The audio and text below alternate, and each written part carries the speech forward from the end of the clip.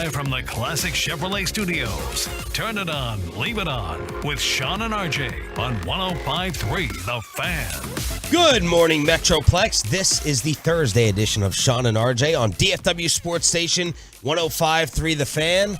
When are people going to stop being on the roads in the morning? Next week, or is it already starting? Oh, let's see. What's today, the 22nd? Yeah. Oh, I imagine it starts today. Take a little long weekend because everyone's going to have Monday off, right? Because Monday is going to be the Christmas holiday. Yep. So you take Thursday, Friday, and then you're going to have off the first day next week. I would think. And then, look, I think next week is probably the most useless work week of the year. I would assume most people are off. I think we'll see traffic again on January 3rd. January 3rd. We'll see people on the roads. But if you look out here, you don't see people on the roads anymore. Nobody in my neighborhood even goes to work anymore. They just work from home. What the heck? And then you got everyone prepping for the big freeze. Today, did you put the Cover the pipes? Did you cover your pipes? Did you put those little boxes on them? I've not covered the pipes yet. Now, you got pool equipment to worry about, right? You have the pool pipe set up in the but I have backyard? no idea what to do with that. I have no idea how to winterize that. All I know is that it's got some automatic thing on it. If the weather drops below like 40 or something, the pump kicks on. Yeah. So I guess it doesn't freeze. I don't know. I have no idea what to do. And then you're going to wrap up the pipes or the hose outside. Anything else? You winterizing? Drip the faucets. Drip the faucets? Probably won't drip my faucet. I don't know. Maybe I will drip. I'm definitely going to drip the faucets. I feel like that's the most thing I'm in control of, as I take these spare towels and try to scotch tape them outside on whatever pipes that I see, looking like a total idiot. People say go and get Whataburger styrofoam cups. You can do that. They make they're like $3 or $4 at Home Depot, Lowe's. They make these little boxes that you could put specially over and they fit. And that's what I use instead of using the towels or anything and taping them up. Those are pretty easy. They're super simple to put on and off. So is this supposed to start at like 6 p.m. tonight? Yeah, it's supposed to get like maybe a little earlier, like down to like 10, 12 degrees, or maybe in the 20s, and then it's going to drop even further overnight. Yeah, to the point where it could get up to down to minus 15. My wife representing two different parts of DFW with her freak out over this. She had her birthday yesterday, so today she's supposed to have her birthday lunch. Some friends want to take her out to dinner tomorrow night, and she's like, should we just cancel? And I was like, for what? And she's like, it's a freeze. Look at the weather report. I said, but the governor reiterated yesterday, and I know that's a scary statement in terms of the weather and the grid. There's no rain. There's no precipitation. There's no ice right now. Knock on wood. That's the worry. That's the concern. You can go out minus 10. You're fine. You can go out minus 10. Yeah. So she's representing the DFW weather person. Yeah. And then Hispanic families. I thought my father worried. Oh, my God. It's bad. It is bad. The mother, make sure you have this. The mother-in-law wants me to go ahead and put water in pots and just have them stationed throughout the house in case the water goes out. So we have bathing water. Oh my God. Make sure the child is good to go. I said, it's just going to be freezing cold.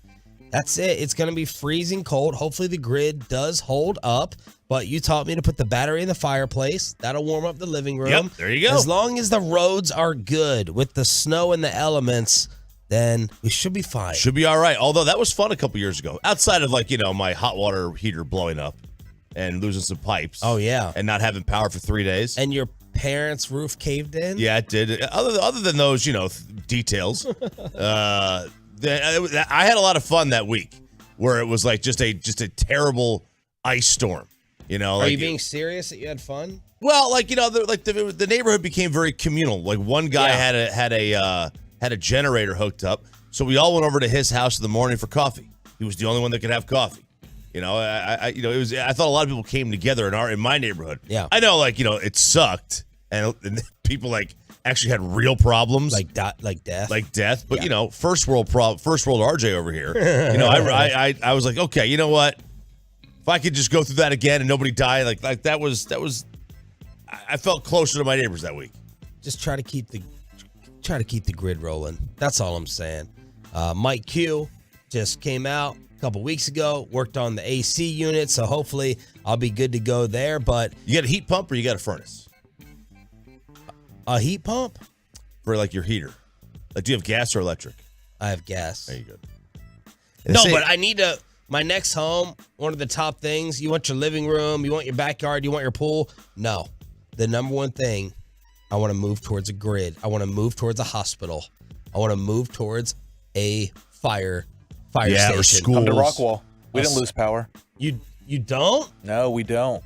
You don't lose power? No power. We didn't during the two freezes, I guess. No power losses. They're building houses in the neighborhood, Sean. Right by the front gate. You'll be right there. So Nobody wants to live in the front of a neighborhood. You know that, Peyton. Well, if you guys have that bridge, so if there's any freeze, you're screwed. You'd have to go around it, which one is way a long in, one way Yeah. out. You know what you're going to get this week?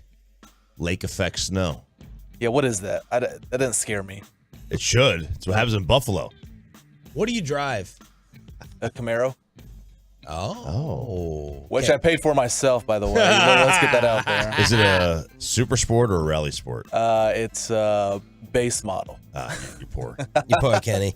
Yeah. 2019. All right, so winter prep watch is taking place. We got Pro Bowl results in. The Dallas Cowboys lighting things up. But first, let's recap what happened last night. This guy, he's been ice cold throughout the entire season, and Reggie finally came up big. Anthony Edwards, the last 6 points for Minnesota, and they cut the Dallas lead in half. A wide open three. 4 in a row for Dallas as Reggie Bullock hits the bullseye.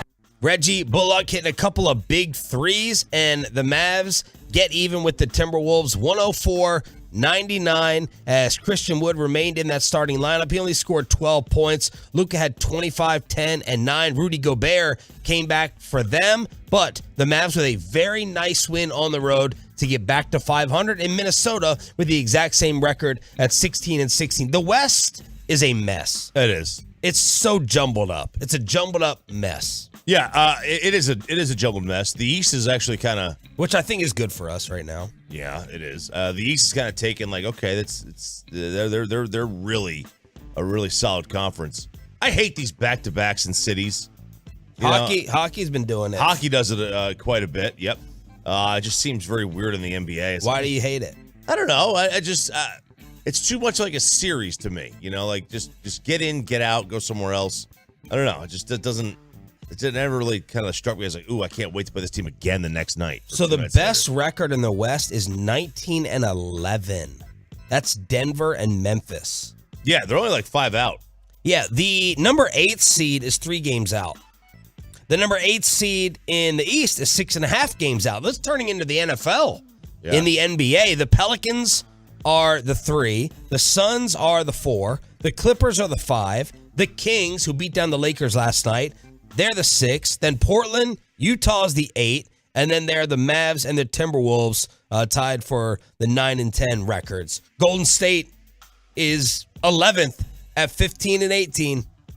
The Rockets have the worst record in the conference. They're 10.5 back. In the East, the Pistons are 15.5 back. So things are jumbled up. They're very jumbled. So we would play, if we would play it today, you said we're the 9 or the You got 10? to do a play-in. Yeah. Right now, technically the 9. Technically the 9. So you play the 8. And then, or no, you'd play the 10. You play the 10. That's how it works. Yeah. Oh, wow. So Golden State wouldn't even be in it. They're the 11. Ooh-wee. Meanwhile, Stars going up against the Phenom, who's on fire. I think he only had 1 shot last night. He made it count. Clears the puck ahead. McDavid with Hyman. McDavid moving in with a shot. He scores! His first shot on goal of the evening. Connor McDavid beats Ottinger. The Oilers now lead 5-3, and their fathers celebrate. Man. TNT with the call. This was a 3-3 game after 2, and the Oilers explode for 3 in the third. It was a 3-3 game with like less than 10 minutes to go. And then they explode because they get 2 goals, and then they get the empty netter at the end by a former star, Matty Janmark. He had 2 on the night. But, you know, Connor McDavid, this is what you do. You tune into Connor McDavid. Connor McDavid leads the NHL in goals and points. He's looking for his third straight scoring crown. He's got a 14-game point streak. That's the longest active one in the league. And he made it count last night on his only shot. That was his only shot. Only shot. He's so only like shot that went on net. He is so good, man. He's one of these guys who lived up to the Tiger LeBron hype. He did. I mean, there's a handful of guys in the NHL that are really young and really good and lived up to the hype. It's like Sidney lived up to it, right? Ovechkin lived up to it. He is definitely living up to it, and I hope Edmonton can keep him around for years and years and years, because that city, like they bleed hockey. My buddies from Edmonton, he's like, man, all they want is a deep run. It's all they want. Which schools around here won and lost National Signing Day, and the Cowboys have 7 Pro Bowlers get announced yesterday? See if you can actually name them. Oh, yeah. And we have another monster ticket giveaway. We have Cowboys Eagles tickets to send you to Arlington on Saturday. That's for being a Tolo. It's all coming up with Sean and RJ on the Fan. Coming up in the next G-Bag.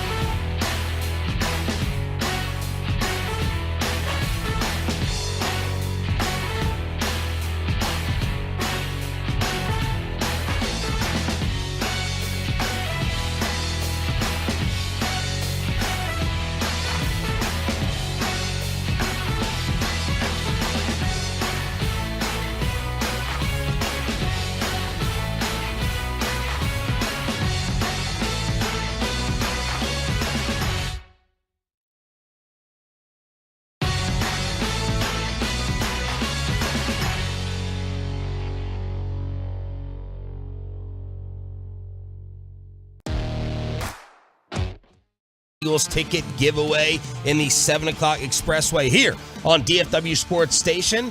It's Sean Sharif, RJ Chop. We got Peyton and Ryan in the back. National Signing Day, RJ. Who are the winners and losers before we get to the Cowboys Pro Bowlers? Well, the big winner is Oregon. Oregon? Yeah, Oregon is the big winner when it comes to National Signing Day. I assume this is why Phil Knight was trending all day long. It is exactly the reason why Phil Knight is trending. They were close on a lot of recruits. And look, they could have been on the wrong side of this. They lost Dante Moore, that quarterback who flipped to UCLA. But not very long after, they got the kid Austin Novosad from Dripping Springs, who was originally committed to Baylor. Now he's a top 300 player on ESPN. He was number 270, number 13 overall pocket passer. So he kind of goes to Oregon and he helps them out. But they also flip a 5-star safety from Notre Dame. Who is that? The one that upset his parents, like did all the theatrics with the hat on, hat off, and this and that? That was the kid from Denton Guyer. So he was at Denton Guyer, which is obviously in Denton, probably influenced by Pat Doney with all the theatrics, absolutely, and all the drama. Pat was like, "Hey, you should really make it about yourself." Yeah, I could see Pat saying that. Yeah, and now he was from, like I said, he's from Denton Guyer, but he was originally committed to Notre Dame. Then they thought he was going to go to Oklahoma. And then at the very end, he puts on the Oregon hat. Wow. Yeah, and Notre Dame fans, and this is like, when you start you're going after 17-year-old kids with your on social media. Did they storm the church? They didn't storm the church. Oh. They did not storm the church, but I saw one tweet. I don't want that type of kid on my team anyway. Yeah, I don't need that type of kid in my program. This is the guy, Lenny Gunther, who says hat switch is cowardly. Don't need that kind of guy on my team. Imagine just casually blowing off a bunch of guys that you've had close relationship with for a year and thinking it's funny. Weak. These signing day ceremonies have become a let me out cool everyone else. Was it worth it? Was it worth it? This is a guy from Irish Nation 122. Was it worth it? I don't think it was. That's college football fan, man. What is the state of the Oregon program? Who's their head coach? Do you know Oregon's head coach? You had to ask me that. Like Dan Lanning? It would take me 1,000 guesses. Right? 1,000 guesses to get that one. Because Oregon, right, on the scene with Mariota and, of course, originally with Chip. I mean, they were a top 10 team for most of the year this year. They lost 49-3 to Georgia to open the year, but then they didn't lose again until, I guess, UCLA, I think. But they had a really good run. All right, who else? All right, so Oregon. People are saying Bama won the day. Well, Bama's going to have the number one class. Oklahoma won the day as well. Wow. They were a big factor yesterday. Now, yesterday you were saying it was going to be very telling for Jimbo and A&M, but I think the same thing can be said for Oklahoma. Yeah. The fact that Venables could still get a monster class coming in after the year they just went through. Yeah. People were talking about his job status. Yep, he did, and they did well in the transfer portal as well. So it was a good day for Oklahoma. Alabama, they'd been closing strong anyway. They always do. They had another really, really good day. So look, you know what it is. It's the usual suspects a lot of times. Same guys, same teams. How did Dabo do? Well, he didn't have a Dabo type year. It's probably because he doesn't pay his players anymore. He hates NIL. Kids didn't fall for his new version of NIL as the Russell Wilson of college football stood up at the podium and preached this. And for me, we built this program on NIL. We really did. And it's probably different than what you're thinking, though. We built this program in God's name, image, and likeness. And that's how I look at it. Good. Yeah, he is the Russell Wilson. He is. Now, look, kudos to him, man. Like he could crap on the NIL and be a little corny, and he still gets kids. So Clemson is not paying anybody. No, they are. That's what you're telling me? Of course they are. Of course they are. They've been paying guys for years. And he said he would quit if the NIL came around. Yeah, he's a fraud. He is a fraud. He's just look. Anybody who wears, he doesn't wear a hood with his sweatshirts. What? Is that like a known thing? Yeah, look at the sweatshirts he wears, man. And I know it's in style, but it wasn't in style 10 years ago when he was doing it. He was just a dork, and he just happens to be in style now. You have to wear a hood? Do you ever wear a sweatshirt without a hood? I mean, I would wear some that didn't have a hood. I guess they all just come with hoods. I don't know. No, you don't have to wear one with a hood, but because it's in style now to not.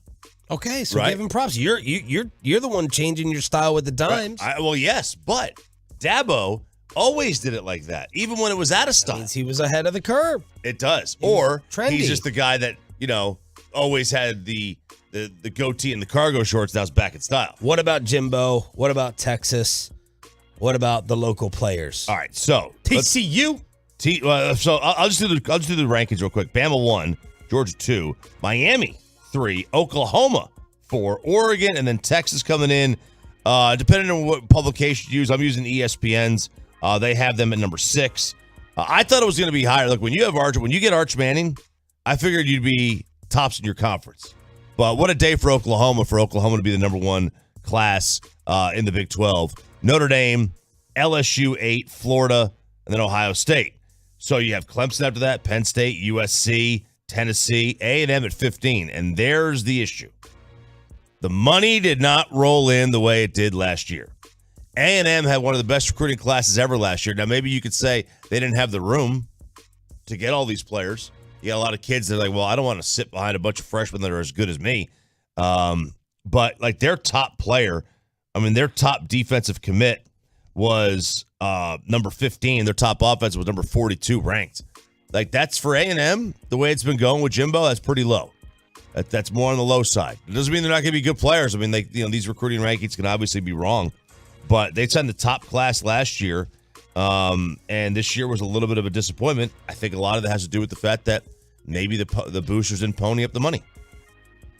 And Georgia, once again, not prioritizing quarterback. No. Maybe the best team in the country. Right, and if you look at it, though, look at the transfer portal. Look what's going on in the transfer portal. They're going to kind of go and say, we don't need to take a high-profile 5 or 4-star recruit at the quarterback position, let them grow. We're a win-now team. Let's go get ourselves a junior-senior transfer in here, like Tennessee did with Hendon Hooker, and they kind of went off and run it. You saw Oregon with Bo Nix last year. Took a veteran quarterback, and they had a great season. So Georgia's going to take that approach. Are they one of the teams that offered Drake May $5 million? I think there's rumors out there they are. Any word on prime time? Prime time got Travis Hunter.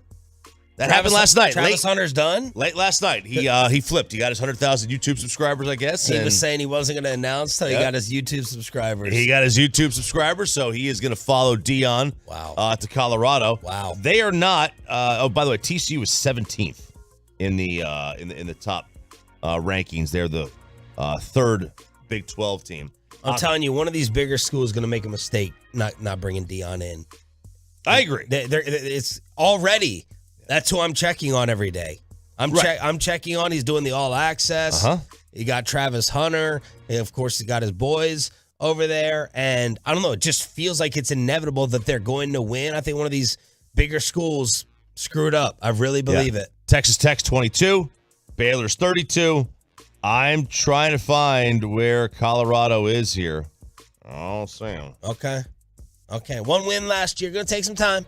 Going to take some time for my guy Dion. All right. The Philadelphia Eagles lead the way in Pro Bowlers. The Dallas Cowboys are right there. I bet you cannot guess the 7 Pro Bowlers who made it from America's team. And Tony Dungy defends Dak Prescott versus LaShawn McCoy, who doubled down again inside the Star with Sean, RJ, and Bobby. Next.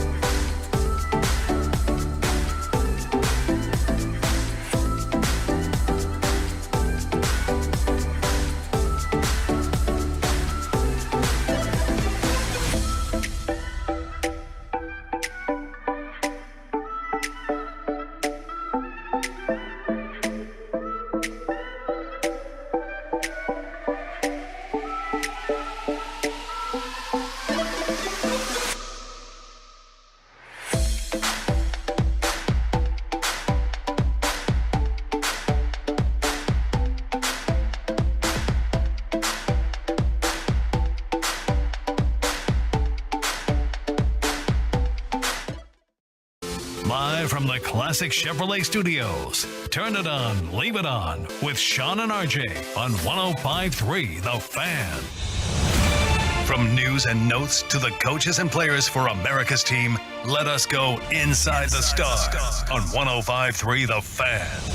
The Pro Bowlers have been announced. These are not the substitute Pro Bowlers once everybody ducks and declines the invite.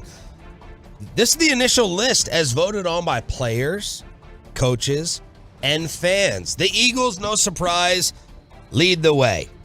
They had 8 selections to the Pro Bowl. Jalen Hurts, A.J. Brown, Landon Dickerson, Lane Johnson, Jason Kelsey. So you talk about the Eagles offensive line, there's 3 Pro Bowlers right there. Hassan Reddick, who we talked about them picking up. Miles Sanders, who sometimes gets used, sometimes does not get used.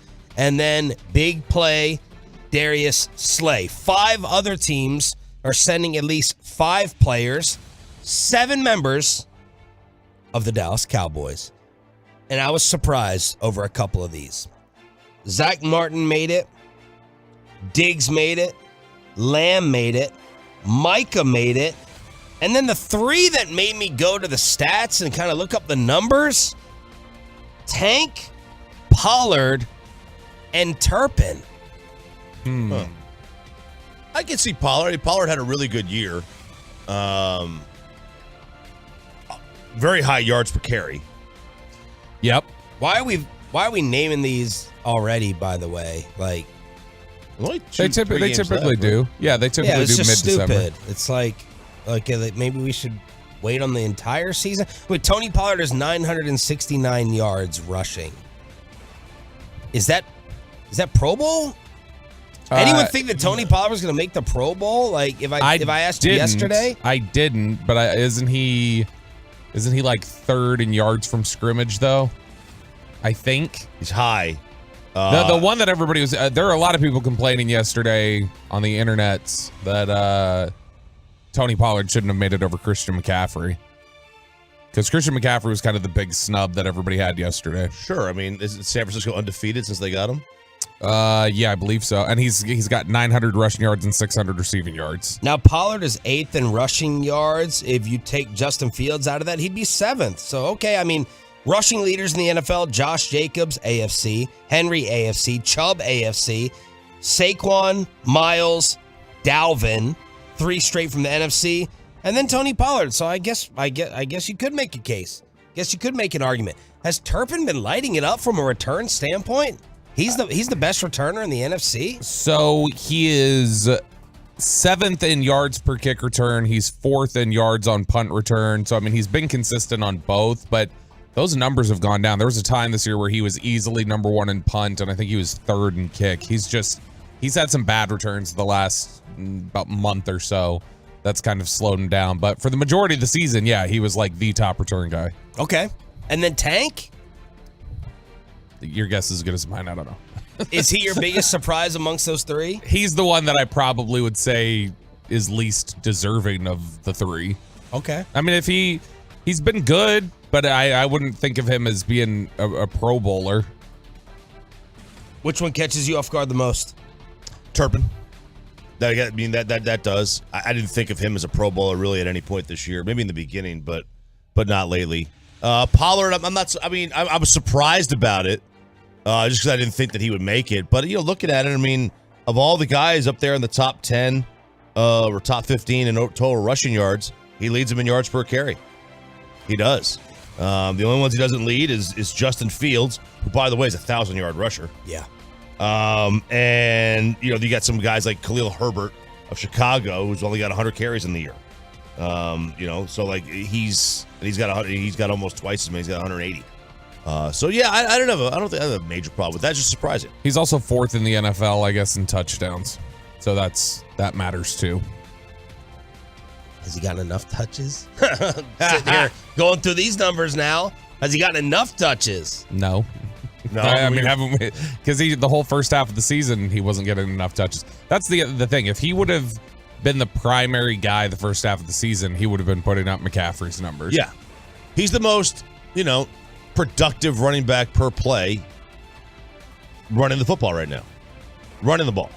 Like he's got the most yards per carry. I mean, like he's the most productive every time he touches it. They've tried to split this up, though. Zeke has 11 more carries. Mm-hmm. He's got 11 more carries on the season, and he has about 200 fewer yards. Look at that. Yeah, no, that's nuts. But he has 11 more carries, and you got to remember, he missed 2 games?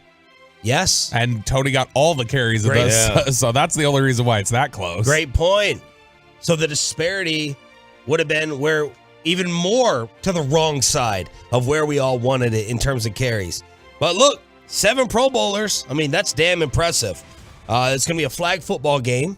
Literally, that's what they changed it to. Kansas City had 7. TJ Watt made the Pro Bowl after missing 7 games. That's which is a crazy. little lame because his teammate Alex Highsmith didn't make the Pro Bowl, and he has 11 and a half sacks and leads them. This is like, didn't Rafael Palmeiro win a Gold Glove playing like 16 games at first? Yeah, when he was for the DH, Rangers? that made, yeah. It's like sometimes it's like, come on, guys, what are we doing here? It's funny too because it's not all fan voting anymore. So this is there was a Kirby Joseph of the Lions led NFC safeties in voting, and he wasn't even named an alternate. Tua Yeah, led in quarterback voting, and he did not get named. You know, Yep. I get like the fans, they vote for their own players and their own team. The players don't know either, man. no. The players, everybody genuflects to the player, and they're like, yeah, just whatever the players. The players don't know. They don't watch the games either. The players will tell you, like, a lot of times they don't even know names. They know numbers. Like, oh, yeah, that 98, he's good. And they don't even, just because that's how they refer to him in film study when they're doing stuff during the week. All right, what happened yesterday in Frisco? Micah Parsons missing practice again as the bug is not only hitting this morning show, it's hitting Frisco as well. Yeah, this has been, what, like 6 weeks, it feels like, with the Cowboys? I mean, it's been at least 3 weeks since Jerry told us, I think we're past it. We made through it. And now we've got Micah Parsons missing 2 days of practice. He should be good. I think he'll be fine. But he has been sick, and that's just one of those things that you can't predict. Jake Ferguson's back to practice this week. That's encouraging. They obviously will need him moving forward. But otherwise, biggest thing coming out of there yesterday was just Dak Prescott standing up there talking to media. And again, repeating what he said, I'm not going to temper my aggressiveness. Like, I'm not going to do that. I've got confidence in what I do, and I'm not going to pull back on this. Which is what Mike McCarthy told us on Monday, was the one thing we damn sure don't want to do is tell him to pull it back. Well, Tony Dungy, Kurt Warner, I loved Kurt's. You get Kurt's comments on Twitter. I'll take care of Dungy. As he went after, one directly went after LaShawn McCoy, and the other a little bit more passive. Here's Dungy. Was LaShawn McCoy watching this game? Dak's numbers, here they are. He threw 2 interceptions. The first one, his arm was hit. That's the first person in the national media that I've heard bring up Bobby's point that Dak's arm was actually hit on the first one. The second was right in the receiver's hands. Dallas defense gave up 503 and 40 points, and the loss is all on Dak. Really? And then Kurt Warner with a brilliant idea. Yeah, Kurt Warner tweeted, the more I watch NFL analysts on TV, I'm reminded of how a high school coach, we could monitor how much film kids watch. Let's do the same thing with analysts. Wow. And post for all to see so fans know what/who to listen to. So much to wade through and too many comments that don't reflect the tape, in my opinion. And then somebody replied back to him and said, I want names, Kurt. If you're going to shake the table then. And Kurt said, never that guy. They know who they are. Just want them to know people notice. Ooh. Wow. Meanwhile, Game's called. LaShawn McCoy was asked if he wants to double down. You heard from Kurt. You heard from Shady. You still want to go that hard at Dak for the Jags game, LaShawn? I stand on what I said, right? When I watch that game, and yes, I do watch the game. I'm not the guy that just runs to stats unless I have to, unless Dave Hellman brings it out of me. When I watch that game, yes. These guys had a 17-point lead in the third quarter, right? It's time to put them away. Your picks that you threw helped that team come back. Everyone was talking about the defense. Oh, the defense let them down, et cetera. Well, when you throw on picks, you help that cause. You help that out. When I watch Dak Prescott, and one thing I want to clear up, it's Dallas, Eagles week. I get excited, right? You do, of course. And I said that Dak is ass. Can I say it on TV? Ass. That's what I said. Yes, sir. You did. Well, I should have said Dak is playing ass. Fair. That's what I should have done. Clarity. Yeah, right, because I can't say... Not talking about the person. Yeah. Listen, I have no beef with Dak. I don't even know the guy, right? We talk here and there, but I don't know him like that. Hey, what's up? But I'm just speaking what I see. When I watch that tape, I I don't see this quarterback that everybody's talking about, they're screaming about. He lost them games. He lost that game. Give you some quick stats for you, right? Because I know some people like stats. I do. He's thrown 2 picks out of the last 6 games, right? Out of 4 of them games, he gave you 2 picks. He's averaging this, okay? He leads the NFL with 10 picks in the last 7 games. Now, mind you, Dak has only played 9 games. Is that correct? 9 games, yes, sir. He has 11 turnovers in 9 games. I can't make that up. Okay, you can't say picks. He threw a pick to let him back in that game. The last one, again, was not on him, so I don't even count it as a pick. Now, I do think, look, it is... Did he play great in the second half? Or no, not necessarily. That pick did let them back in. It was a major play. No doubt. Huge momentum boost. Huge. For Jacksonville. But, yeah, you want to put that on him. I think you're just grasping at straws. I do think Dak, you know, he does. He's got a lot. We make a lot of excuses for him sometimes. We do. I do, at least. I wish some people would make the same amount of excuses for Lamar. When Dak's got so many weapons and Lamar's got nothing. Whatever. Devin Duvernay is not exactly CeeDee Lamb. But, Dak was not the problem. It wasn't the reason he lost his game. He was a reason. That interception was a reason, but he wasn't the reason. I mean, he clearly sees his way in this world. Shady McCoy does is like, oh, let me be Skip Bayless. Like, that's what he's doing. And then to come back and just be like, that's such a weird, and let's clarify, I'm not talking about the person when I say he's ass. It's like, nobody he's got that punchable grin, too. Gosh, he's just... he's got that smirk. He's got that smile that just stays... I hate that he was so good and he was so nasty as a player. I hate it. I hate that he had, the second best moves at running back that I've ever seen behind Barry Sanders. I hate that he was just filthy and he is like an all-time highlight reel. I hate it. Yeah, I mean, look, it's easy to call out the most difficult position on the football field as ass when your position is completely dependent on what 5 guys in front of you are doing, and you just go, where's the empty space? Oh, I'll run through it. I understand you would have trouble evaluating the game. So that's LaShawn McCoy. Doubling down after Tony. I love that Tony Dungy went right at him. Man, coach. Getting aggressive Me and Dungy have always, I think people have always said, we're very similar the way we see the game. You and Dungy? Mm-hmm. Yeah. That's what Choppy said. By the way, in terms of the Pro Bowl stuff, the Commanders video, that was awesome. That was special. Yes. That special teams player. Yeah, Jeremy Reeves, who has been cut, re-signed, practice squad, a dozen times in the last couple of years, makes the Pro Bowl as the special teams guy. And you could see everybody on the team when they were told, each Pro Bowler, Terry McLaurin, Tressway, the punter, when they were told that he had made it, they got emotional, like they were excited for him, and he just broke down crying when Ron Rivera told him he made it. About time the Commanders did something right with their with PR, with their video, instead of just making a makeshift mannequin for Sean Taylor. Yeah. And then Jeff Saturday is finally changing quarterback. I thought you were going to say that he was going to be in the Coach of the Year voting, like he moved up or something. I don't know. He deserves it. Jeff Saturday is going to Nick Foles. Matt Ryan benched again. Yeah, right. Yeah. So he was benched. He was a starter. And then he was benched. And then he's a starter. And then he's benched again. This isn't going to do it. They're trying to win games when in reality they just start whoever's going to lose them games. Yeah, I wonder if Jeff Saturday is like a Brian Flores. He's not going to get the wink memo. Let's lose. He seems too football integrity guy. In order to do that, I think he wants the job. Yeah. So I think he's just, let's blow that off. Let me show him I can win games. I think that's what's happening. And they're gonna have a decent pick. And there's 4 or 5 quarterbacks. Let's see. There's gonna be about 4 quarterbacks the first 15, maybe 5 if you get later into the first round. I mean, they'll be able to find one. Yeah. It's not like they won't be able to find one. They might be Anthony Richardson. Can you name the top 5 draft picks in order right now? In terms of the teams? Who would get the pick? Who would get the picks? Jeez. Philly's won, right? Because they were there because of New Orleans. So they're like 4 or 5. No, they're not in the top 5. Oh, well, then it's just bounced recently. Houston's won. Trying to think who else is at the bottom of the Detroit divisions. gets one. Detroit gets the Rams pick. Right. The Rams would pick at 4 or to the Lions. Is Denver still that low?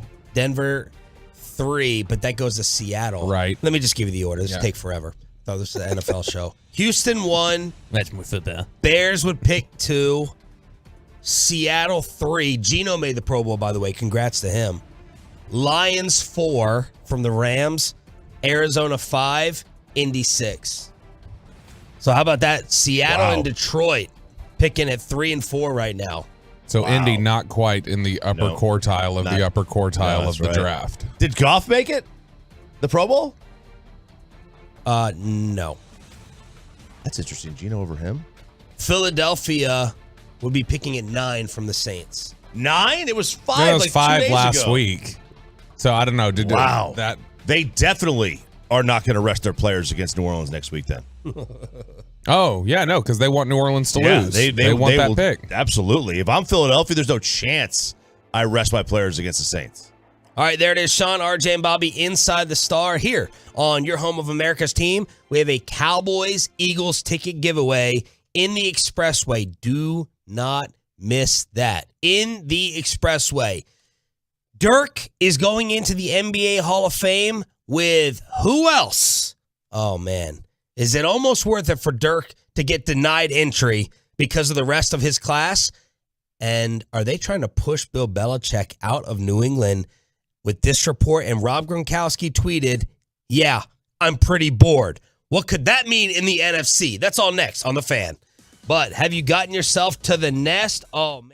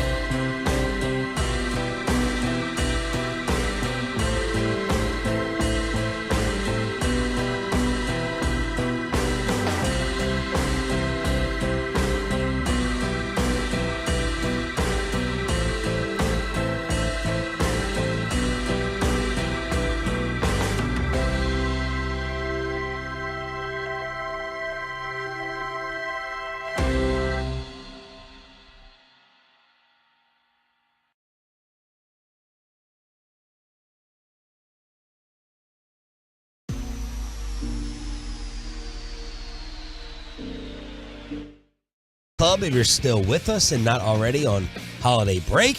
Sean, RJ, and Bobby on DFW Sports Station 105.3 The Fan. Mavs beat the Wolves last night. The Stars lose to Connor McDavid and the Oilers. But we got some more NBA news.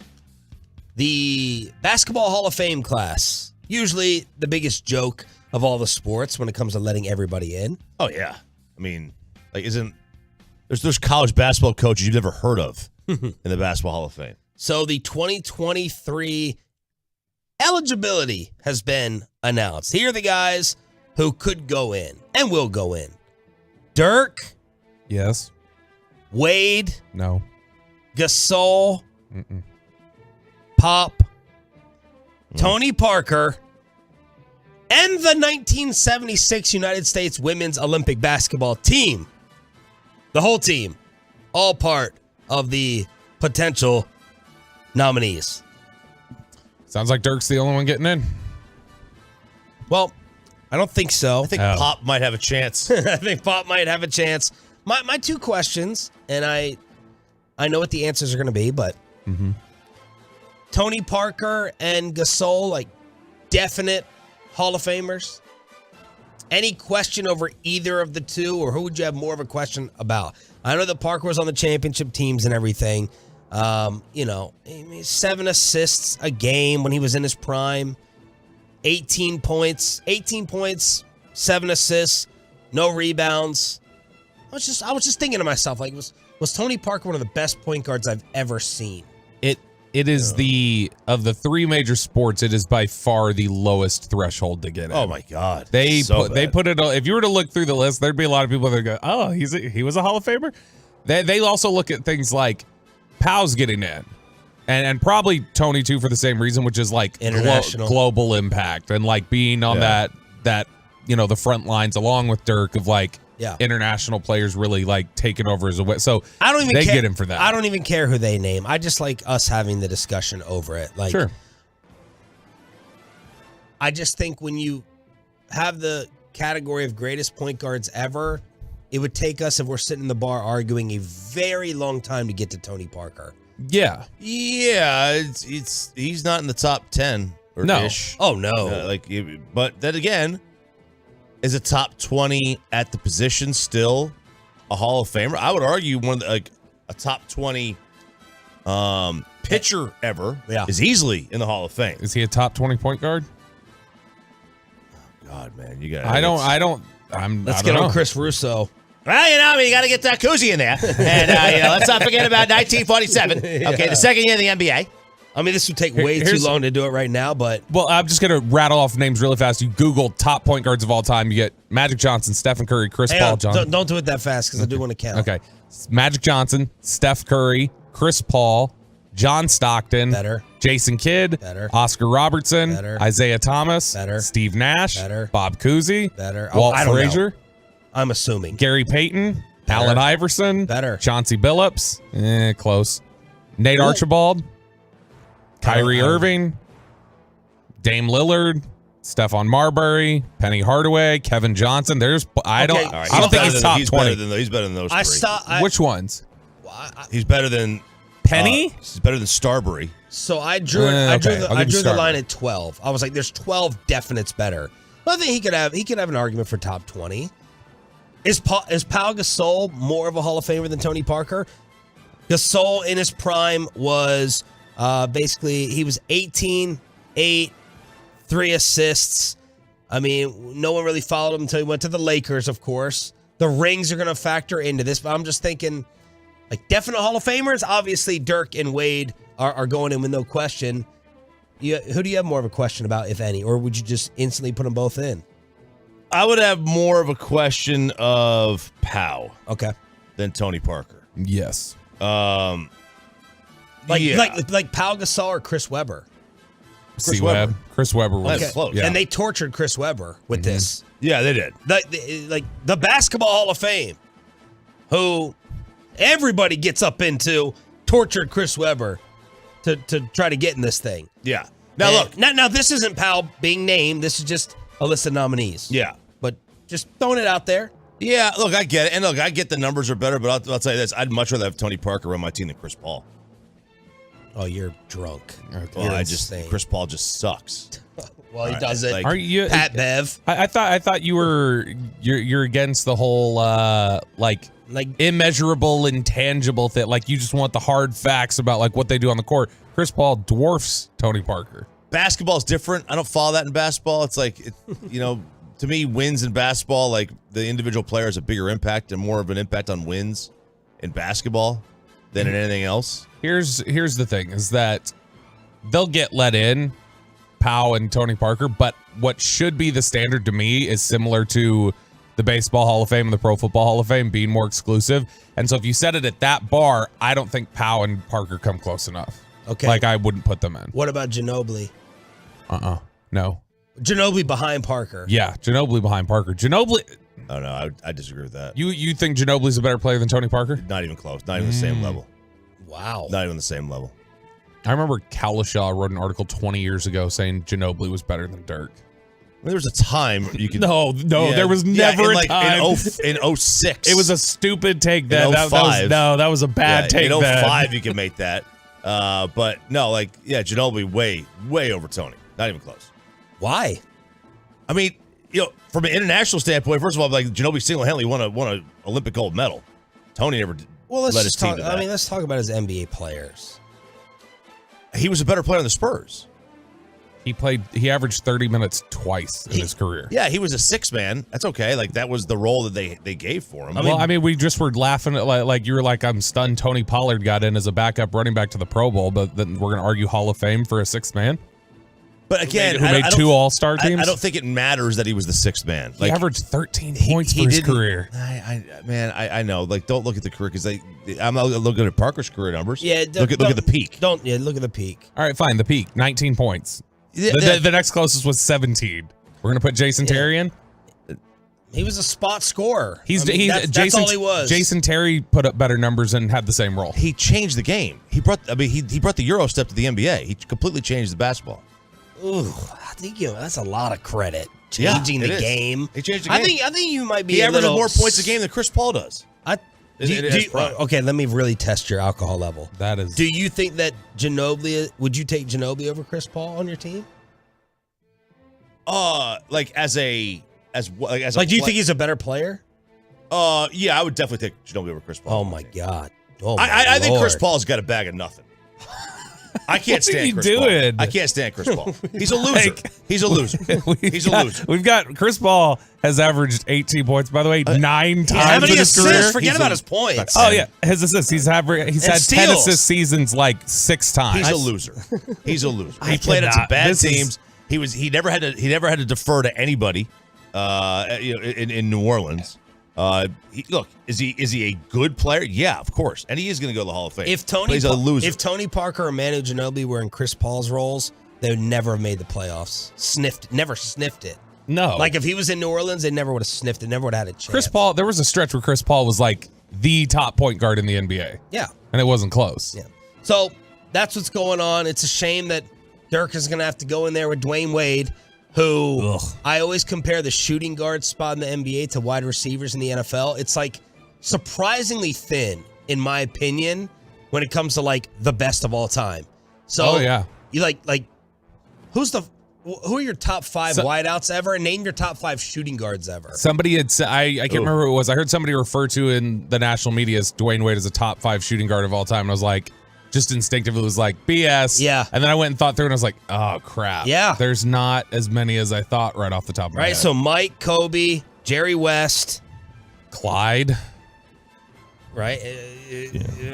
Clyde played small forward too. No, shooting guard. No, but he played some small forward too. Give him shooting guard. Hoops Hype has it as Jordan, Kobe, Wade, Iverson, Harden. Yeah, look at that. That's thin. George Gervin, Clyde, Reggie. That's thin for all time. Some people, like Nick Wright, say Reggie Miller is tremendously overrated with his numbers. And then wide receiver, Jerry, Randy, T.O. Owens. Then where do we go? Wednesday at 8:40. Steve Largent. No, I mean, for a long time it was Chris Carter. That's thin. I know, but I'm just saying. Yeah. That's very thin. Where's Mike? I mean, even if, no offense, even if Mike is number 4 all time, that's like, that's a, Well, he's Don't not. make me I mean, say it. Ooh. That's all time. That's a weak number 4. All time. He's number 2. Number 2. What? What? Just go on your vacation. Look, Mike told me. Take your Hang on. vacation. Mike told me he's the second best wide receiver ever.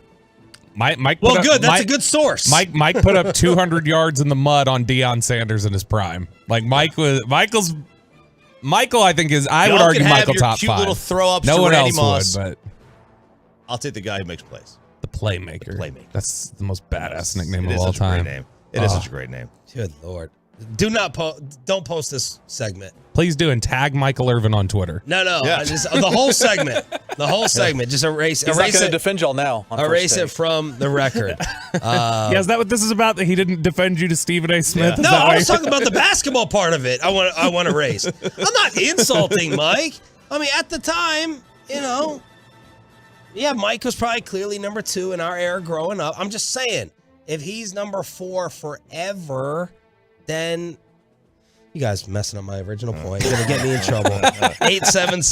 877-881-1053, truckwreck.com text line to hit us up here on Sean and RJ. It's DFW Sports Station. All right, Wade, be honest. Wade on the all-time 2-guard list. Where is he? Is he above Ray Ray? Is he above Reggie? Is he above Clyde? He's probably 3 or 4. Yep. Yeah. Okay. If only Like one. Paul Pierce, you're putting him Oh above. gosh, he's above Paul Paul Pierce. Pierce. Yes. Okay, just making sure. If only one. Now the interesting, if only one could get in, Dirk or Wade. You don't. Let's say that it's one of those that they can only let one in Right. to the Hall of Fame. That actually would be a really good, debate and fight to have, because I think the common folk would say, well, Wade's got his 3 rings, Right. but didn't Wade win like 15 games one year? Didn't Wade play 15 games like the last 10 years of his career? Is Gronk going to come back and screw the Cowboys and a Cowboys Eagles ticket giveaway? All coming up on the Fan. But let's get you over to the greatness of Diamond.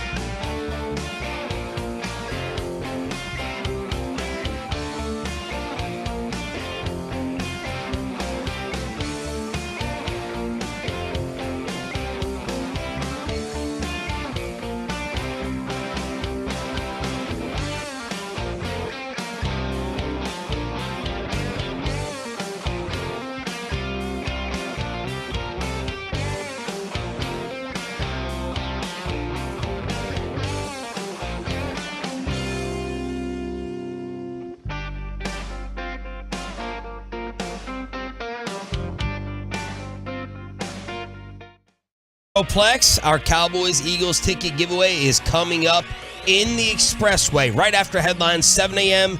Expressway. Ross Tucker to preview Philly at 8. Babe Laufenberg at 8:40. Thanks for being a total. That stands for Turn It On, Leave It On. Rob Gronkowski, God, just go away. Just please go away.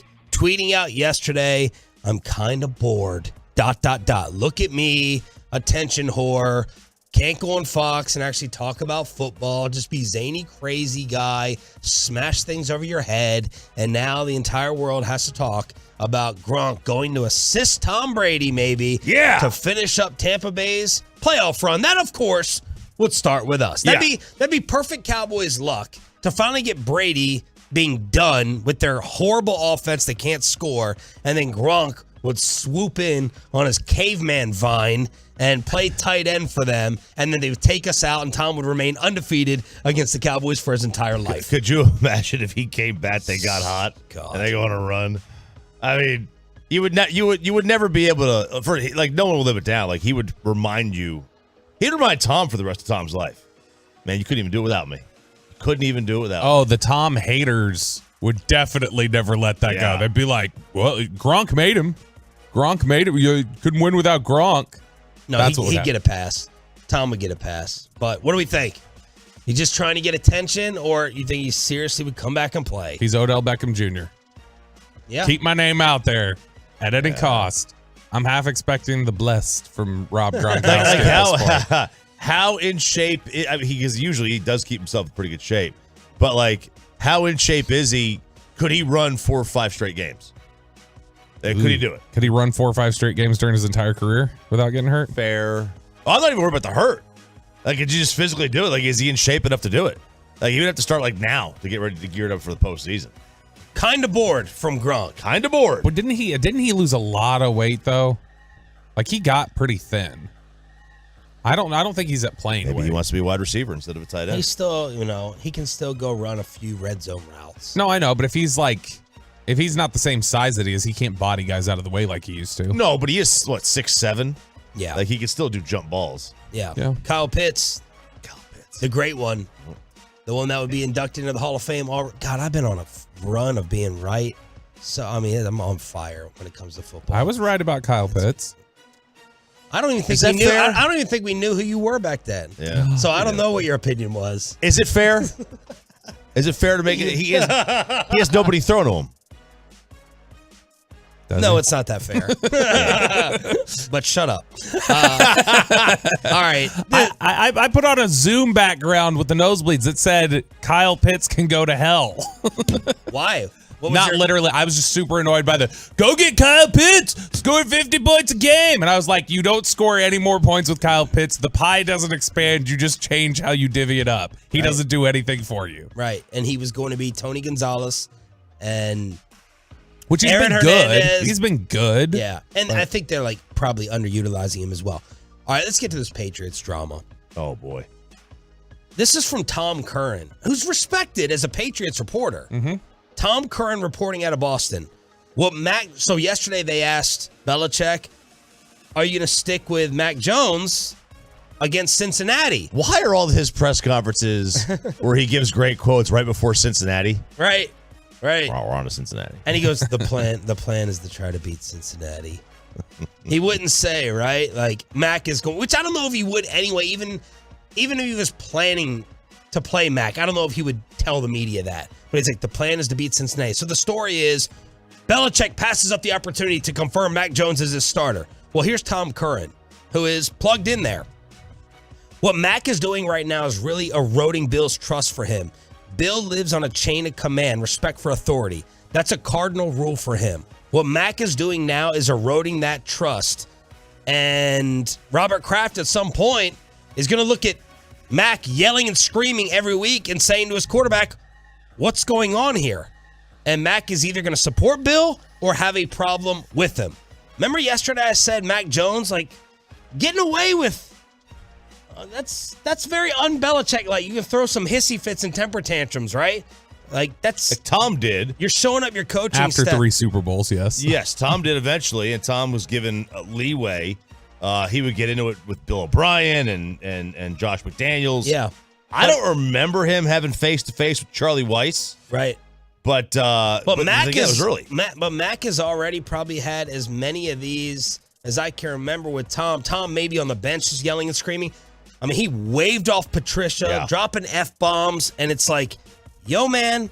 Tom Curran said, I think Sunday was a bridge too far. And then the crazy conspiracy theory that Ramondre Stevenson and Jacoby Myers with the lateral were doing that with no Belichick thought in the back of their mind about repercussions. I'm like, okay, now you're taking it a little too far. Well, yeah, because they were talking about like it was almost a shot at Matt Patricia. Like that, this guy's a clown. So the erosion of trust, their fear of Bill has been lost, according to this, the theory, because Bill put the faith in Matt Patricia for the offense. That's kind of all right. I mean, you got to really connect the dots to connect those dots. But that there's an erosion of Belichick for the lateral play, like they didn't have that subconscious fear of Bill. That one's a little bit of a stretch, but I don't know. They're trying to say that Mac Jones has pissed off Bill with these temper tantrums. Man, can you imagine, though, what it must be like for Mac Jones? Like you go from Saban to Belichick. Like misery. It's just got to be. And then everybody, the word on Matt Patricia has always been he's just a D. Like he's just a jerk. Pencil for a laminated sheet. And he was literally like he was like a rocket scientist or something before he did football. And so he's like super smart, kind of a jerk, and he's a defensive coach who's now calling your offense. That would probably wear on you. You'd snap eventually. Look, pencil over pen, 10 out of 10. Love pencil. Hate pencil. I can't stand the sound of it. I can't either. Pencil. I mean, give me personally. I like to be able to erase. I make mistakes. Why don't you use pencils in here then? Because they're too hard to keep sharp. Okay. Yeah, you got to have a sharpener with you at all times, and Right. But plus I love these ones. But look, this is Bill Belichick has not lost this team. Matt Patricia has lost the offense, and the Cookie Monster wants nothing to do with him. And that's been the case since probably about week 4. Like, he wants absolutely nothing to do with him. That is, you never see that. You never see guys throw those tantrums where they're waving off the coach the way he did the other night. Yeah. And, in his second year? The goal line play, the goal line series that they had, where they ran it one time, and then he's checking out of things and throwing things back at Patricia. Man, that wouldn't have happened under Bill a couple years ago. Brady wouldn't have done that, I don't think.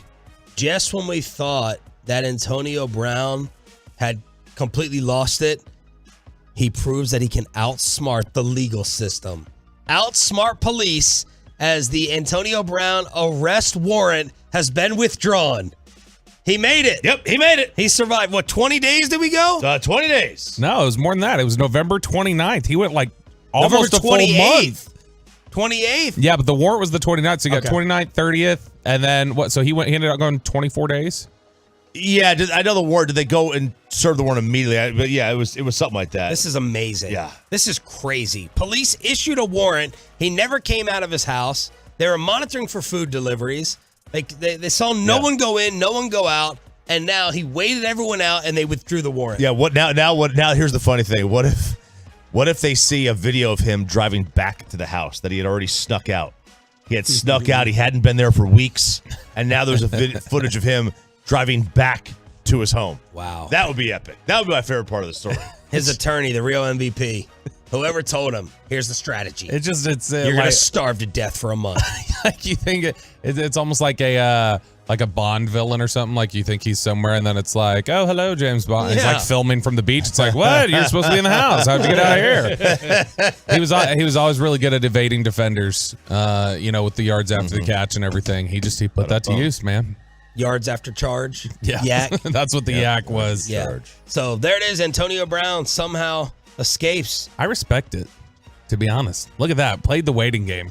All right, what's going on with my beloved Sunday ticket? I need a youngin' to explain this to me. Confused old person with my input receiver problems, because that's what I'm starting to feel like. What's going on? Well, it looks like it's going to YouTube TV, which thank God, because there was some talk there for a while that it was going to go to Apple, and I have not liked Apple's production of baseball. Okay, I don't even know how to get Apple TV. Hey, I don't think my TV gets that in my living room. That's you could buy a little box. No, it's But like some if you smart got TVs a have Roku. Yeah, if you've got a Roku or a smart TV or whatever, you can just download the app. But that's one of those ones that I forgot my login, and I still pay I think $6 a month for it. And the wife wants to kill me every month that she sees the charge because we haven't logged in 4 months. Yeah. But I know I have YouTube TV.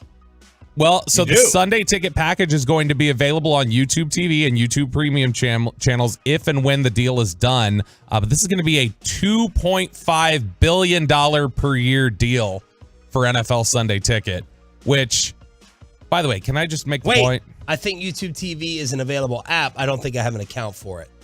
You have to pay for that, right? Is that what you're on now? No, I'm on DirecTV Stream. I'm on YouTube TV. You have to pay for that per month, right? Yes. Okay. So you cut the cord. Yes, long time ago. And YouTube TV, fantastic? Yeah, it's not as great as PlayStation View, but PlayStation View just, when that died, that was the best streaming platform. It just wasn't sustainable with cost for them. But YouTube TV is close. How much is it a month? I think it's 50, but I pay for a bunch of add-ons like NFL Network and stuff like that, and so it ends up being like 75, I think. Okay. But I mean, it's like unlimited DVR, and it's super like user-friendly interface. And it's not like slowed down with the speed or nope. And like when you're jumping watching around with channels, when you're watching sports games, yeah, and they're supposed to be adding picture-in-picture soon to be able to like have split boxes. Like, let me have a game here, a game here, a game here, and then you can have a box up.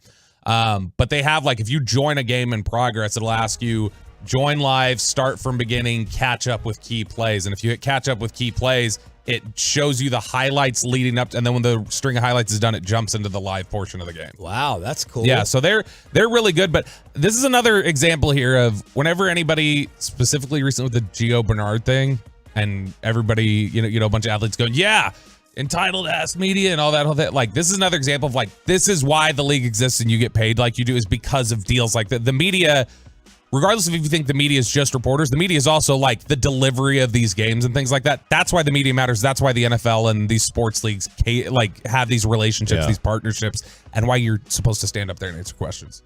And you were considering a drop-off, a decline with the technology change.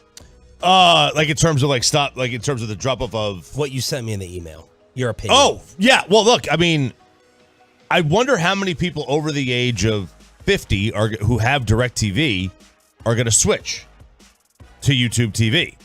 It's like it's scary.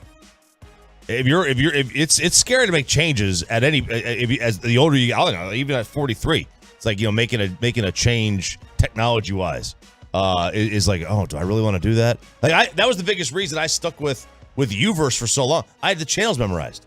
Yeah, I didn't feel like going back and trying to relearn all the channels. Which other big streaming news service yesterday, it was announced Fubo struck a deal that they're going to be able to carry Bally again. Oh. So that'll be because that's one of the ones that the streaming services haven't been carrying. So Fubo's going to end up having Bally's again. So we can talk about the Mavs and the Rangers again. Yeah. Okay. Are you going to switch to YouTube TV? I'll do whatever I have to.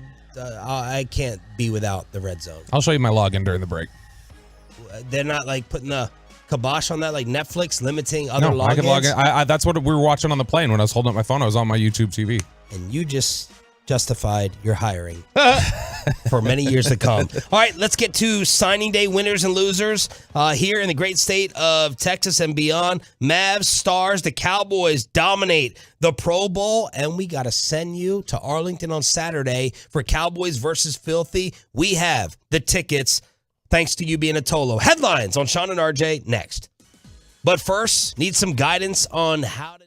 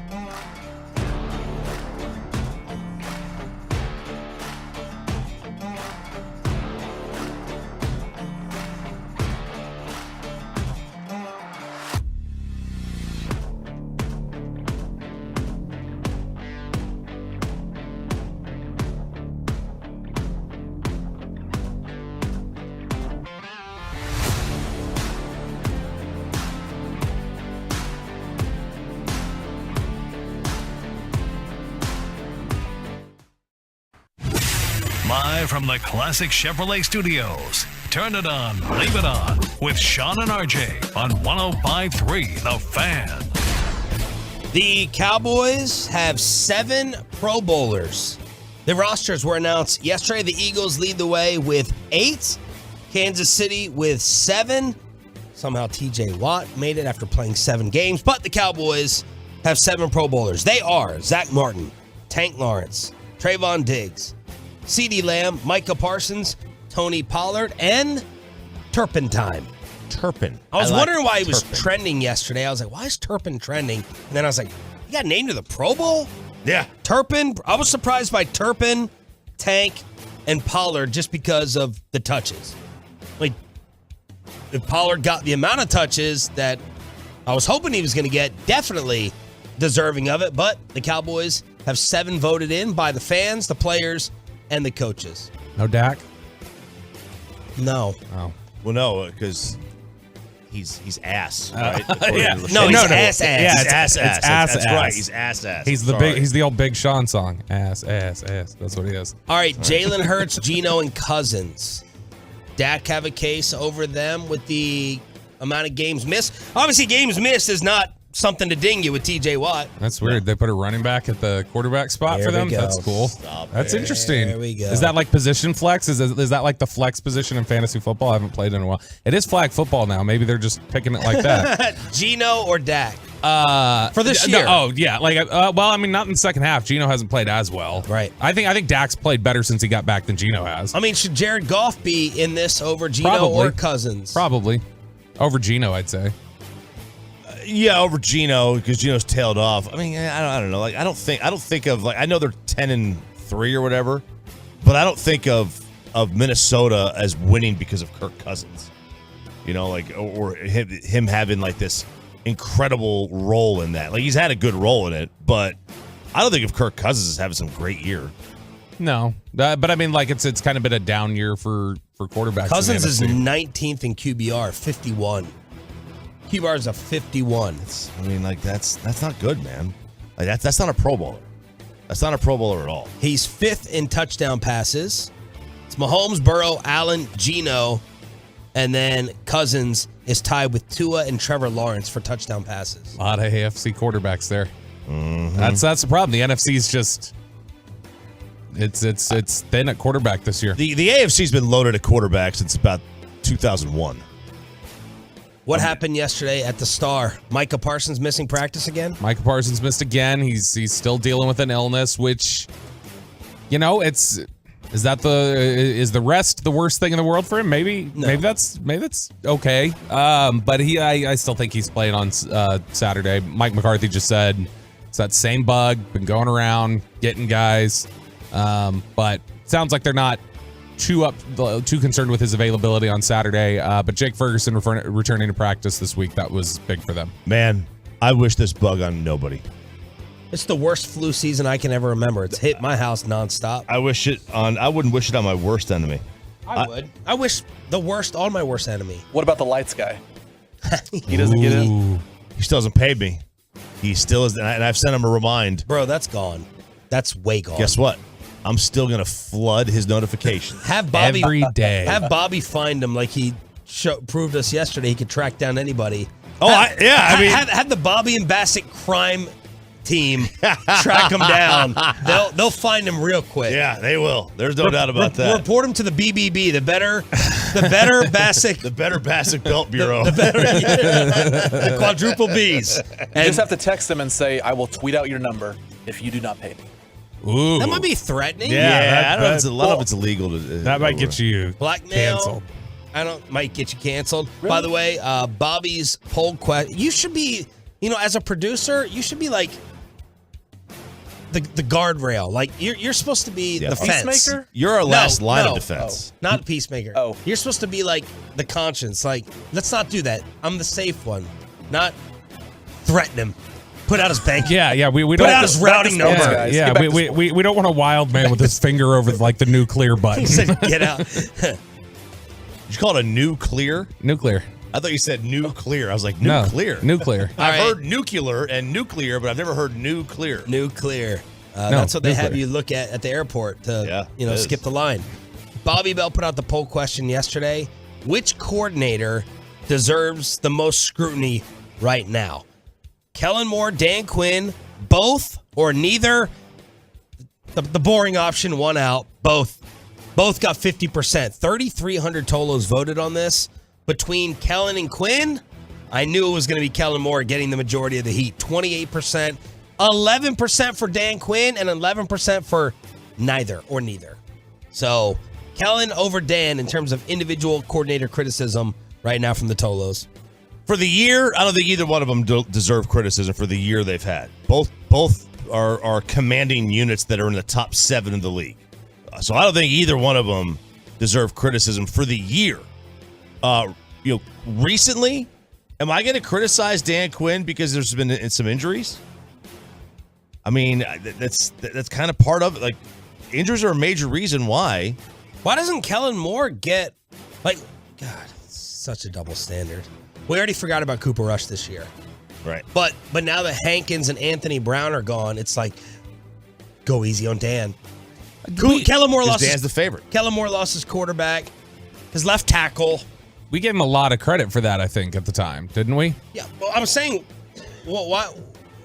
So what's the reason for the criticism now? They've scored 27 in 7 straight games or more. Because I think it's like still nitpicking. It's nitpicking. But don't we still feel like they're not quite performing up to the level they should? And there are times where it's like, why are we running back-to-back stretch plays into loaded boxes to set up 3rd and 8? Do y'all think the Chiefs score on every drive? I don't think so. No, but the Chiefs also don't set you up in 3rd and 8 consistently. You know what's also funny is, and this is just the way football is, we never break down defensive plays play to play. It's so easy with offense, right? We're like, why are you running outside? Why are you running up the middle? Why isn't anyone in motion?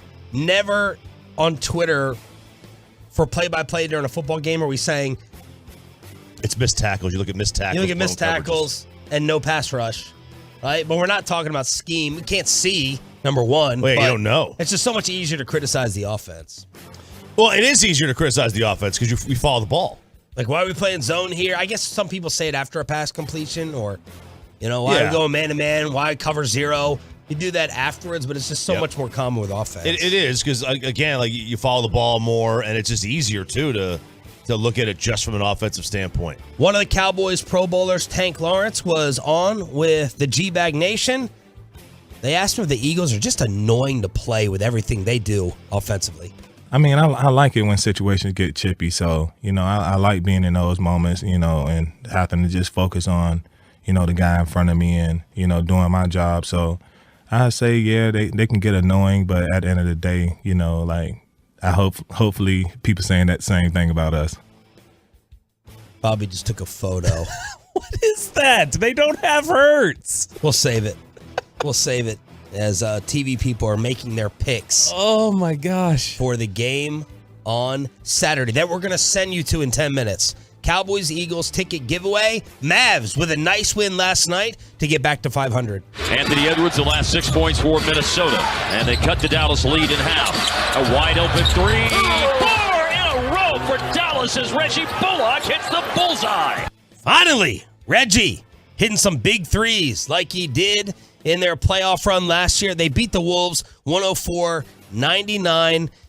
I've turned now on Edwards in Minnesota. I know everyone loved him because of the movie he did with Adam Sandler. There was a clip that someone sent me of him cussing out Christian Wood in their first game of the back-to-back. Christian Wood was trying to post him up, and Anthony Edwards kind of bodied him out, and he's like, "You weak ass blank." And I was like, "You're mean. You're like a bully from that movie. You're just like your movie character." So every missed shot from Anthony Edwards last night, I was like, "Screw you. You're weak. You came up short. That ball barely hit the rim. You came up short." But the Mavs get back to 500. This is a really nice win. Christian Wood, only 12 points. He did start. Hey. Luka with 25, 10, and 9. And Reggie Bullock hitting a couple of threes. That's all we needed. Those 2 threes. 8 points scored. Minnesota falls to 500. He doesn't have a lot of Reggie Bullock doesn't have a lot of obligations to this team. Just make your 3-pointers and defend a little bit, and that's it, right? It's not like they're asking him to reinvent the wheel here. They're asking him to make a couple of threes. 2 of 7 ain't going to get it done, but at least he did come through with a couple of big ones. Yeah, knock down those threes, and it's finally starting to fall a little bit. Now, Christian Wood did start, you mentioned that, Sean, but he hit the 27-minute mark, not that magic 28, where when he plays 28, they're 1-9 or whatever the hell they are. And so, yeah, it's a good win. Honestly, it's what, their 4th road victory of the year? Is it the 4th? Yeah, I think they've just got 4 wins on the road now this year. Them and Golden State can't buy road wins. Meanwhile, Golden State, 91? Was that the number? Yeah, 91.5 for the Nets yesterday. And the Nets did not have Kyrie in.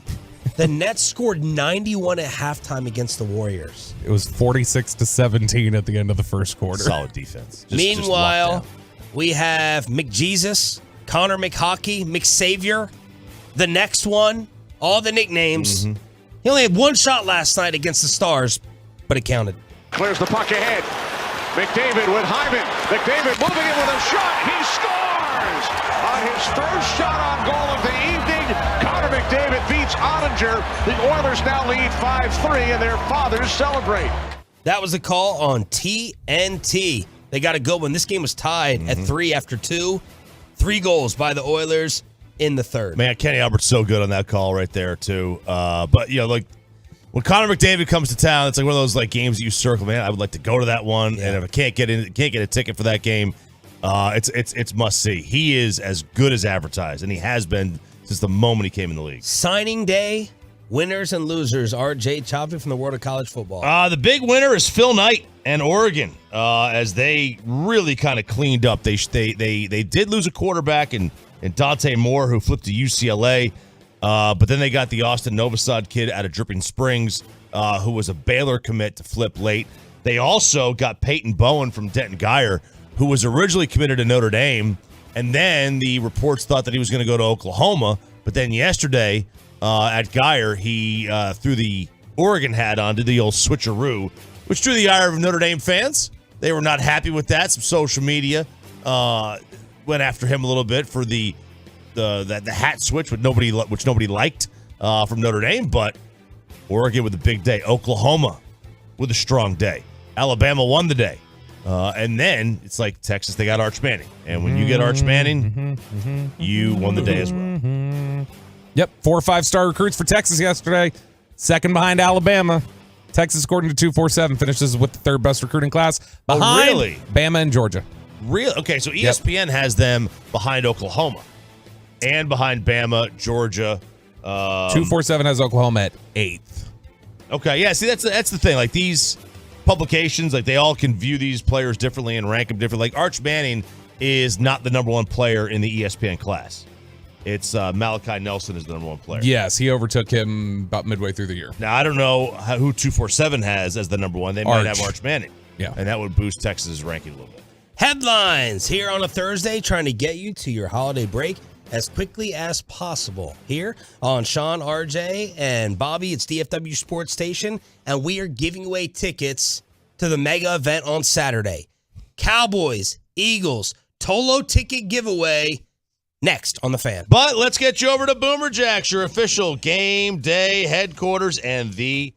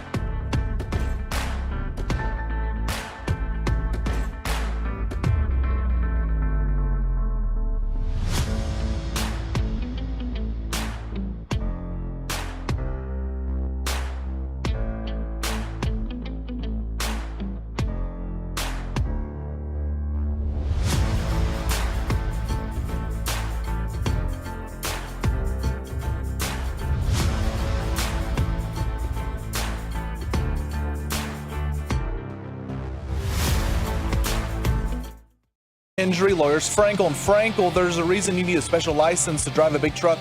So companies that hire drivers and put them in a big truck should be held accountable for what happens when one hurts you. Frankly, you need Frankel and Frankel. Visit truckwreck.com or call them 214-333-3333.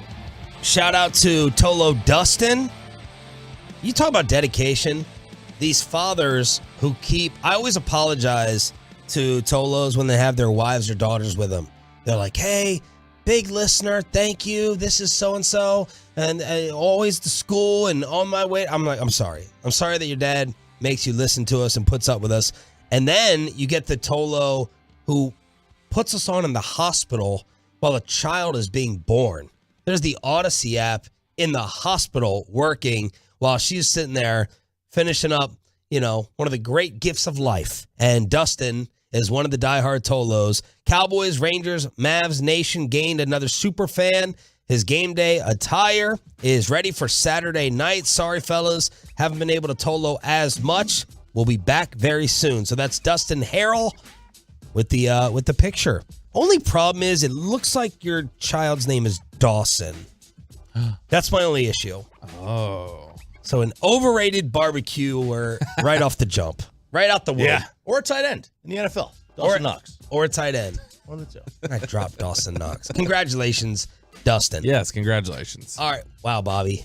That sounded so sincere. So sincere. It sounded like you got the tube socks you always wanted for Christmas. Yes, congratulations. Congratulations, Dustin and Dawson. See, now you're being You sarcastic. picked the name of a winner, Dustin. That's what you did. Dawson. Oh, was it a winner. Wing thing? Yeah. I think you should just sit out when we congratulate new parents and have happy news. Like our Cowboys Eagles ticket giveaway that we're hooking you up with this hour during the Expressway. We are now commercial free up until 8 o'clock when that freaking troll, man, Ross Tucker, Eagles broadcast, former NFL player, former Cowboy, with his little sarcastic tweet earlier in the week. And we're like, let's get Ross on to preview this game. Wouldn't it be funny if the Eagles won with Gardner Minshew as ESPN? What, Bobby? 3 out of 4? Just picked to happen? Yeah, it was Rob Ninkovich, Damian Woody, and Bart Scott all picked Philadelphia to win with Minshew. Which, if one person wants to say, hey, there's a chance or whatever else, that's fine. But, like, the majority of the panel saying Philly's going to win, that you're being ridiculous. Man, it's weird. Like, do former players have just no respect for this team? It seems like all the analysts who are former players that aren't, like, former Cowboys despise the Cowboys. Like who? Deshaun? Yeah, like Shady, and then these guys, like they're always hammering them. Like they have like just no respect for the team, the way the organization's run. I don't know. It's their way in the world. It's their way it's their way to climb up the ladder. That's how they view it. They view Cowboys criticism as their way to the top.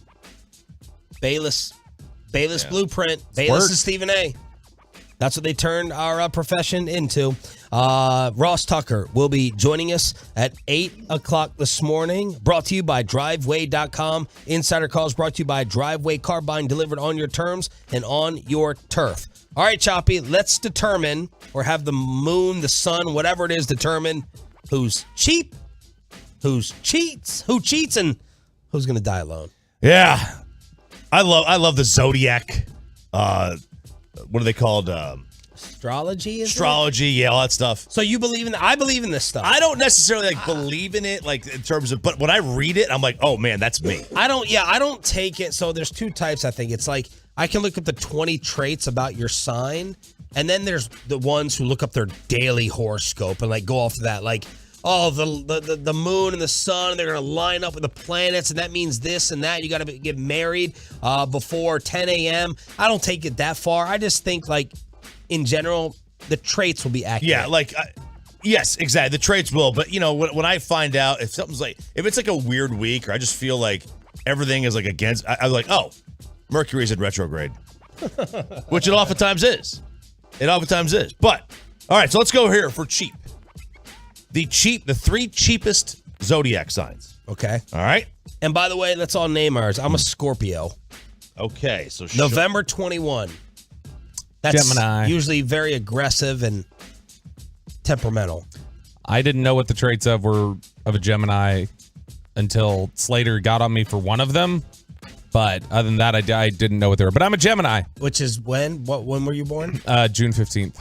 June 15th. Peyton. I'm a Virgo. September 20th. September 20, Virgo. Chop? Peyton and I have the same birthday. I'm a Virgo. Oh, that's right. Virgo. And those are supposed to be? Romantic, I believe. I can see that. I don't know. We're on this. We're on one of these lists. We are on one of these three. And what was Jane Slater's attack of you? So I don't remember how, we were doing draft coverage last year and it came up zodiac signs and Jane was like, so like, for instance, what's your sign? I was like, I'm Gemini. And she goes, oh, wow, Geminis are very sneaky and underhanded. And I haven't thought that about you. Wow. Like what do you mean haven't thought? Like now it's shifted. And she's like, were you borderline? Were you born at the end of the month? I was like, I was born on the June 15th. She's like, oh no, you're solidly Gemini. Wow. Okay. I hadn't thought that about you. Like you shouldn't. This is it's like, stupid. Like that altered her entire opinion of knowing you for years. She acted like it right there, and that I gave her hell about it for about a week. Jane would. Jane would flip her entire thought process of somebody based upon, a Chinese menu. You're the rooster. She would flip everything based upon that. What's her sign? I think it's the year of the rabbit, by the way. She was born in November. I don't know what that sign is. Well, it depends. When beginning of November, like November 7th or something. All right, I think that might be.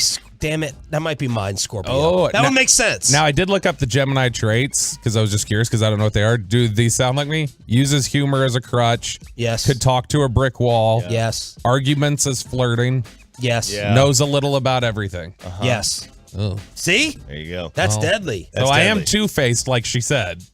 Is what you're saying? I didn't hear two-face in any of those. Those are all the positive traits. That's not the negatives. It doesn't have the negative on this one. It just says Gemini traits and then famous Geminis. Okay. All right, so here we go. These are the cheapest ones. Cheapness is a choice. Richness is a state of mind. That's what they say. Okay.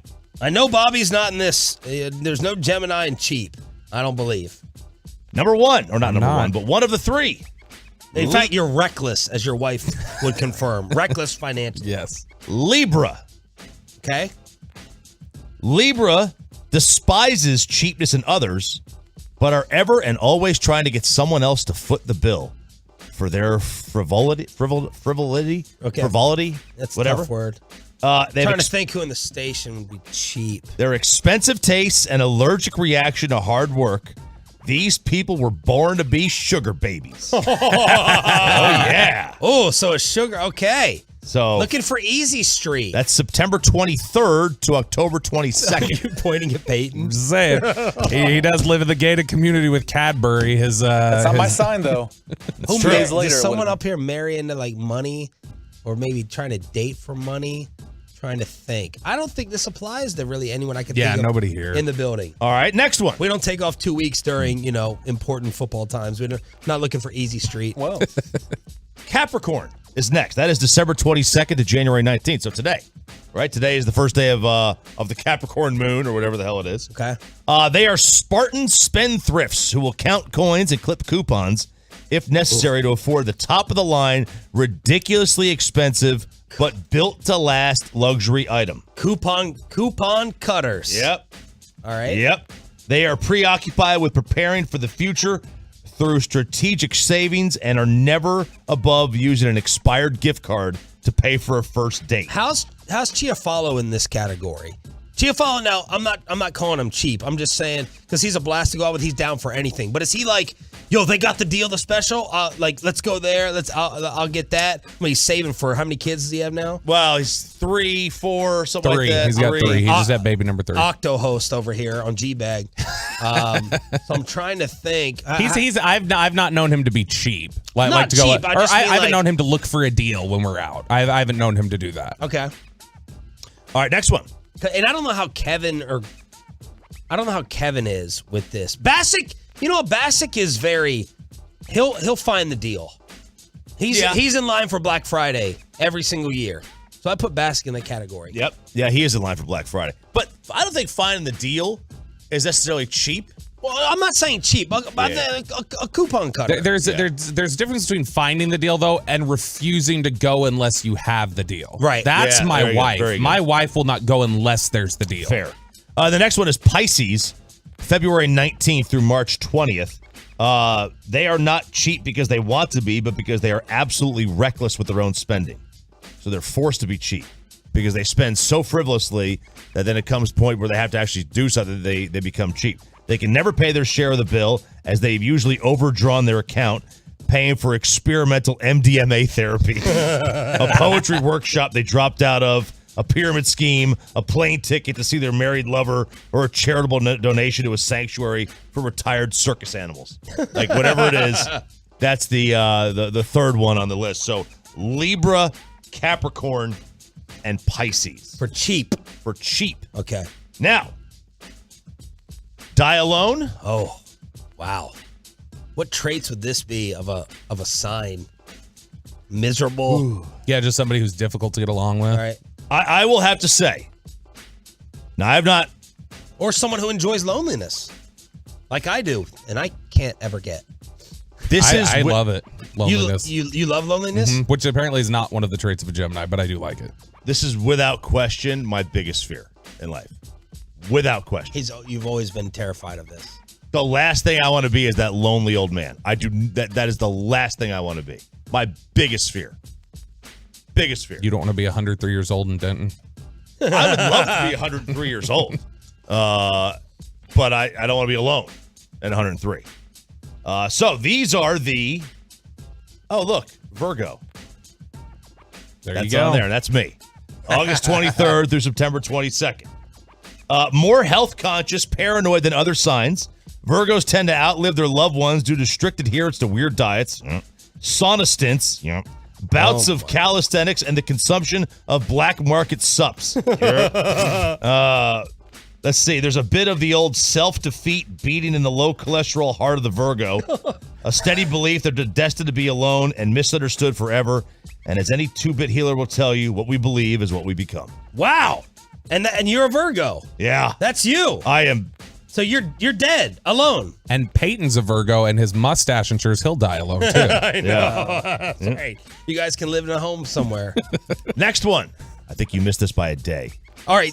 Alicia, our local witch, she said you're a cusp.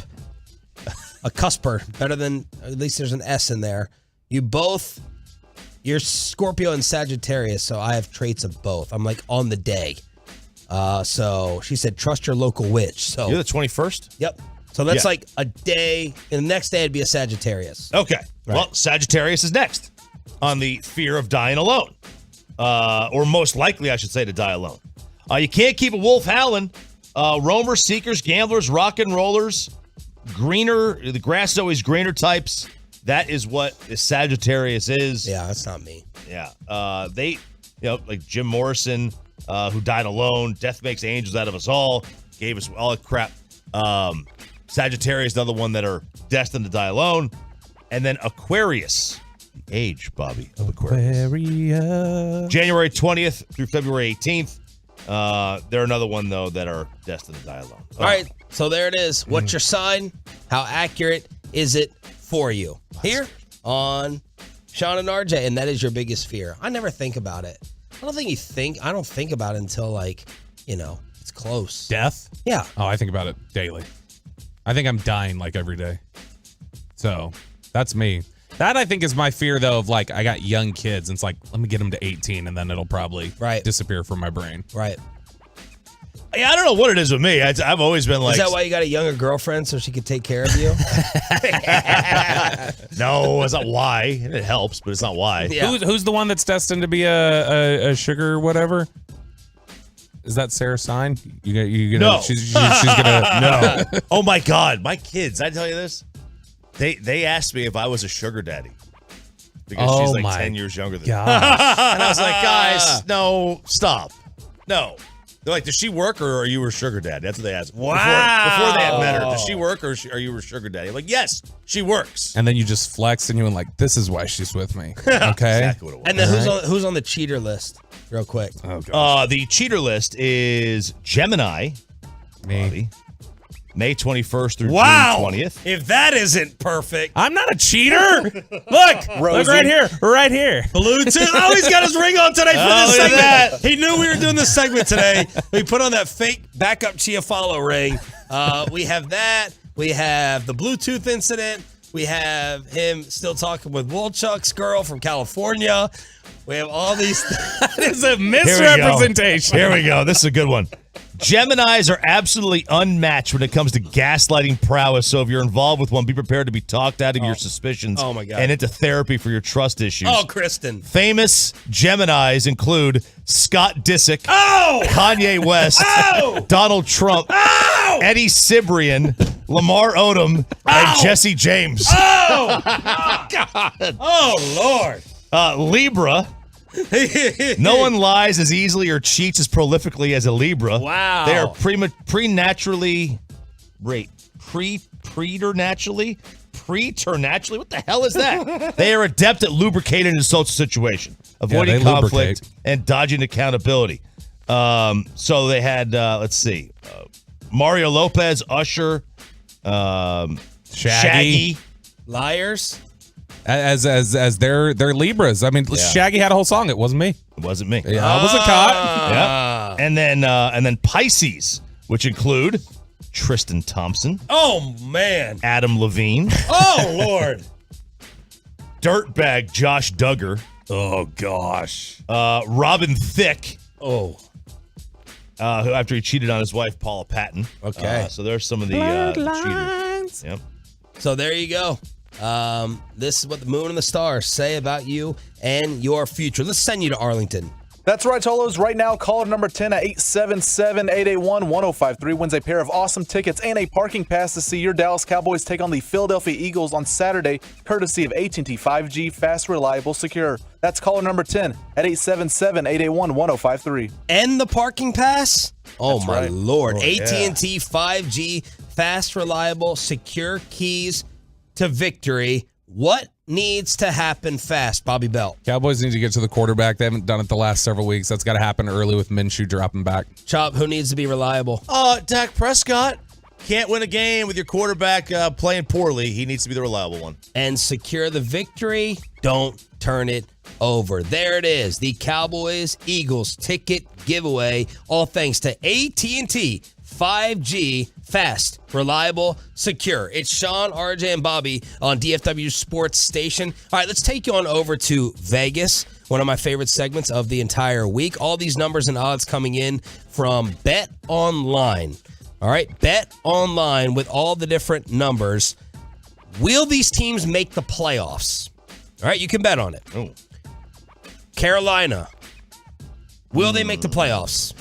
Are we trying to figure out the odds on this? Yes, you're guessing what Vegas is saying. Or yourself. No. Yeah, I say no. It's a heavy no. 82% no. Will the Lions make the playoffs? Oh, they need a loss by Washington and to win out. I'm going to say the favorite is no, but it's such a slight. Yeah, I'll say it's a pretty significant no. I would bet on it. Choppy is correct. It's a slight no. Damn it. Slight no, minus 160. Will Green Bay make the playoffs? No. Heavy no. 93% chance no. Will Jacksonville make it? They play the Jets tonight.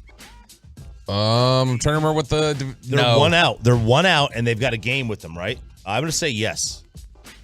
But the favorite is a slight no, but I'm going to say they do. I'll say favorite is slight no, too. It is a slight no. Slight no. 56.5% of not making it. Will the Chargers make it? We will say it's a slight yes. I will agree. They control their own destiny, I think. It's a heavy yes. Oh, okay. 89% chance of making it. Miami. By the way, if they make it, does that take heat off of Staley and Herbert? Yeah. Or they have to do something? Miami, heavy yes. Heavy yes. Minus 280. Or 74% chance. And then you got the Giants. Yes, they're a heavy yes. It's a heavy yes. 89% chance for the Giants. Jets tonight. No. Heavy no. Yeah, heavy no. 85% no. Tampa Bay, 75% yes. Commanders, Slight no. They'll have the same no as Detroit has yes. Slight no. 63% chance no. So pretty good job by y'all. Overall favorite. Wait. You said the Commanders are a 63% no? Yes. Yeah, they're 63% no. Wow. And they're in right now, and they're still a 60. Okay. All right. All right, overall favorite to win the Super Bowl. Buffalo. Kansas City. Buffalo. Wrong. I don't know how they built their casinos. All right, number 2. Kansas City. Tied with Philly. Philly over Kansas City. When was this? Was this pre-Jalen Hurts? I got these after Jalen Hurts. Wow. Surprised. There's nothing surprising about The it. MVP, Super Bowl, and Cowboys line all moved at least some, I know. Well, why would you change Philly as the favorite in the NFC to make it? Because if this is something that's lingering into the divisional round, they could get one and done. Well, no one's reporting that it's like major. No, they're not. They're not. Now, I will. It just sounds like 2 games at most. And if the second game was a playoff game, this is the way it's being spun. We don't know, but the way it's being spun is he'd be able to play. This is more maintenance than serious. So it's Philly. How high above KC? Philly is 9-2. KC is 5-1. So right there, it's basically the same. Then San Fran, Cincy, Dallas. Then the drop off. There's a drop off after the Cowboys to the Chargers, Vikings, Ravens, Dolphins. Chargers, Vikings, Ravens, Dolphins. I bet you can get some. What is the drop off to? What's the number? The Cowboys are 9-1. It goes to 25-1. I'll tell you. Look, if you can give me, those are some good teams to get 25-1 odds on. I know you're not a huge fan of them. No, Ravens and Dolphins would be good value. Like you're gonna get the Ravens are just a tough matchup with the way they play offense, and the Dolphins can score on anybody. Now they're gonna have to win a road game at either Kansas City or Buffalo. But that is. I would be very intrigued at 25-1 for Miami and Baltimore. All right, so that's the odds to win the Super Bowl. NFC East, Eagles are 1-100. Cowboys are 20-1. Just in case you were wondering, 1-100 versus 20-1. MVP favorite. Mahomes. Mahomes is 8-5. Hurts is 5-8. Now this was on the 20th. 12-20. Okay, so that was the day the news came out, wasn't it? Yeah, because they have it in here. Yesterday, Jalen Hurts was the favorite at 5-8. Mahomes was second. After the Hurts news, Mahomes is an overwhelming favorite, while Josh Allen has moved up to third. Hurts is now 11-2. Burrow moved from 10-1 to 7-1. I still think that that Hurts has a real good chance of winning this thing. It is. I mean, you don't have to. Do you have to play all 17 games to win the MVP? Like, do you have to? I don't think so. If Philadelphia misses 2 games with him and they lose them both, and the offense looks broken, doesn't that improve his MVP candidacy? How late in the season did Wentz get hurt that year? I thought it was 13 games in, so he missed the last 3. And didn't he lose it? Yeah, he didn't win the MVP. Yeah. And he was like the overwhelming favorite with 3 games left. And then he lost it. So, I mean, that we're 3 games left. That it's same scenario. Defensive player of the year. Bosa. Bosa has overtaken Micah Parsons. How? Couple weeks of when you talk more than you tackle, you get surpassed. Yeah. 2-3 for both. You just go with the heel with Micah Parsons. I am. Nick Bosa 2-3. Micah is 5-4. No one else is on the board. This is the Dak comeback player of the year thing, where it's like from July all the way up through the final couple weeks of the season, Dak was comeback player of the year, and then at the very end it became Burrow. Same sort of thing. It's been Micah since the summer, and now Bosa's overtaken him. Coach of the year from Bet Online in Vegas. Sirianni. It is Sirianni. But when they lose 2 straight without Jalen Hurts, is he still going to win it?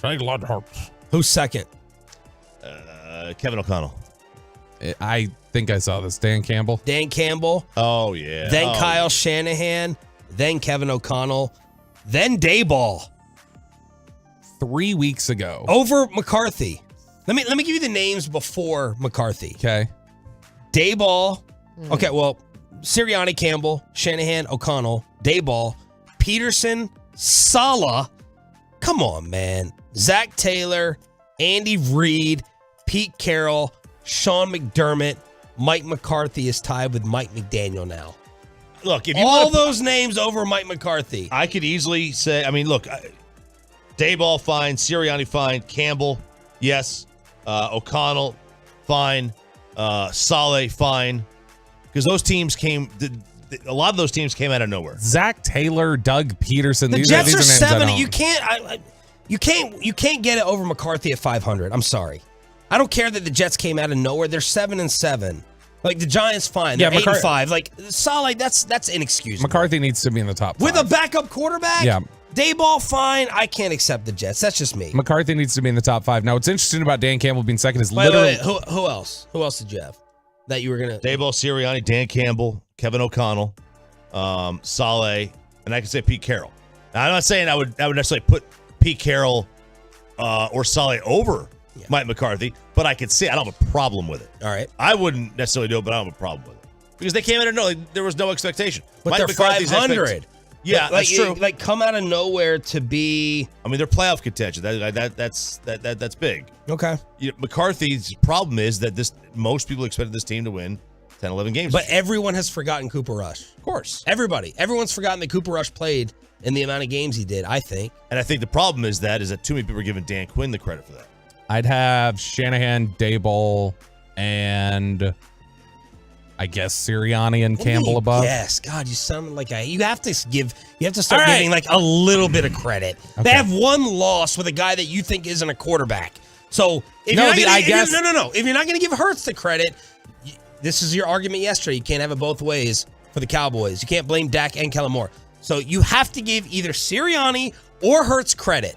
You can't get out of that. Because I was about to just say Sirianni, and then I said, I guess Sirianni and Campbell. I just said I guess because it was more about Campbell than Sirianni. Sirianni, Dayball, and Shanahan are ahead of him, and then I guess Campbell. If like Pete Carroll and Saleh don't deserve it, why does Dan Campbell at 7-7?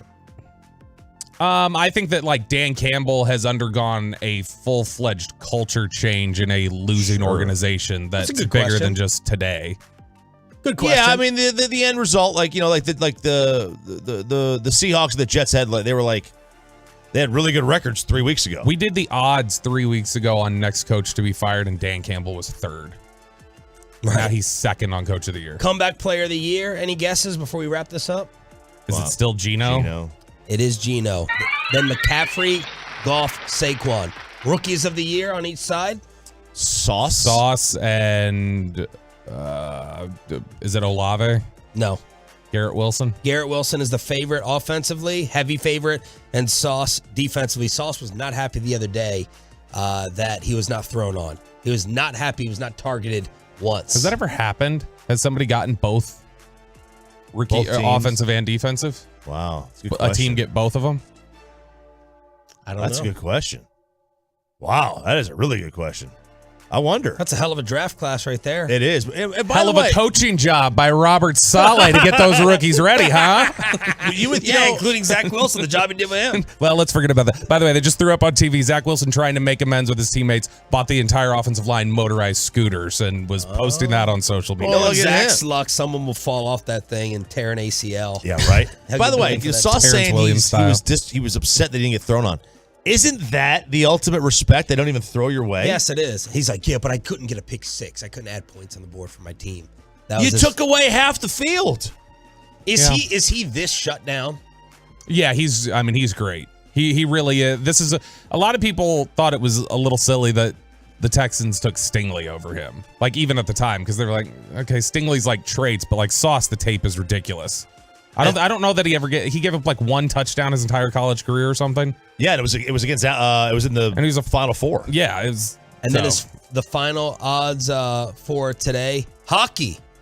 How many teams before the Stars to win the Stanley Cup as they lost to the Oilers last night 6-3? Oh, man. I'll tell you as soon as I pull up the NHL standings. No, not you. Stop it. I'm asking. Boston? Yes, Boston is the favorite. Vegas. Boston is the favorite? Yes. Okay.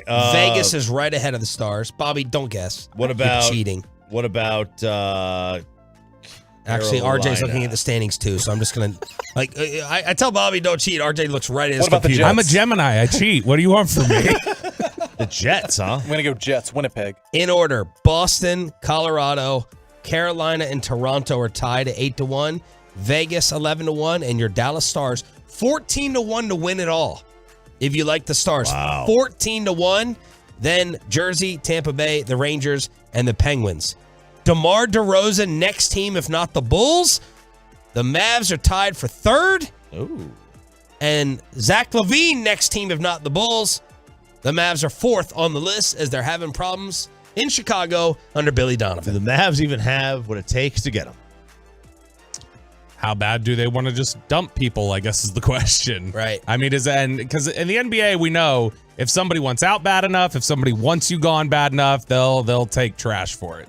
All right, there it is. Inside Vegas on Sean, RJ, and Bobby. It's DFW Sports Station 105.3 The Fan. Thanks for being a Tolo. That stands for Turn It On, Leave It On. Babe Laufenberg at 8:40. But let's bring him in from the Philly side. He thought he was being funny earlier in the week. He's not going to be funny when we preview Saturday with former Cowboy Ross Tucker. Cowboys Eagles next.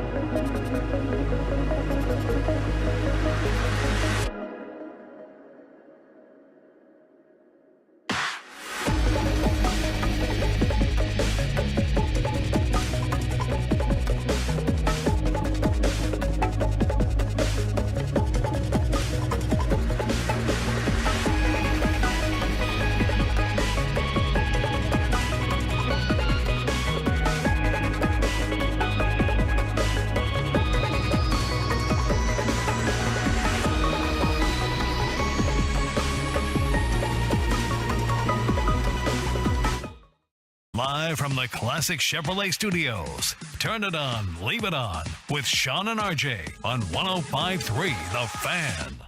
We are getting set to be joined by Odyssey NFL insider Ross Tucker. Insider Calls brought to you by Driveway.com. Looking for a car? Go to Driveway.com where you can get pre-qualified, buy a car, and get it delivered. The former NFL offensive lineman and Cowboy is part of the Eagles broadcast as we get set for Saturday. Where are we at with the line? Still Cowboys by 5? 5.5? I saw it at 5.5 yesterday. I haven't seen this morning if it had moved up there at all, but it's 5 right now. 5 right now? Okay. Yeah, so many places have so many different lines. Usually they're within a half point of each other, though. And that makes... But that means he's like, Bassick in the commercial break was like, he's 100% not playing if the line went from 1 to 5. Like, right. Out. Done.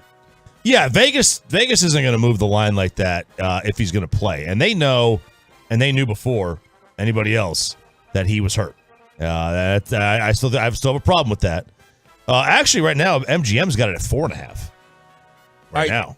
Talk about what they're missing with some of the deep ball stats. As you're going to put the deep balls here in Bobby's face. Deep balls right in Bobby's face. All in the face. All right. So, does Jalen go downfield? Does Jalen go down? Yeah. This past week, Jalen Hurts threw the ball 14. So a downfield pass, a deep throw, is considered 15 air yards or more, which is a little silly. You think so? Because do you think of a 15-yard out route, 5 yards past the chains, as he just pushed the ball downfield? What do you think it should be? 20. Okay. All right. I can live with that. Yeah, it's but whatever. So anyway, Hurts threw the ball 14 times, 15 yards or further downfield. This past week, Patrick Mahomes did it 3 times. In week 14, Jalen Hurts threw it 9 times, 15 yards or more. Patrick Mahomes, 7. Week 13, Hurts 9, Mahomes 6. Week 12, they both had 5. Week 11, Hurts 6, Mahomes 10. In the last 5 weeks, Jalen Hurts is 19 of 43, 7 TDs and 2 picks on balls more than 15 yards downfield. That's 44%. Mahomes is 15 of 31 with 1 TD and no picks. That's 48%. That's not a huge difference in terms of the completion percentage, but it is a huge difference in the volume of throws downfield. Like, Jalen Hurts pushes that football. He is not a running back who plays quarterback. That dude is this year at least, an elite quarterback. And there's really no other way to say it. And they're going to miss a lot. They're missing a lot of downfield throws in this week. So, just to paint the difference here, we just talked about how much Jalen Hurts is pushing it 15 yards down the field more than Mahomes. To show you that's kind of his cap, Mahomes has thrown 12 more passes of 20 air yards or more down the field than Hurts this year. So that's his window, is 15 to 20. If you're talking about 20 plus, like Mahomes pushes the ball more than 20 yards down the field. I have to go look in the last few weeks. I didn't do 20 plus. I just did what they consider downfield at 15. So I could go back. The other concerning thing, because this all came up when we were talking about could Dallas hang with that. The other thing is Mahomes throws the ball a ton deep down the right sideline. That's where Hurts struggles with it more, is on the right sideline. His completion percentage there is like 34% or something like that. I think it's like 25th in the league. And that's where Kelvin Joseph / Nashawn Wright or whoever's going to be standing. And that's where Mahomes likes to attack. Oh. And so I don't think that this whole thing came from like the idea of like, could the Cowboys keep up with that passing game? Buffalo, Kansas City, things like that. And I don't think they could. I think they could keep up with the passing game if it turned into a shootout with the Eagles. By the way, Micah Parsons, Peyton, call Ross. Here, I'll send you his number. I love the communication around here. We were on a break. It's fantastic. He says, I'm waiting for you to call me. So now we'll go ahead and we'll call Ross Tucker. Micah Parsons, according to PFF, first in pressures last week with 12. This did not seem the case. 1 sack. His pressure percentage was first in the NFL against Jacksonville, 29%. PFF. You want to debate that or give them props for that and agree with it, Bobby? Didn't we all come in here and say Micah didn't play well enough? I thought so. This is first throughout the league in pressures last week. So when we consistently come in here and PFF is giving us stuff that no one else agrees with, I don't think we go, wow, what are we missing? I think it's, what is this one outlet missing? Yeah, but I think like counterintuitive thought is good. Challenging thought is good, but saying this is the standard, what we say, and like if you guys don't agree with this, you just missed what the game said, then it's like, okay, well, that's ridiculous. As consistently as you guys deviate from all other analysts. All right, let's bring in Mr. Big Time. I guess since, you got the best record in the NFL and you're on the Eagles broadcast, I guess nowadays you can just show up 5 minutes late for your interview of your Ross Tucker on the Diamond Factory hotline. Good morning, Ross. They never told me that I was supposed to call you. I don't even have your number. I've been sitting here for 5 minutes waiting for you guys to call me. Okay. Because it feels like the whole city is everyone's getting a little full of themselves. Like it's a walk right to the Super Bowl in Arizona. You're picking out what breweries you're going to celebrate at. Howard Eskin was on yesterday being his annoying self. I mean, is there any fear in Philly that this thing is like, it's just been decided? It's over too soon, too early? Well, there's a lot of consternation about Jalen Hurts' shoulder injury and a lot of frustration. I mean, Tuesday morning, you'll appreciate this. It's so Philly. I go on with Angelo Cataldi, the legend, in the morning, and he's mad that, Miles Sanders didn't get the ball till 6 minutes left in the second quarter, and then Hurts had that many carries. And he says, Ross, is there any logical explanation for that? And I said, well, they were playing an extra safety in the box. So they were man-to-man on the outside, essentially. So they tried to throw it. And then in the run game, because they were man-to-man, and because they had the extra guy in the box, they wanted Hurts as the runner, so they had an extra blocker. And he, totally eviscerated me and started yelling at me. I said, I'm not saying they should have done it. You asked me for a logical explanation, so I'm giving it to you. That's the way they do it. He'll ask me for an explanation for something, a possible explanation, so I'll try to give him one, and then he'll get mad at me about it. It's unreal. I will say this, though. You guys are in a terrible position on so many levels. First of all, I'd be very surprised if Hurts plays. Very surprised. So now it's if you beat Minshew and the Eagles, it's okay, well, you're supposed to beat their backup quarterback. Right. But if Minshew comes in and plays well and the Eagles win, then it really looks bad for the Cowboys. And then either way, there is one unique scenario for the Eagles we can get into, but either way it appears as if the Cowboys are going to have to win 3 road playoff games. And it's just disappointing because for your perspective, because they're second in the NFL in sacks. I think they're the highest scoring team in the NFL since Dak's been back. There's so many stats that point to how good this edition of the Cowboys is, and yet they're probably going to have to win 3 road playoff games. I guess the one positive is, for the first time in a while, they're very likely to win a playoff game with their first game at the NFC South champ. It'd be shocking if they lost that one. So maybe this is a good way for the Cowboys to actually win a playoff game this year. How serious is the Hurts injury in your mind, or according to what you're hearing? Is this more maintenance, or is this a little bit more serious? No, it's not that serious.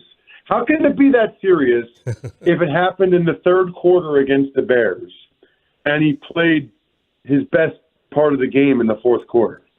Well, people say the same about Josh Allen. People are like, how did Josh Allen uncork a deep ball, with his arm injury? Is it based off adrenaline or anything? I don't know. Yeah, but here's the thing. Josh Allen ended up not even missing the game after that. Yeah. Everybody's all worried about it, but he didn't miss the game. And if this were a playoff game this week, I think Hurts would play because he showed he can play. They would shoot it up. I'm sure he's got a separated AC joint. That's what it looked like. That's what, Dr. Chow, Pro Football Doc, is saying. But from an Eagles perspective, they need to win one of the last 3 games for home field, for number 1 seed. And it just seems to make sense. Minshew's good. Minshew's pretty good. So it makes sense why put Hurts out there for, Micah or somebody to kill him, light him up, and then he lands on it and makes it worse? They'd rather let that thing heal up. I will say this, though. Here's where the Eagles get in a weird spot. So let's say they lose Saturday night, which is very possible, obviously. Cowboys are favored for a reason. They should be blah, blah, blah. Well, you don't want to go into a one-game scenario in Week 18 against the Giants, who need the game to make the playoffs. Like, you don't want to have to play all your guys in that last game and have to win that game to win the division, win the NFC East. So the scenario, the interesting thing is they probably don't want Hurts to have to play against the Saints, but if they lose to the Cowboys, they also don't want it to have to come down to the final game, so they'll probably will bring back Hurts for the Saints game, would be my guess. And if you're the coach, that's what you're doing. You keep him out this week, and then you bring him back next week if you're Sirianni?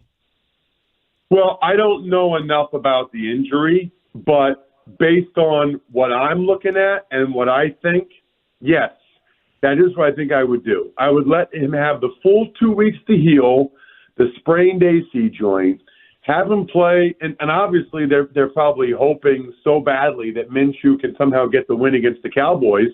Then you can let Hurts rest for a while. But let's assume they lose. I do not say, you know what, let's just hope that Minshew can beat the Saints. I think you got to bring Hurts back at that point. Hopefully run him as little as possible. Make sure you beat the Saints. And then he can actually sit out the next game against the Giants. They can all sit out the next game against the Giants. And then they get the bye. And then they get ready to hopefully go on a playoff run. Although I thought it was interesting where Kyle Shanahan came out and said he thinks that's a mistake.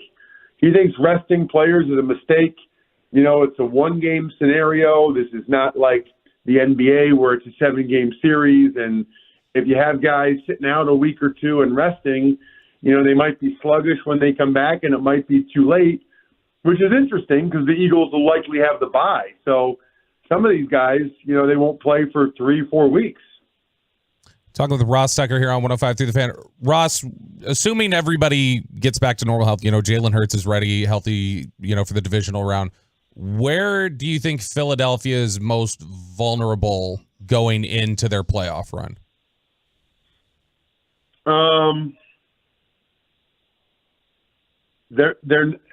It's tough, man.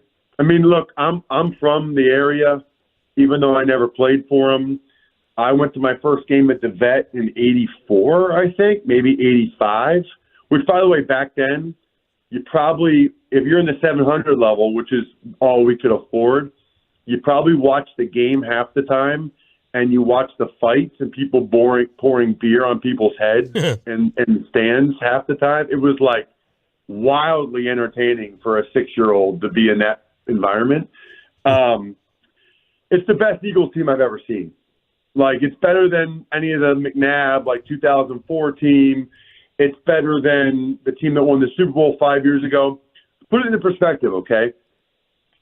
They have 8 guys that made the Pro Bowl. That's the most in the NFL. They have 9 alternates. So they have 17 guys, okay, that are either Pro Bowlers or alternates. And there's some weird rule that if you're on IR, you're not on the ballot. So Dallas Goedert, who's absolutely a Pro Bowl tight end, was not eligible. And Chauncey Gardner-Johnson, who I think still leads the NFL interceptions, wasn't on the ballot. So they would have had a minimum of 19 guys, either as Pro Bowlers or as alternates. And Javon Hargrave as a D tackle has 10 sacks and he didn't make the Pro Bowl. He's an alter. Are you kidding me? I mean, they have a loaded roster. If I played against them, I'd probably play the way the Bears did. I'd put the extra safety in the box. I'd take my chances with bump and run coverage on Devontae Smith and A.J. Brown. I'd try to get pressure on Hurts, and I'd take my chances that Hurts has a bad game. But Hurts hasn't had a bad game all year. I mean, A.J. Brown had 181 yards. Devontae Smith had like one. They had the two of those guys over 300 yards receiving against the Bears because that's what the Bears did. But the final score was 25-20. The Bears actually, they were able to hang by doing that. Ross, Jerry joined us on Tuesday and said Dak played outstanding. That drew a lot of criticism from pundits. How did you think he played, and what do you think of that? Did he play outstanding, or was Jerry just crazy? Well, so I'm a little bit perplexed by, I guess it goes along with being the Cowboys quarterback or whatever, but, they're up 27-10 or whatever. Obviously, the Jags came back, but even after the Jags took the lead, Dak took them down for that touchdown, which I thought was impressive. Then overtime, he can't hand the ball to Noah Brown. I don't know. You guys have to tell me. I didn't watch every snap of the game. Like, what am I missing? He threw one other pick, right? Yeah, he threw the pick that near their own goal line, which some argued he got his arm hit. And then you have LaShawn McCoy and other people just grouping the interceptions. He threw two picks. You can't throw two picks, even though you even had some Cowboy fans saying the final interception was Dak's fault, which we think is absolutely insane. It is insane. It is insane. That's ridiculous. And also, sometimes I wonder how, some people just go on the stats. Some people I don't know how much, they watched. I thought he played well. They scored 34 points. What's gotten into your defense? Yes. That's the bigger question. Yes. Like, the defense was supposed to be locked down. They're second in the NFL in sacks, but they're not playing as well. They didn't really get that much pressure on Trevor Lawrence. That Jags O-line is not like the Eagles O-line. And now, credit Lawrence getting rid of the ball quickly. I saw Micah had one sack. Yeah. By the way, the play where Micah almost got a sack, but then recovered that fumble, but that is just outrageous. I feel like because they lost, that didn't get talked about enough. That should not be possible, that you're in the backfield and you almost get a sack, and then like 20 yards downfield, you recover the fumble.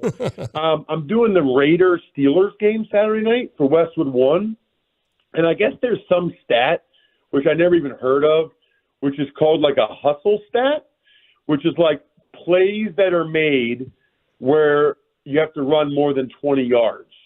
And it's not a surprise, but Micah leads the NFL in that stat. Plays where he's had to run more than 20 yards to then ultimately make the tackle or the play or whatever. Who's your 2-3 in the NFC real quick? By the way, they're going to steal my boy's Defensive Player of the Year award, right? They're going to give it to Bosa now. Yes. Yeah. We kind of need Micah to have like 3 sacks of Minshew on Christmas Eve, which is not real easy to forget. Against Lane Johnson, you can almost forget it. Against Mailata, that's still not really easy. But somehow, they're going to end up giving it to Bosa, which annoys me. 2 is the Niners, and 3 is the Cowboys, and 4 is the Vikings. That's the way it is. The only 3 I could see going to the Super Bowl are the Eagles, Niners, and Cowboys. But there's how could anybody have any faith that the Cowboys will win 3 road playoff games? It's like impossible. So I guess it's either the Eagles or the Niners is what I'm saying. We hope to do this again when the postseason rolls around. Maybe you'll be on time. Thank you. Oh, my God. Unbelievable. Literally sitting here waiting for the call. Check your email. Peyton, bad job by Peyton, the producer. Thank you, Ross. Love you, brother. That was Odyssey. NFL Insider Ross Tucker. Insider Calls brought to you by Driveway.com. Head to Driveway.com today to shop more than 25,000 new and used cars in Driveway's nationwide inventory. Apparently, it was worth tampering with Jalen Brunson. And the Pete Davidson of the sports world is about to own the LA Lakers. Next. Well, let's get you over to K Post Roofing and Waterproofing.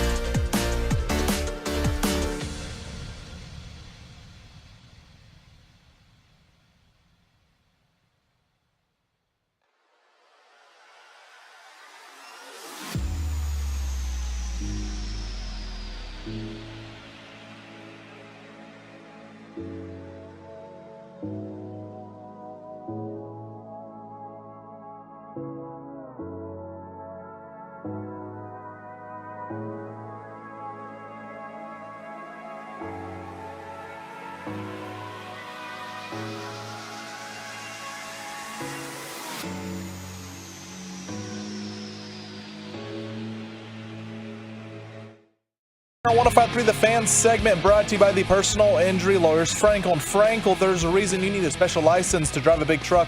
So companies that hire drivers and put them in a big truck should be held accountable for what happens when one hurts you. Frankly, you need Frankel and Frankel. Visit truckwreck.com or call them 214-333-3333. Anthony Edwards, the last 6 points for Minnesota. And they cut the Dallas lead in half. A wide open three. 4 in a row for Dallas as Reggie Bullock hits the bullseye. That was the call last night as the Mavs get a nice win to get back to 500 against the Minnesota Timberwolves. This is Sean and RJ on DFW Sports Station. We got Bobby, Peyton, and Ryan here on 105.3 The Fan. New York Knicks didn't really get punished for tampering with Jalen Brunson. Well, I mean, they did lose a second-round draft pick? Second-round pick. Oh, dear God. For apparently locking in the Jalen Brunson deal. Earlier than they were supposed to. Yeah, that'll teach you. Here's the problem. No matter what happened, if Jalen Brunson ended up with the Knicks, there 100% would have been tampering, even if, no matter what happened. His dad is literally a coach. Who's the GM? Or Leon Rose. Isn't that like his godfather or something? Something like that. Well, yeah, it was like it was his dad's agent or something, or his former agent. So you mean to tell, so he's not allowed to talk about his pending free agency with his own father? Dante Bichette had to resign his position from the Blue Jays during the strike, and like it's dumb. Like I'm sorry, like if it's my kid, I'm talking to my child. Like it's not collusion, it's not tampering. It's my own kid. So it's like, yeah, we knew this was going to happen. It's convenient. It is convenient. It's a convenient claim. Jalen Brunson was 7 last night, 3 of 14 shooting as the Knicks lost to the Toronto Raptors. On the season, don't look it up. Anyone want to guess Jalen Brunson's numbers? I'll say 18.6. 19.5 and 8. 20.4, 6.3 assists. That's 16th in the NBA. 3 rebounds a game. He's shooting 46%. I mean, those aren't bad numbers. No, those are pretty good. I mean, he's a good player. I wouldn't. I mean, is he a $30 million a year guy or whatever? 26-3. 26-3. Luka would love that around here. Yeah, he would. He would absolutely love that around here. This is how different would this team be? We got breaking news in the National Football League presented by BetQL. Smarter bets start with BetQL. Download the BetQL app or visit BetQL.com today. The NFL has announced they have reached a multi-year deal with Google, giving YouTube TV and YouTube exclusive rights to NFL Sunday Ticket in the United States starting next season. Okay, so now I got a choice. Now I got a huge choice in the Sharif household. So can you not get Red Zone anymore with DirecTV? That's the question. Why wouldn't you be able to get Red Zone? That's not tied to Sunday Ticket. No, it's not. But like, I had AT&T Uverse. I couldn't get Red Zone. They didn't have NFL Network at all on Uverse. So Alex Sherman from CNBC says he just tweeted this. He said the big takeaway for consumers is that the package will be available as a standalone product and as an add-on to YouTube TV. Oh, so you don't have to get YouTube TV. You can just get the product. You can just get Sunday Ticket, which I have, which I think is available. Here in Dallas, you can get it as just a standalone because I bought Sunday Ticket by itself.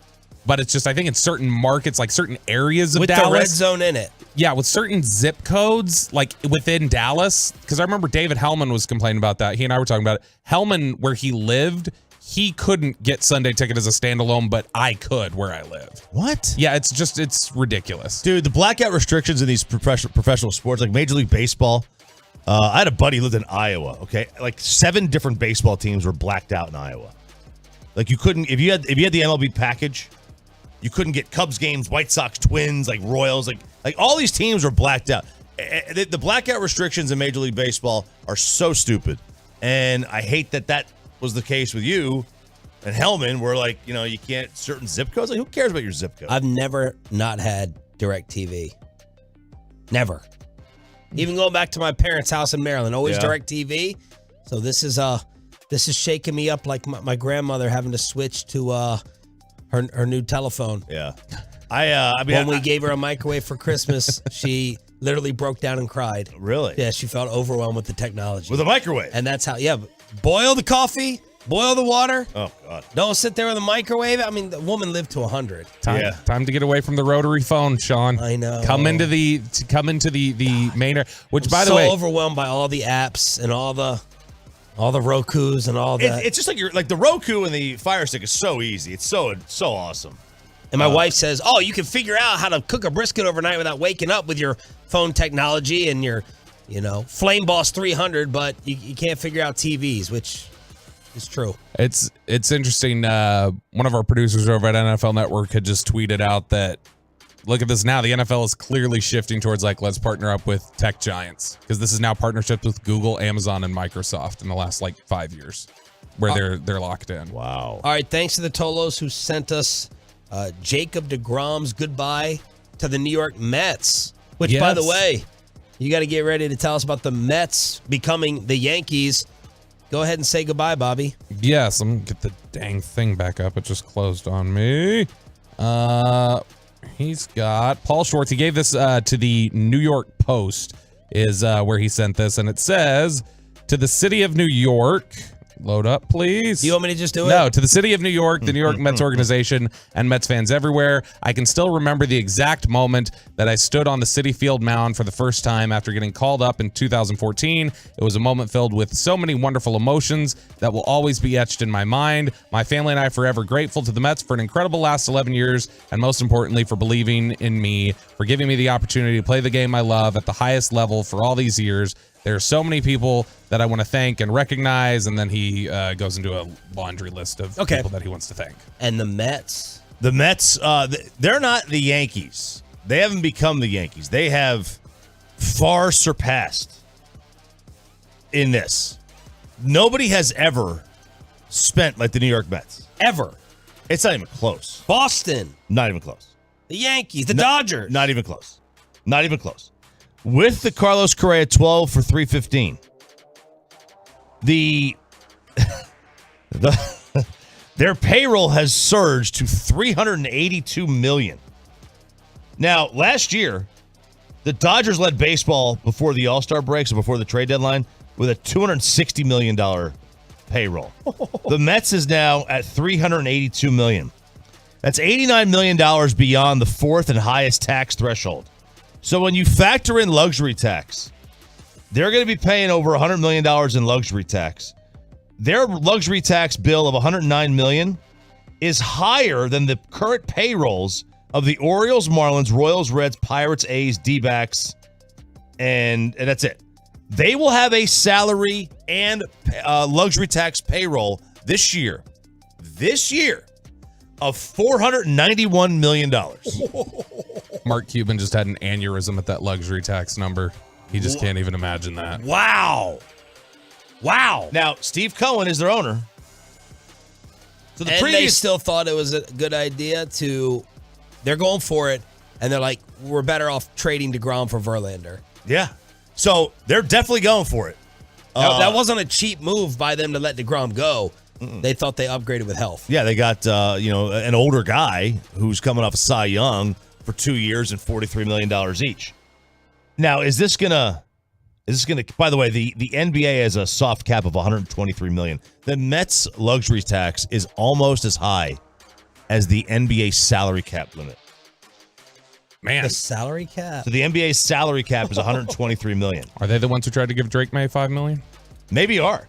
Steve Cohen, he's worth $17 billion. So this is 1/34 of his wealth. Props to them. Must be nice. Yeah, props to them, man. Props to them. All right, let's bring in Cowboys analyst Babe Laufenberg to get you set for Filthy on Saturday. Babe Laufenberg next on The Fan. Well, let's get you over to Boomer Jack.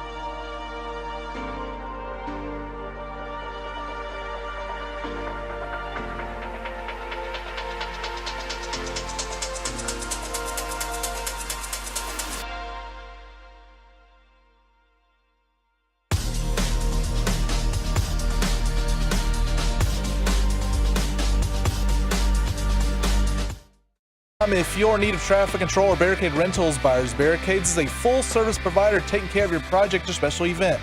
No matter the size, from start to finish, the Texas Authority and Barricade Rentals at BuyersBarricades.com.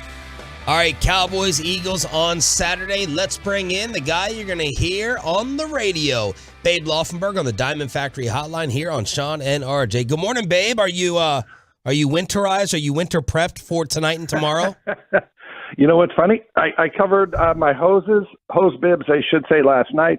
When we get off of this and before I head to McCartney, I'm going to try to get some stuff over the shrubs. Not like I've got an estate where I've got a lot of things to cover, but there's a couple of bushes out there I'd like to see make it through the weekend. Yeah, I imagine you. I automatically put you in a handyman category when I see you out fishing as much as you do. So are you a great handyman? You know, I am not. Much to the chagrin of my father, rest his soul, he was a civil engineer. Oh. And he could fix anything. I mean, we added on to our house. He did the cabinetry. He did the electrical. He did the roofing. I mean, he could do all that stuff. Oh. And, you know, he grew up during the era of the Depression. And in the Depression, you weren't, you know, something wrong with a pipe, you didn't call a plumber.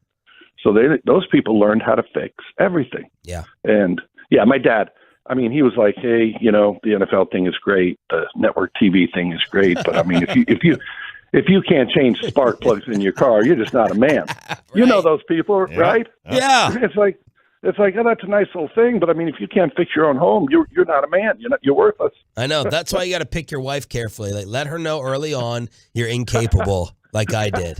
Let her know you cannot do anything, or just live in an apartment, have maintenance fix it. Undersell, over-deliver. Exactly. Right. You have two choices. You say, look, I want you to know I can't fix anything, but I make a lot of money, so we can get the people. All right, babe. I don't know how this happened. We thought that Jerry on Tuesday was, you know, kind of, it wasn't headline grabbing. It wasn't newsworthy. But Dak playing outstanding became the huge headline. LaShawn McCoy, Stephen A. Smith, they couldn't fathom it. They think Jerry Jones is crazy. We agree with Jerry. How did you think Dak played against Jacksonville? Oh, I thought he played very well as also. You know, we all remember the last play, right? But you look at that, obviously it's in and out of Noah Brown's hands. And I'd said at the time, you know, I had the conversation with Brad, and I said, I'll bet you he never saw that ball, because there are times, especially when that last play, that interception out of Noah Brown's hands, they're about 10 yards away from each other. And Dak is behind an offensive lineman and a defensive lineman. Consequently, and Noah Brown is making his way across traffic, right to left across that formation, very shallow. And the ball ends up being shot out of your helmet like a Pez dispenser. You know, he said as much yesterday, he never saw it leave Dak's hand. And I said, basically think of you're at the plate, right? You're at the plate, you're taking on a 90-mile-an-hour fastball. Of course, now it's 100. And you don't pick the ball up out of you get to open your eyes when the ball is 55 feet away. And you're just reacting to it. And that's a little bit what happened to Noah there. Now, does he need to catch it? Absolutely. Could it have at least just been an incompletion? He dropped it on the ground and we keep playing football? Yes. But obviously the worst of all possible things happened there. But no, as to Dak not playing well, I mean, I don't know what they're watching, honestly. Babe, you know, we not just with those interceptions on Sunday, but, you know, like, for instance, PFF had something out this week that said Dak has 6 interceptions this year out of his 11 that they didn't grade as interceptable throws. So a receiver runs a wrong route, or it's, you know, hit up in the air or dropped or whatever else. Do you think that this past Sunday is sort of a microcosm for how Dak has played this year? A little bit, yes. And I always look at interceptions as, was it the decision or was it the throw? So basically you can get intercepted because you made a poor decision, threw into coverage, or you can get an interception because you made a poor throw. The guy's open, got it a foot behind him on an out route, and it gets picked off. And so when you put those in those categories, how many has Dak had?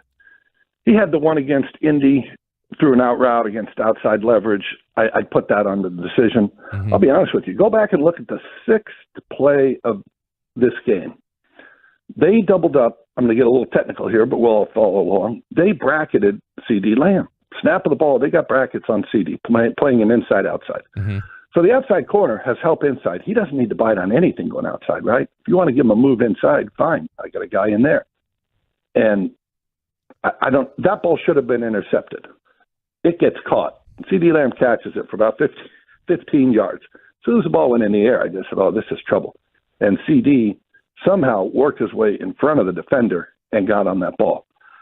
But if you go back and look at that play, it's not a good read, but they completed it. And you go back and look at the interception that was thrown and run back for the touchdown in overtime, you say, okay, I don't really have an issue with that. If that's Pat Mahomes, and I know you guys had a little Mahomes talk going on early, if that's Pat Mahomes, you say, oh, what a great play. He's awesome. Look at the arm angle. Don't we love him? Right, but with Dak, ball pops out in the air. And fundamentals are off. Fundamentals are bad. Yes. Yeah, we're all back on to, Dak and what's wrong with him. But no, when you look at the overall body of work against Jacksonville, it was good. All right, in my opinion. Before we get to Philly, I want to ask you for your offensive opinion. That 3rd and 10, that drive, right? That so many people are furious over. In my opinion, you're damned if you do, damned if you don't. If you hand it off 3 times, make them burn the timeouts, you are not playing to win. You're playing to lose. I would have voted for the handoff on 3rd down. But if you throw deep and you're aggressive, then you're reckless. It was a dumb play. How do you view that type of drive and what happened on that drive, babe? I would view it the way you viewed it. I'm running the ball on 3rd down. I'm either running it or I'm throwing like a smoke screen, something that's going to guarantee you of a completion, not a first down. But I know when this play ends, the clock is running one way or the other. Yep. Where they really got into trouble was, and it wasn't because of the call, but their first down run lost 3 yards. Yeah. So now you want to run it again, and I think it's exactly what I would have done. You run it again, and they only get 3, so now you got the 3rd and 10. So that changed things for me. 3rd and 10 is hard to pick up, and I still cannot comprehend what the play call was. And if it was executed properly, haven't got to the bottom of it, but you've got 3 verticals. And he throws to Noah Brown. The corner is off on Noah Brown. I mean, that tells you immediately. You get up there, your pre-snap look says, I'm not throwing the go route here to Noah Brown. The defensive corner was 10 yards off the ball. You're not going to get that play. So none of that play made sense, including just throwing it. But if you're going to throw it, you're throwing 3 verticals. That's all Dak had to work with. So those were the issues I had with that. And again, however that play finished on 3rd and 10 had to finish with a running clock to make Jacksonville use their final timeout. And it didn't, obviously. Cowboys analyst Babe Lofberg join us here at 105 through the Fan. If Hurts doesn't play, how different does the Eagle offense look with Minshew? Oh, it's definitely going to look different. Obviously, you still have the same guys blocking for him, the same guys catching for him, but I always thought, too, guys, when you have that player like Hurts, who is pretty unique, the backup should be as unique as him. He won't be as good as him, but he should have sort of the same skill set. Yeah. And the one I always looked at was the craziest. Joe Flacco backed up Lamar Jackson in Baltimore. So I thought, okay, that's 2 different offenses.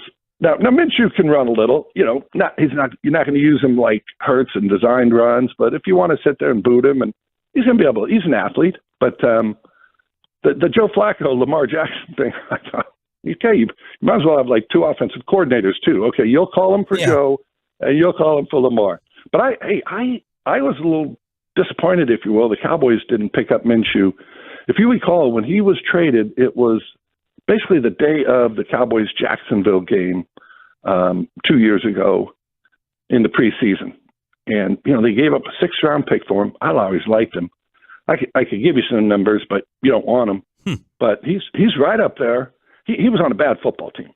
But the year he starts for Jacksonville, he had 37 touchdowns and 10 interceptions. Completed 63% of his passes. That was a bad football team. But no, I've really always liked him, and I do not look at it as, okay, Gardner Minshew's playing here comes a easy Cowboys victory. I don't see it that way. Babe, Ross Tucker, hesitated for 5 seconds when we asked him. Let's see if your tape study has anything different. What's Philly's weakness? What are the areas to attack? I don't know. I love Ross Tucker, first off. I don't know that they really have any. The run defense hasn't been as great, but they got Jordan Davis back. Jordan Davis, first rounder out of Georgia, huge man in that middle. He'd been gone, and the rush numbers with him in the game and out of the game are about 1.5 yards difference. So he makes a huge difference. But I always say Philly can beat you. Any game you want to play, they can beat you. They can run the ball. If you want to take that away, they can throw it. They've got a tight end. Dallas Goedert's coming back. They have 2 excellent corners. I don't know if there are 2 corners on the same team better than these 2. They're big up front. They're physical. So, I mean, there's not a real weakness. They lost a little bit when they lost C.J. Gardner-Johnson, their safety. He led the NFL in interceptions. He's got 6. Still leading the NFL, and he's missed the last 3 games. But, that hurt him a little bit. But overall, I don't see an area that you necessarily say, we can exploit this. What did Ross Tucker say? What did he not like? He eventually he paused for a long time, talked around for about 2 minutes, and then finally came back and said, bring a safety in the box, take away the run, play press coverage, and hope Jalen Hurts has a bad game. Hope is not a game plan, as they say. Well, I got to ask you about a campaign platform. I got to ask you about hope. Here we go, Bobby politics over here. What did Bobby say? I'm sorry. He said hope was a campaign platform. Oh, there we go. Yeah, would you like to comment on that? I mean, there are ways. No.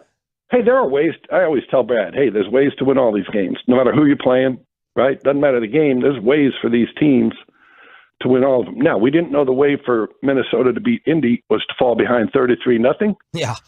But they end up winning. We didn't know the way for the Raiders to beat New England was have New England just blow a gasket at the end of the game. But, hey, that was the way it happened. So, yeah, there are ways to win them, but they're just, again, I think Philly can come play whatever game you want to play that day. And that's, to me, the mark of a really good team. What's wrong with this Cowboys defense, and is this number 2 corner spot something that they cannot cover up and try and hide? Well, obviously you can try to hide it by throwing an extra guy over there, playing more 2-deep stuff, which they don't play a ton of. But you can't, in my mind, if that position is just going to get exposed, you got to do something. Now you take away resources from somewhere else, but you can't just let that thing be your albatross. You can't just let them attack that corner all game long. And I don't know what they're going to get out of that spot. Deshaun Wright hasn't played much. Mm-hmm. We saw Kelvin Joseph, a talented quote unquote player that I can't imagine where his confidence is. He's getting beat for touchdowns and he gets pulled out of the game. So what kind of mindset will he have going out onto the field? And now you got Devontae Smith and A.J. Brown. Guess what? They're better than the guys that were burning you last week. Yeah. So, I mean, they're in a tough spot, but hey, as I always say, Dan Quinn, what's he got in front of his name? Coach. Yeah. Coach. So it's on him to figure it out. Good luck to your pipes. And we'll try to imitate you later on today in winterizing, babe. Thank you. Please do. Mary, the alternative to a little bit of work is a lot of work. Do you get Sham a Christmas gift every year? Y'all do a gift exchange? We do. Is there a gift limit on that? Is there a price limit? No, what I do, my gift to him is I just show up for games. There it is. I feel like gift card. I feel like A, it's priceless, and B, it's gift enough. Babe Love from Burgundy Diamond Factory Hotline. Happy holidays, brother. Here on Sean, RJ, and Bobby. The Pete Davidson of the sports world is about to own the Lakers and was yesterday the beginning of the end of this Texas college football coach. Final hour on the Fan after this. But first, over the river, through the woods, grandfather's house we go. Yup. And you know how many others are doing the same? After all, it's the holiday season. Sean Sharif here for Frankel and Frankel.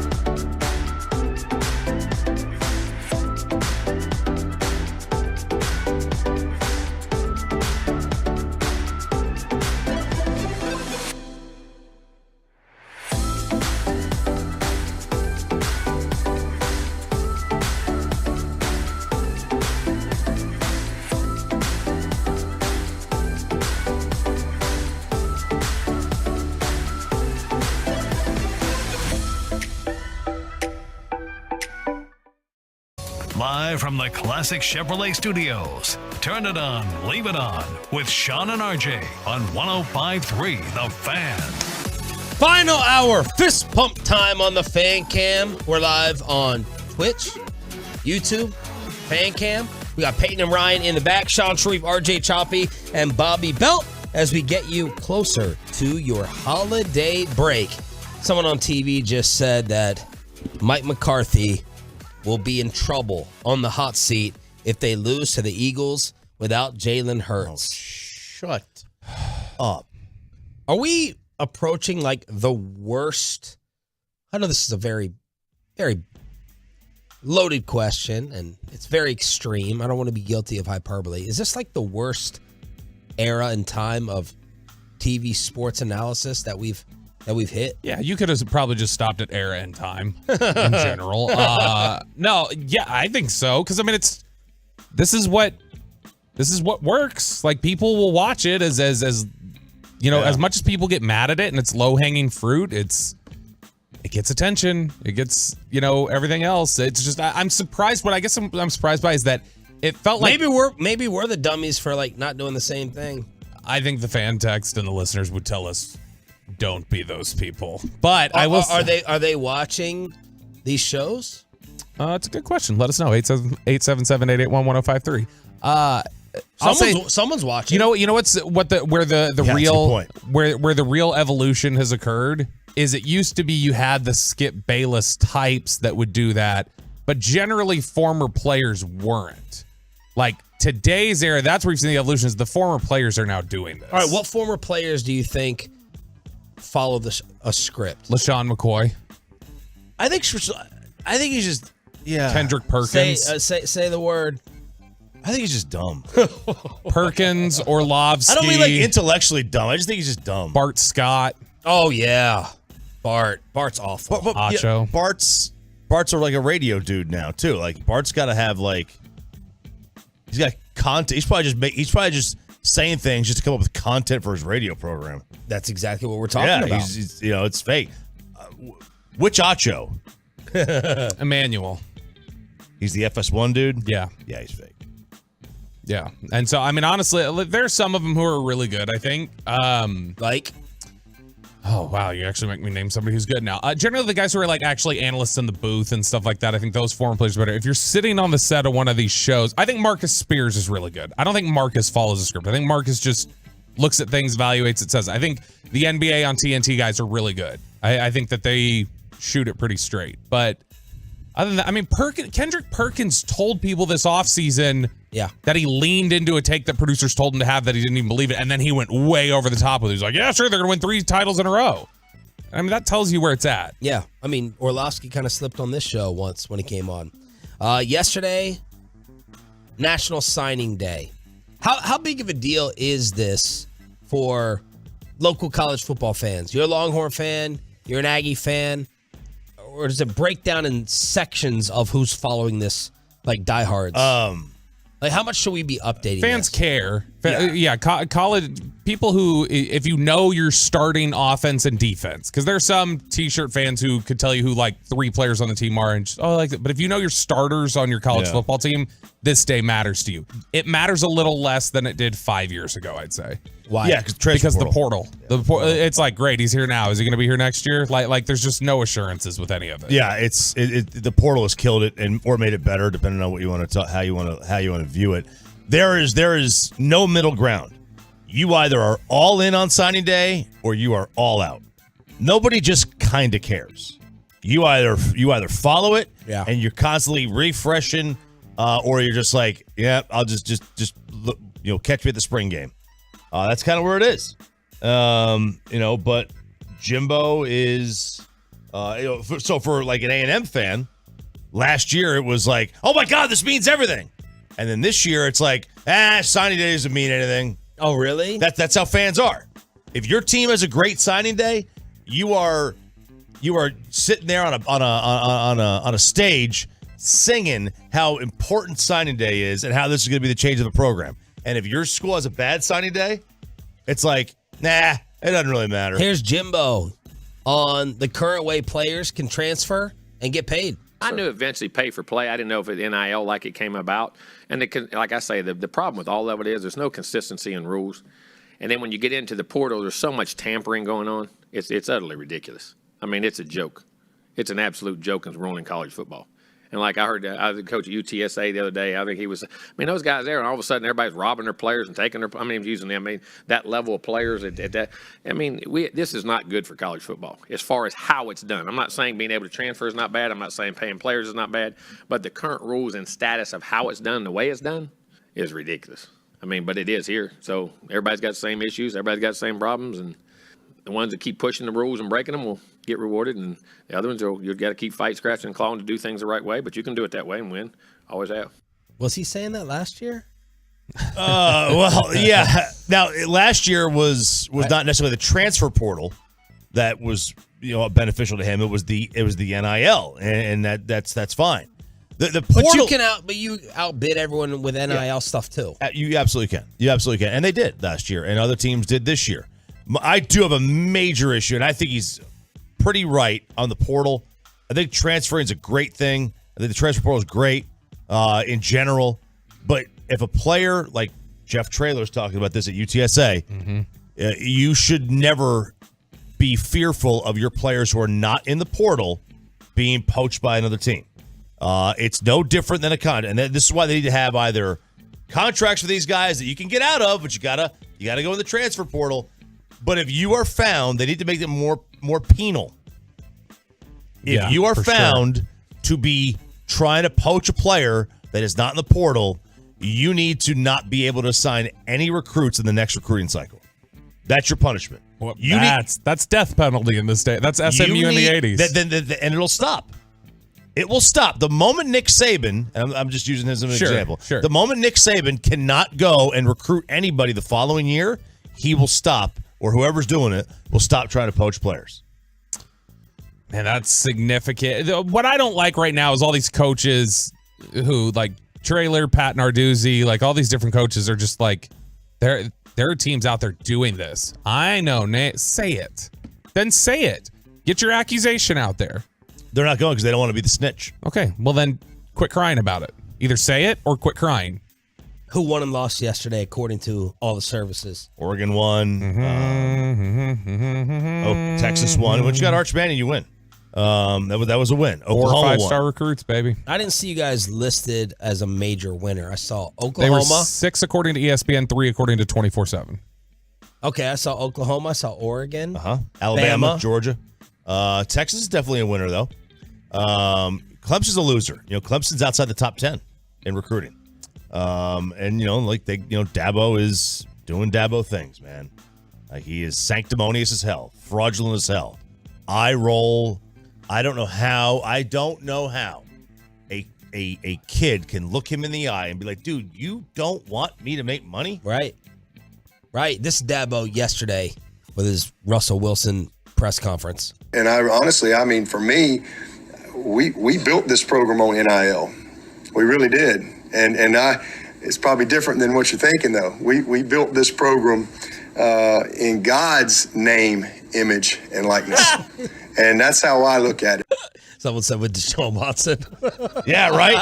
Deshaun Watson. We built this program on Jesus Christ. We built this program. If you were to do a parody, if Saturday Night Live were to do a Dabo press conference, that's a comment they would have come up with. Yeah. It is. But that's a real quote from Dabo. Yeah, it's like a ball sack sports meme or something that goes viral. It's like, no, he said that. It's really, really crazy. But this guy continues to get recruits, although not the greatest year for them on the field, although they were, top 7 at one point. And they're going to the Orange Bowl. They're gonna have a good bowl game. So Baylor, Tech, TCU. TCU finished 17th in the ESPN rankings. Tech finished 22nd.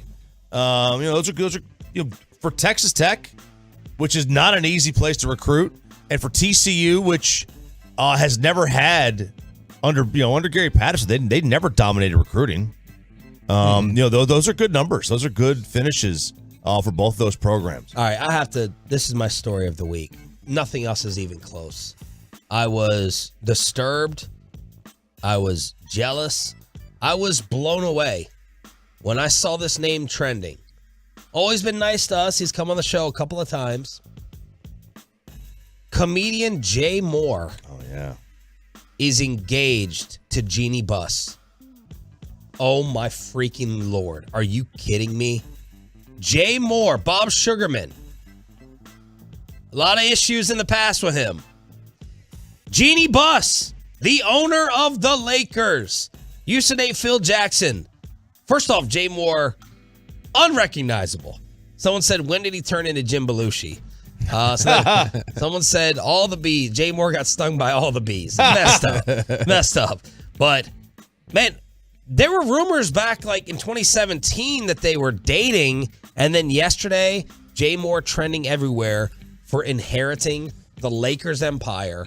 And a lot of people are terrified as Laker fans over Jeannie Buss's judgment, over her level of judgment. She already relies on like Kurt Rambis and his wife to make Laker decisions. And now she is marrying Jay freaking Moore, who people are saying the Pete Davidson of the sports world. Yeah. He hit the jackpot. But, the jackpot. Yeah, Jay was actually funny at one point. Yeah. A long time ago. I was watching his Danica Patrick roast, that sanctimonious Danica Patrick sitting at the ESPYs, and he was like making fun of her, and of course her face was frozen because she's allergic to smiling or happiness. And Jay Moore was the one roasting her. I can't stand Danica Patrick. See, the difference between these two is that Pete Davidson's like got a career. Like Pete Davidson still got a career. Jay Moore got frozen out by the comedian community about a decade ago for stealing a story from Bert Kreischer, another stand-up comedian. And they were like best friends at the time, and he stole it, and it got really uncomfortable. And so he really has like been ostracized by comedians, and he doesn't really have a career left. He was married to who before this? Jay Moore before the I don't know who was a Playmate of the Month. Nikki Cox. There you go. Nikki Cox. I don't remember that name. She was on one of those TV shows. She was the redhead. Yeah, she was hot back in the day. Do you know what Jay Moore is most famous for, Sean? Nikki Cox? No. Oh. Bob Sugarman. No. Farting on our microphone. Was it this one? Did you see Francesa's thing last year? I hate this. He had a wall. He did have a wall. Show him, Can I fart into the mic? Yeah, of course. Really? You don't mind No, it? oh my God, this is really? Oh. Oh my God. Thanks. That was Indianapolis, 2011. Thanks for 2012. Thanks for finding that, Peyton. Yeah. And then we saw him in Oxnard. Yeah, I mean, look, he's always been cool with us. I mean, he's always been a good dude. It's just I can't believe he's married. He's going to be the Lakers owner. The Lakers. Can you imagine that? He's going to be the Lakers owner. He's married into it. Marrying into it. What a grand sight. And Jeannie Buss, my Lord. Old Jerry Buss, poor man, rolling in his grave. They're going to Jay Moore taking the reins. Jay Moore and Kurt Rambis are running the Los Angeles Lakers. That's crazy. Right into the Good ground. gosh. Right? All right. Did LaShawn McCoy double down that Dak is ass, and the TV analyst who just said that Mike McCarthy's in trouble if they lose to Philly without Jalen Hurts? That's next right here on Sean and RJ 105.3 The Fan. But let's get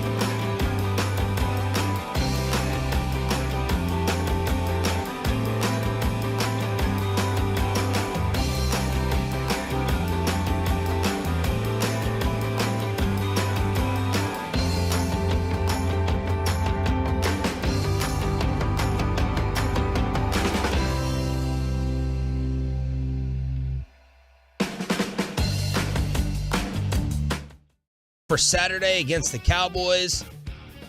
Hello, Gardner Minshew. Oh. Shocking, I know. Vegas already told us a few days ago, so Gardner Minshew is the official starter, according to Nick Sirianni, for Saturday. And according to Rob Ninkovich, who did he play for? The Pats. Is he a Pats guy? Yeah. Yep. All right, according to Rob Ninkovich, ESPN, this is bad news for Mike McCarthy that Gardner Minshew is going to play and start. What do you think if the Cowboys lose? What happens? Mike McCarthy's on the hot seat. Ooh, boy. Yep. And it doesn't matter if he's in the playoffs. Ask, remember who was the Tennessee Titans? Mike Mularkey. Mularkey. Yep. Ask Mike Mularkey. He was in the playoffs. It didn't matter. So won a game? Full of Mularkey. Playoff. You're full of Mularkey. Went to Kansas City, won a playoff game, and then lost next week, got fired. Doesn't matter. But yeah, definitely. Yeah. I feel like if they lose this game, especially against Minshew, that I'm telling you, Jerry Jones got his eye on a few guys. But maybe Sean Payton. Which, by the way, Ninkovich picked the Eagles. He's like, wow, this would be ridiculous if you lose to them with Minshew. By the way, I'm picking the Eagles. Wow. So he thinks it's super ridiculous, but also believes it'll happen. It is super ridiculous. Like That's interesting. The and contrarian. The disrespect for McCarthy's coaching this year is a little high. A little high. Okay. It's very high. What would have to happen for him to be on the hot seat? Anything? One and done and embarrassed. If they lose the final 3 games of the regular season and then he gets eliminated in the first round. If they get punched in the mouth and like beaten in the wild, if they go to Tampa with as bad as Tampa's struggling, they lose by 2 touchdowns to Brady the way he's playing, that would get him in trouble. I agree. Yeah. I mean, look, I'll tell you this.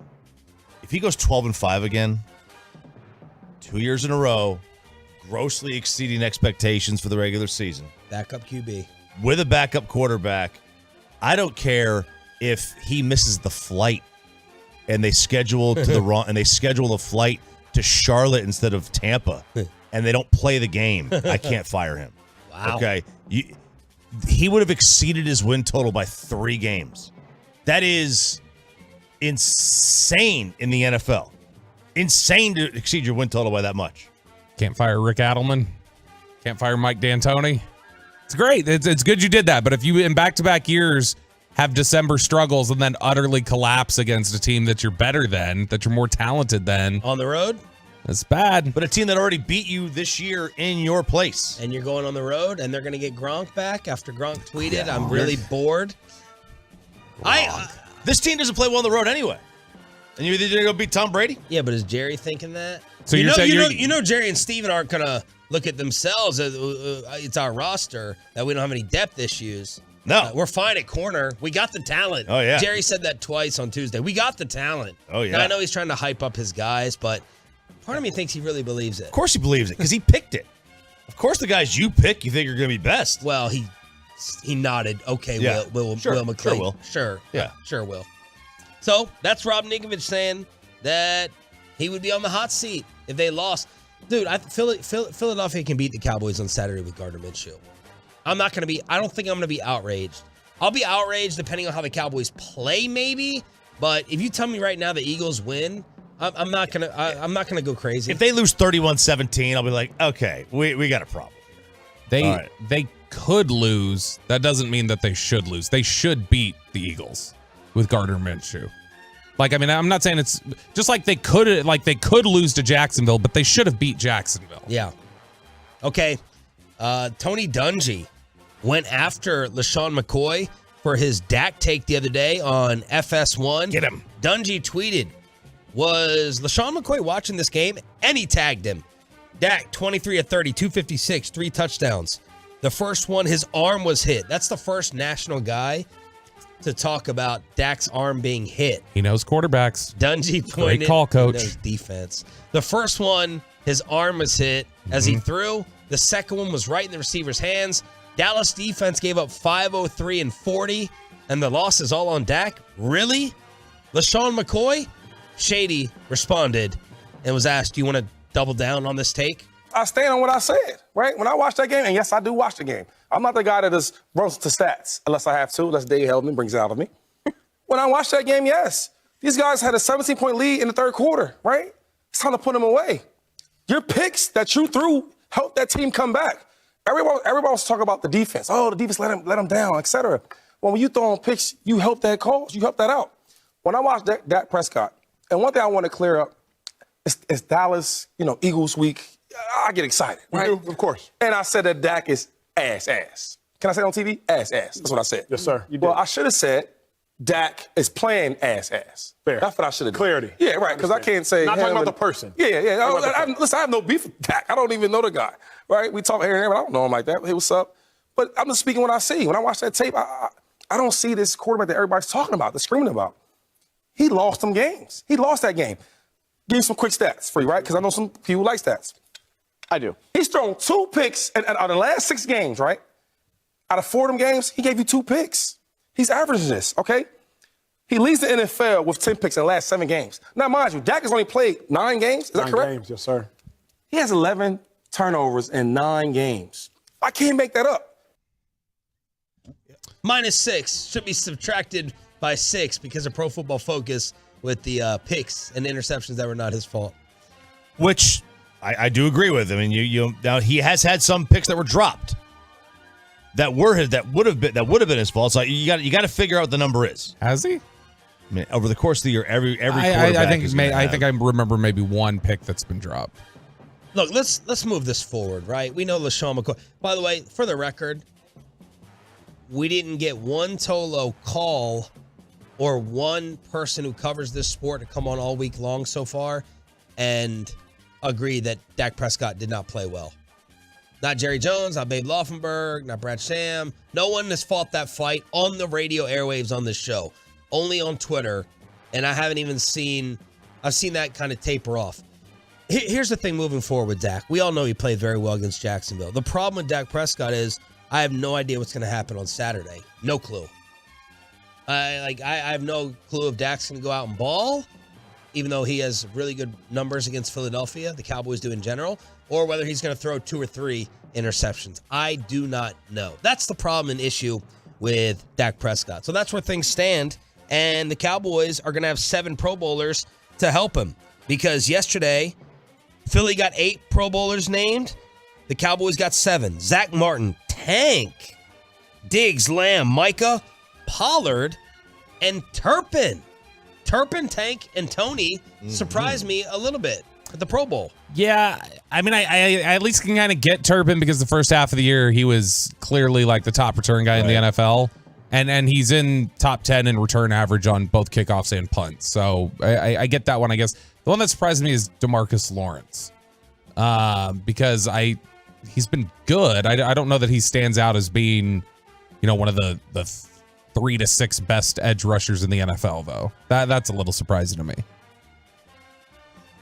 Look, that is a little surprising. I will say the Turpin one obviously is a surprising one. How about Kansas City? They get the same amount, right? They get 7.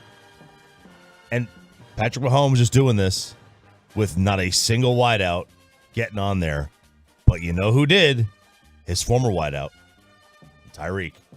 That like this dude just lock it up. Just lock up the MVP. For MVP. Yeah. Kelsey made it, of course, and he's the GOAT. Sorry, Bobby. He's the GOAT of tight ends. And they had 3 offensive line guys. Kind of funny how that works, too.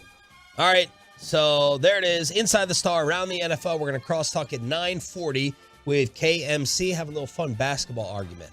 But what do you have more anxiety for in the next 24, 48 hours? You still behind on gift shopping or this freeze, this -10 weather that's coming our way? Because Bobby every day is talking about how late he is as a holiday shopper. I have bought 5 gifts. And how many people are in your family that you need to? Well, I bought 5 gifts for one of them. So there's 3 people that have no gifts purchased for them yet. So you're going to give 5 apiece? No, I still have more to buy for that other one too. And so the wife will generally get a big one and then the kids will get... Okay, hang on. You got vape? Yep. You got wife? Yep. And you got 2 girls? Yes. Okay. And you've gotten 1, Santa's maybe gotten 1, 5 presents. Yes, so far. Okay. And that was last night. I had none purchased as of 6 p.m. last night. Oh, God. So... Do you usually wait this long? Yes. Why? I procrastinate and then You're like so on top of it. You and Choppy amaze me with these things don't always add up. Like choppy, show prep, if he's scheduling, going somewhere, map, estimated times, like on it. But then you say like maybe you're sloppy with the house or it's not kept up or you don't check your company emails ever. You get sound bites and clips and show prep and graphs and all these things. Like you're so organized and on top of it, and this you drop the ball. Yeah, it's like orchestrated chaos. Yeah. It'll get done. It'll always get done. We will reach Christmas and it will be done. It'll just be very hectic getting there. And I'll probably end out overspending because I don't go in with a good game plan and then I just start going, oh, I should get this, and then I find out I've way overspent what I intended to. Yeah, look, I mean, the thing with me is you got to remember is first and foremost, above all else, I'm a moron. And Me too. I have limited capacity. So the things I have to focus on, I get done. And then the other things I tend to forget about. I'm usually very good with gifts. I don't go to stores. Everything's on Amazon. Okay. Everything has been sent to me. My biggest issue is I got to go to the mall today. I got to get something. You just said you don't go to stores. I know, but like it's too late now for me to do it. I've got to, my kids need stuff, and I need to get one more thing for Sarah, and that's really all I shop for. That's really it. I don't get my sisters anything. I don't get my parents anything. We don't do that. Okay. But so I got that. But like the big thing is, do I have time? For me, and the other issue is I ordered stuff for my older one's got his birthday next week, which I ordered stuff for in November. Still not here. Yeah, what's the rule as an adult for how far your gift shopping extends? You mean like down the family tree? Yeah, because like I have 8 siblings. Oh, at any given moment, I'm on the outs with half of them, and so you have 8 siblings. I'm second oldest of 9. And so, damn. Yeah. So how many do you get gifts for? Is it depending on who you're tight with? If I know we're all gonna get together, I get something for everybody. So that right there, like usually maybe it's just like, all right, let me get each person like a $25 gift card or something. Okay. But like that right there, that's $200 just on that. And then then you've got people that maybe like in my line of work that I do with the Cowboys stuff, maybe there's certain people that it's like, hey, they've helped me this year, let me make sure to get them a bottle of liquor or something. So it can grow pretty fast. What's your gift card policy? Obviously you're okay with it. Are you okay getting a gift card? Like some people getting one? Like giving one to somebody else. Oh yeah. Because people think it's very impersonal. No. Man, I don't first a couple of gift buying rules that I have. One, never blindly buy jewelry or a purse or clothing for a woman. Mm-hmm. I always make her pick it out. I don't care if it ruins it. She doesn't really care that the surprise is lessened. Tell me what purse you want. Tell me what jewelry. Tell me what necklace. Tell me what ring. Just I'm not going to pick the engagement ring. Not going to Diamonds Direct blind. Just tell me. And number 2, are they going to use it? Man, I know everyone's going to use a gift card. Yeah, they are. Now is like, as Sarah said to me yesterday, now is the time to get her something like or whatever that's she wouldn't normally buy for herself. Like that's what you do for birthdays and Christmas. Yeah. Like I got her purse for her birthday. But why isn't I'm not trying to be sexist. Hit me. My wife is the MVP. Uh-huh. She knows I just give her the credit card and I say, take care of all of it. I'm gonna give you a big thank you. Yep. What? Why is your wife doesn't like get all the gifts for the kids? She probably would, and she's I think wanted to in the past. That's just generally something we like to do together. Like I'm not gonna go solo shop. She's not gonna go. We're generally doing it together, trying to figure out. She's got a good idea of what the kids want. I've got a good idea the kids want, and together comes to this one. But on the gift card front, get the Visas. I get the Visa gift cards, not to a specific place, just to here. This is basically $25 on a card. Yeah, and That's use it for whatever you want. Right? Yep. All right, there it is. And the answer for me is the weather, because my in-laws, my God, my parents, my wife, she doesn't want to go outside. She's terrified. I said, if there's no rain, no precipitation, no weather, don't worry. You can deal with -10. We can deal with it. More on that tomorrow. But be careful out there and cover the pipes. Wrap up that pipe. Crosstalk with KMC. Should Dirk give me that again? Hey now. Should Dirk say no to the Hall of Fame? Next. But let's get you over to the all-new Platinum Ford Road in Terrell. It is, of course.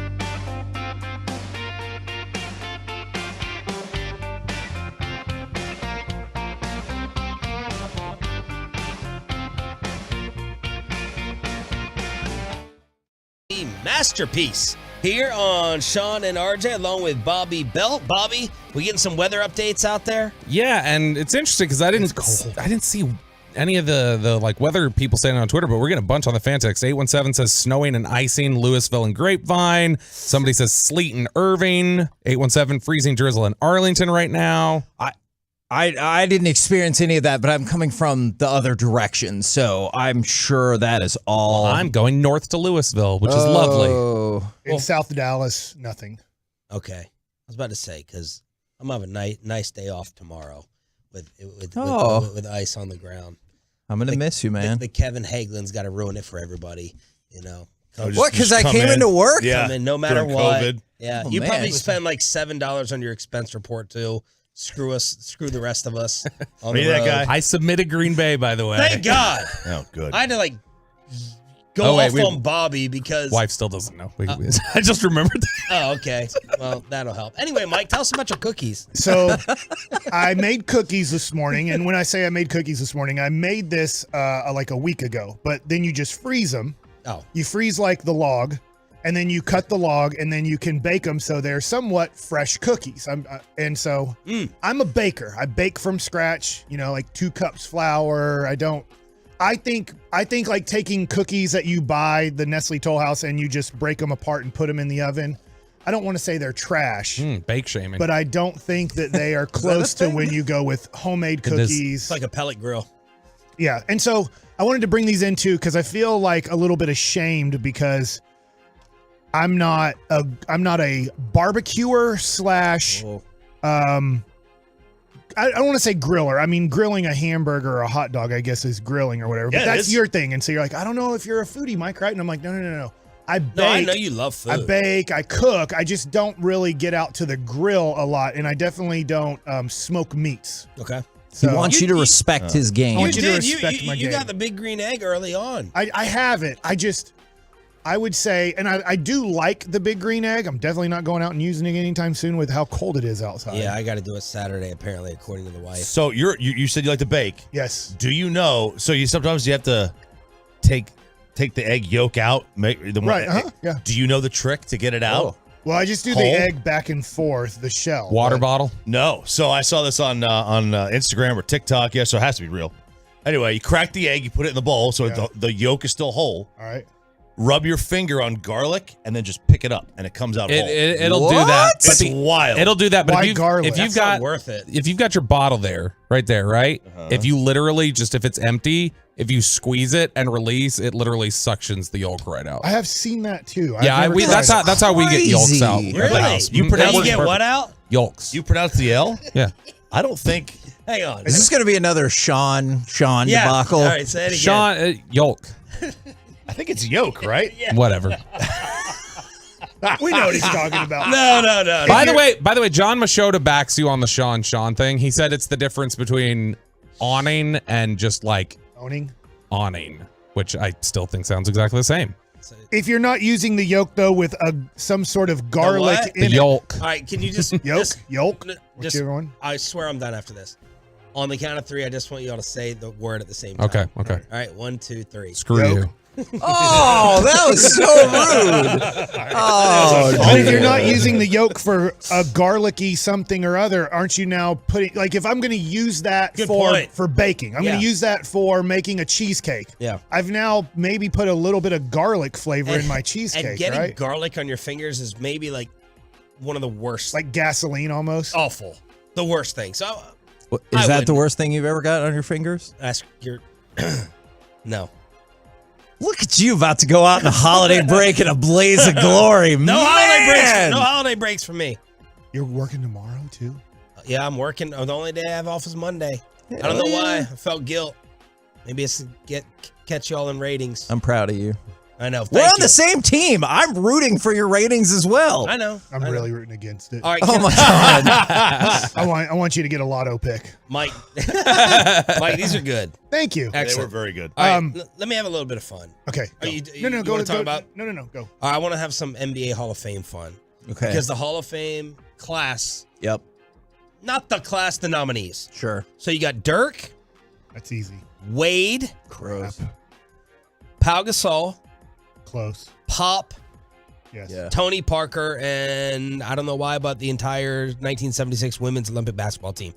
Could I make any case against Tony Parker or Pau Gasol? Hang on. I don't want to go by the way they do it. I know they let everyone in. Right. We're all sitting here. We're having a basketball conversation, having a few drinks, and I'm like, was Tony Parker definitely a Hall of Fame? Was he one of the... How long before you think of Tony Parker as one of the best point guards ever? And could you have any case against Pau Gasol? Because we broke out in some arguments today. Parker was part of 4 of their championships. I believe that is correct. That's really tough to have a guy that was that important on those teams. So you think Ginobili's a Hall of Fame basketball player? I do. Okay. And I think Parker, Robinson, and Duncan. Like I'm putting 4 guys and their coach in. I'm not putting Robert Horry or Bruce Bowen or Sean Elliott. Fisher. Yeah, or those guys. But I do think those guys are. Man, I I wonder Sean Elliott if he was trending there, right? No, never. Well, he's he not just close to a Hall of Fame. He just player. never played. Long he enough. wasn't in their dynasty. He was in their first championship, right? 99. But then after that, I don't believe he was there in 03 for their second one. I don't think so either. Why was Tony Parker? Tell me as a player. I've never watched basketball. Why was Tony Parker a Hall of Fame player? Unbelievable driver to the basket. He had one of the best floater games. He kind of created a lot of that. I thought there are 2 people that created it. Steve Nash off of 1 foot, Tony Parker off of 2 feet. I thought they really changed the game by getting close to in the lane and then having this kind of running shot that just seemed unstoppable. All right. The other thing, too, I thought he was a good defender. Yes. I thought that he was a major reason that they won a couple of their championships. Obviously, the main reason was Tim Duncan, but I thought he was a number 2/number 3 with Ginobili for 3 of their championships. I'm kind of stuck on Pau Gasol. Man, Laker fans hate him, right? To pump up Kobe, they make Pau Gasol sound like Christian Wood. What do you mean they hate? Laker fans hate Pau Gasol? Well, if you say Kobe's not the 2nd greatest player of all time, and you say, well, look, my God. you say Shaquille O'Neal, and then you say when he left, they struggled, and then they got, and Kobe was the best player for their back-to-backs. Oh. But if you say, man, they had Pau Gasol and Ron Artest, and they're like, no, they were all bad players. He had to play with Smush Parker, and he had to play with DJ Mbenga, Kwame Brown. Oh, yeah, I remember him. Right, and you're just like, wait a second. They were really good. Like, they had a lot of talent on that team. It wasn't Kobe and Scrubs. Yeah. And so they downplay the second championship. And I say that second run to hype Kobe up. He strikes me as somebody who would be in the Hall of Very Good, but not the Hall of Fame. Like, if I was running it, I would not put him in the Hall of Fame. Since you said go by that criteria, I think he's an excellent player. Chris Webber or Pau Gasol? I think Webber was better. And they tortured Webber in this process for the Hall of Fame.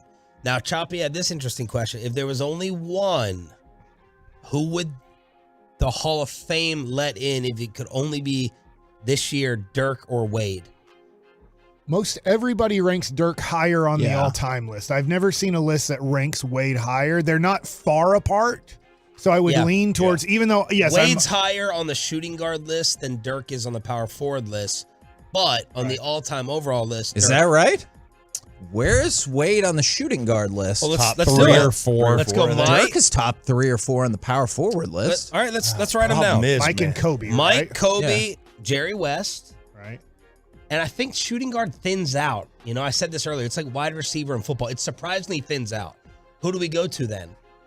Reggie Miller, Ray Drexler. Allen, Clyde Drexler. That's kind of weak for like the third or fourth best. Harden. So Harden, Wade has to belong there. So do you argue that Dirk is the third? All right, so let's go power forwards. Tim? Yep. I know people. I still refuse I to call know it power people forward. dispute that. I've gotten into that argument many, many times. I understand. It's like the Iverson thing: point guard, shooting guard, blah blah blah. Power forward, Tim. Are we gonna say Karl Malone? And that's it. I won't. That's it for me You won't. because he's a trash human. You're I got- you're gonna He put Dirk as the second best power forward of all time. Charles? Probably. Yeah. Second. He's better than Charles. Wow. Okay. Better than Karl? The all-time leading scorer? Totally, man. It's so hard because the They overlapped a handful of years. They played McHale. You don't think Dirk is better than McHale? He's better than Garnett's in the conversation. I think Dirk is better than Garnett. I think we need to get Mike and Hagee's opinion on the Chris Paul question. No. I What can't go is- back there. Choppy's Chris Paul take. That he would take Ginobili or Parker over Chris Paul. I can't stand Chris Paul. He's such a loser. Does that... Okay. Not legacy-wise, not legacy as a player. I hate Dwayne Wade. Yeah. Is that just kind of like, I get that Chris Paul's great. He's great. You just really hate him. Like, I hate Dwayne Wade. I don't wanna he's a really good player. All right, so you're kind of making the case that so Dirk is higher on the power forward list than Wade on the two. Exactly, and he's higher in the overall list. I get your question because Dwayne Wade, I Miami. think outside of DFW, people would say Karl Malone. I don't think that's crazy. There are people who say Garnett. Yeah, there are. But I think But that's those two were wrong. contemporaries, and Dirk was the stopping point for Kevin Garnett time and again. I get Karl Malone. Like, I can understand Duncan, Karl Malone, but then I think Dirk is a very logical choice there. So if you put Duncan as a center, then you're saying Dirk Nowitzki is the greatest power forward in the history of basketball. I personally put Tim Duncan as a power forward. Okay. I do too. And I think you can make, I would put Karl Malone probably like the tiniest bit ahead of him, even though I don't love him as a human. Whatever. He's fantastic. So I think Dirk would go third on that list. Yeah, I don't look. I mean, it's hard with him and Malone. They didn't even play like the same. Right. It's like they played different sports, and their careers overlapped a little bit. Like it's like they played different sports though. Why? They're both mid-range jump shooters who posted up as well. They're both elite, amazing scorers. I think their games are actually pretty similar. Dirk and Except Malone? Dirk from three. Yeah, I mean, You know, Dirk had a three-ball game that Malone didn't have. Yes, but Karl mid-range, deadly, post-up, fades. We'll talk about it later. The KMC Masterpiece tomorrow. Mike McCarthy at 7:15. Stay safe. Stay warm. KMC next on The Fan.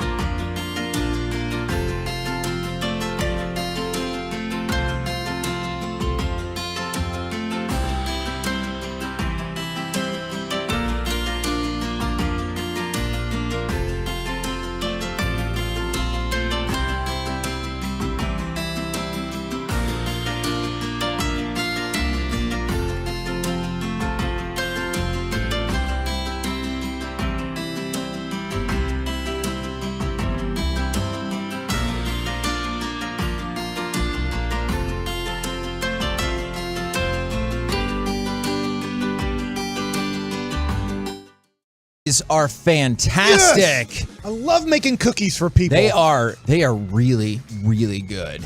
Part of my love language. Okay, well. What do you say back? I love you for making these cookies. They're delicious. Thank you, Mike. But do you love me or just my cookies? I love you. Thank you. All right, so my twofold question is, are you working today? And yes, okay, I am. Not to you, Mike. I know you're working. Son of a bee, man. Are you working today? And if so, what do you do? And also, what is the weather like where you are? So I decided to... I saw a FedEx guy in the elevator, and he wore shorts, and I said, so you decided to wear shorts today?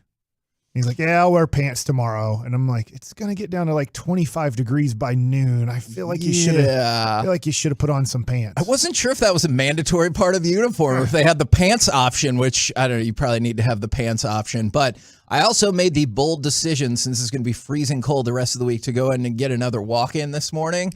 And walking against that wind, not always the most fun thing in the world. But on my drive in, I didn't run into any weather problems, and I know we've got people all across the Metroplex who have said, hey, it's snowing or it's sleeting or whatever. So let us know what kind of situations you're dealing with today. Well, I got out of the house at 7:30 to like go to the car, do something or other. And I was like, oh, it's cold, but not that bad. Sure. And at 8:30, it felt like it had dropped 15 degrees because of the freezing wind. And luckily, if there is some sort of precipitation in the area, it wasn't in Dallas. It wasn't where you were at. I guess if those texts are correct, that there might be some stuff going on. But watching the news last night, it sounded like they're like, look, it's going to get really cold. They talked about, if you haven't done this, do this. You need to go home and make sure that you take the hoses off of the spouts. Yes. Right? Because, I mean, if that happened to so many people last year. And we're just thousands of dollars. Yes. And so I'm just giving you that warning right now. Make sure to take your hoses off and everything. Sue luckily did that last night, covered them up. But man, it is freezing cold, like serious cold right now. And just going to keep getting colder. And man, there are a lot of people who are, I'm trying to piece some of these together because I've seen multiple people text in and say, yes, it's snowing, but it's not directly in the same text of where they're at. So I'm trying to piece that together. The news said it wasn't going to do anything last night, but maybe they're wrong. Also, we have a lot of people working today. And unfortunately, I hope you love your job. Nevertheless, we have a lot of people working outside from the 214, working outside, reading meters right now, and working outside. It is cold as well. You could probably figure out the rest of that. From the 214, ice, cold as ice. Yes, cold as ice. Delivering glass with this wind is tricky. Oh my gosh, I cannot even imagine. Overnight, 14 degrees. The afternoon today, 25. And then everyone's saying too, with the wind and stuff, feels like 10 right now, it says on weather.com. And it's supposed to get colder at about, 11, I believe, is when there's supposed to be like another drop. It says now drop. It's 26 outside. At 11, it says 22. At noon, it says 20. And then at 1 p.m., it says 24. So we get like a heat wave. Mm-hmm. That is a good way to describe that. So fear not, at 1 o'clock per Mike Bassick, the heat wave is a-coming. So keep sending those texts in. Actually, I do want to read a few more of them. I'm in Flower Mound from the 214, and it was or is lightly snowing. And then, Mike, they want to know if you remember the rum cakes that they made for the G-Bag Nation a few years back. I do. They were great. I mean, I forget the lady's name, but they were very good. I can't remember where we were at. We were at a restaurant. And she brought them to us. I can remember being up on the stage.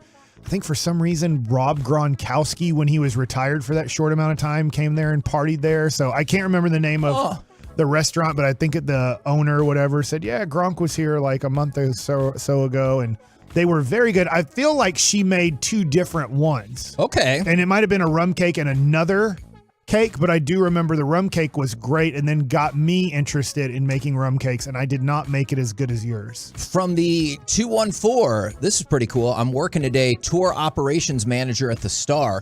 Wind's whipping our butts, but we're doing The winds are whipping, excuse me. But we're doing tours for the fans today if you're interested in going out there. And then from the 214, I'm in Irving. It's just windy as F with tiny flurries. So I think that might be the thing that would be less concerning is that as opposed to the sleet or the dreaded wintry mix, which we get time and time and time again.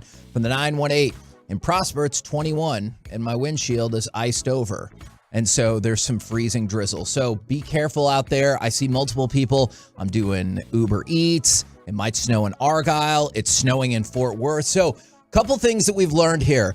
We have a humongous audience from across the Metroplex and probably the country. Didn't Argyle win the championship too in football? Which other team that I think I got kind of... And then China Spring. I got a little bit of heat for not including them just because I'm from Duncanville and I know Duncanville, DeSoto, South Oak Cliff. I know that area. I'm not familiar with a couple of... I know Carthage won a zillion to nothing. But. And Argyle, I think, don't they have like a ton of championships, but they lost to South Oak Cliff.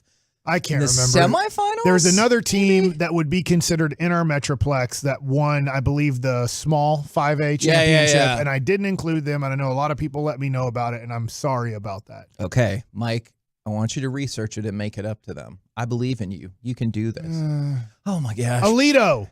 There you go. And I believe that is now 11 state championships for Alito, which is absolutely remarkable. But we got a lot of people listening. We have a lot of people working. Nate Newton listens. What's up, Nate? I saw you a couple weeks ago. Yeah. I'm sorry that I used to say bad stuff about you when that one thing happened. It's his birthday yesterday. But I think you're awesome now, and I'm glad we get along. He's 61. His number was 61. He was born in 61. Do you think, whoa. This is the year of Nate. Okay. What do you think he wants to accomplish this year?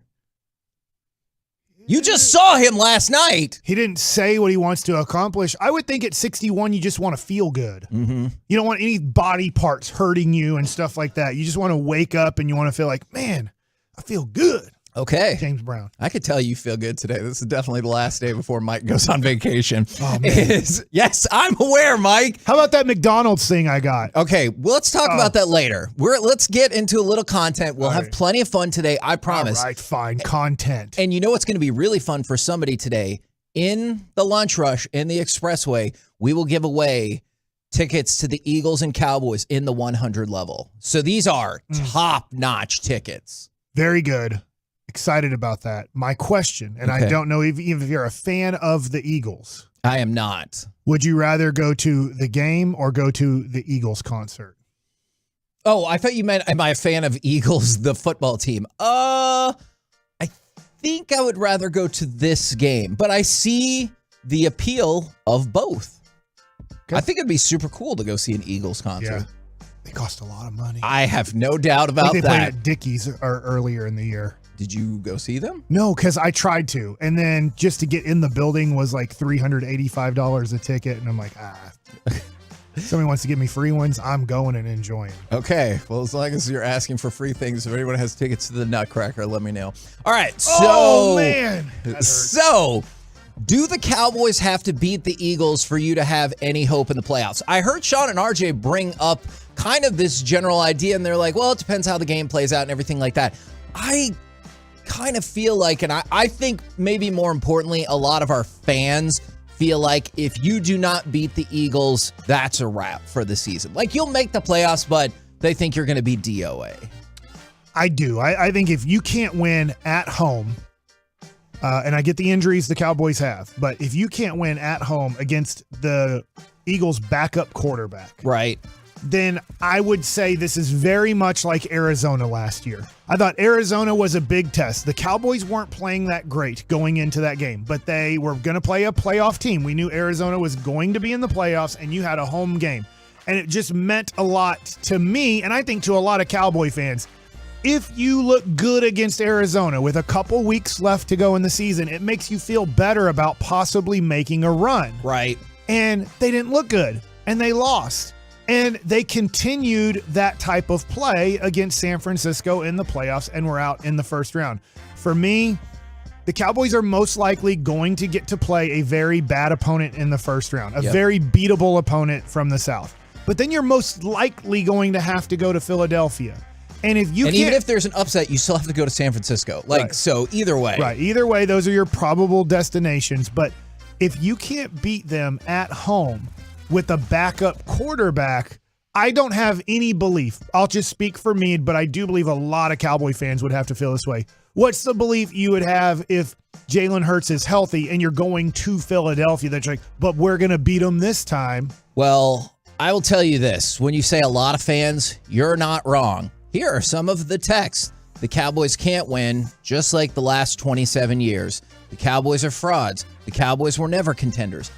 I think I have an issue with the second and third ones. Like when you say the Cowboys can't win, just like the last 27 years, I get the baggage that I am a Cowboys fan. I get all of the baggage that comes along with that. Right. The fact that my son has never seen them be elite makes me very sad in the playoffs.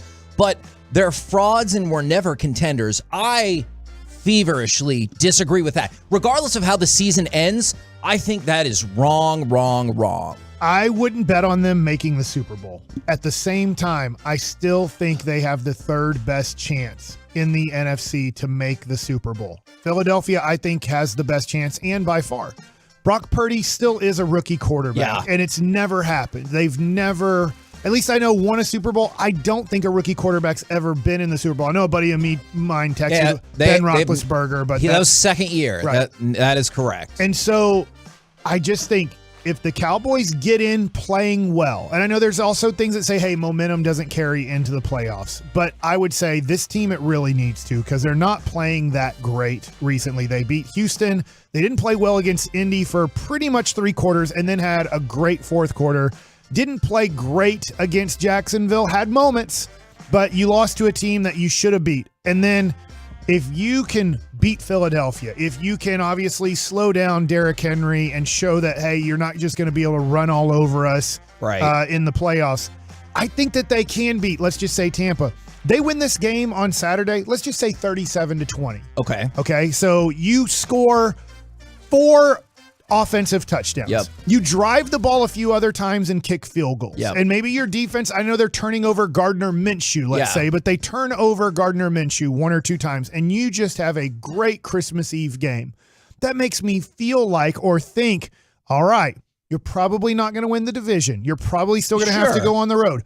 But if you win that game, and then your most likely opponent is Philadelphia on a bye, if you can go out there and you drove the ball against the Eagles defense, they're not missing anybody right now that's going to come back and make a difference in the playoffs. It's the quarterback that's out, not their defensive players. Okay, now a couple of things I think you're going to like then. Let's go ahead and fire off cut number 1. This is Dak talking about the Philly rematch. I think everybody in this locker room is looking forward to this rematch in that sense. When you play a team that's a division rival, understanding the long history that comes with these two teams, understanding that they're playing their asses off. They're having a hell of a season, and for them to be in our division, and as I said, that they control the destiny and winning the division right now.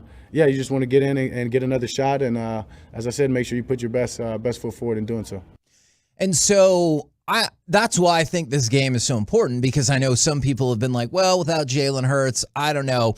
And then this might be even the biggest thing, talking about the focus, and this speaks to the fans, this speaks to the team. This is cut number 2. This is Zeke probably saying what a lot of Cowboys fans want to hear. I love making the playoffs, but like I said, I'm looking to make a run. Made the playoffs before. I want to make a run. You can make the playoffs, and we've seen it losing the first round. I know that does not taste good. Don't feel good. It's almost worse than not even going to the playoffs. So just trying to do whatever we can to get better. The team that this week is, doing what we need to do to get ready to beat Philly, and then just building on that and making sure we're ready to put our best foot forward when playoffs come.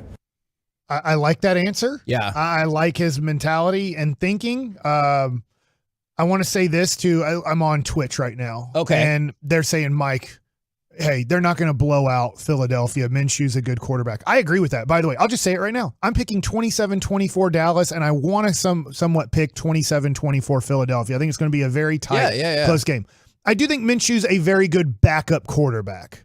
I don't think he's a starting quarterback in the NFL. I do think they have a very good backup quarterback. So I don't want anybody to get twisted. I'm saying if the Cowboys win 37-20, that gives me belief. I'm not picking them to win by that much.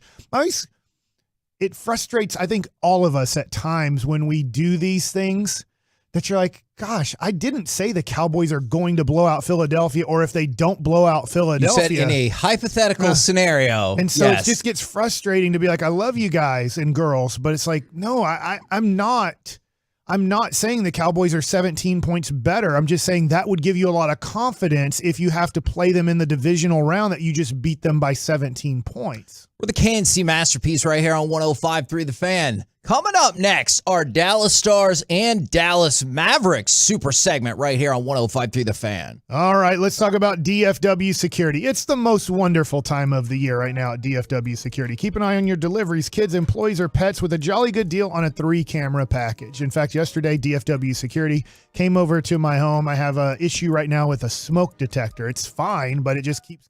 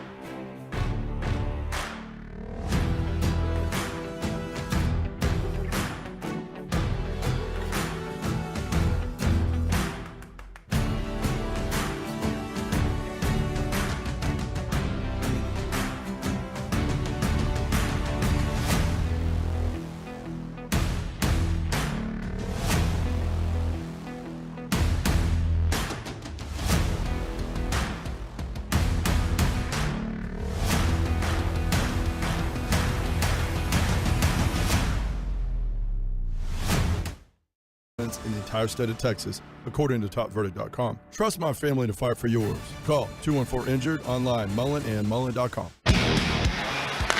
Here comes Johnston, back the other way. He scores!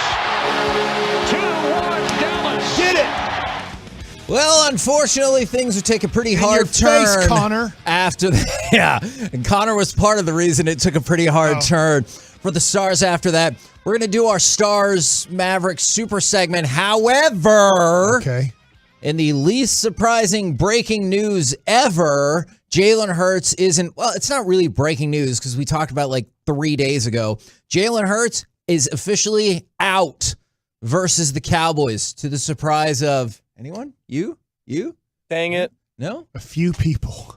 Actually, I guess I did just think of one person, but who don't understand how Vegas works. But yes, Jalen Hurts is out. Gardner Minshew will start, which I think we all took for granted. I think we all just accepted as fact since in the first segment, people were like, don't underestimate Gardner Minshew. Like, there's no part of us that thought Jalen Hurts was going to start. But as good as you think Gardner Minshew is, Jalen Hurts was the leading candidate for MVP. Yeah. Gardner Minshew ain't that. Like, he's good. Or solid, but he ain't that. And I don't watch the show David Hellman is on because he is excellent. I do on that love show. him, I wish it was better, especially when they put on LaShawn McCoy. Yeah, but they do a great job. I must be I'm following Hellman. Maybe he retweets it, so that's how I get it on my post. Is LaShawn McCoy? Let's do a segment called "How Stupid Is LaShawn McCoy?" This is how stupid LaShawn McCoy is, or dumb is.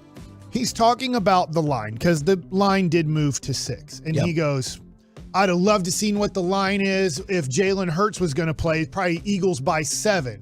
And I'm like, hey, dumbass. They have lines before the games on Sunday.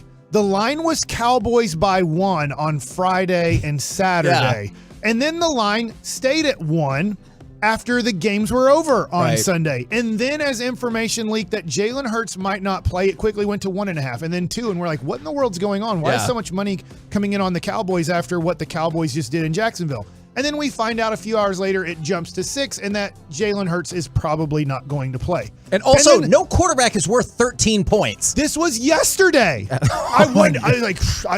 Eagles would have been in Vegas by 7, but we'll never know. I'm like, are you that? He is that stupid. He really is doing no research and is that dumb of a person. And they keep throwing him on the air to just throw out dumb stuff. And nobody, like, it's easy to check this, LaShawn. You have producers. We have producers at Bally's that give us information. And I'm going to think that because you're on a national show, they even have more people working on that. They can give you that information quick. Hey, the line was Cowboys by 1 on Friday and Saturday before the Sunday's game. He's like, it would have been Eagles by 7.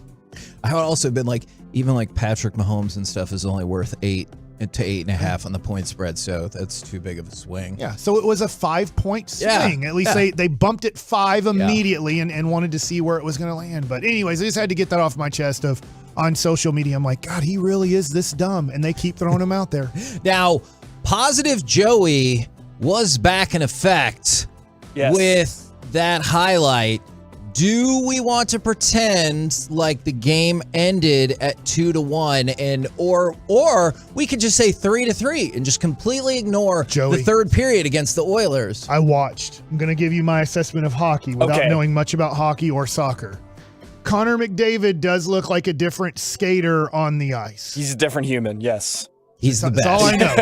That's what I told Mike. Him. That's what I said to Mike. I was like, look, I like Jason Robertson a lot, but Connor McDavid's the best. Every time he touches the puck, he's one of the players that you get to the edge of your seat because you always think he's going to score. Yeah. And he did at one point last night. But we can't pretend it didn't happen. I blame the Edmonton dads trip because they lost the first 2 games on that road trip in front of their dads. So I think they had to get a win for the fathers. Okay. And Miro had a terrible turnover in the third. That pretty much ended the game for us. And this is a tough month for the Stars as well. They're probably playing their toughest month of the season just based off the quality of teams they're playing until about March, when you're going to get a lot of games in a lot of short time. So they're still having a good month, right? I mean, they're still top of the division. It's not time to hit the panic button by any means. Oh, no, not at all. Yeah, so hopefully they can finish strong on the month before the holiday break. And in between, they had done what we requested of them, This is true. was start to win close games. And they're like, not only will I win a close game,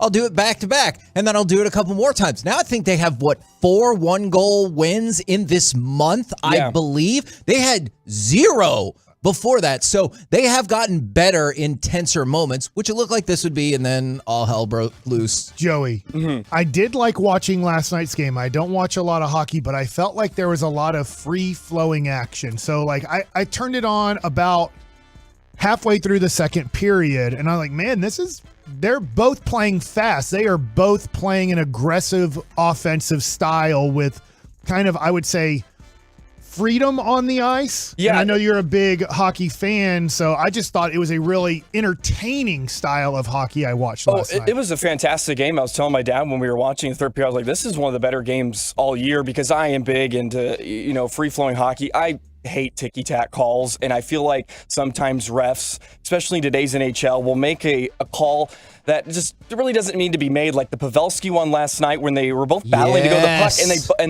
and I mean, the call went for Dallas. I'm not going to complain about it, but it was still, it's two guys just battling for a puck. There's no need to make that call, and both of those teams as well, they love to get up and down. It's like a track meet, especially the Oilers. They want to go and score as many goals as possible. And to your point, I think Spittle had even brought that up. I know it was a later start time and everything like that, but these are the two highest scoring teams in the West, and I think in the NHL they're second and fourth, something along those lines. And so they do like that style of hockey. Unfortunately, it does end in a loss. It's all right. Edmonton only has 38 points. We have 44. That's right. Boom. Face Eddie. That's right.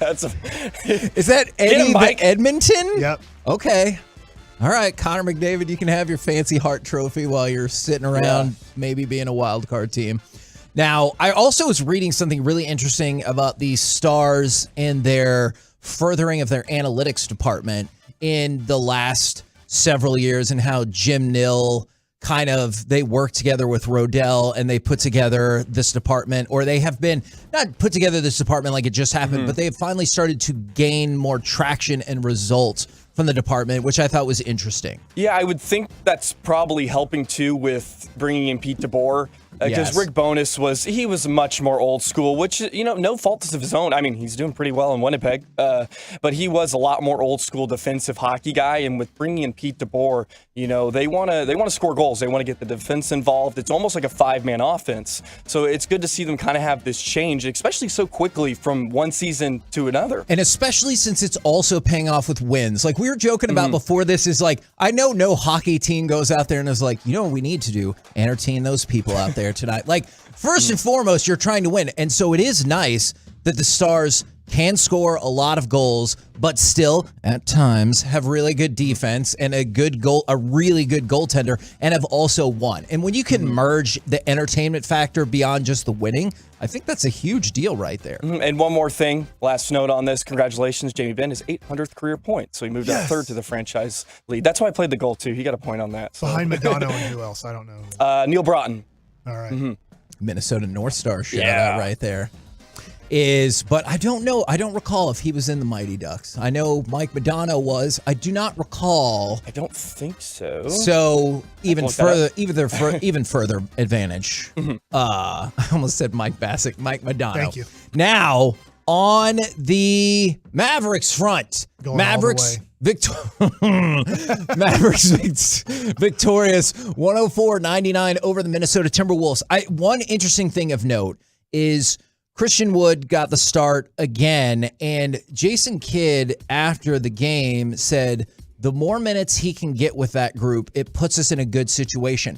And I know people across the Metroplex are being like, oh my God, yes, finally. Although sometimes he says one thing and we do a different thing, I hope that even if they struggle, like I know they won last night, but even if they struggle, I would love to see a more full-time run of Christian Wood, not only starting, but also being there at the end of the game. I would just love to see this, and I don't know if it'll play out good or bad, is we know when Dwight Powell starts, they get off to bad starts for the most part. Almost every game, it feels like you're down 18-12, timeout midway through the first quarter, and then you bring in Christian Wood for Dwight Powell since Maxi Kleber's most likely out for the year. And then it seems like you then come back. Then the last 6 minutes of the first period or first quarter, you start coming back, and then it's let's just say a close game at the end. You're like, gosh, what if we played Christian Wood 9 minutes in this period, quarter? We were talking hockey, so that's we'll allow it. Is like, I'm hopeful that the Mavericks, by starting Christian Wood, can get off to better starts and maybe take a little bit of pressure off of Luka. I don't think it's good for the Mavericks for Luka to average 15 points in the first quarter. It's fun, but I don't think it's the best team basketball. Particularly sustainable either. At the end of the quarter, you have 28 points and Luka has 15 of them. I get how fun that is, but you really don't want to put that much pressure or energy into your best player going, hey man, can you maybe get 20 for us tonight in the first 12 minutes? You know, we were talking about this off air before the game. It kind of looked like, and we'll find out what ages people are depending on if they get this reference. It kind of looked like old school, the double dribble for Nintendo with a corner three, because it was a 1 point game. And then the span of about a minute and a half, 2 minutes, you had Dinwiddie, Bullock twice, hit corner three, corner three, corner three. And that kind of broke the game open, because I think it was a 1 or 2 point game. I think it was 1 point. And all of a sudden, bang, you have an 8 point lead in the span of a minute and a half. And that set the table for how things ended. So Dinwiddie and Bullock looking really good with those key shots right there. I'll leave it at this. I think a lot of people have heard Derek Harper say this before. It's a make or miss league. Sure. But I feel like that's way more a Dallas Maverick trait than other NBA teams. I get if you miss most of your shots, you're going to lose no matter what. But the Mavericks are such we shoot 53 pointers a game. So it's really, we have no other option. We are going to shoot bombs. And if they go in, you have a good chance to win. If they don't, there's no other option. The Mavericks don't have any other option of scoring. They have to shoot bombs over 50% of the time, where other teams, yes, they're shooting three-pointers 33 to 40% of their possessions. But I feel like the Mavericks, it's literally all reliant on making three-pointers, where other teams maybe have a few other options of putting up 110 points a game. Mavs win 104-99. They got the Rockets tomorrow night before the big Christmas Day Dirk extravaganza. We're the KNC Masterpiece right here on 105.3 The Fan. Coming up next, it's Baseball Nuggets with Mike Bassick. Let's talk baseball. That makes sense. Yeah. Next. Coming up in the next G-Bag Nation, it's a Thirsty Thursday with a Cowboy ticket giveaway in the 5 o'clock hour. We hit the expressway and we get you some LA Live. Join the nation 2 to 7 here on The Fan. Mike Bassick here for Soda, state-of-the-art weight loss. It's the holiday season, and that means comfort food. And for me, that meant extra pounds, 5 to 10 extra pounds.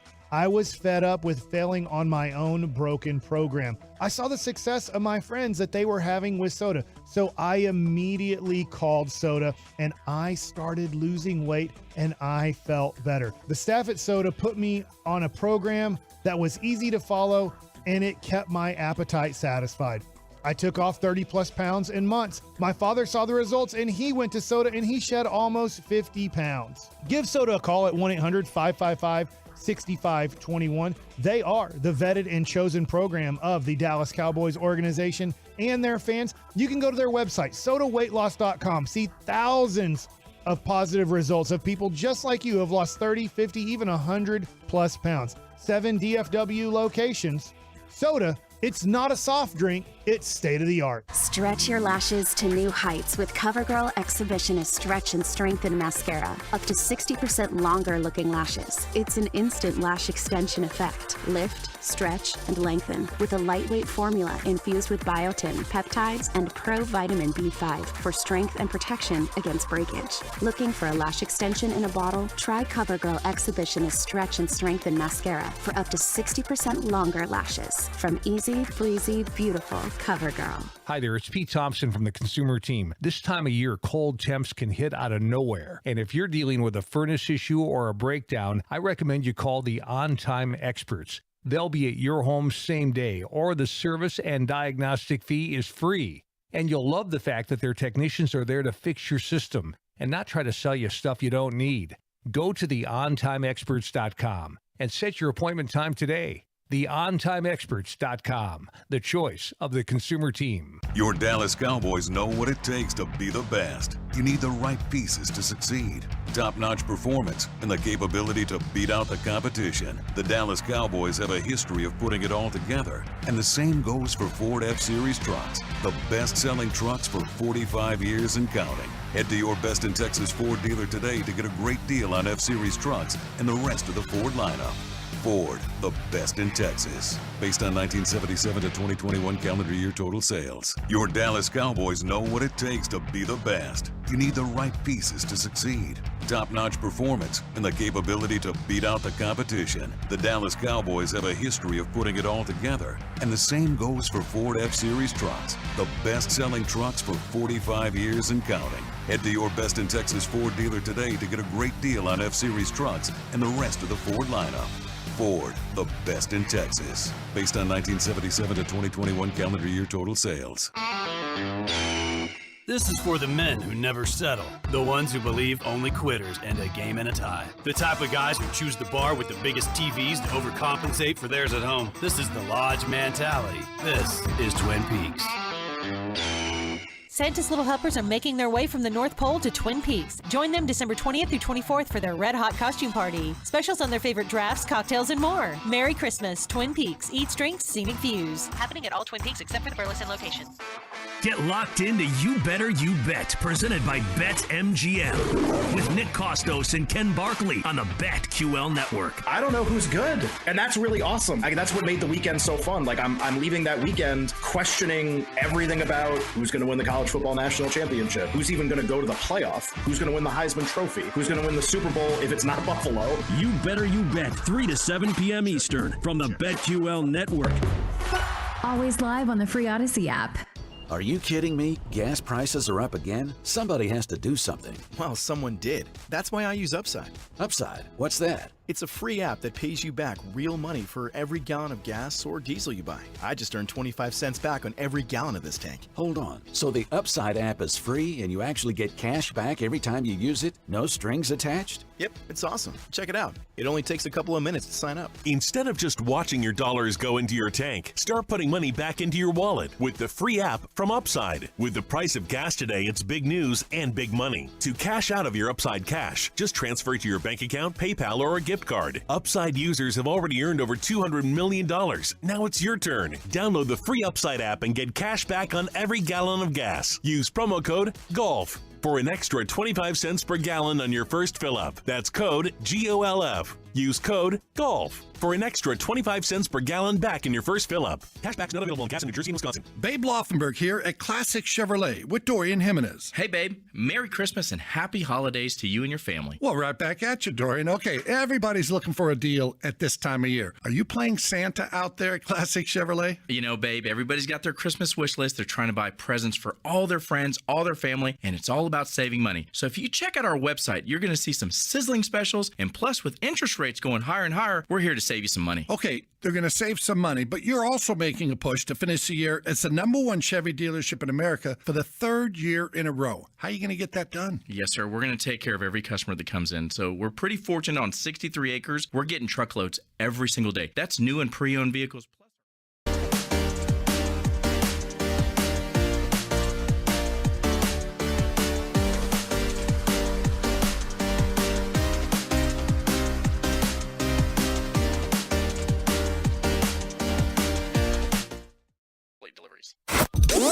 Thank you for turning it on and leaving it on. DFW Sports Station 105.3, The Fan.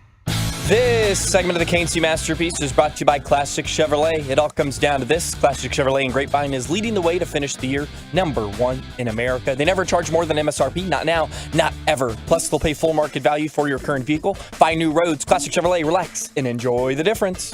KNC Masterpiece back here on 105.3 The Fan. Right now, it's time for some baseball nuggets with Mike Bassick. I'm so mad because I'm an owner, and there's this owner in New York, and he's spending too much money, and it's not fair.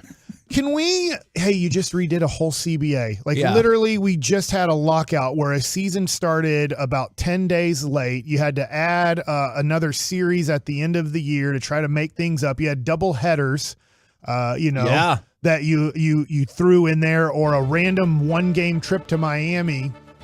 You guys just negotiated as owners, and you felt really good about it after it was over. I just think you have to deal with, there's an owner that has come in and has said, I have a lot of money and I want to win. I desperately want to win. And I will do everything financially possible to make that happen. Steve Cohen of the New York Mets. But you're starting to hear, I don't know if you've kind of followed this or not, and it seems like owners, at least from what I'm seeing, are wanting to be anonymous on their complaints. Okay, because I didn't see the complaints. I just knew like Mets fans and some people were stoked about it, and I was like, hell yeah, if I was a Mets fan, I'd be like, this is badass. I think there's obviously San Francisco's a little bit butthurt that they lost their guy. Now, they could have just said, we don't care about the physical. We're going to take you and we will rehab you, or not rehab you, as in like, you're going to be fine. But they got concerned with spending over $300 million, $350 on Correa, 13 years. They said, look, man, we're giving $350 million and we're concerned about this MRI here. Did you see that Boris was like, we gave them plenty of time to figure it out if they had a problem with the physical. Yeah. And so he goes to the New York Mets, and owners are upset about it. And I get that, like, if you're not a baseball fan, I get that the other sports that we watch besides soccer, if you're a soccer fan too, they all have caps. Sure. They all have certain spending limits. Now, there are penalties. There are taxes, just like in the NBA. Everybody's not spending the same. Obviously, right now, the Warriors are spending approximately $100 million more than the Mavericks.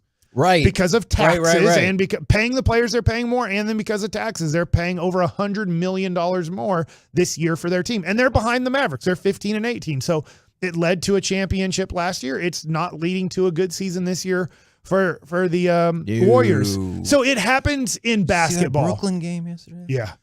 Oh my God. Yeah, they're struggling a lot. So the Mets right now are taking a little bit of heat from other teams going, hey, this isn't fair. And I don't know how you fix it. I mean, you can fix it by making a hard cap, but the players will never go for that. Do you think it would be, I wonder if their complaints would have a little bit more credence if the Mets were like 3-time defending World Series champions, like nobody or something. could beat them. Yeah, exactly. They didn't win this year, so you can clearly still figure out a way to compete. Yeah, they weren't in the World Series. They weren't in the NLCS. Like, they did make the playoffs. Yes. But it doesn't mean that they're going to win it all. Well, here we go. I'm going to continue this. Here are the top 10 lineups in baseball for 2023, according to MLB.com right now.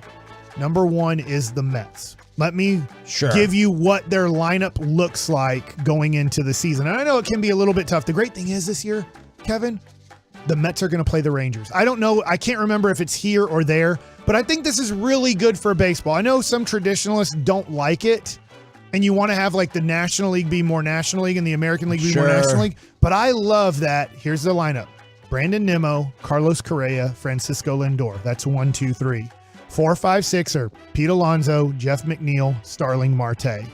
7, 8, and 9, because of no DH anymore, Daniel Vogelbach, Mark Canha, and Omar Narvaez. Omar Narvaez just You wanted to say Vizquel, I know. Yeah. He is a premium prospect. Okay. He is their Josh Young. So now he's a catcher. Yeah. But if you're kind of like, well, who, I don't know, maybe some of the last names. I get it. It's the back half of a lineup or the last 3 of the lineup. But the way that we feel like what Josh Young can do for the Rangers this year, their number 9 hole hitter is their guy. Their number 1 prospect. Their guy that they think, I believe he is or was a top 20 prospect in all of baseball last year. And he's at the back of the lineup. And he's batting 9th and their catcher.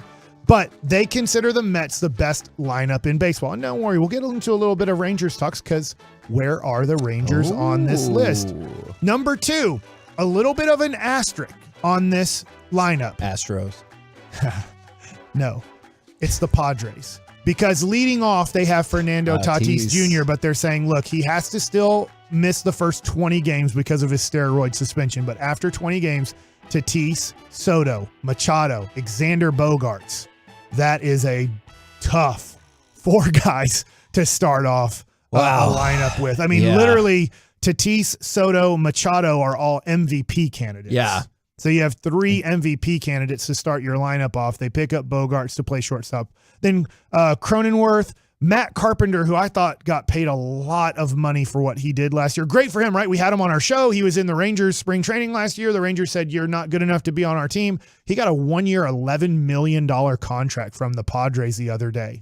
So they have him scheduled to bat 6. Now, he will probably not play much against left-handers. He's kind of more of a utility guy in a lineup. Then they have Kim, who is moving from short to second, Austin Nola, and Trent Grisham from this area. He's from the Fort Worth area, batting ninth. So that's number 2. Number 3, I won't go through the whole lineup, but the Astros are number 3. So that gives you an idea. In your division, they do have the Astros as the best lineup in the American League. I mean, I can't say I'm surprised based on how we've talked about time and again. Like Abreu's batting 6th for them. By the way. Jose Abreu, who they picked up, is their 6th. So gross. Is considering how long we've talked about their window, still looks like it probably has in it. I can't say I'm surprised by this. Yeah, the Blue Jays are number 4. So the Blue Jays do have a very nice lineup led by Springer, Bichette, Guerrero. Where does Biggio hit? Biggio is not even in their lineup. Wow, is he?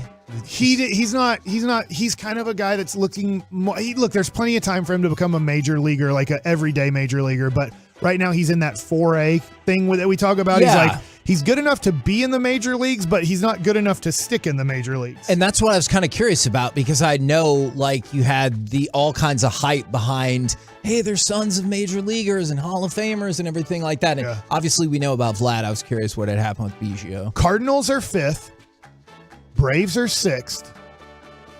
Dodgers are 7th. Dodgers are falling down a little bit. Obviously, their losses of players, and they did not have. A lot of people are looking at their offseason going, man, they kind of let, obviously, Trey Turner went to the Cubs, and they kind of start looking at it and going, hey, maybe there's a little bit of a drop-off finally with the Dodgers. We will see. We will find out. Number 8, the Phillies.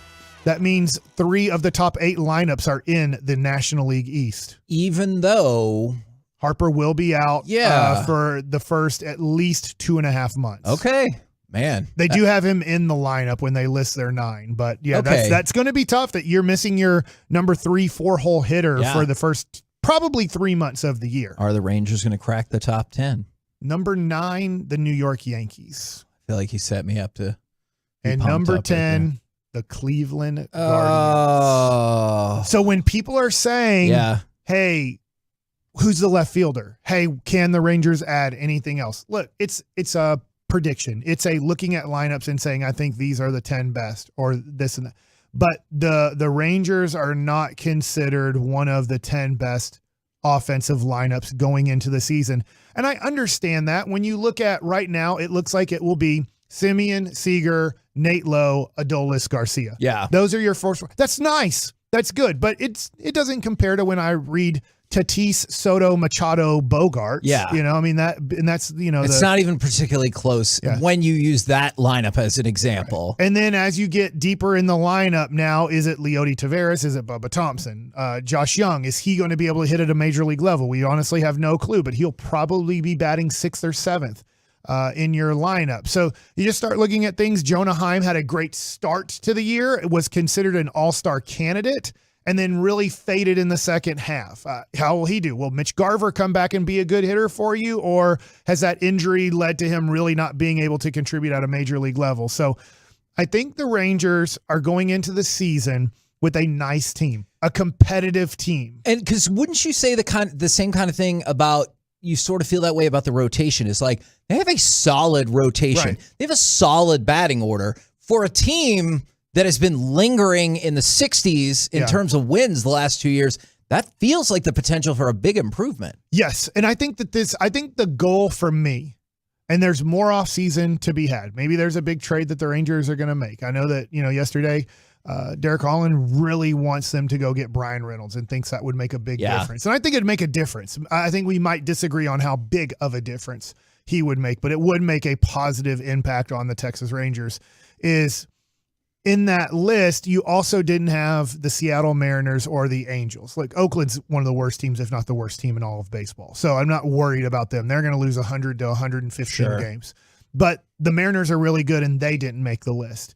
The Angels, when you do put it on a piece of paper and you have Trout and Ohtani batting second and third, that does become pretty darn dangerous. It's just, is Rendon even going to be a major leaguer anymore because of injuries? You know, they have other pieces that are okay, but the great thing is you're not in the National League East because 3 of the 8 best lineups come out of the National League East. And I just think it's going to be really tough for Philadelphia to win that division. But that being said, they're really good. They made it to the World Series. But you look at the Mets and you look at the Braves and you just go, man, that is a really tough division. Those top 3 teams are great. I think the Rangers would like to add a left fielder to the team. I think an everyday starting. I think left that's where we fielder. spent time talking about Conforto, and obviously you brought up Derek Stream. Because right now you might, and I don't know this, you might be having, whether it's Duran, Smith, Bubba Thompson. I'm going to assume right now Leote's in center field, batting 9th.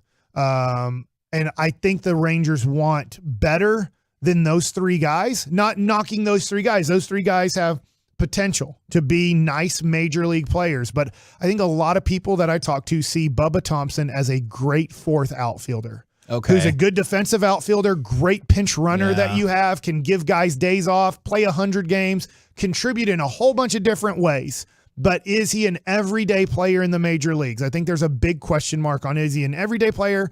Maybe not, but he is a major leaguer that can contribute in a whole bunch of different ways. And then when it comes to the other guys, they also see them as kind of 10th, 11th guys on your team, whether it's Josh Smith, whether it's Ezekiel Duran, is like they can play second, they can play short, they can play third, they can go out in the left field in a pinch if you need it. And they can contribute in a lot of ways. And I do think the Rangers like those guys, but they want what they would consider more of an everyday guy in left field. We're the KNC Masterpiece right here on 105 through the Fan. Don't forget, in the noon o'clock hour, we will give away tickets to the Cowboys Eagles games. By the way, those tickets are in the 100 level. But coming up next, it's time for My Buddy's an Idiot. 877-881-1053. Does your friend have a terrible sports or pop culture opinion, or are they Jimbo Fisher? We'll do it next right here on the Fan. All right, let's talk about our favorite athletes, friends, even ourselves. We go through sports injuries or just have hereditary setbacks. We've seen it.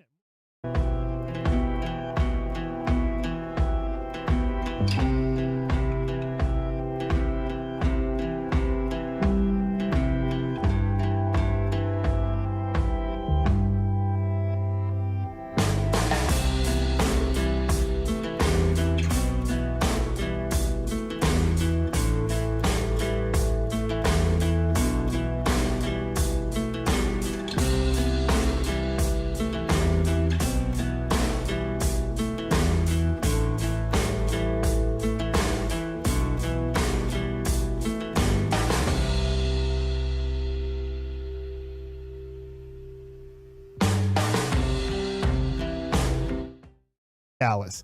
Call Innovations Medical today at 214-643-8665. 214-643-8665.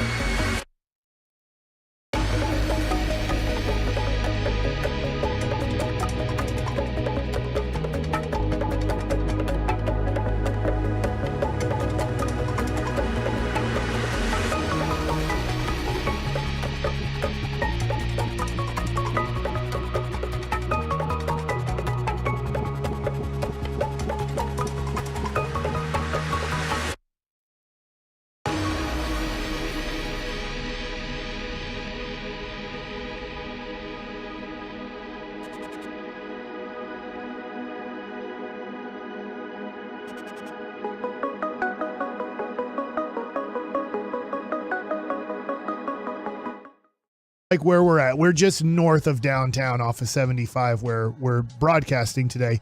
It looks like 75 is dry where we are at. Would you say it's a little wet? I don't know. Like right, that's why I can't. Do you think that downtown area is like a misty thing? I do, Okay. and I thought I might have just seen a snowflake pop by the window, but well, I know Nate I the might Great, also just be dreaming of snow. So who listens to us, and he's a big card collector. He did say very, very small snow and ice in the Carrollton, Addison area where he's at. okay, let's add a bunch to it because a lot of people are helping us out here from the 682, snowing in Grand Prairie, from the 309, snowing in Allen, from the 214, snowing in Waxahachie, and then somebody said it's snowing up at North Park. So I assume that North Park, the North mall, Pole? as not that. I bet it is. And from the 832, it's snowing pretty good where y'all are at. I do think that actually is snow because I see it moving. Yo, no, that is definitely. Yeah. Wow. All right. Well, Joey's going to go play out in the snow. I can see him darting towards the window right now. From the 214, Aubrey, it's coming down pretty good. Yeah, from the 817, it's snowing pretty good off of Knox and Henderson. And that is where our building is at. So, man. You remember Aubrey Huff? I do. Yeah, he has opinions after he played baseball. About snow? About politics. Okay, what? Why would you bring that up? I thought you'd know. You're a political guy. Okay, I didn't Remember know when that. you asked Jerry about the Democrats and what they were No, doing? that was not what that How question. dare you? That was not what that And you question went was on- about. Didn't you go? I was busy that night. Kids were home. I was cooking dinner. How did the Okay, Fox News hold on. thing go? First of all, was it Tucker Carlson? First of all, my ass, even Sean Mike. Hannity. If I ended up on Fox News and you didn't watch, I would be kind of like, what the hell? You're like, I had to make dinner. Like your DVR doesn't work or whatever. it would have been amazing. I can't believe they didn't reach out to you after you were asking those questions. None of that happened. Is my buddy's an idiot? Does your friend have a terrible sports or pop culture opinion? And unfortunately, I'm going to have to start this off with Jimbo Fisher.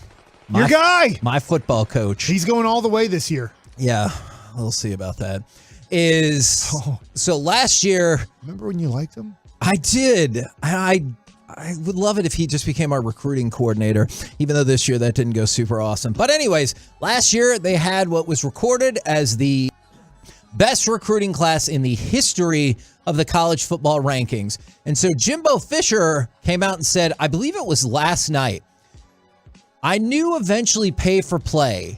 I didn't know NIL like it came about. Like I said, the problem with all of it is there's no consistency in the rules. And then when you get into the portal, there's so much tampering going on. It's utterly ridiculous. All right. So there's a lot of issues with all of this. You notice that college coaches don't like that the players can leave, even though we're all aware how Jimbo Fisher got here. Jimbo Fisher got here in December years ago, so much so that he threw his Christmas tree out and people were logging that on his way to A&M. And a lot of people will say it was NIL money that led Texas A&M to have that amazing recruiting class. So I do think it's weird to hear Jimbo Fisher of all people in my school of all people be like, oh, it's gotten out of control. And I was like, why? Because we were 14th in recruiting? Did we not think it was out of control last year when they had the best recruiting class ever? And that didn't work out. I'm staying on topic, but do you care about recruiting class now, knowing that half the kids will choose another school after their freshman year? Yeah, I guess not. The thing that I care about the most is I just covered it for so long, and I just think it's a really... And it was a big deal because that was where you were probably going to have to be. Exactly. And I just always thought it was a really cool day for all those kids and everything like that. But you're right. Like, for example, I think it's West Virginia just picked up a quarterback who's now in his fourth school. And you're like, awesome. I hope it works out for you this time. And so I definitely get what you're saying, and I wonder how much that's going to water down the product at times, or maybe it'll make it more interesting and college football will expand out in the news cycle, right? Because nobody dominates the sports news cycle like the NFL, but I wonder, Will they eventually do like a soccer-style transfer portal, and it is in this limited couple of weeks, and then you just see all kinds of pandemonium and free agency and all kinds of stuff? I am also curious to see how that evolves. I just don't know if that's the guy that I needed to hear that message from. As much as, look, I went to Texas A&M. I love Texas A&M, but that might not be my poster child for we have to fix this system. What I don't get is, and maybe this is, I need to have stronger ethics in this, is if you know that your competition is supposedly, like the way Jimbo Fisher said, tampering. Right. Why wouldn't you go, I need to tamper for a quarterback? Yes. Like if there is no penalty, if there is no rules, if you're like, it's kind of a rule, but it's not really a rule. It's kind of like, hey, when I played, don't do steroids. All right, well, how are you going to catch me? Well, we're not ever testing and we're not ever looking for it. So it's like, just don't do it. Well, guess what? It seems like about 33% of the guys, 20 to 33% of the guys in baseball are like, look, they say don't do it, but they're never going to catch me because we don't even do anything about it. Well, I would just think if you're Jimbo Fisher, and I just felt like their offense was horrible last year, is go get a quarterback from a mid-market or a mid-major that you think can come in immediately and be better than the two guys that you have. I get it. You can just call them up. If everybody's calling up these players, there was rumors. Mike, there was rumors last year that A&M was about to make a $15 million offer to get a quarterback in. And I was like, again, like, do what you got to do, but then don't be like, well, it didn't work out for us, and so now I'm against it. And no, from the 972, would you say it's Democratic snow or Republican snow? Does snow have a political bias? Well, they all are unique, snowflakes. Oh my God. I did not even think about the snowflake element. All right, I definitely want to move away from that. From the 940, this is sad. My 14-year-old kid is an idiot because he wants to go to the Armed Forces Service Bowl today. Almost got it. And is that in Frisco? It is at Amon G. Carter. Okay. So it's in Fort Worth. I see the appeal of going to a bowl game. I do not know. 20 degrees with a wind chill of negative 8,000. And the game's at 7:30. Oh my God. It's so like 14 degrees, and that's not even including wind chill, which you said that's the real chill? Yes. That's the real temperature? Temperature is stupid. It's like, oh, if conditions were ideal, well, great. Are they? No? Then tell me what it actually is outside. Your mom's ideal. Isn't that what you say? She is lovely. I see the appeal of going to a bowl game. This might not be my choice. I don't see the appeal of going to a bowl game. It is a practice game. Yeah.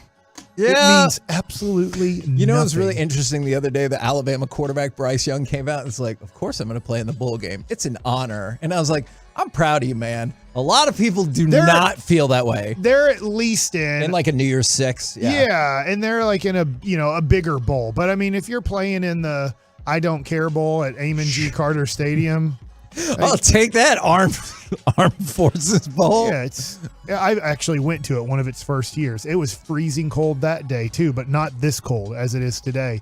Are you not going to be hyped up tomorrow for the Radiance Technologies Independence Bowl? No clue who's in it. Who's in it? Louisiana and Houston. No clue. No, I don't care. H-Town.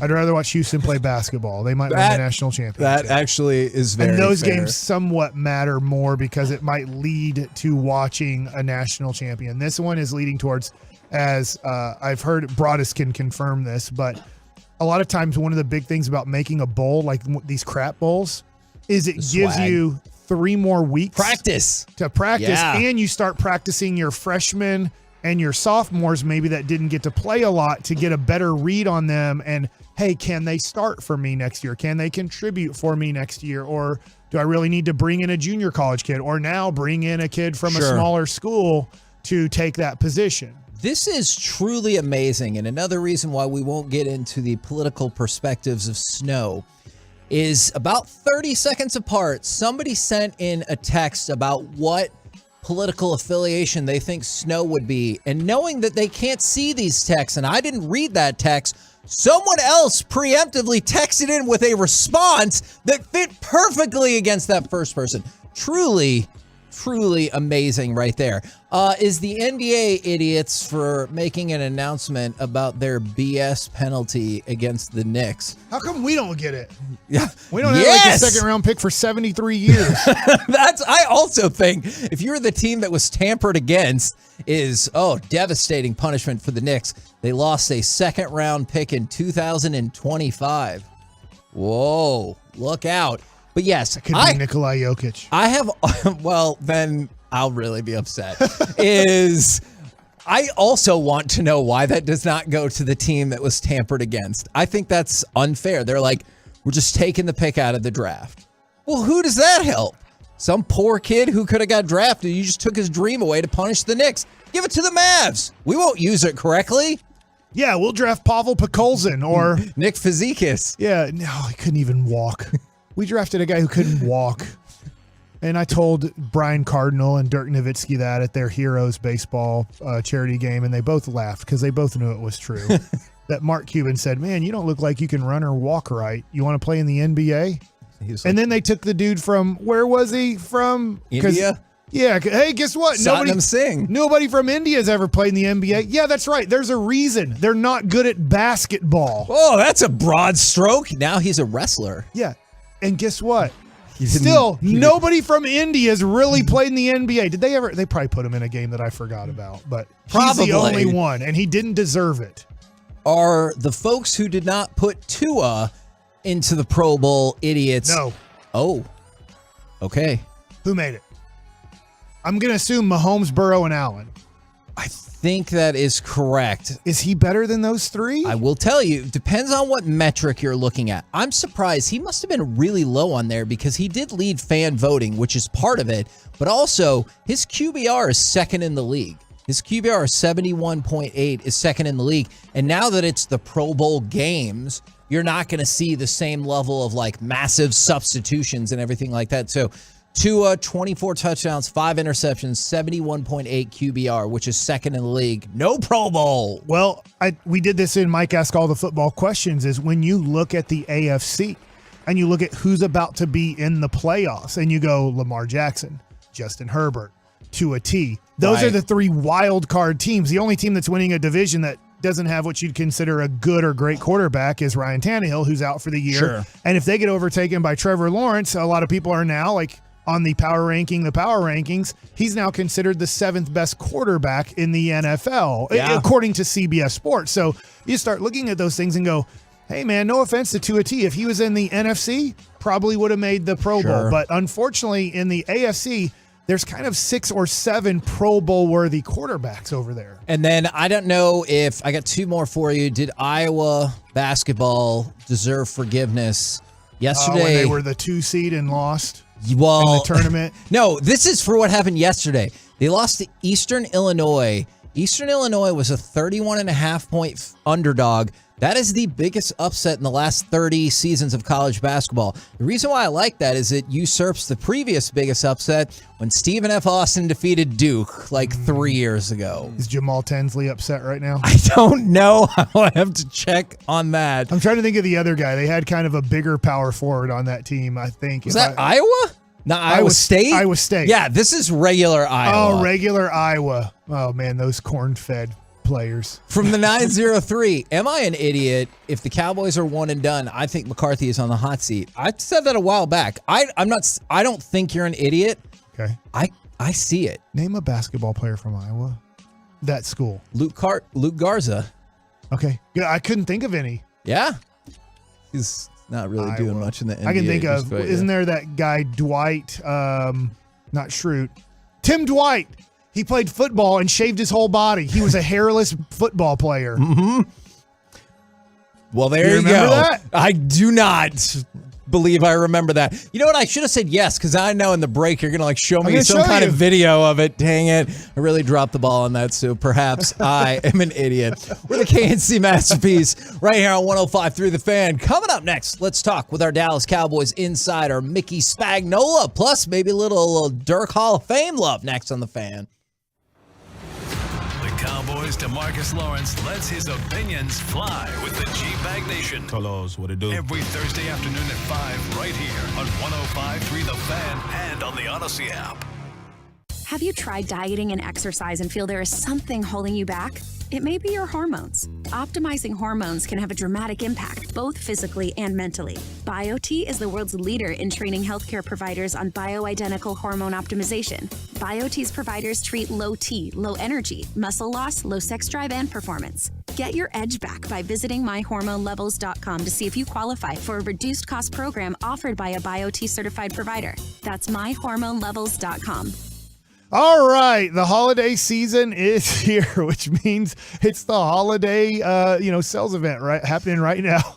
It's the Big Finish sales event. I make myself laugh during the break because I'm a pretty funny guy. But right now, I want to tell you about Southwest Chrysler Dodge Jeep Ram, located just minutes from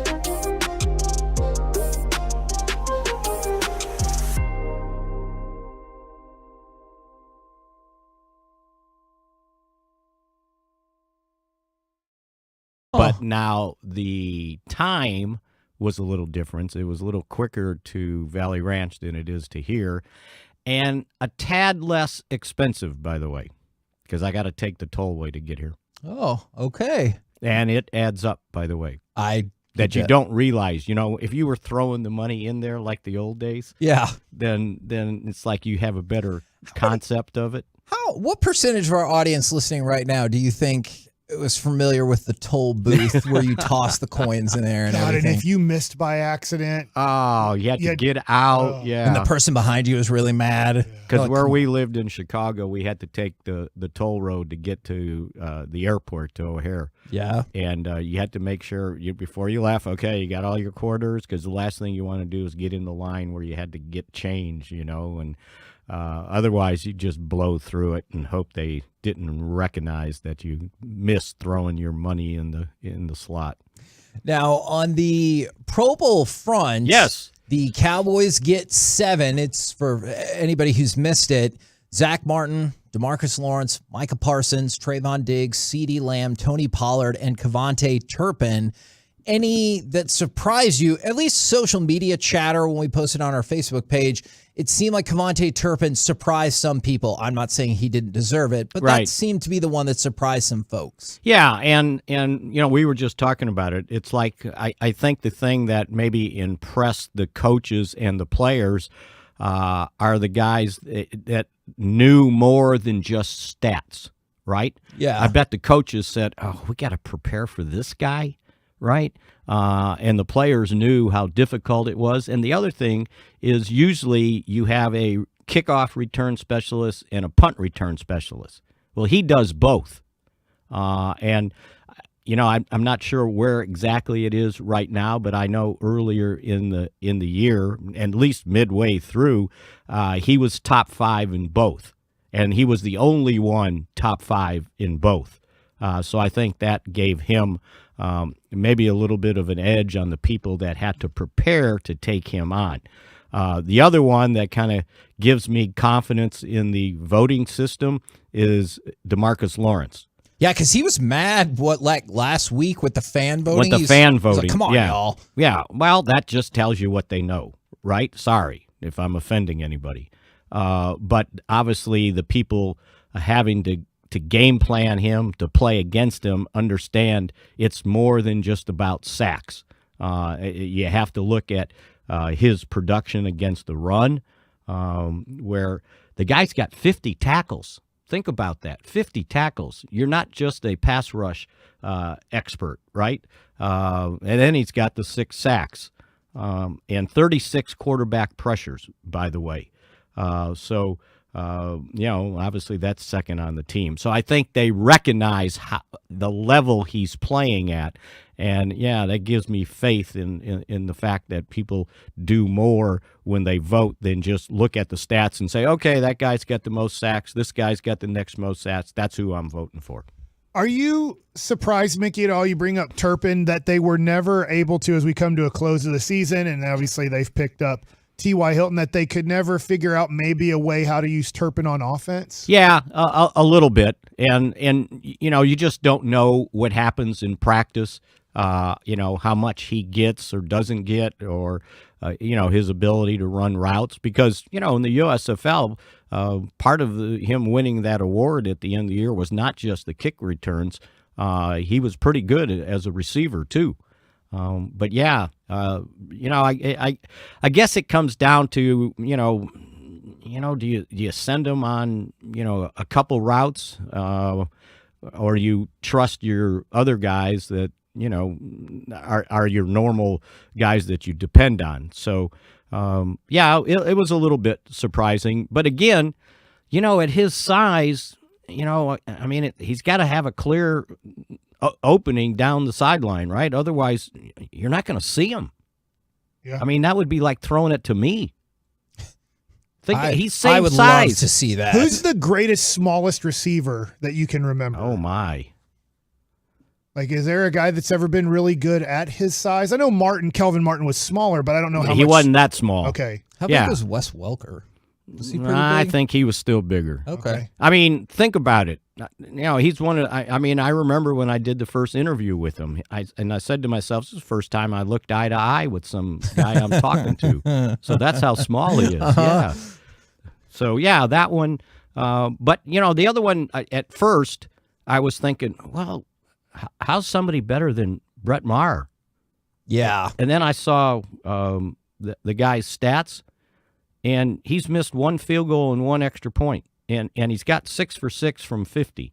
So he's been pretty good.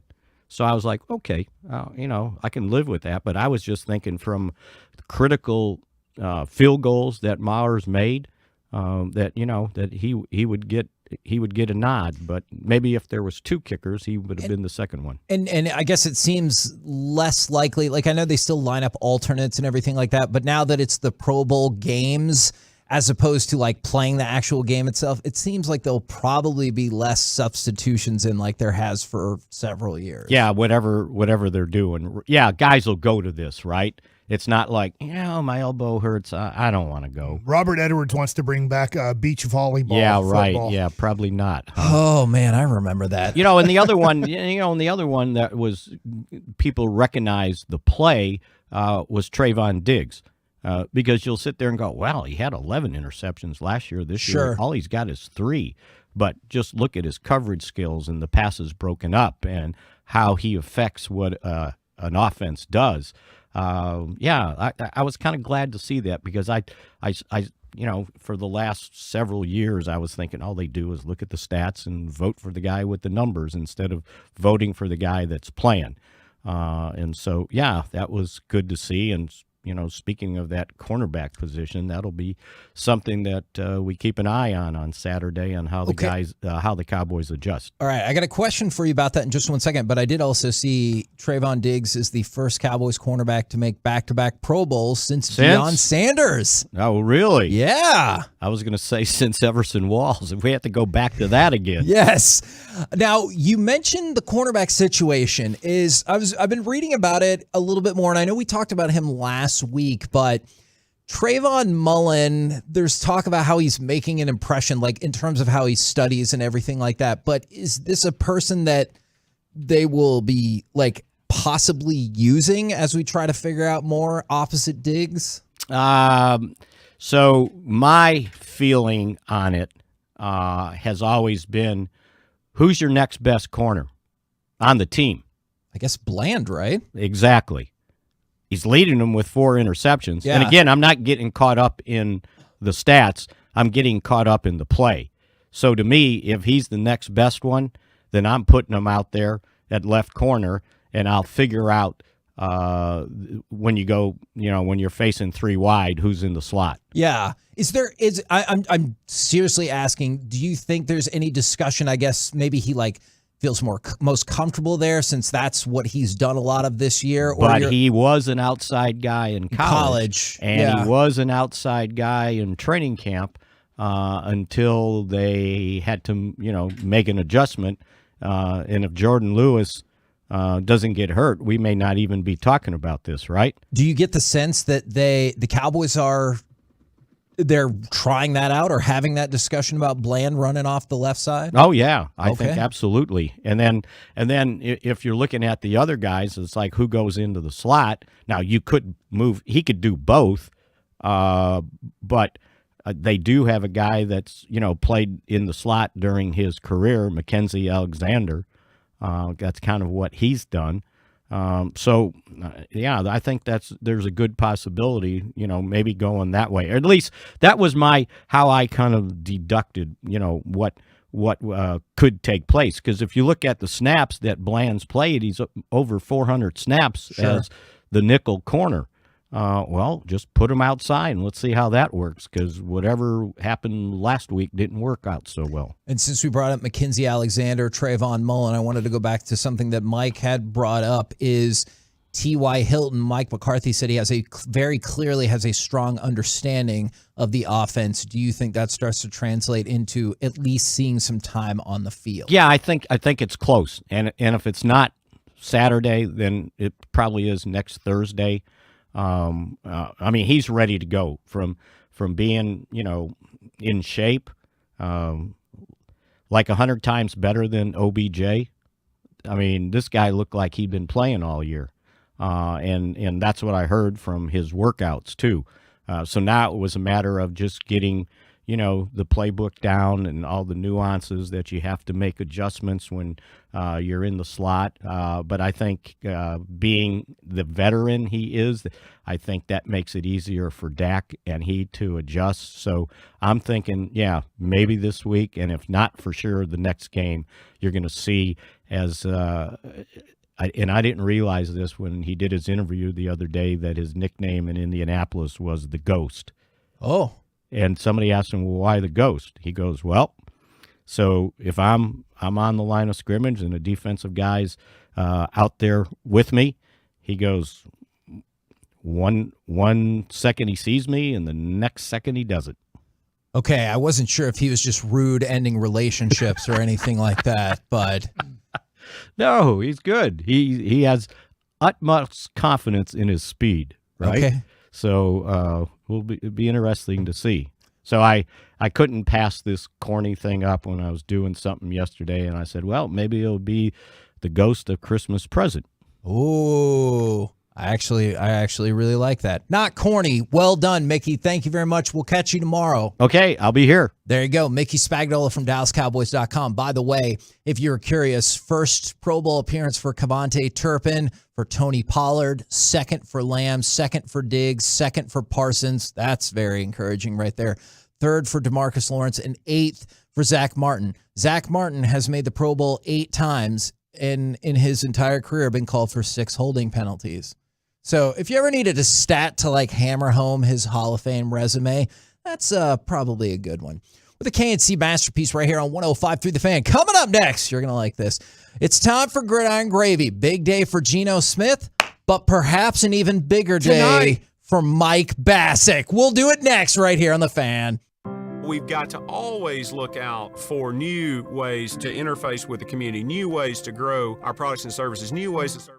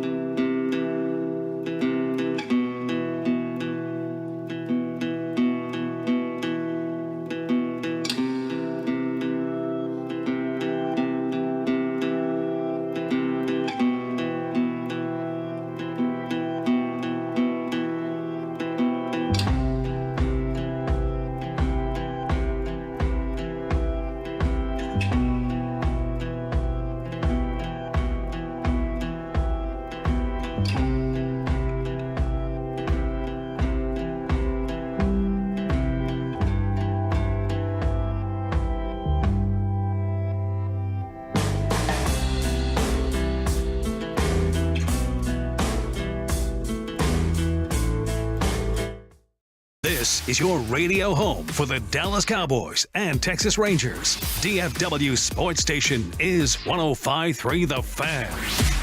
This segment of the KNC Masterpiece is brought to you by Buyers Barricades. If you're in need of traffic control or barricade rentals, Buyers Barricades is a full-service provider taking care of your project or special event, no matter the size, from start to finish. Buyers Barricades, the Texas Authority in Barricade Rentals. That is buyersbarricades.com. Gino takes the snap, four-man rush. Gonna half roll, throws back inside, reaching up, making a catch. Touchdown, Seahawks! Are you kidding me? It is DK Metcalf. I'm not kidding you. It was, in fact, a touchdown. He's in because Tyler Lockett's out. He's hurt. I'm not kidding either. It is snowing out here off of Knox Henderson. Why aren't we playing Let It Snow or something like that? In Dallas. That is a good question. And from the 254, it is currently 23 and snowing in Woodbury.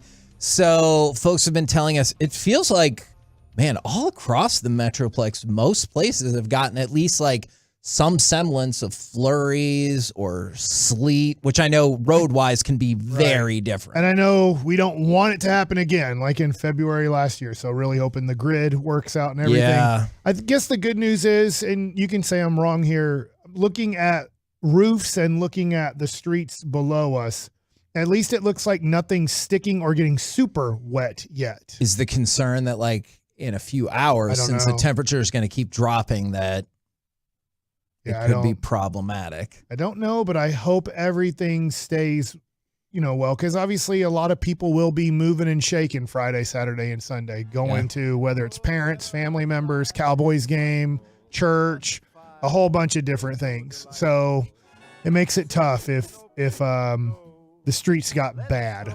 Yeah. So I know that.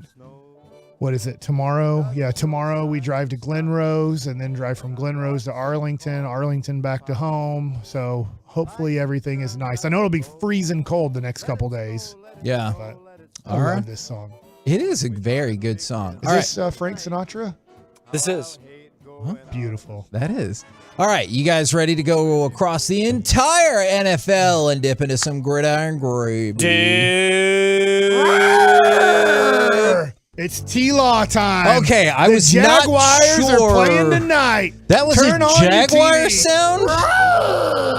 sound? Okay. You did your Jaguars yesterday. I'm going to get to T-Law in just 1 second, and I think you're going to dig it the most. But since we were talking about the Pro Bowl rosters, Geno Smith, in his 10th season, has made the Pro Bowl for the very first time. Congratulations to him. Easy it is to make it in the NFC. So Dak had to make it. If Geno made it, Dak's so much better. He did not. Are you kidding me? Do you know how catchable of a ball Dak is throwing this year? Even people that can't catch a football are catching it. Our other team, I get it. I understand. And by the way, by reaching the Pro Bowl and throwing for 20 touchdown passes this season, Geno Smith gets an extra $500,000 incentive. Big deal. Oh, well. No, that's pretty awesome. Yeah. That's a good bonus.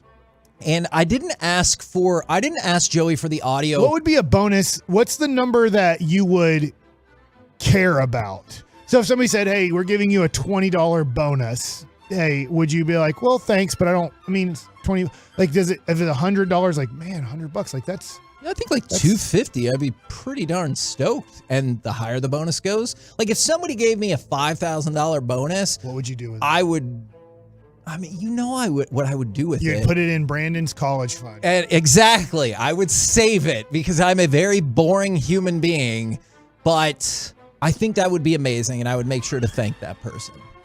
I'd try to buy a 1951 Bowman Willie Mays rookie card. You know what? Now that you say that, I would upgrade my Joe Montana rookie card. I would get a nice Joe Montana rookie card, nicer, and then I would put the rest in savings because I'm a boring human being. I didn't ask for the audio, Joey, because I don't think the audio really portrays it as much, but you get the opportunity, go check out the Commanders Pro Bowl video. It's great, and people are like, hey, you made the Pro Bowl, and it's like, oh, that's awesome. And I think it's Terry McLaurin, I believe, that's like, that's what's up. But it was great. But then Ron Rivera is telling people that Jeremy Reeves made it, the safety who made it for special teams. everyone on the team is so happy for him. And then when Ron Rivera tells Reeves that he made the Pro Bowl, he starts to cry, and he eventually hugs Ron Rivera. It's incredible. April Fools? No, not April Fools. That would be so rude. And it's really, really cool. Like I said, the audio, we could play it. It just is not, it doesn't hit the same as if you're watching the video and you can see him just like kind of fall into Ron Rivera's arms. It was really cool. And so I know for a lot of people, they don't care about the Pro Bowl. For Jeremy Reeves and for the rest of the Commanders, it was a really big deal. Now, Colette Reeves' son? I don't believe that is the case. Dan Reeves? I don't think that is the case either. I feel like we would have heard about that connection, but you want to talk about the Jacksonville Jaguars. Let's go, Jags. Big game tonight. You win this one. Tennessee loses, and we're all tied up. Jacksonville is currently a 2.5-point underdog, but I will tell you. It was a pick 'em to start the. So, geez, no respect. I will tell you this, though. I get no respect. No, there is some respect, Mr. Dangerfield. For the first time all season, your Jacksonville Jaguars are now the favorite to win the AFC South. Woo! The Titans, I feel like that noise changed. The Titans are plus 115 and the Jags are minus 145. So it is still exceedingly close, and winning this game would help them out a lot. But on the flip side, the Jets need to win this game. No, they don't need to. To say, yes, they do, No, to stay in the I don't care if they need to. to stay in the playoff mix. I get that. I'm just saying they are also a very motivated team. If Jacksonville made the right decision, right? Because if Zach Wilson beats Trevor Lawrence, they made the wrong decision and should have taken Zach Wilson. I'm going to tell you right now, they made the right decision. All right? I'm just going to go ahead and go out on a limb and say taking Trevor Lawrence over Zach Wilson. It'll put it in everybody's faces who said he's a complete bust and a horrible pick. You know what I'm interested in is maybe not after this last game, but as the season ends. Brian Broaddus asked was it the group of 7? Yes, gang of 7. Gang of 7.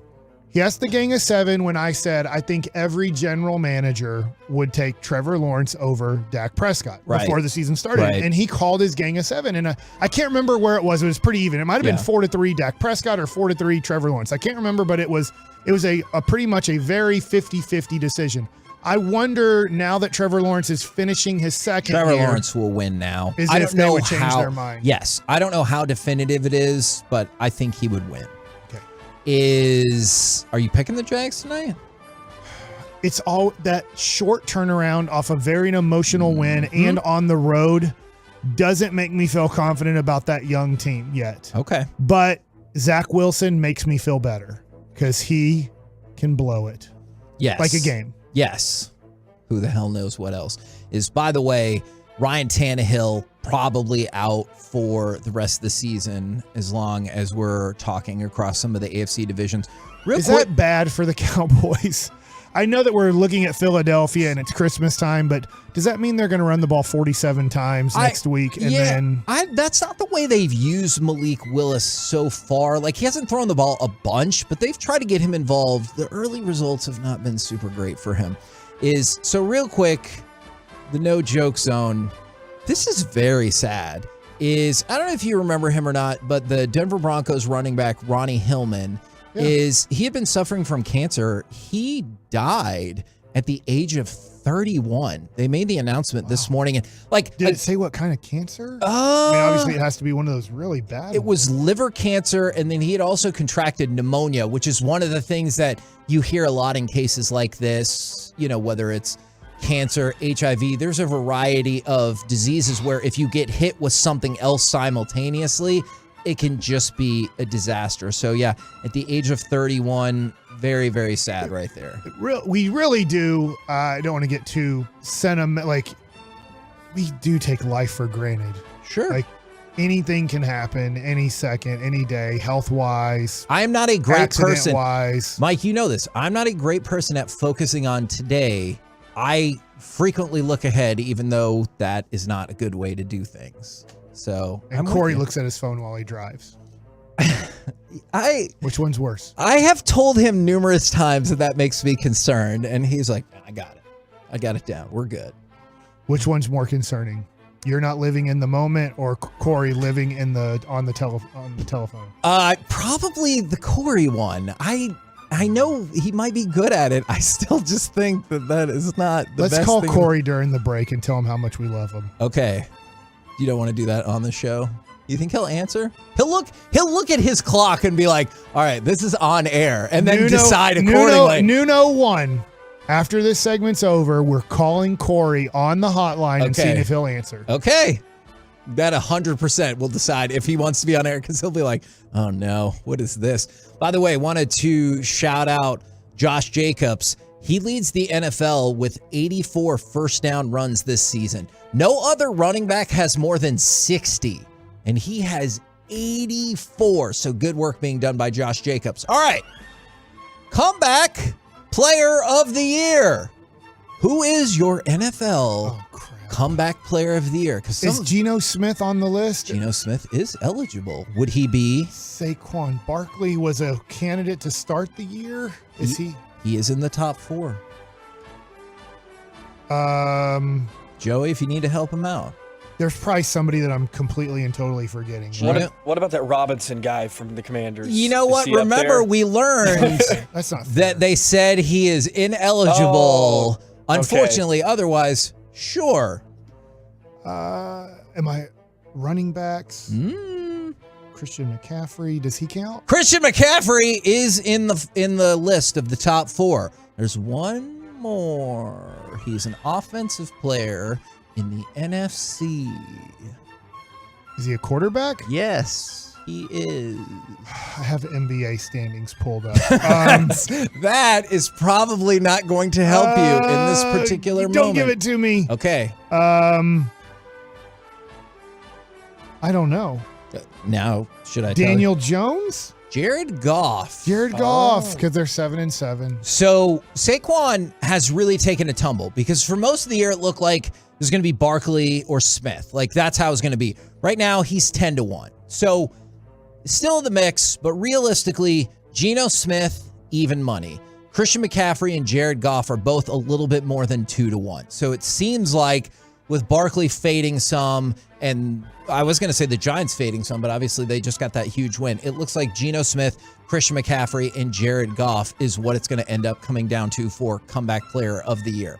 We're the KNC Masterpiece right here on 105.3 The Fan. Coming up next, we've talked a lot about what's gone wrong for the Cowboys, but what and who has gone right for them this season. Plus, Mike wants to call Corey to tell him how much we love him. All of that next right here on The Fan. Corey, it's the most wonderful time of the year at DFW Security. Yes, keep an eye on your deliveries, kids, pets, employees this holiday season with a jolly good deal on a 3-camera package. Have you ever ordered something online? Looked great. You got it. It didn't live up to the hype. Don't make that same mistake when it comes to protecting your family, your home, your business. If you're serious about getting great security, you got to get DFW Security. DFW Security's technology is far superior. With their licensed professional installers, they're going to make sure your security system and cameras are set up correctly. They're going to do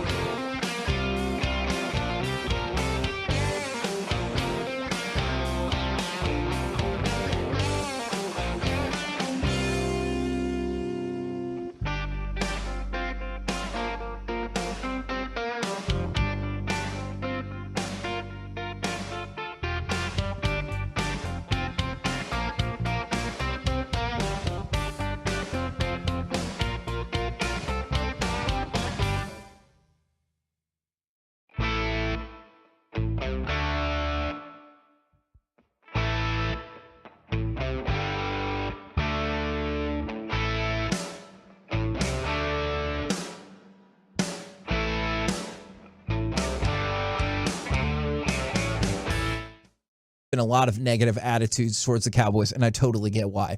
But what and who has gone right for them this season? Because there are some positives. Is for the first time tomorrow, I'm just now finding out that perhaps Jerry Jones will not be on our show tomorrow, and he might be jumping on with the morning show. Yes!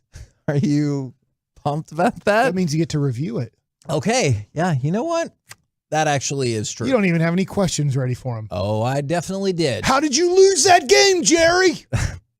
But for the first time since, I believe it was 95, 96, the Cowboys have won double-digit games in back-to-back seasons. For the first time in 15 years, the Cowboys have made the playoffs in back-to-back seasons. So there's definitely been things that have gone right for the Cowboys. So my question is, what are some of the things that jump to mind that have gone right for the Cowboys this year?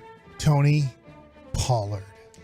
That has been something that for the last few years, people have wondered, can he be a bigger part of the offense? He got named to the Pro Bowl team, and I think that is a big positive. I don't know if he's going to be on the team next year, but I think it is a big positive that you really needed to take pressure off of Zeke. His body is withering away because, for some reason in the same draft, Derrick Henry seems to keep getting stronger and running for 200 yards every game, but Zeke has had a very nice season, but Zeke can't carry the ball 20 times a game for 15, 16 weeks. You needed somebody to step in and share the carries, and he's kind of taken over as, if you want to call him a lead guy, it's barely the lead guy, but he is a little bit of the lead guy, and Corey doesn't want to answer the phone. He has responded through text. Oh.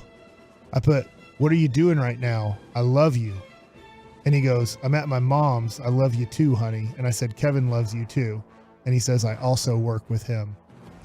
Oh, that is, man. He loves me. Savage burn right there. He works with you. Wow. That hurts just a little bit, but we have learned not on a date and definitely loves Mike Bassick the most. I get it. I'm a lot. So he is next to his phone. He saw the phone ring. Oh, he screamed his phone call for sure. I texted him and he immediately texted back. And so he just didn't want to talk to us. Well, I guess he wanted to talk to me. He loves me. Yeah. He works. So are with you going to text him back and be like, hey, if I can prevent Kevin from talking, do you want to? Don't do that. That would hurt my feelings. You tell me what to text him no. Tony Pollard, he needs 31 rushing yards to reach 1,000 rushing yards for the first time in his career. He would become the 9th, Cowboys running back to reach 1,000 yards, and it would be the 31st time a Cowboys running back has hit 1,000 yards. Think about how crazy that is. That means pretty much every other season they have a 1,000-yard running back. And there's been some great running backs in the history of this franchise, so I'm happy for Tony Pollard as well. So I think that is a major one. I hate doing this because I think I jinxed it. You were out last Friday, and I literally asked Jerry Jones about the undervalued Leighton Vander Esch and how we haven't really talked about him this season yet. I feel like he's had a major role in the Cowboys having a great defense most of the season, turning into a good defense. Now we see it might be at best an average defense with the injuries. And I want to say Leighton Vander Esch a huge positive, but now he's going to miss this game, most likely miss the Tennessee game, and then they're hoping maybe he can play in the Washington game, and if not, that he's healthy for the first round of the playoffs. But I want to put him as a positive, and the other thing too is what stinks is we've always thought he always seems to get hurt and miss time, or he gets hurt and he comes back and he's not the same because he's physically not able to do what he did earlier in the year. So I don't know. I'm talking myself out of saying Leighton Vander Esch. I hear you. I still think he's been above almost anybody's expectations. And speaking of that, from the 682, I think DeGron Bland has extremely exceeded expectations of just about everyone. So DeGron Bland has 4 interceptions this season. He's the first Cowboys rookie to have 4 interceptions since Diggs? Nope. Everson Walls? Nope. Kevin Smith? Larry Brown? Do you want to just keep guessing? I can't remember all the Terrence Newman. T-New. Is he still in the league? He might be 46 and still somewhere. Did you call him T-New at Yeah. the time? Yeah. Or is this all from Trevor Lawrence and I don't know. everybody is T-Law, T this, It just T that? happened. By the way, Corey wanted to make sure he loves you too. Okay. I said Kevin's feelings are hurt, and he said make sure to tell him I love him. Okay. too. He knows I can be high maintenance at time. I think Deron Bland is another guy that fits there. From the 214, I agree with this 1,000,000%. We have a kicker that we can trust.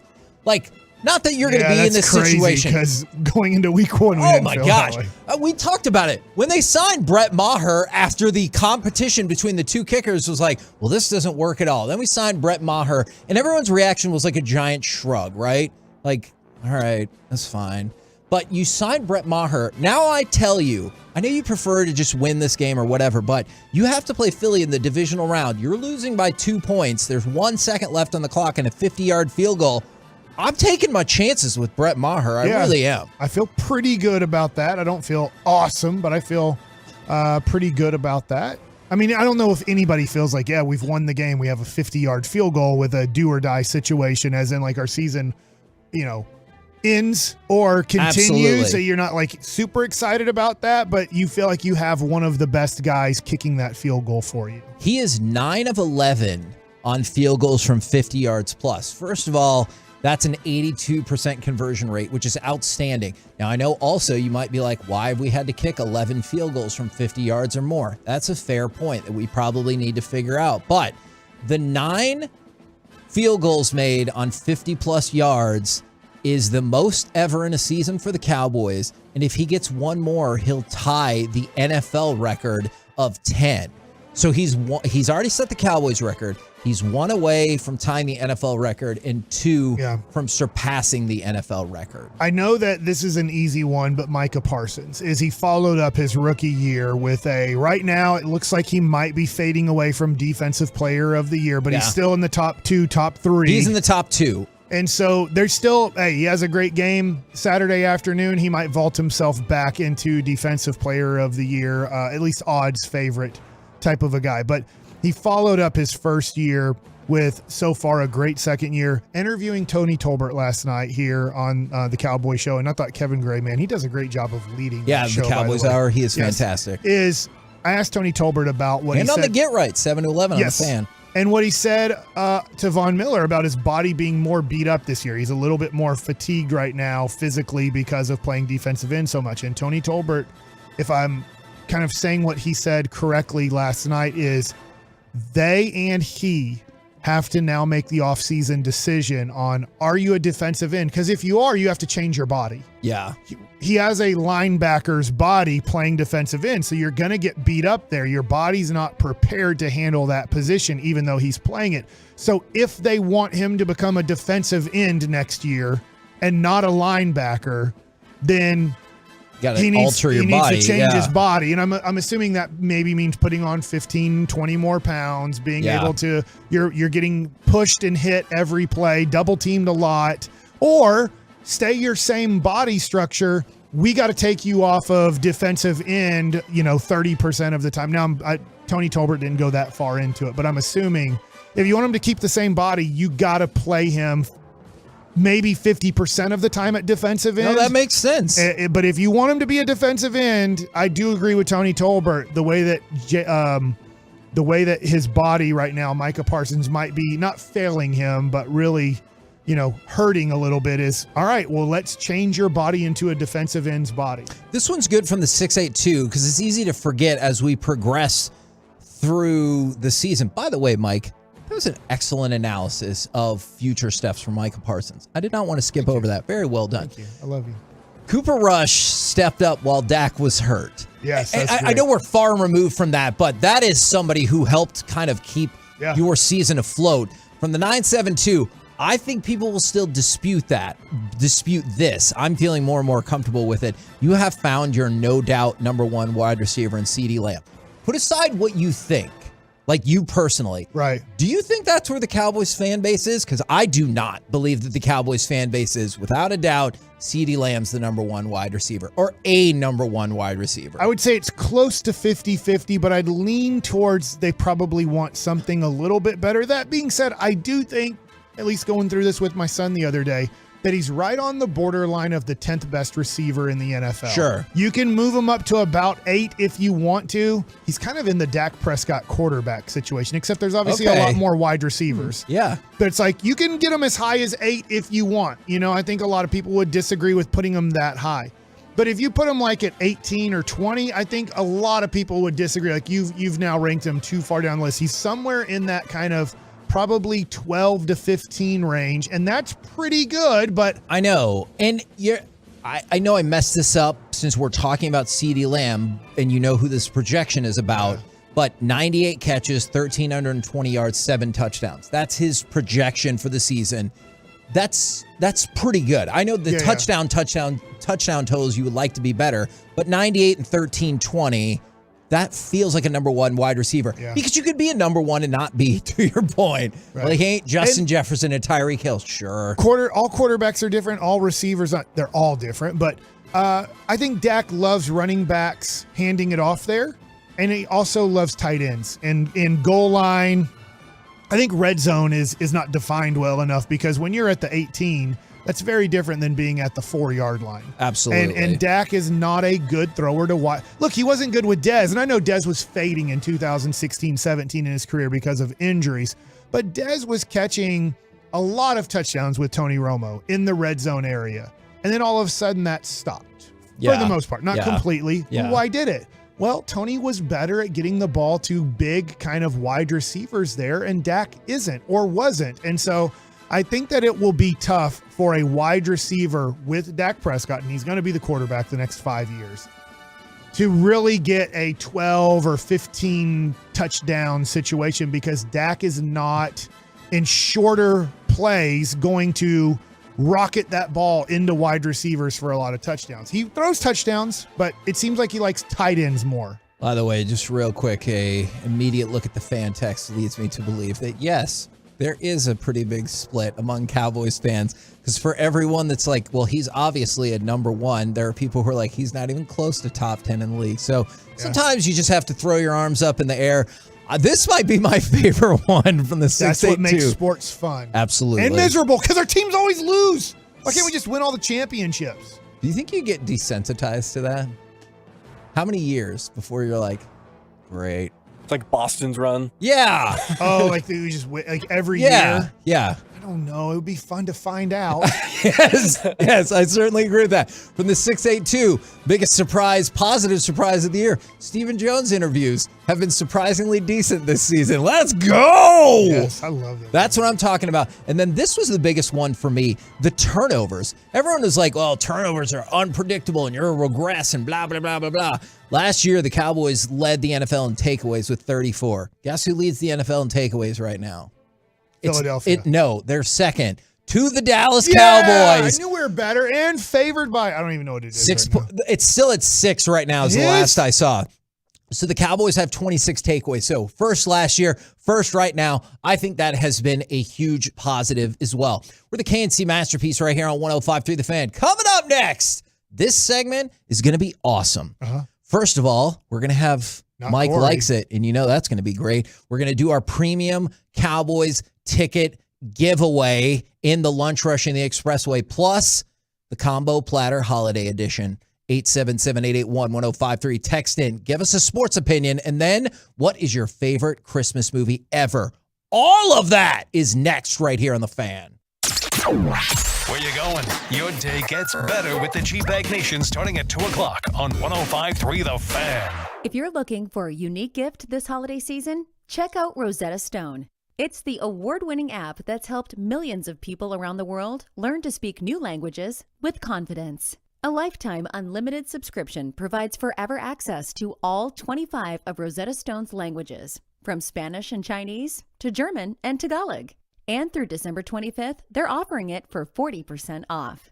It's the perfect present for the people in your life who value meaningful experiences instead of getting more stuff. Got a BFF who's planning a big trip to Europe next year? A cousin who's been saying she wants to learn Korean to connect with her culture? Or that friend who'd love to be able to tell people he can say cheers in 10 different languages. Rosetta Stone is something they'll actually use and love for life. So visit rosettastone.com today to save $120 on a lifetime unlimited subscription. If you're looking for a unique gift this holiday season, check out Rosetta Stone. All right, we've all seen our favorite athletes, our friends, even ourselves go through sports injuries or just have those hereditary setbacks. More and more people are utilizing stem cell therapy. It utilizes your own cells. Many studies have shown that stem cell therapy works. Check it out.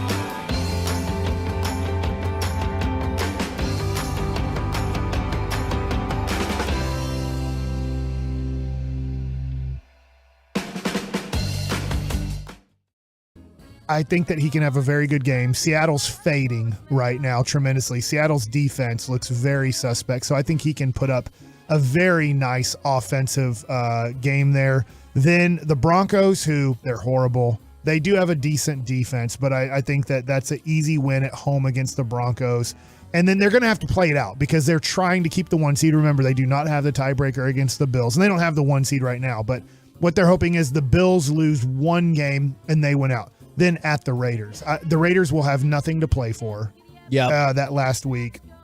Kansas City will have a lot to play for. So I think he can throw 10 to 12 touchdowns in the last 3 weeks of the season, put up huge numbers while Jalen Hurts is sitting out. We already know he's not playing this Christmas Eve, which hurts that he's not going to get the spotlight that everybody thought he would have. Because you're right about that. If he would have had 4 touchdowns, whether they're running, passing, and throwing for 300-something yards and beat the Cowboys, I think that would have sealed the MVP for him. But he can't play in this game, so I think that Patrick Mahomes runs away with the MVP at the end of the year. And good for him. I think he should win like a whole bunch of MVPs in his career. And do you want to, before you say it, Joey, do you want to fire off the audio for Mike's favorite Christmas movie?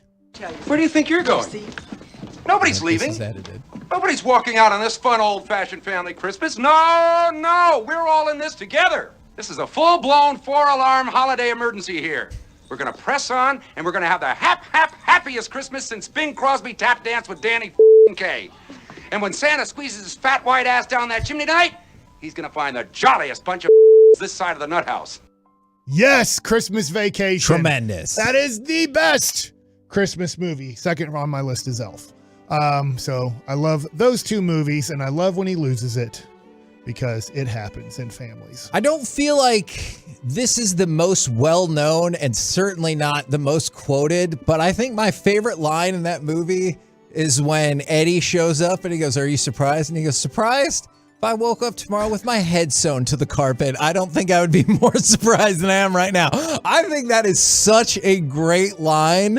That's an RV, Clark. Yes. By the way, when they are walking in Walmart and he's getting the dog foods, food, you can see the outline of his private parts tremendously. God. He is wearing, Cousin Eddie is wearing such tight slacks. I don't know if it's intentional or not, but I mean, you can see Cousin Eddie's private parts really well in that scene. Okay, thank you for that. Hallelujah.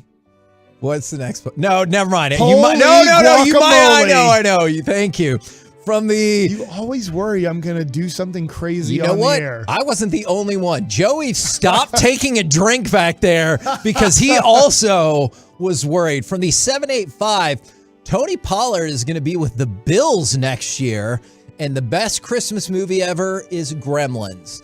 You know what's interesting about that is Gremlins is 100% a Christmas movie. I don't feel like that debate comes up the way it does with Die Hard. Because it doesn't hold up. I watched Gremlins a year or two Why? ago. Because you can watch that during person push the tree over. COVID, and it's just like, this isn't good. Like the way I remembered it as a kid and just scared and how it's not as family friendly as Gremlins, I believe, and Indiana Jones and the Temple of Doom were the 2 movies either responsible for creating or being the first PG-13 movies. I feel like you're going to have a weird Christmas movie. I don't know why, but I just feel it. I don't know know what you're going to have. That is not a bad guess. We'll get to that in just a second. From the 512, Dak will never win a Super Bowl.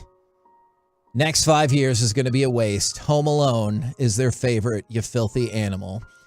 And from the 972, the reason the Cowboys can win this weekend is because Dak has the best game of the year. And his favorite movie, or their favorite movie, is It's a Wonderful Life. Have you seen It's a Wonderful Life? And have you seen it recently? I think it's super boring and can never make it through the movie. Okay. It's black and white, correct? That is correct. Okay. Did you know that that movie won a Special Academy Award because they figured out how to do snow well on camera? And they were like, I don't know, how we're supposed to figure this out. And then they did. And they're like, here's your Academy Award. Yeah, a couple of years ago, I got really obsessed with like watching the old like classics. And I watched that. I watched Miracle on 34th Street and like some other ones. So I definitely got in the throwback theme right there. Joey, you get to go next. Give us a sports opinion first. Okay, well, per usual, I'm going to stick to hockey. I would like the NHL to go back to their old playoff structure and put it back to 1 versus 8, 2 versus 7. I do not enjoy the division and you get the 2 wild cards and you get 3 from each division because I think it hurts teams that play well in the regular season and you finish second or third. I think it gets a lot of better teams out early. Do you get the sense, real quick, Joey, I'm sorry. Yeah. Do you get the sense that most people don't like this playoff setting? It's the most confusing thing as a non-hockey fan. I don't think anybody. Well, because they wanted to do it because they wanted to get those in-division rivalry games in. But teams hate each other enough these days, and they play each other enough to that those will naturally come out. I think that's a great. I think that's a great opinion. You know what it kind of reminds me of is the way the Texas high school football playoffs are set up when they split into big school, small school, because sometimes the best 2 teams in the division are both big school, and all of a sudden you're playing other teams. You're like, hold on, that's not a last place team I'm playing. That's the second team from that division. Yeah. So I hear you on that, and that's a great point. And I think you're right that most people are like, I don't care for it. What is your favorite Christmas movie? I went with Elf, so Mike's second favorite movie. One of my favorites. That's one, I think it was right at my age too, growing up. This was one that my parents always would put on during Christmas time, and I picked one of my favorite scenes as well. And what can I get you for Christmas? Don't tell him what you want. He's a liar. Let the kid talk. You disgust me. How can you live with yourself? Just cool it, Zippy. You sit on a throne of lies. Look, I'm not kidding. You're a fake. I'm a fake? Yes. How'd you like to be dead? Huh? No, he's kidding. You stink. I think you're gonna have a good Christmas, all right? You smell like beef and cheese. You don't smell like Santa. Okay, good. Oh! Santa smells like beef and cheese. He does. Is that the most quoted part? It could be you smell like beef and cheese, or it could be you sit on a throne of lies. Yeah. I have another line from that movie that I feel is criminally underrated. I gotta watch it tonight. The manager at that department store is top notch. Is when he comes in, he's like, "You guys seen the store?" As if you couldn't tell. He looks around and he goes, "It's pretty good." I want to know what would have to happen to really impress him because it's the most amazing thing anyone's ever seen. He's like, it's pretty good. He's like, corporate must send somebody in. He goes, we need to stick together. Call me on my radio. Santa's got a brand new bag. Yeah. Make work your favorite. I mean, I honestly, when I went to Rockefeller Center, I thought of Elf when I saw the Christmas tree and everything. I know it's in zillions of, whether you're watching a New York Giants game this week, they're going to show, or the Jets tonight, they'll show Rockefeller Center. Even though it's not anywhere close, that's not where they play. Yeah. It's kind of like when they show downtown Dallas for a Cowboys game. But from the 682, Dak will be gone when Sean Payton arrives. I would like to know financial insight into that. And then Friday after next is the best Christmas movie. From the 469, Cowboys will tag Tony Pollard, and Batman Returns is their favorite Christmas movie. Batman Returns is another one that with the Penguin? Yeah, and Catwoman. And there's a lot revolving around Christmas in that movie. I know some people will dispute, but I think that is an excellent selection. I haven't watched really. Have you watched a lot of Christmas movies this holiday season? No. Neither have I. So I need to, I've watched some off the beaten path Christmas movies. Netflix was like, you should watch El Camino Christmas. Let me give you a heads up. You should not. If you have an hour and a half and you're like, I would like to watch the Breaking Bad thing? No, that's a different thing. It has a bunch of famous people and you might, I like those people. It is 90 minutes of mediocrity that you will never get back in your life. So I have not. Good day. I have not watched a bunch of Christmas movies just What's that new one with Will Ferrell and Ryan Reynolds? What is that one called? Spirited? Yeah. I like that one. Yeah, that's kind of funny. I don't think it's great, but they did that whole scene about good day means F you. Yes. Back in the day. That is true. That is on Apple TV. I do believe. Oh, okay, sorry. I couldn't remember what we had. I thought that one was fun. I still didn't get a chance to watch Violent Night just yet, but I think I am going to. My sports opinion is that third down conversion rate on offense will be what keeps this Cowboys team afloat. They have been on fire in the last 5 games and really moved up the charts for the entire season. They got a touchdown. Yes. They threw it to Noah Brown. He deflected it right to number, I believe, something other single-digit guy, and he ran it all the way to a touchdown. I think it was 3rd and 4. Yeah. I'm thinking more, that counts against you for conversion rate, even though it ended in a touchdown. It did not end in a touchdown for you. So that counts against you. I need to know how stupid LaShawn McCoy is, once again, because I follow David Hellman, and he has to deal with that moron. We should have David Hellman on as a proxy to talk about. I just need to know, when LaShawn McCoy got the ball, and Noah Brown had a good game up to that point, but unfortunately, he kind of lost the game. If you say who lost the game, unfortunately, in the end, Noah Brown's missing the ball lost the game. Is when LaShawn McCoy got hit in the chest with the ball, was he like, hey, dumbass, that's a horrible pass. How in the world am I supposed to catch that? You know you're throwing an interception when you hit me in the chest. And I'm not a big Dak Prescott fan. I don't want to defend Dak Prescott. I think he's one of the reasons they lost that game. It was a horrible decision on the throw to Dalton Schultz. I believe it was a Dalton Schultz, right over his head, wobbly ball, intercepted. That changed a lot of the momentum of the game. But, it's amazing that LaShawn McCoy's like, that was a bad pass. Yeah, I don't think he watches the game. I think he's trying to Stephen A. Smith it, but he's not smart enough or coy enough or whatever I'm looking at. He's McCoy. Yeah. There are times when I think you're probably right. Now, you said you think my favorite one is an obscure Christmas movie. That's what I assume. You are correct. All right. Fire it off, Joey. World wars, old age, marriage, and weak men like you. Men who don't have the guts to survive in the real world. Men who are just scared little boys intimidating everyone with their aggressiveness because they're afraid the world will find out how small their are. You know, lady, I'd like to tie you to the back of a f***ing truck. You don't have the balls. No. When I hit it, don't. It's not worth it. What? I know. Mary, gag your grandma. That is the movie The Ref. Came out in 1994. Kevin Spacey's in it, so I don't know if I should actually still claim that movie or not.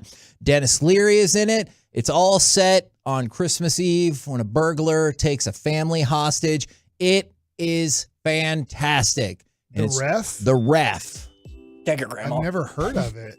It's not, I do not believe it was a big hit at the time. I do not feel like it is very much talked about. Yeah. I remember when I brought it up. You're the first person who I've ever heard mention this movie in my life. I mentioned it to my wife that's my Christmas Eve tradition because it's set on Christmas Eve, like after the family leaves and everything.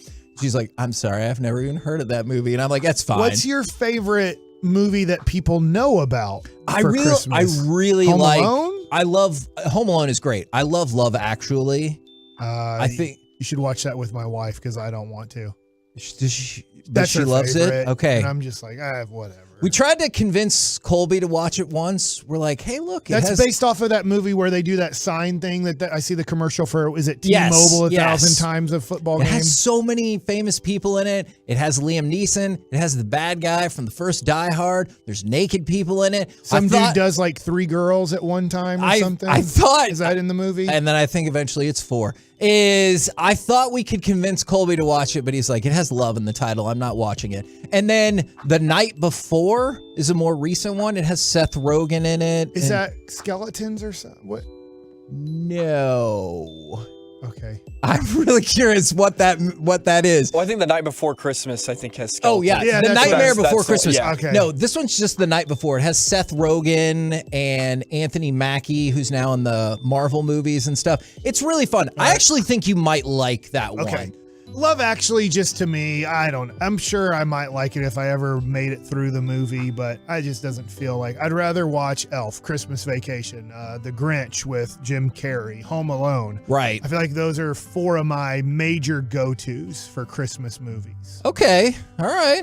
And I don't mind the new one. I thought the new one with Ryan Reynolds and Will Ferrell called No, yeah, Spirited. It's not bad or anything like that. I could watch that again and probably laugh through some of the things that they were doing. No, I could definitely see that. Appreciate all the people jumping in there on the text 877-881-1053. The Texas Rangers from the 469 will make the playoffs in 2023, and White Christmas is the best Christmas movie. That was another one of the old ones that I watched. From the 972, the Mavericks are going to make a trade that makes Mike Getty. Oh, I don't think that means we're getting Josh Giddey. I hope so. And Bad Santa is the best Christmas movie. I've never seen Bad Santa because usually we watch Christmas movies with the kids, and that's probably, from what I understand, not one I want to sit down with. My boys are now 12 and 14, but probably still too young to be like, hey, let's watch this thing. I would say maybe the ref is not for them either. Okay. Maybe The Night Before is not for them either. I have this question to you because I don't know, and the fan text can respond to this. The person who said, hey, the Rangers are going to make the playoffs. I think one of the reasons I'm so upset with this Mavs season is I had such high expectations for it. Right. If you remember, I think I picked 54 wins and going to the NBA Finals or winning it. Yeah. I can't remember which one. Honestly, I was just like, come on, they can do it. They can do it. I'm going to will this into because I want the Mavs to be so good this year. And that's why I'm so disappointed this year and so frustrated with the way things are going. And then I just look at things and go, just lose so we can maybe get like an unbelievable draft pick. Do you get more mad at a team when you have high expectations? Because for the Rangers this year, I'm like, hey, I think they can play 500. So I'm not going to be upset if they go 81 and 81. But if you're that person, you're projecting 90 wins in the playoffs. Won't it make you really mad if they go 81 and 81, where I would be like, that was a good year? Yeah, no, I definitely think expectations like change people's anger levels or perceptions or anything like that. We're the K&C Masterpiece right here on 105.3 The Fan. We got Mike Likes It coming up in just 1 second, but I wanted to let you know that the AT&T 5G fast, reliable, secure keys to victory is here for the game against the Eagles. Dallas has to get out to a fast start, just like they have in their last 2 games. And I know injuries hurt, but the secondary has to be reliable. And then Dak and maybe his receivers have to be reliable and fast as well, because turnovers will lose this game. And by the way, speaking of this game, let's give something away. Caller tickets, number 10. 877-881-1053 will win a pair of tickets in the 100 level and a parking pass to see the Cowboys play the Eagles. Caller number 10, 877-881-1053. Once again, want to thank AT&T 5G, fast, reliable, all that you're going to need. And remember, the Cowboys, they got to be fast, reliable, and secure via fast starts, secondary being reliable, and not turning the ball over, so Dak has to secure it with his wide receivers. And now, how about some Mike Likes It? All right, first question. When do G's change? How long does 5G stay the best G? Because it used to be 4G. Sure. How long did 4G be the G? Ooh. And then there was, before that, it was obviously like, man, you have 3G. But now if you're like, man, I have 3G, they're like, oh, what are you living in? That's a good question. The medieval times? 7 years? I'm going to say 7 years based 7 years? Based on no research and information. I'm going 7 years. And 5G's been a good G for 2 years? That sounds right. Right around COVID, the 5G became the man. Which, by the way, led to a whole bunch of conspiracy theories and everything like that. So, by the way, about 4 to 5 more years of the G. That's what I'm going to say. I will say, not as many as y'all's, like not as many as Christmas Vacation, Elf, or even close. There are multiple people have seen the ref, have seen and love the ref. All right. So that makes me happy. I want to be friends with y'all from the 817.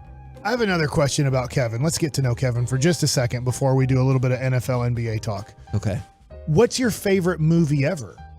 Is it a weird movie too? No, but it probably is not one that's going to surprise you. The Empire Strikes Back. Okay. The Empire Strikes Back is my favorite. For my birthday this last year, I got a Empire Strikes Back poster autographed by Billy D. Williams, which I thought was freaking incredible. If you could have an elaborate costume from Star Wars, what would it be? being Chewbacca would have been, I know I said that weird, Chewbacca. I think that would be fun. Also, my friend Sean got me, I was about to say a real lightsaber. I know that's not true. Amazing. No, not a real lightsaber, Just but cut through that wall. it does light up and makes the sounds and everything like that. And I've pretended to drop all of You my ever family wonder multiple times. How come lightsabers sometimes just scrape things and then sometimes they go just through things like it's butter? I definitely have thought that. I try not to dwell on it too much, but yeah, Empire Strikes Back. What is your favorite singular movie? If I'm allowed to ask a question and Mike likes it. I like movies like I think everybody likes movies. I never heard something, I don't like music or I don't like movies. Sure. Like everybody likes Sure. those entertaining things. I don't know if I have like a one. See, I really like Braveheart. I would say that's a big time one for me. Sure, I sure. really like Almost Famous. I love that That is movie. a really good movie. So there are movies that I love. I love the Star Wars movies, but I don't have a favorite Star Wars movie like you've picked out Empire Strikes Yes. Back. I really like Return of the Jedi because that's the first one I remember as a kid watching. And that's something that plays in for a lot of people is the nostalgia level. Like I've said this many times, if you love Christmas Story, like more power to you. I saw it for the first time about 5 years ago. I thought it was awful. Like I hated it. But I could see how if you watched it when you were a kid and you're like, I also wanted that BB gun. Like I could see how that's ingrained in you for a while. I cry every time the little kid makes the free throws for Hoosiers. Okay, I get that. Jimmy Chitwood, I'm gonna make it. Like I love Hoosiers. I love that movie. And like if you go I back, love Hoop Dreams, the documentary, but That that's when is- I was a kid too, you know? and So- I think that's why I watch so many bizarre movies, Mike, because I'm always on the lookout for like, I saw a movie with Steve Carell and Keira Knightley called Seeking a Friend for the End of the World that I feel like a lot of people haven't heard of. I was like, this movie is incredible, or Safety Not Guaranteed. Like I'm always looking for a movie that's like gonna be amazing. Yeah, and it's interesting. In the last 5 years, I can't tell you a movie that has like, oh, that's one of my favorite movies. That like there's something in the last 5 years. I do look. Most of it's Marvel stuff, right? I mean, I think the one with Thanos when he does kind of win, is pretty stinking good. Infinity War. Yeah, I know the next one. Then Is they kill Endgame. him, Yeah. and that one isn't okay. Deal with it. It happened before COVID happened. Those are like You know? Those are like the two biggest movies ever. All right, Or so- two of the biggest movies. Gosh, I've wasted a lot of time already. Let me ask you this. I hope you have this pulled up because I got you prepared for it. Yep. The Mavericks won last night. Great win for the Mavs. Super happy for them. They're 16-16. They are tied for 9th/10th place with the Minnesota Timberwolves right now. They must have a tiebreaker over them because they're 16-16 and in 9th place, and Minnesota's 16-16 and in 10th place. In the Western Conference, the top 6 teams are Denver, Memphis, New Orleans, Phoenix, Clippers, Kings. Which one of those teams is not going to be in the top 6 when we get to the end of the season? I'm gonna say the Sacramento Kings. All right, and that they're in 6th place right now. Do you have the major reason why? I Like, just they're think just not as talented. Well, I was going to say, just like Utah earlier in the year, though Utah is hanging way tougher than I would have anticipated, but they've kind of come back down to earth. I would say the same thing about the Kings, but it might be because of the team I'm going to replace them with more than anything. So then the next question is, who's not in the top 6? Like I call it the real playoffs. Sure. Who's not in the real playoffs that's going to make the real playoffs in the West? I'm going to say, and you might hate my selection, I'm going to say the Golden State Warriors. No, I don't hate it at all. They're fantastic. They're the most talented. Yeah, and they're fantastic at home. They've been fantastic at home for a long time. Their road record, I don't think is conceivably sustainable. Like even with 3-16. I know. Holy guacamole. Even with Curry hurt, I do not believe they will sustain at that level. So if they get even back to mediocre on the road with how good they are at home, I'm going to say Golden State subs in for Sacramento. Okay, I like that answer. That's a good answer. When you look at the Eastern Conference, is there a team in the top 6? Milwaukee, Boston, Cleveland, Brooklyn, Philadelphia, and the Knicks that will not be in the top 6 at the end of the year. I went back and forth with making a bolder choice. Can I tell you the bolder choice I thought about? I'm going to think your bolder choice is Brooklyn will not be in the top 6. That was my bolder choice just because I still wondered about the viability of trading Kevin Durant. They're 9-1 in their last 10. And that's the thing. And he has been on a roll and rocketed into into MVP contention. And that's why I think they're like, hey, you still have Kevin Durant. You've got a shot. And so instead, I'm going to go with the lazier, but I still think fair Knicks for Heat swap. Okay, and that's 6 and 7. And like, obviously, Jimmy Butler's been missing some time. There's been numerous problems with the Heat, but I do still think the Heat are really good. And I think the Knicks are coming up in the world, but they have a lot of young players that they're drawing from. Okay. So I'll swap out Knicks for Heat. By the way, I tried to trade Zach LaVine in the trade machine, and I found this out. I forgot to tell you yesterday. He can't be traded till after January 14th or on the date of January 14th. So even though the December 15th date has happened where like a person like JaVale McGee can be traded from the Dallas Mavericks, to give you an example of somebody who I think the Mavericks want nothing to do with anymore, like with all the injuries, he still couldn't really play. Yeah. There's a restriction on because of his extension that he can't be traded till January 14th or January 15th. So if the Mavericks are interested or other teams are interested, which the rumors are they are. Well, and just if you wanted something there, I saw some things that for both DeRozan and LaVine, if they leave, I can't remember the other ones, but the Mavericks were 4th on the list for both of them, like to get either one of those players. And which would be a change. They did not like either player a few years ago. Which I know we've talked about LaVine, but we also talked about what a great fit DeRozan would have been in this system. And since you brought up your favorite movie, I know a movie that has made an impact on you in the last 5 years, Top Gun Maverick. I do really like that movie. By the way, that movie is on Paramount Plus today. If you have Paramount Plus or want to try a free trial or whatever, and you didn't get a chance to see it, Top Gun Maverick is out there today. All right. Betting with Bassick. I want to do this today because I'm out tomorrow. I'm out the rest of next week, even though I can't promise, but I plan on December 29th, we're going to be at Texas Roadshow, which is the great card shop in Mansfield. That place is great. I plan on coming out there and saying hello. I can't promise it, but that's my plan during the show and say hello. And, Corey, he wouldn't join us on the show. Is he at his mother or mother-in-law's?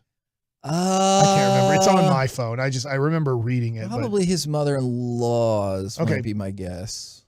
I want to do betting with Bassick. And maybe this is from what people heard me say or thought they heard me say is going to be a little bit different. Okay. I know what you're going to pick then. I'm going to pick the Philadelphia Eagles. Yeah. I think that they are plus 5.5. That number has moved back and forth from 6 to 4 to now 5.5. Yeah. And I'll tell you what, I think the Cowboys are going to win this game. I'm not positive about it. I don't feel good about picking this game. I think it's going to be something like the over-under's 47.5.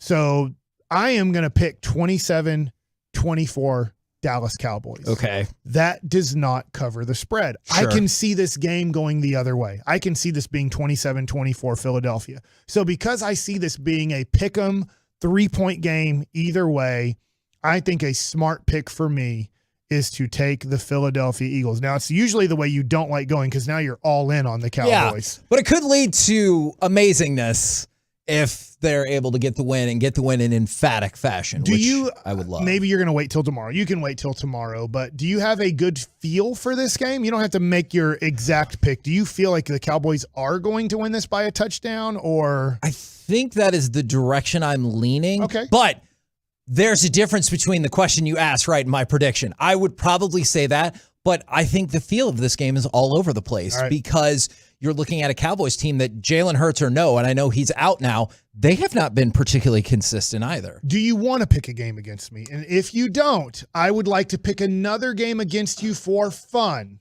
Even though it would be $20, but it would be fun.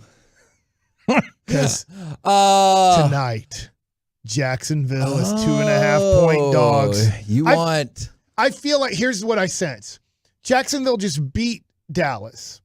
Jacksonville is now predicted to win that division. Yes. Yet that would mean that they're duping me again, right? Because they're saying put money on Jacksonville. Right. And really I think the smart money is to put money on the Jets because everything says, hey, Jacksonville's better than the Jets. Zach Wilson's quarterback. And look. And then they somehow know. Vegas knows. It's like Santa. Santa knows and Vegas knows. They're the two people that know. And I don't know how they know. So Vegas in this conglomerate is just the one person? Yeah. Vegas and Santa are the same people. And what about Bo? They know the Jets. Bo used to know. Okay. And then he blew out his hip, and then he didn't know anymore. Fair enough. Is the Jets are probably going to win by 3 or more. But I would be betting with my heart here. I don't have a feel for this. Do you want to put $20 on the Jets tonight? If you don't, that's fine. I don't. Okay, no problem. Maybe you could stick Corey with it. By the way, if he'll call us back. Corey gets stuck with a lot of things. From the 214, The Ref is a great movie. That might be the only thing I've ever agreed with Kevin on. All right, so like some positive and some negative in there. And we gave... Oh, man, Gardner Minshew. No way Philly wins from my buddy Danny. Stick it to me, Danny. What the hell did you just say? Don't forget, we'll still do Masterpiece of the Week tomorrow at about 1:30. If you missed out on the 100 level Cowboys Eagles tickets, they will be doing that very same giveaway with the G-Bag Nation in the 5 o'clock hour. Congratulations to our winner as well. Coming up next, NFL fact or fiction. Or did we have to change it to fiction or nonfiction? We'll do that next right here on The Fan. Azim is a Tolo. My name is Azim. I'm a Tolo because I love DFW, I love the sports here, and I love the station. We always have some great comedy, always great sports takes. My wife doesn't like it, but it's always on the station. Attaboy. And you can always crash on RJ's couch. Thanks to him and all the Tolos for helping us grow this thing together. We are 105.3 The Fan. If you're looking for a place to buy a brand new car, you know what? Quite frankly, maybe you're doing some last minute holiday gift shopping. Get that car at Platinum Chevy. You can make your way out to their awesome showroom in Terrell, or you can go to PlatinumChevyTexas.com. I can confidently tell you that because in the last 3 years, my family has bought 3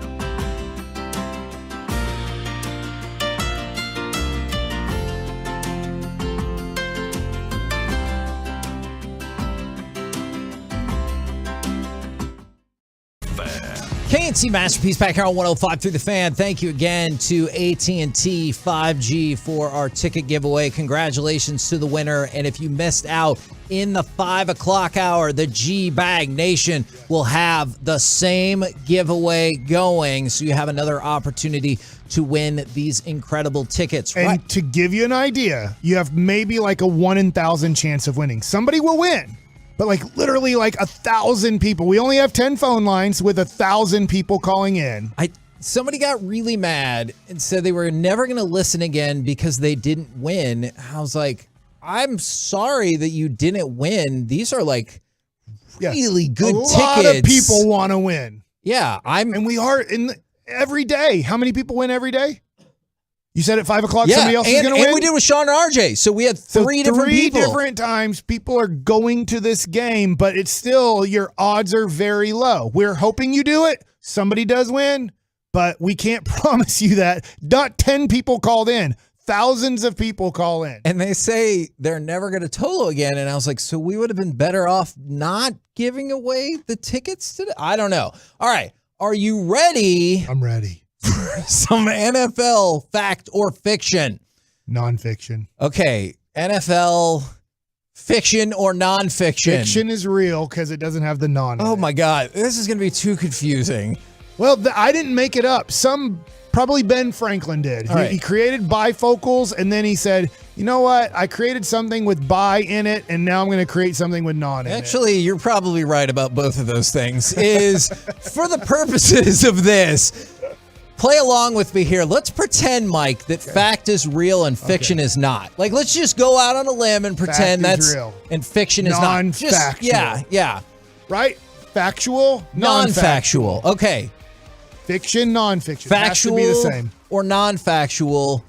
You love football in the snow. There is a bomb cyclone headed for the Bears-Bills game. One of my cousins the other night sent me a screenshot that was predicting between 13.5 and 17.5 inches of snow in Chicago. So you love football in the snow, fact or non-fact? As long as I'm not there, because I would not sit through it.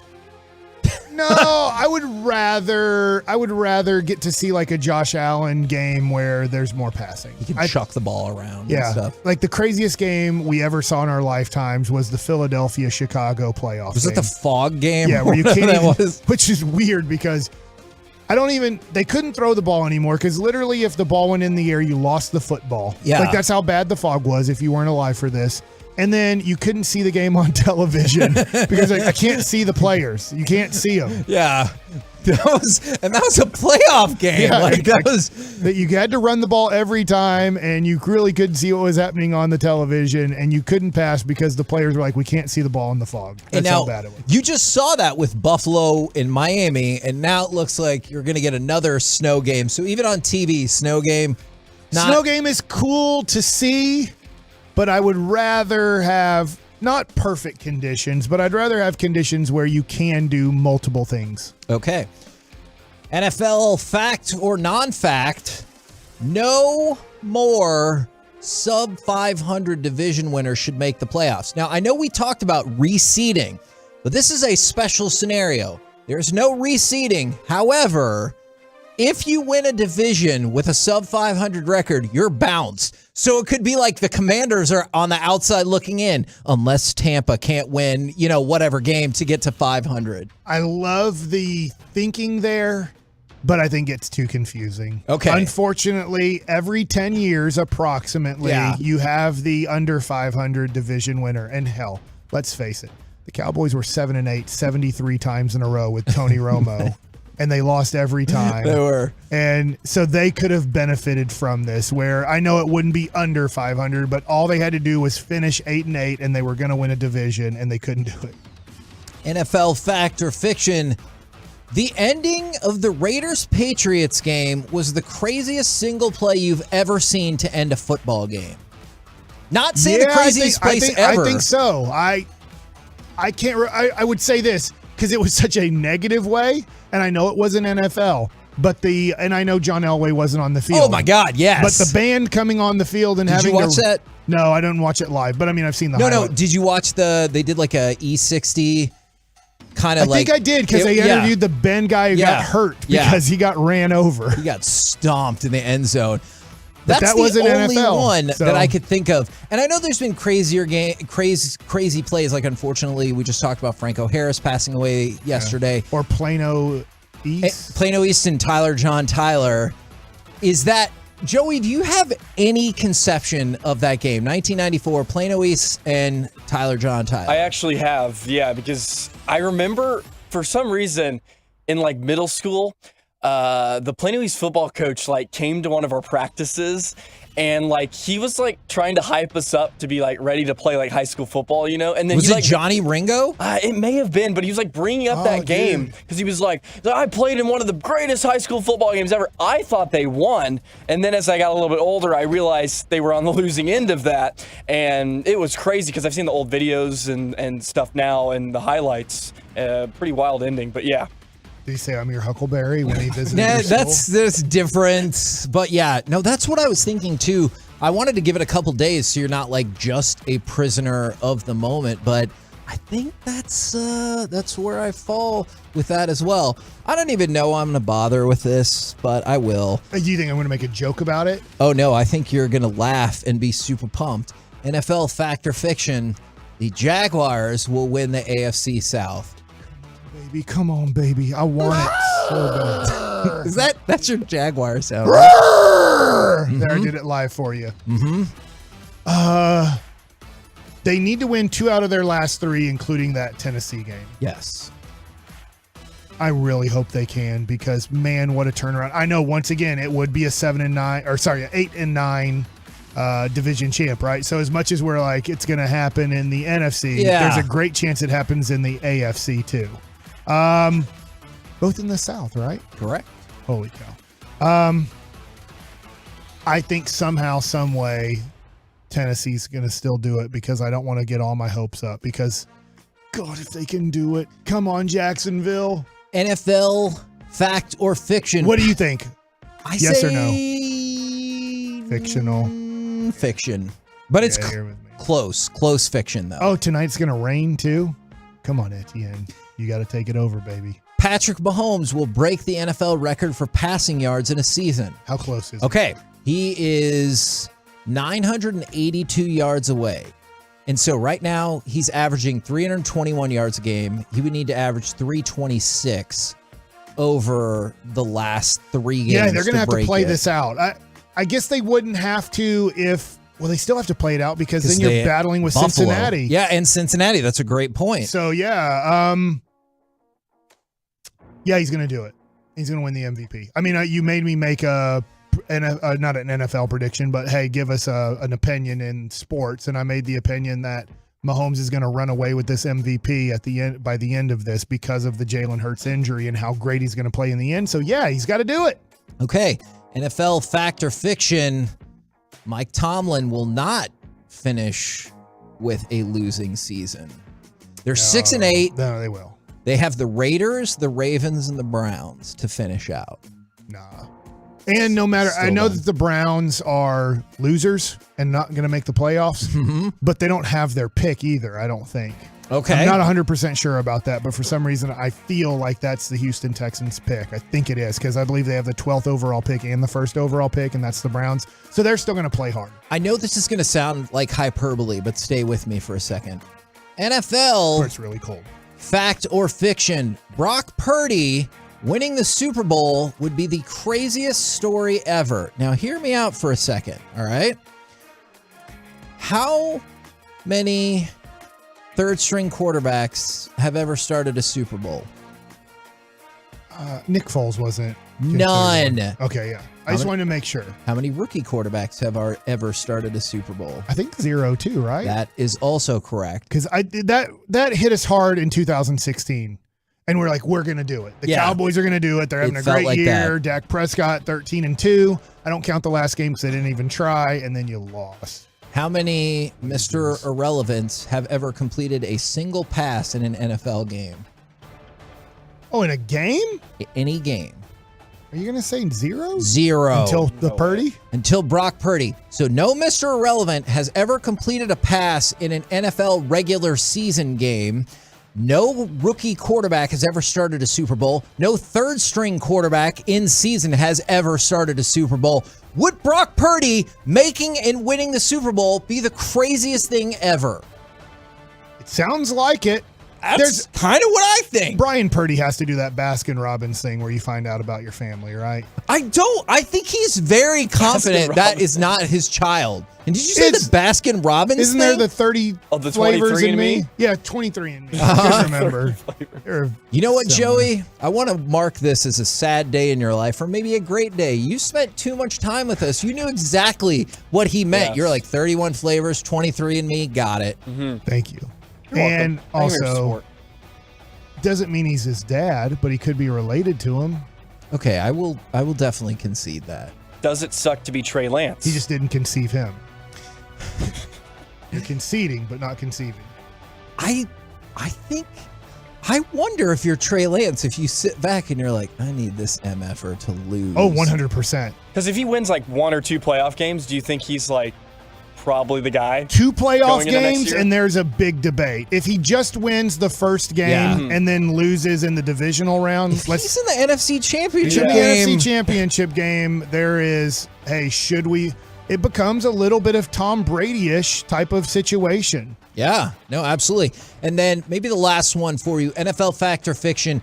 Teams shouldn't rest non-injured players before the playoffs. So I was listening to something from Kyle Shanahan, and he said, I think that's one of the biggest mistakes people make just watching it over the years. I would understand if you were getting ready for a 7-game series, but football's not like that. It's 3.5 hours, one shot, and he's seen a lot of players have their worst playoff game in that first game because maybe they were resting.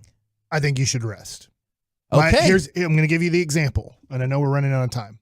Micah Parsons is banged up. Sure. The game against Washington means nothing. Let's just say it means nothing. Yeah. There's a really good chance that the could be Cowboys the are case. locked into the 5 seed.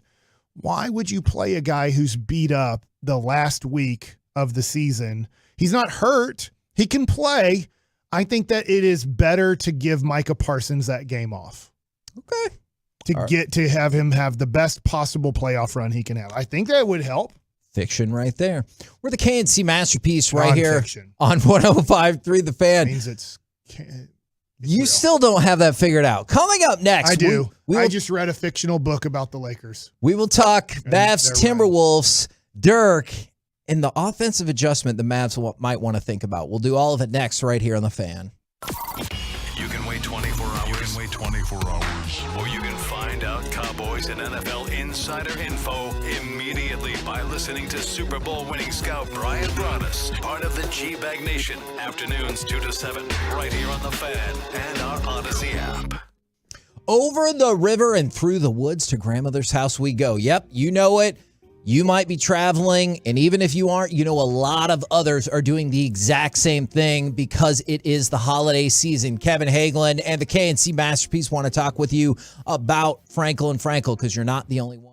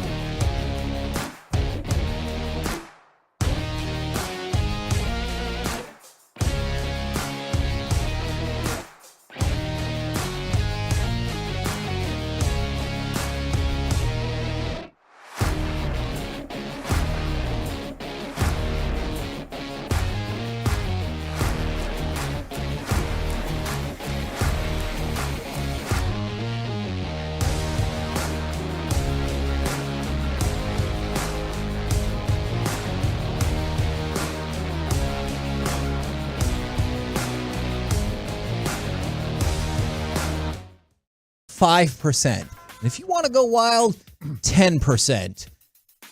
That we push those chances into the interior. We roll to the basket. You have brought it up, the boring style of basketball. And if they were winning or just lights out from three, I could see the appeal a little bit more. But it is a lot of stall ball. And threes can obviously be fickle. And if you can get to the rim, that is a much more reliable source. Whether it's Hardaway, Finney-Smith, I know Maxey got hurt, Bullock, whatever the case is, you don't have to stay there. Maybe Jason Kidd says you do. But what would you think about even a 5 to 10% influx of let's roll to the basket, let's move to the basket? I would love that. I would love two things. I'd love that. What I'd love more is, can we push the ball off of defensive rebounds? You don't have to take a shot within the first 5 seconds or try to get a layup. But almost every NBA team gets a rebound. They outlet it to a guard if the person who got the rebound can't dribble. And let's face it, 3 or 4 out of guys on the court at all times for the Mavs cannot dribble and pass a basketball. Right. So outlet it to Dinwiddie or Luka, or Hardaway can dribble. He just can't pass to save his life. And then you push the ball. You don't have to push it like at a crazy pace. You don't have to push it at Jason Kidd's pace when he was, in his prime. Push the ball. Just see if there's something that looks like a good, easy, quick look. But the Mavs, 95% of the time don't even they're like, stop. Everybody stop and start walking. Right. And I'm like, push the ball and see. Half-court basketball is very tough, especially for most of the Mavs. What if we run, see if there's anything there? If there's not, which there probably won't be, you pull the ball out and you say, all right, let's play half-court offense for 17 seconds or less and see if we can get a good look here.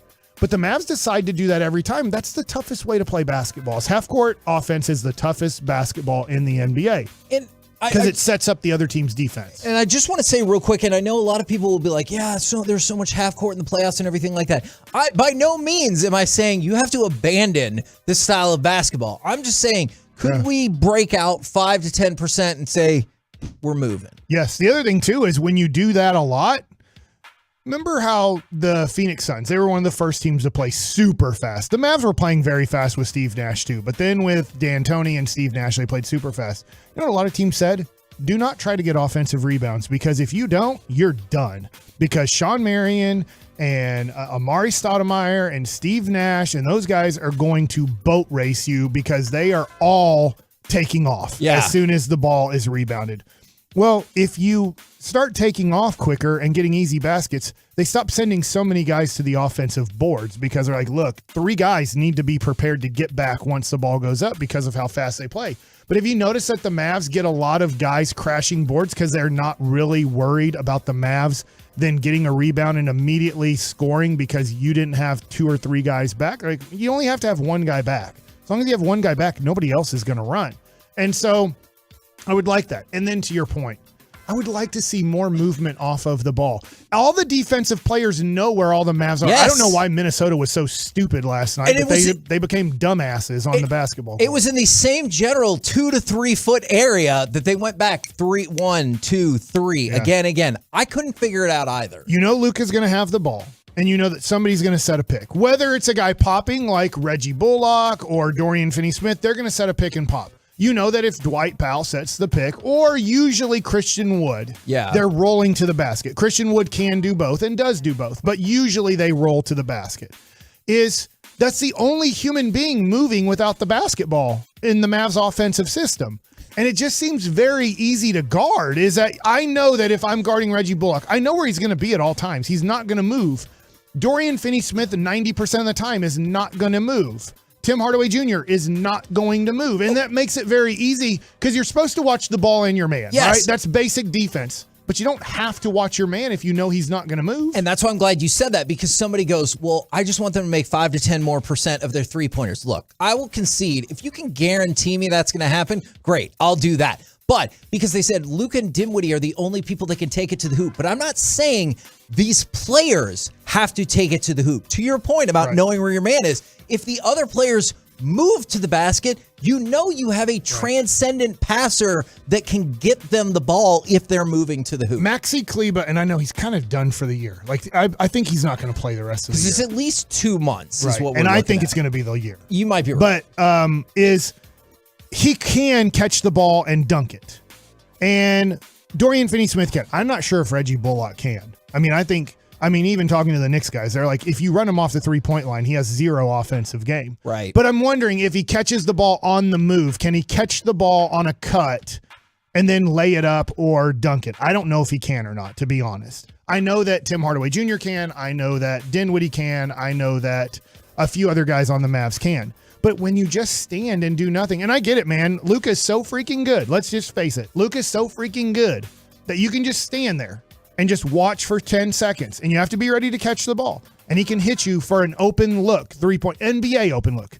And people have to understand an NBA look is you got to catch and shoot the ball within 1 second. Because if you catch the ball and you hesitate, they will close out on you and make it a contested three-point look or take the three-point shot away. But Luka's so good, he will find the one guy open for that 1 second to get an open NBA look. But it's boring to watch, and it's the only option the Mavs have. Either Luka scores off of his drive or step back, or he passes the ball to you with 3 to 5 seconds left on the shot clock and you have to catch and shoot the ball. And that's the only NBA basketball that the Mavs play. Now, I just want to let you know what you've started here from the 817. Just did the Tankathon sim for about 5 minutes. No number 1 pick, but I got the number 2 pick. Look, Scoot! I would be stoked about getting Scoot Henderson. Assuming he goes second, I think it would have to be a wild turn of events for him to not go second after Wemby, and then maybe the Arkansas kids move into the look and everything like that. But that would be tremendous. I think your idea is an influx of talent, yes, right? And I'm going to be honest. If Luka stays healthy, it's almost impossible to be one of, let's say, somewhere between the 6th and 8th worst team and get lucky in the lotto, right? I mean, you're not going to be one of the 5 worst teams. There's just some bad teams out there. Detroit, Charlotte, Houston, San Antonio. Those are 4 that come to mind that I don't know how in the world you can have a worse record than those teams unless Luka literally gets hurt tomorrow night and doesn't play the rest of the season. Then you're right there with them as winning 20 games the rest of the year. But I just look at this and go, look, it's far-fetched that you're going to end up in like the top 10 picks of the draft. I do think it's the only way to add a second superstar to this team. But that being said, you're probably going to finish somewhere between the 11th and 16th type of team in the NBA this year. But to your point, don't want to get too much off topic. I don't like the Mavs offense, and it did work last year. It worked to 50 wins. It worked to making to the conference finals. But you had another guy who broke down the defense. You had 2 guys. Yes. And I get that. Maybe you could say, well, you had 3 guys last year. All right, well, now you're back to only 2 guys can do it. And it's just not enough guys. And Brunson is better at breaking down the defense than Dinwiddie is. That's why he's making $27 million this year. Dinwiddie's making about $18 or $19 million this year. The NBA saw Jalen Brunson as a little bit better than Dinwiddie, and he's better than Dinwiddie. But when you only have one guy you're relying on for everything, and then all 4 guys, and 3 of them can't dribble past the basketball, it makes it a really difficult offense to run. Now, something I think you are going to like, obviously it's going to happen, but were you excited to see that Dirk Nowitzki officially listed as one of the Hall of Fame nominees? Like, I know if you just run the math, we all knew, but I love it. I do hate it's a reminder that him and Wade are going to be in the same deal. Because you wanted like Dirk to come back and play like 1 game the next season or something, so he did not have to be in the same class as Dwayne Wade. I have no clue how it goes. Like, as in the speeches, what order it goes in. Let's just say it goes in alphabetical order. I'll pay, and it won't work. I would pay up to $5,000 for everybody to sit there and to clap and to be like, yay, Dirk. And then every Dallas Maverick fan that is there, as soon as they announce Dwayne Wade, that they all get up and they walk out of that building. That would be amazing. That would be the most amazing thing for the Dirk Nowitzki making the Hall of Fame is, yes, he's going in with Dwayne Wade. But then when Dwayne Wade gets up to talk, about a 1/4 of the building leaves. Okay. That would be amazing. I think we need to break this down by dollar figure. How many people can we get in the building and then have to figure out how much you're going to have to pay off each person and figure out what it is? Because I feel like if we crowdsource this, we could absolutely make that happen. But yeah, super cool. Other names leading the way, Tony Parker, Dwayne Wade, Greg Popovich, but obviously. Yeah, I think Parker and Gasol, Pau Gasol, are 50-50s. I do think they get in, but I would take Parker over Gasol. I'm with you on that. But I could see where both get in also because of their international qualities too. That's because a good point. didn't Pau Gasol it was Ginobili's team that won the gold medal in 2004, right? Watching that. Yeah, the Redeem team. But I mean, Pau Gasol has a lot of moments in international basketball too, which I think add, and so does Tony Parker with France. So I think they both get in. I don't know if they get in this year, but they both, I think, will get into the Basketball Hall of Fame. And Dirk, still humble, said it would be an unbelievable moment, really. I mean, to top everything that has happened here the last couple of years and words and accolades that have come my way, that will be the ultimate to be enshrined, hopefully, with the greatest in our game ever. I want to take some of that sweat away. You're going to make it, buddy. It's going to be okay. He would make it no matter what. Baseball, basketball, football. But basketball is the easiest thing to make. Christian Laettner's in there. Oh, yeah, because of Duke. Yeah. And so just to give you an idea, it's not based off of your NBA career, which he was a nice NBA player. Yeah. He made 2 All-Star teams. I know he made was one. A great college player. And so they're like, put him in. He was great in college. And just think about these run of days, like leading into Christmas, is officially announced as a Hall of Fame candidate. They're going to do the statue on Christmas Day, and then the Mavericks host that game. So great times for a great person. Congratulations, Dirk. We're the KNC Masterpiece right here on 105.3 The Fan. Coming up next, let's chit-chat with those fellas from the G-Bag Nation. Next, right here on The Fan. All right, Tolo men, if you've been putting off addressing symptoms and what could be low T, what are you waiting for? Men's T Clinic can help tackle the symptoms and underlying causes of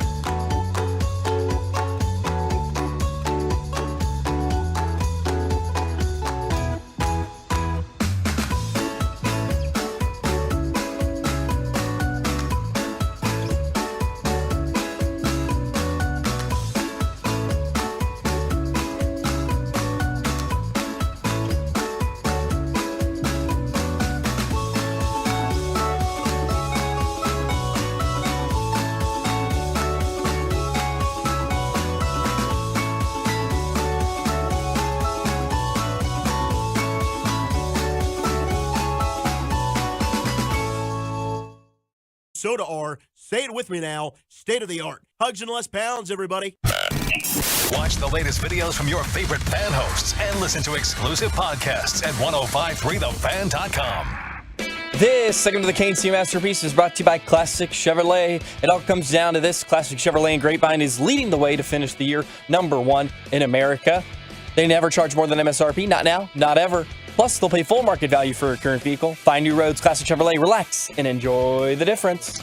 K&C Masterpiece back here on 105.3 The Fan right now, courtesy of D&M Leasing. It is time for our chit-chat with the fellas from the G-Bag Nation. Gentlemen, how is you today? Phenomenal, Hagee. Thank you so much for asking. Now, have you seen, I feel like every day there's something that leads you to believe that the Commanders are not doing phenomenal.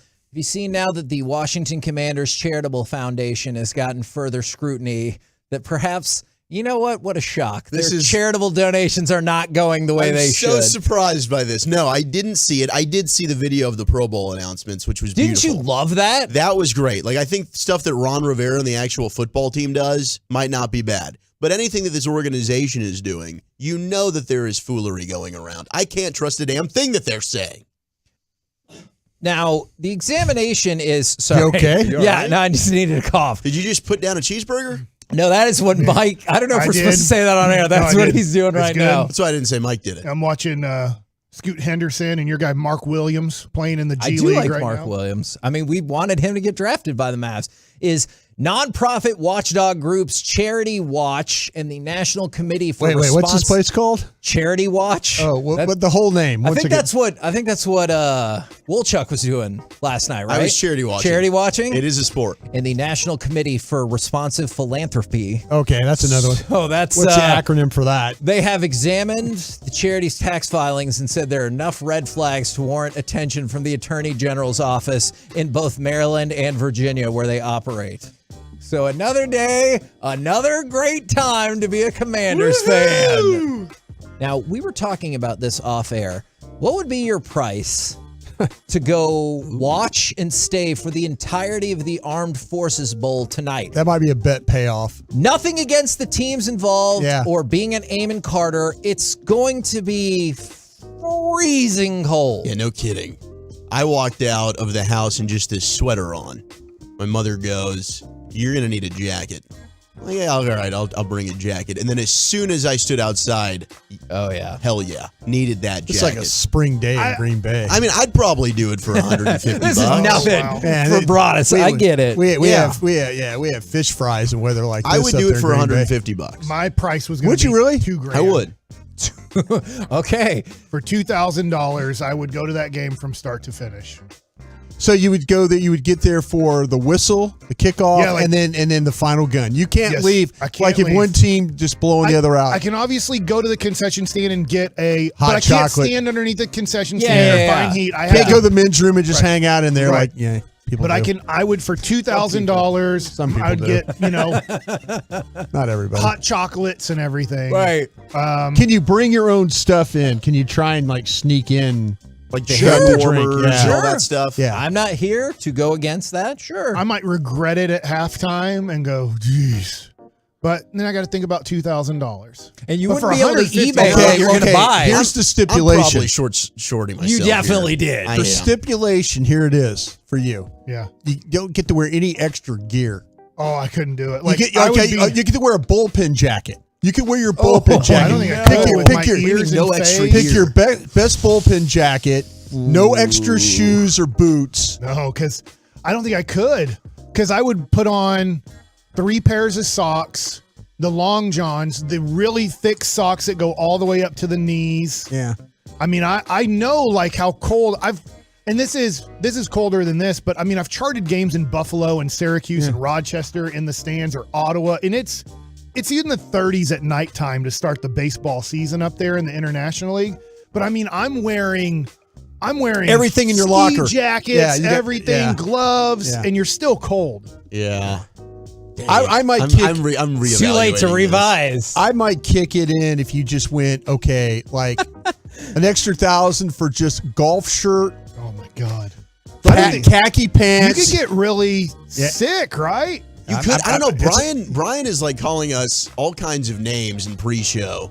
when we're talking about cold weather, and like he wants to do the pregame show outside at AT&T Stadium. I heard that discussion. You're like, he's like, what's wrong with you guys? Yeah. I did scared of the cold. I did learn something about pitching in the cold. We went to Ottawa for their opening night in 2001, and the game time temperature was about 26 degrees with a wind chill in the teens. And I was the starting pitcher, and I got everybody free tickets because if Ottawa won, you got free tickets to a future game, and they beat me.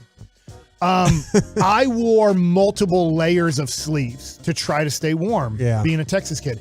And what I found out is when you're out there and pitching, you'll be warm. And then when you're in the dugout, you can try to get into the clubhouse or whatever, wear a jacket and stay warm. But I couldn't pitch with layers on. I can pitch with sleeves on and a jersey on. When you throw on multiple sleeves, you start restricting your throwing motion. And I learned a valuable lesson that night that you can't wear multiple layers as a pitcher. I was trying to figure out from like my days of watching baseball. Your pitching motion. Is there a guy, Mike, in like when you were in Cleveland, was there somebody that was like Bumgarner or something like that? I don't know. I mean, way back in that never wore sleeves, those opening. There was always somebody that I felt like that somebody like you'd be watching Cleveland play and it'd be snowing. Like it'd be snowing in the game. Pitcher out there. And the guy standing on and just blowing on his hand. You know, that kind of thing. Like Randy Randy Johnson. Latin guys, sometimes it's 50 degrees outside. And they're wearing hoodies. You're like, dude, like at this point, like this is like not bad weather for Northeast United States, you know? But I was trying to think there's always somebody. I mean, I remember like maybe a Ron Guidry or something. I wish I could remember Yankees that. Way back in the day. I'm not wrong. Like Randy Johnson seems like a type of guy that would do that. I can picture him, blowing into the hands. There's some sort with offensive linemen. They feel like there's a thing where they just want to wear the jersey. Yes. Well, I tell you, there used to be a time, and the Cowboys did this, or there was what team was that? It might have been New England. New England had a deal where you could wear sleeves opening day. If you wore the sleeves opening day, you could wear them the whole year. But if you tried to wear sleeves late in the season, you were going to get fined. Oh, like the lineman came up with a deal soft. like if you went sleeves like week 1, you could wear the sleeves all year. But if you wore them in week 16, you got fined. Was it Drew Pearson in the Ice Bowl that screwed over kind of because he'd put his hands in his pockets? That's Bob Hayes. Bob Hayes. Yeah. So if it was put him in his pants. So if he knew it was a run play, he would just put his hands in his pants and just stand there because it was so cold. And if he took his hands out, then Green Bay realized like if he takes his hands out, they are running a passing play. Dang it, Bob! It was a tell. He could have just really been enjoying the game. He had a buzzer on him that's too. very at the true, time. Aggie. Now, some fascinating feedback here from the 817. I'm going for less. I'm working security at that game. You're just wearing the yellow slicker? Bless your heart. And then from the 817, the 214. What's your Cash App, Zach? I would like you at that game. I don't have Cash App anymore. I had a bad Bourbon Street experience. Oh. Yeah. All right, over under, if I put the 3,000 people in the stands tonight, do you think 3,000 people show up to Amon Carter tonight? At some point, yes. Not including the players. Like I bet Air Force travels well. Yeah. I mean, I went to that UNT Army game where we played at the Cotton Bowl, I think they're required. I think that because it's Army travels, man. I think it's that military thing. They make them travel. Yeah. Yes. Is it on ESPN? I'm going to turn on the game just to see how many people are in the stands. Surely, yeah. I think it's ESPN or ESPN2. Right. I'll have to go double check. I don't know that offhand. I know it wasn't surprising, but the big news of the day, the Eagles finally officially said Jalen Hurts was out. Are you kidding? I think Hurts is hurt worse. Wait a second. Hurts isn't playing? I think he's hurt we got worse. a shot, baby. I feel like you knew that. You know what? The reason why I think you're right about that, Broadus. Oh, I know I'm right. Okay, you usually are. Oh, he knows. Is the dramatic shift in the MVP lines led it to Vegas believe that it knows. was Yeah. more than one game. Like when you saw the point shift for this game, I was like, sure, that could be one thing. But he shifted down to tied for second or third with Burrow and Allen again for MVP. I had somebody tell me. Actually, It is on ESPN, by the way. Actually, a couple people yesterday say that there might be an AC joint problem here with that quarterback. How serious is that? Sounds like a season ender. Well, to they me. were saying for sure this week, and then likely see what happens with the Saints. So they might be 2 weeks for sure. But that AC joint thing is they might be leading you on that, or they're not telling you it might be worse. Was it late in the game? Third quarter. Okay. And he runs the ball. You see on tape he's running, and he just gets plowed into the ground going forward. And you're like going, oh, that looked pretty severe. But yeah, it's something that they're going to have to deal with this for sure. What do you guys got coming up on the program today? 4 o'clock, we'll go behind enemy lines, find out more on Jalen Hurts with Elliott Shore Parks. Elliott is the Eagles reporter for 94 The Whip in Philadelphia. Plus, we'll talk with Bobby Carell at Mavs.com at 6. So do you think it's going to be a good show? It's going to be pure gold as always. Yes. Thanks for asking, Heggy. Roll home with the G-Bag Nation and y'all's awesome Cowboys ticket giveaway. 5 o'clock. In the 5 o'clock hour. Expressway, baby. Woo! Hey, Love Kevin. to hear it. And they're the gold seats. Happy New Year, buddy. Love your sweater. Shut up, Mike. Mike, the is he done the whole? He's done.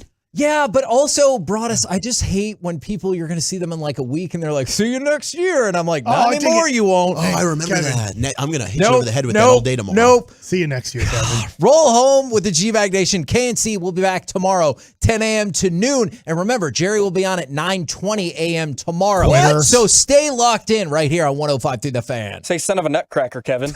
Son of a nutcracker. Hallelujah. Holy.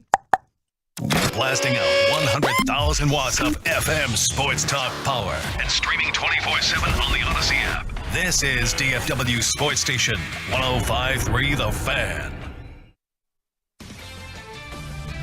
This is Jim Rome with an Odyssey Sports Minute. Tonight we get Trevor Lawrence v. Zach Wilson in the Meadowlands, a.k.a. the number 1 overall pick in last year's draft versus the number 2 overall pick in last year's draft, a.k.a. the young QB whose arrow is pointing straight up versus the young QB whose arrow looks like the crypto market trend line. I'm Jim Rome.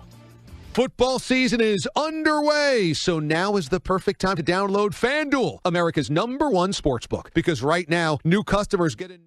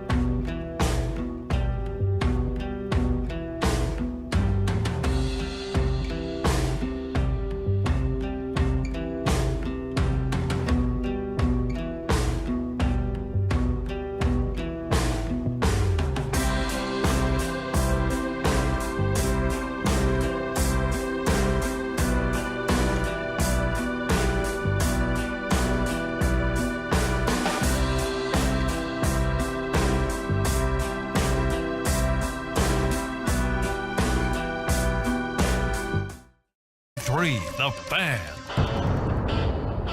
It's hour number one of the G-Bag Nation. Zach Wolchuk, Brian Broaddus, Lucius Alexander, and Carter Freeman might be somewhere. Maybe. That bowl game you guys were just talking about, standing outside for, that's where he's going tonight. Going to the bowl game. Yeah, he's going to the bowl game. Holy heck, he's got to go ahead and get warm and cozy. Wow. Carter might do that for $50 then.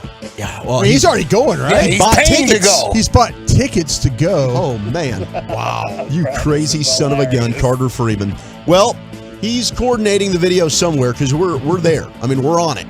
The Twitch, the fan cam, you can watch us, YouTube. We love you, and we're here for you. Thank you so much for spending your Thirsty Thursday with us in the snow and the freezing cold temps. Is this bringing you back to Lambeau? I told you, man, this is like a spring day. We got a tea time. This is a spring day. We got a spring day here. We got to go to tea time now. You're lying through your teeth. You are frigid when you step outside. I know you are. You bleed the same blood we do. I feel good. I feel good about this. You know, I feel good because I went and got the, I'm big on like fires in the fireplace. Uh-huh.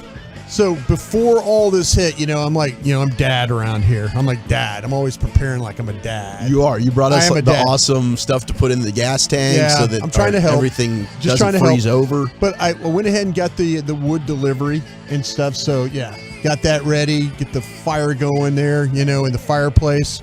So, yeah, it's cool. Got football on tonight. And got a little show to do with you and Lucius today. Looking forward to it. Yeah, so was it like last week or the week before that we were ducking tornadoes? Now it's snow out last here? week. Hey. Welcome to Texas, baby. Absolutely. You don't like the weather, just wait around a little bit. Lucius, you're like a really, really bright guy. And so allegedly. Oh, not allegedly. You're a bright guy. Lucius, well, it's the gifts that your mom got you. Yeah. Is this I had to steal things to get to those gifts. Is this has to do with the atmosphere and all that stuff and global warming? Oh, no, this has to do with we're in Texas. Is this just Texas? It's Texas, yeah. We just cover everything is right here in the middle. It comes to us at some point. Okay, I just kind of, I didn't know if it was one of those things that like, I kind of like when they were talking about all that stuff, I kind of like, I'll pay attention. Yeah, and then all of a sudden I'm just like, violent storms and this, that, and the other. And I'm thinking, oh, okay. But the Farmer's Almanac said we were going to have a cold. Yep, sure did. They said we were going to have some cold. And they're never wrong, and they're pretty good about showing you where the good fishing times as well. I'll tell you what, that is the truth right there. Well, I hope everybody's staying warm. Yeah, and please. Let us know, 877-881-1053, truckwreck.com text line. You freak out? Do you enjoy this? You're like, I'm trying to go out there and play in the snow. How are you weathering this? It is. But now it looks like it might have stopped. But it was snowing when I drove in. Well, a lot. It's like flurries. Quite a bit of flurries. And we don't get that here, Brian. I know you lived in Lambeau for 5 years. For us, we get this, once or twice? I know. I've lived here a long time. Now, it's not sticking. Yeah, okay. Thank God. I know. So that's what I was just kind of wondering. It's just kind of flurries. That's what we're dealing with, It is right? flurries. Getting icy in Salina now, said the 903. Be careful out there. All right. So keep us updated on these situations as you are out and about. Yeah, by the way, this time of year, if you can, drop off some coats to some shelters Coats or whatever. and socks, apparently, as well. If you can help somebody out with a coat. The socks are needed. Maybe carry a couple of coats in your car. If you see some homeless folks hanging out, drop off a coat to them. Be nice of you. Swaggy Booties says the snow isn't going to stick. I hope it doesn't. Ground's too warm. Yeah, I think so, too. But you never know. Mavericks got a big win last night, 104-99. Yes, Was sir. that shocking to you?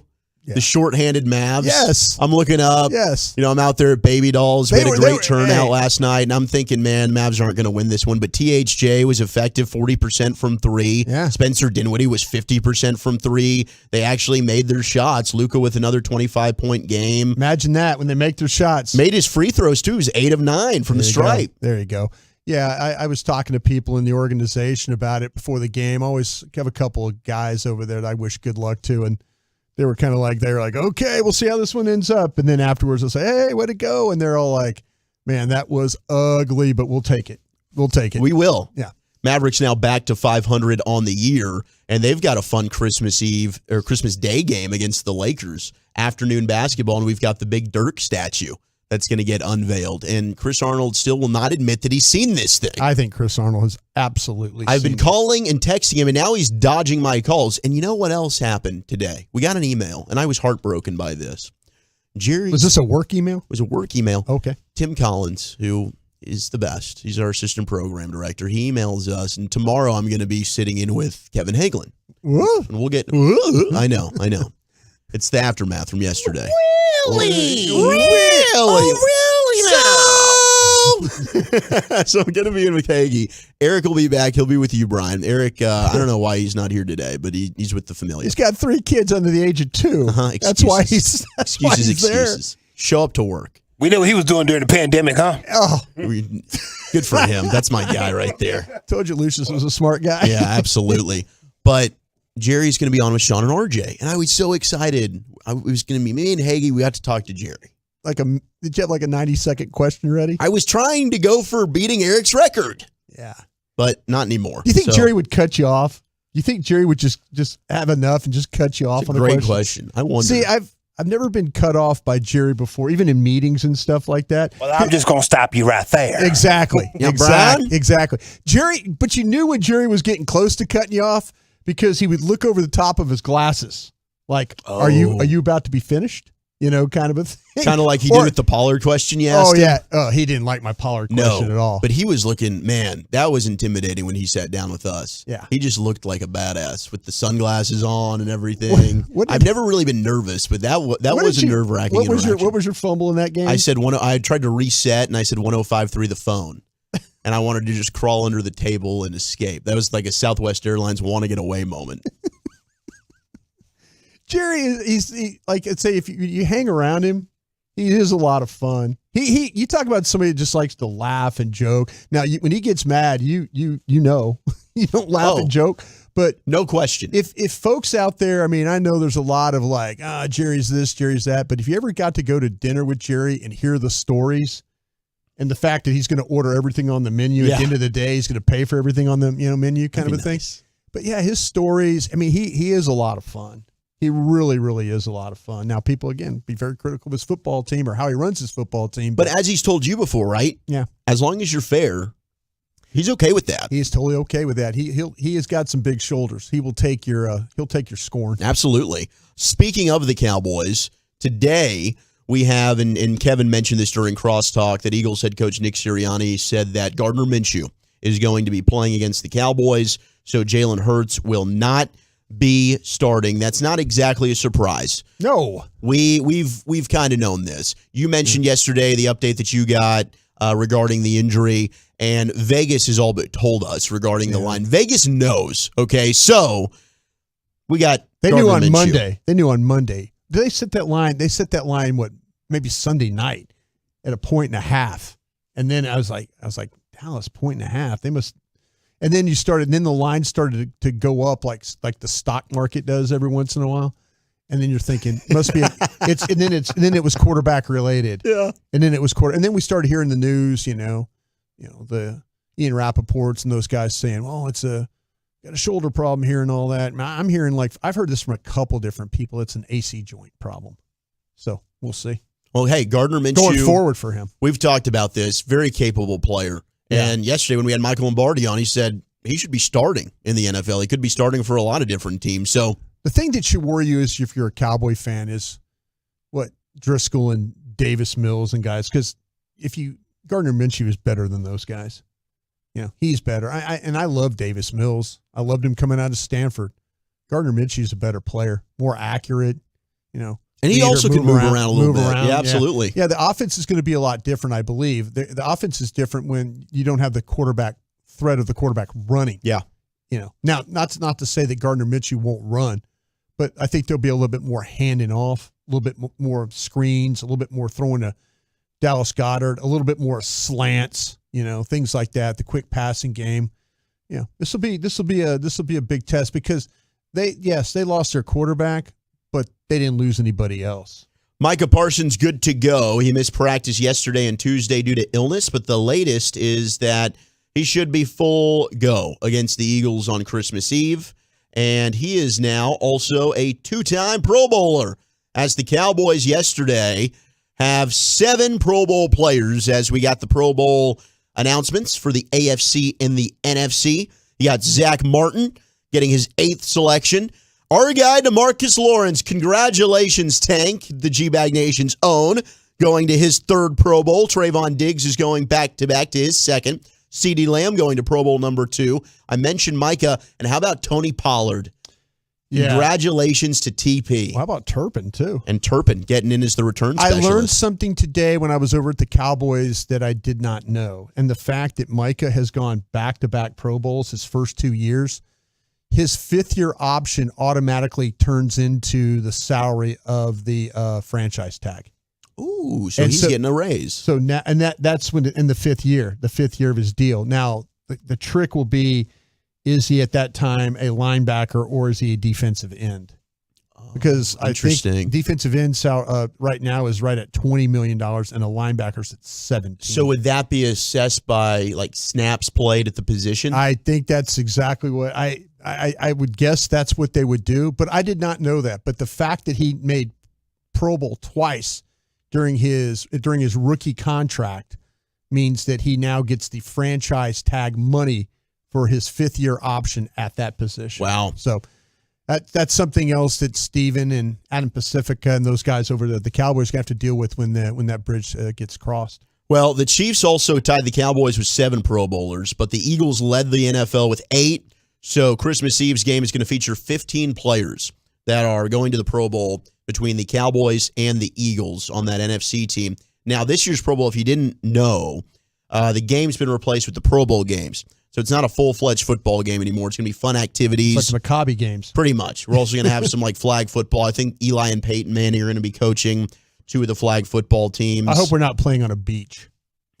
Isn't it? Robert Edwards that time. Still in Orlando, or are they rotating the sites? I got to look that up and find out exactly where it is. Probably something like Vegas or something like that. Last year, I think it was in Vegas, and you had that Alvin Kamara incident where he ended up getting in a fight in that situation. But your starters for the Cowboys will be Zach Martin, Diggs, Parsons, and Kevontae Turpin is the return specialist. He is a starter on the team. So congratulations to all the Cowboys who made it and who will be starting in that game. But now that we know for sure that Gardner Minshew is starting, is your confidence that the Cowboys get this victory? Has this changed how you feel about the game whatsoever? I mean, it's got to make you feel a little bit better that Jalen Hurts is out, certainly. Oh, no, it changes. It changes how I think the Eagles are offensively going to attack you.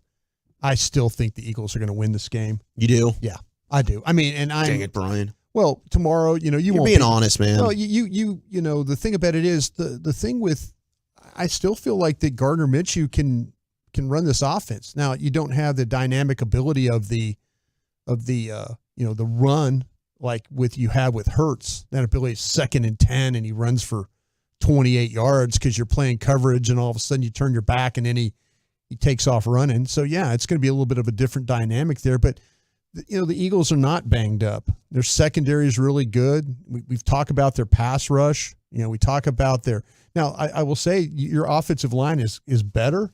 And Mike Lombardi was right yesterday. You come on, you find a way to protect. Maybe you make a throw or two, and you'll be just fine. It was interesting that he said that because I felt like the Cowboys really ran the ball pretty well, specifically in the second half against the Eagles. This might turn into a game, and I know on DallasCowboys.com I picked the Eagles to win 31-24.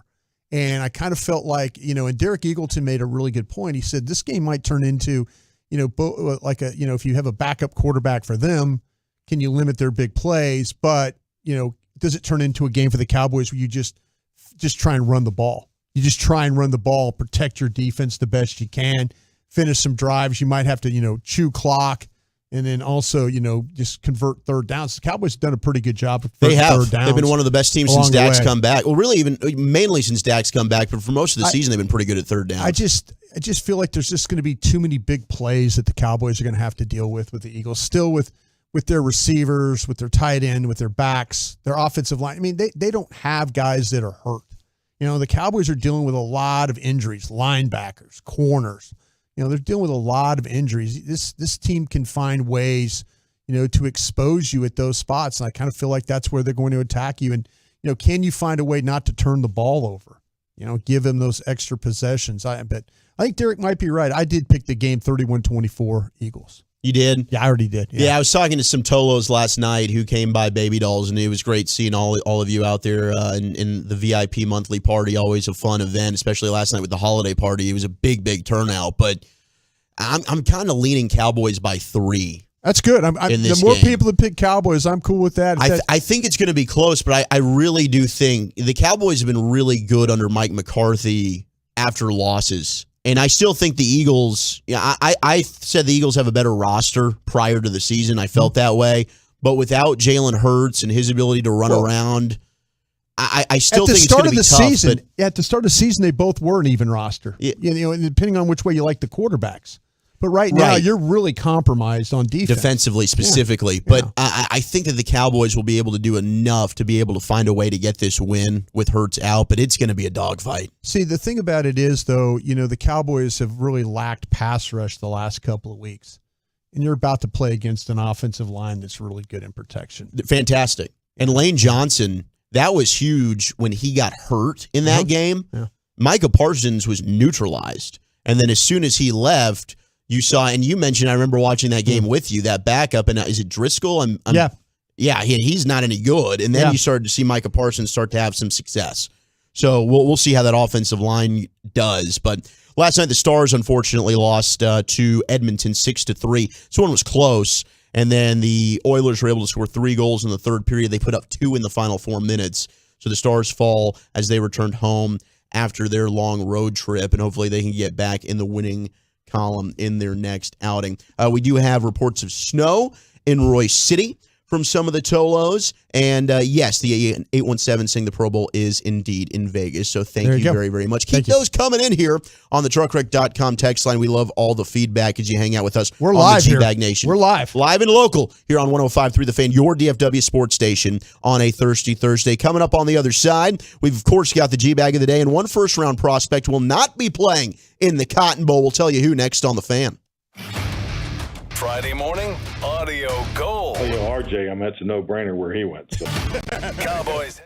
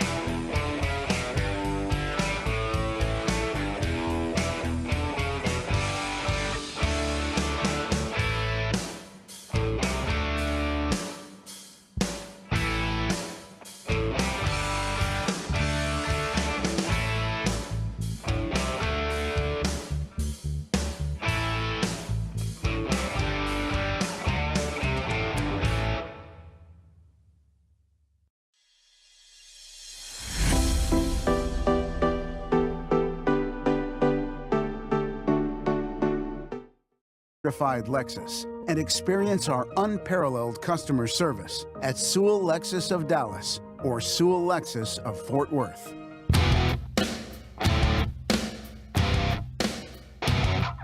We're just moments away from G-Bag of the day. And, well, we've got lots of cold that's going on out there. And, Broadus, I think that my heater's broken in the car. Get out of here. I really do. I don't think that it's working. Why is that? Well, the heat didn't ever really start to materialize. Yeah, it just didn't happen. So luckily I have a seat warmer, and that does work. But the rest of the heatness, it's just blowing cold air, which is great. I mean, for the most part in Texas, that's what I need. So I'm not going to complain too much. But driving around in this is not going to be overly pleasant. So I'm a little bleeped on that regard. It's okay. What you say, you don't have heat? Yeah, just in the car. Okay, well, you got layers. You got to layer up, buddy. Exactly. Layer We're up fine. like a fool. Gloves. I've got one glove. You got one glove. One glove. I'm not over. It's just one. I dropped the other one. The other one I think is somewhere under the. Do you think you know who did it? You know, you sure is funny, man. I dropped the glove. But, yeah, I don't know. By the air conditioner. Probably. Okay. Jordan Addison, USC receiver. He's getting draft talk already here? He's just not playing in the Cotton Bowl. Not playing in the Cotton Bowl. So if you have tickets to go see USC in Tulane, you're not going to be able to see wide receiver Jordan Addison. Well, Tulane, I'd be happy about that. Yeah, Tulane's been a really fun team to watch this year. Done a nice job. Willie Fritz, the coach down there. There's some folks that kind of felt like that maybe Willie would move on somewhere else, get one of these other jobs, but he seems to like it down there in New Orleans, likes it with the program. Did a really, really great job. So, and good for Tulane to have the opportunity, but USC, that's a program. Go and check that one out if you can. Go check out the Cotton Bowl and watch all those. That's a team that you're going to really have to reckon with again for playoffs and all that thing coming up. I know they were in the mix of it and had a bad loss there against Notre Dame, but that guy's going to recruit. You know that for sure. Yeah, he's I'm actually looking forward to that game. I wonder how Tulane plays against USC, and I don't know about Caleb Williams' status. Let me tell you this. Let me tell you this though. Tulane last year went to Oklahoma, and I'm not talking about this year. I'm talking about last year with Lincoln Riley as coach, and they had the ball with a chance at the end of that game to do something, and they, just couldn't get it done. But like I say, Willie Fritz, they got some really good players down there. I mean, it's probably not guys when we start to get into our draft coverage, there'll probably be a few that we talk about as down the line guys. But, USC, you wonder where USC's mind is right now. With a chance, they play really well all year. The Utah games were not very good for them. But, you were thinking that, hey, they have a chance to, they're in the final. Could they get in the playoffs? And, then they don't win that. They don't win that last game against Notre Dame, and it kind of knocks them out of the mix. So yeah, it's a little bit of probably a little struggle for them, but they're a really, really good team. And Lincoln Riley will. Yeah, I think he'll have them ready to play. Huge win for that program if they're able to get it done. Now we've got a surprising school that's being linked to former Clemson quarterback DJ Uiagalelei. Okay, and he took a visit, I believe, to UCLA. Now, they ended up adding a quarterback, Colin Schlee, who ended up going over there from Kent State. So he's a 4-star prospect from the portal, which means they're probably not going to be interested in DJ. But one team that is Timmy Chang in Hawaii. Wouldn't this be fascinating? Yeah. So it would be a lot of momentum for this Hawaii program. It'd be the highest ranked prospect in Hawaii history, and be one of the biggest recruiting surprises in maybe college football this year if DJ ended up in Hawaii. But be a big get for Timmy Chang, and I don't think anybody in the college football landscape thought when DJ entered the transfer portal that Hawaii would be one of the schools that could end up landing his services. Yeah, that you don't normally hear about that when these transfers, but Hawaii does have a tremendous history when you start to talk about quarterbacks. Not many of them have, shown up as NFL prospects, but the NCAA record book is just littered with those guys' names.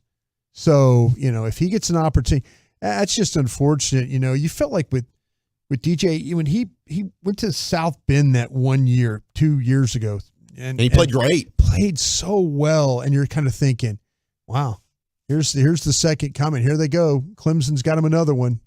And then things just never really materialize. I mean, hey, the guy, they win 10 games, it seems like every year, but for the expectations of Clemson, just way, way, way too many mistakes when you look at what's going on there with that situation. TCU head coach Sonny Dykes named AP Coach of the Year. Wasn't able to fit that in a couple of days ago when we got that, but congratulations to Sonny Dykes and the job that he's done there with TCU as they get ready for the college football playoff. Taking on Michigan. And that's going to be, I know we had Derek Holland, he was in studio the other day, and Derek, there was some concern there with Derek, and what TCU can do. There should be. I think Max Duggan and his ability to run, there could cause some problems. I mean, Michigan's got a really good defense, but I don't know that they've played a quarterback like Max Duggan. Have they played a receiver like that one they have at TCU? Like Quentin John? No, because Jackson Smith and Jigba didn't play. Yeah.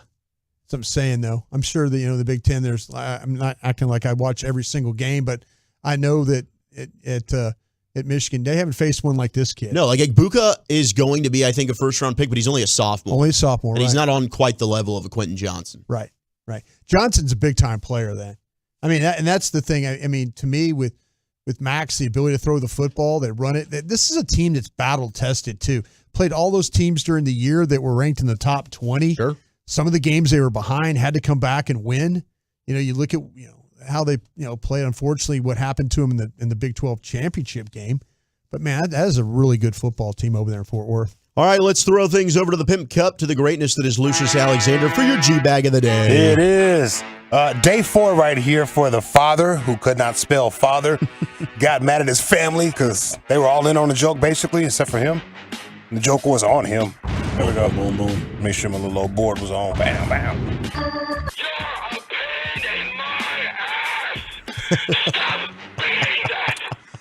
Smell Gibson, boy. What a work that guy is. Was that long? Where did you grab that one from? Is that an email? A voicemail? Yeah, that's a voicemail he left his old lady. Yes. He's breathing on it. Oh, jeez. Pack of, I'll leave that one alone. Yeah. Father who could not spell father right here is our G-Bag of the day. Day number 4 for this guy.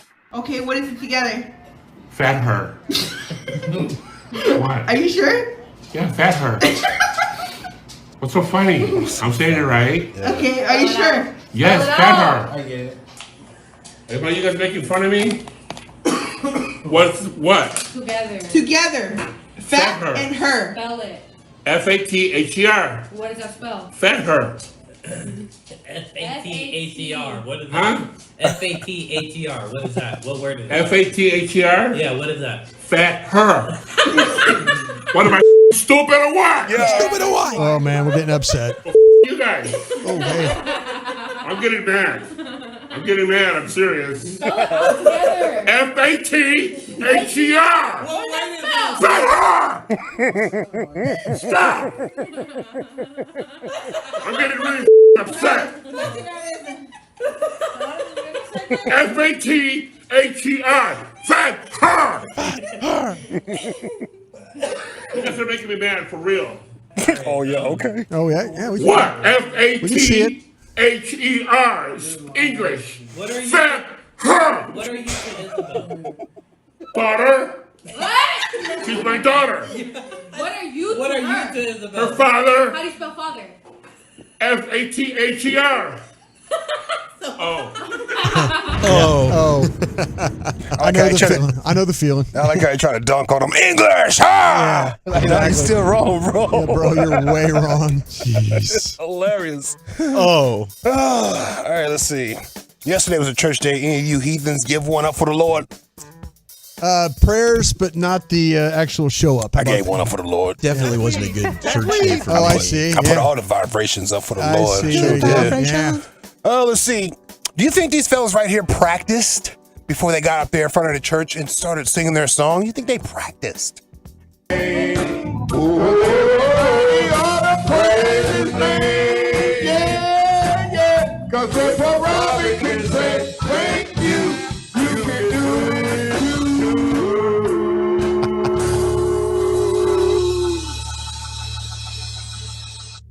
No. Thank you. Let's give the gospel sounds of Motown. Man. It's not the gospel sounds of Motown, by the way. Preacher got jokes on deck about these fellas. Yeah, they couldn't even hear each other. Yeah. One of them was like a whole half a chord off or something. Like they were just whole so stance off. So off balance. Let's see right here. How about this dispute between two neighbors?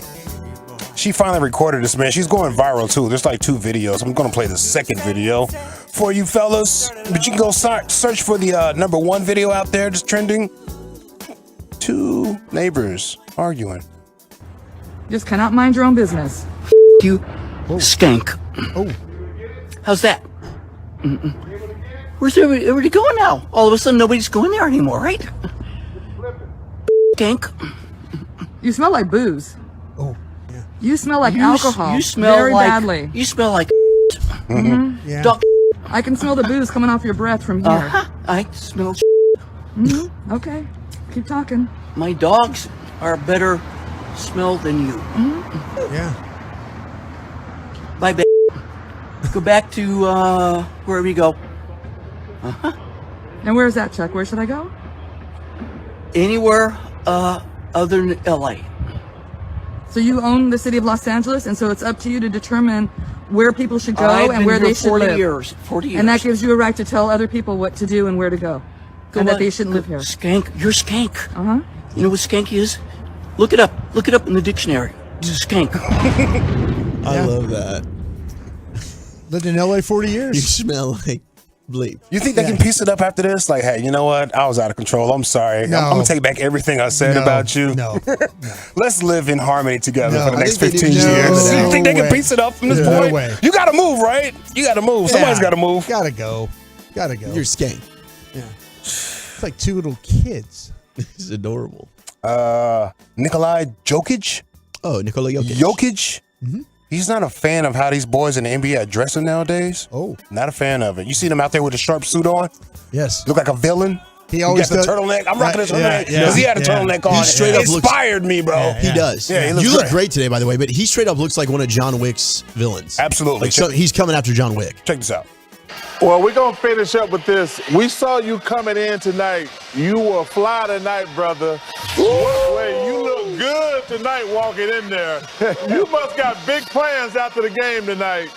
No, to be honest, I started doing this season. I think it's one way to represent yourself. And I just don't like how the guys are dressing up for the games. I think wearing suit is it means business and means that I'm here to do my job, you know. So I think that's what to represent.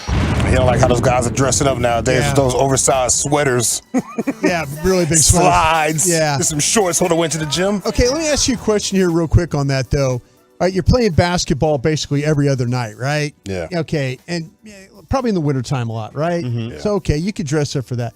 But like those early season games and stuff like that, I'm always thinking about sweating up a suit. Yeah. You know, you show up and then after you play a whole game, you're still kind of sweating and you're throwing on a shirt and a tie and a jacket and you're sitting on the bus and you're still kind of sweating because you stole another towel from the arena, stole another Gatorade towel from the arena, you know, to like dap up. That's a good point. Because that's what I'm saying. I don't know. That's the pushback he's getting out there, basically saying, hey, well, they don't have to dress up like anything because their uniform of the day is the uniform that they wear with their number on the back and their name on it. Right. Other than that, it's just whatever. What are we paying attention to? See, I just kind of see guys come in and I'm thinking, man, great looking suit. And then you're like, they don't put it on going home. Sure. Because, you know, you're sitting, you can't stop sweating. And you're sitting there on the bus and you're trying to eat. And Might as well be comfortable. You're at that spilling point. stuff on it. You're spilling Gatorade on yourself because you're so damn tired.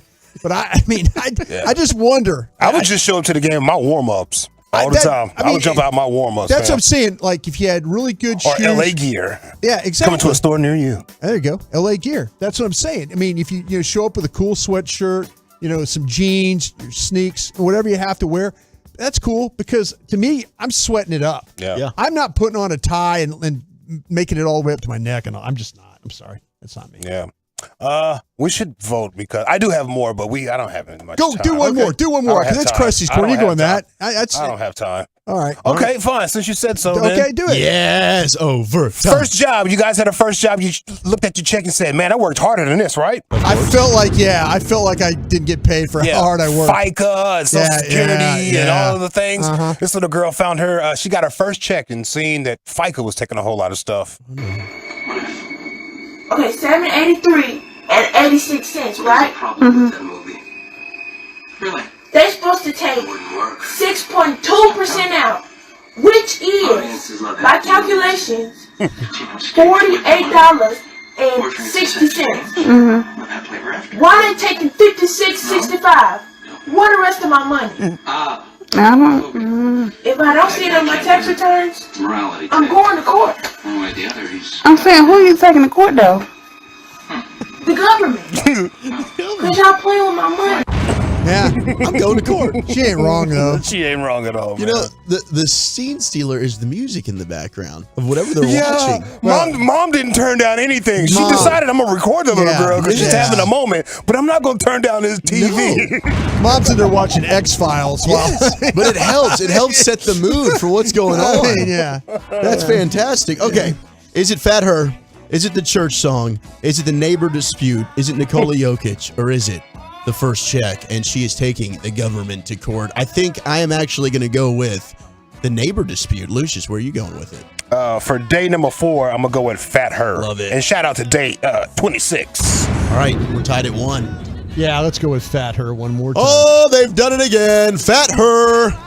He is now a 4-time Back of the Day champion. Find out tomorrow if he can go 5-time status. Coming up next, we got Krusty's Corner. Where are we going with the Krusty? Yeah, I got some questions for my man Wolchuk. We'll get into those next. Coming up Friday morning on Sean and RJ, we got headlines at 7 a.m. and Mike McCarthy live at 7:15. Let's pick this Eagles game. It's a football Friday on The Fan. Gavin Dawson here from my friends at Men's Tea Clinic. Happy holidays from Men's Tea. And if you're feeling extra taxed here around the holiday season, it might be a good reminder that...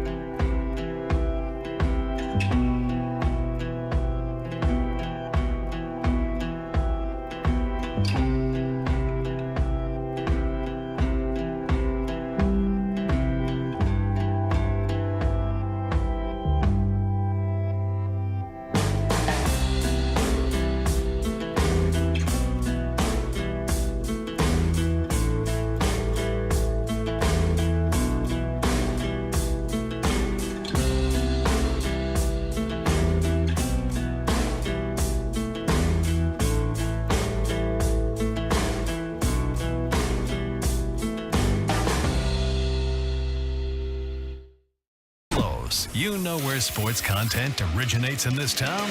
Of course you do. Thanks for listening and being an awesome teammate of the Fan. At Classic Chevrolet in Grapevine, it is an all-out sprint to finish #1 in the country.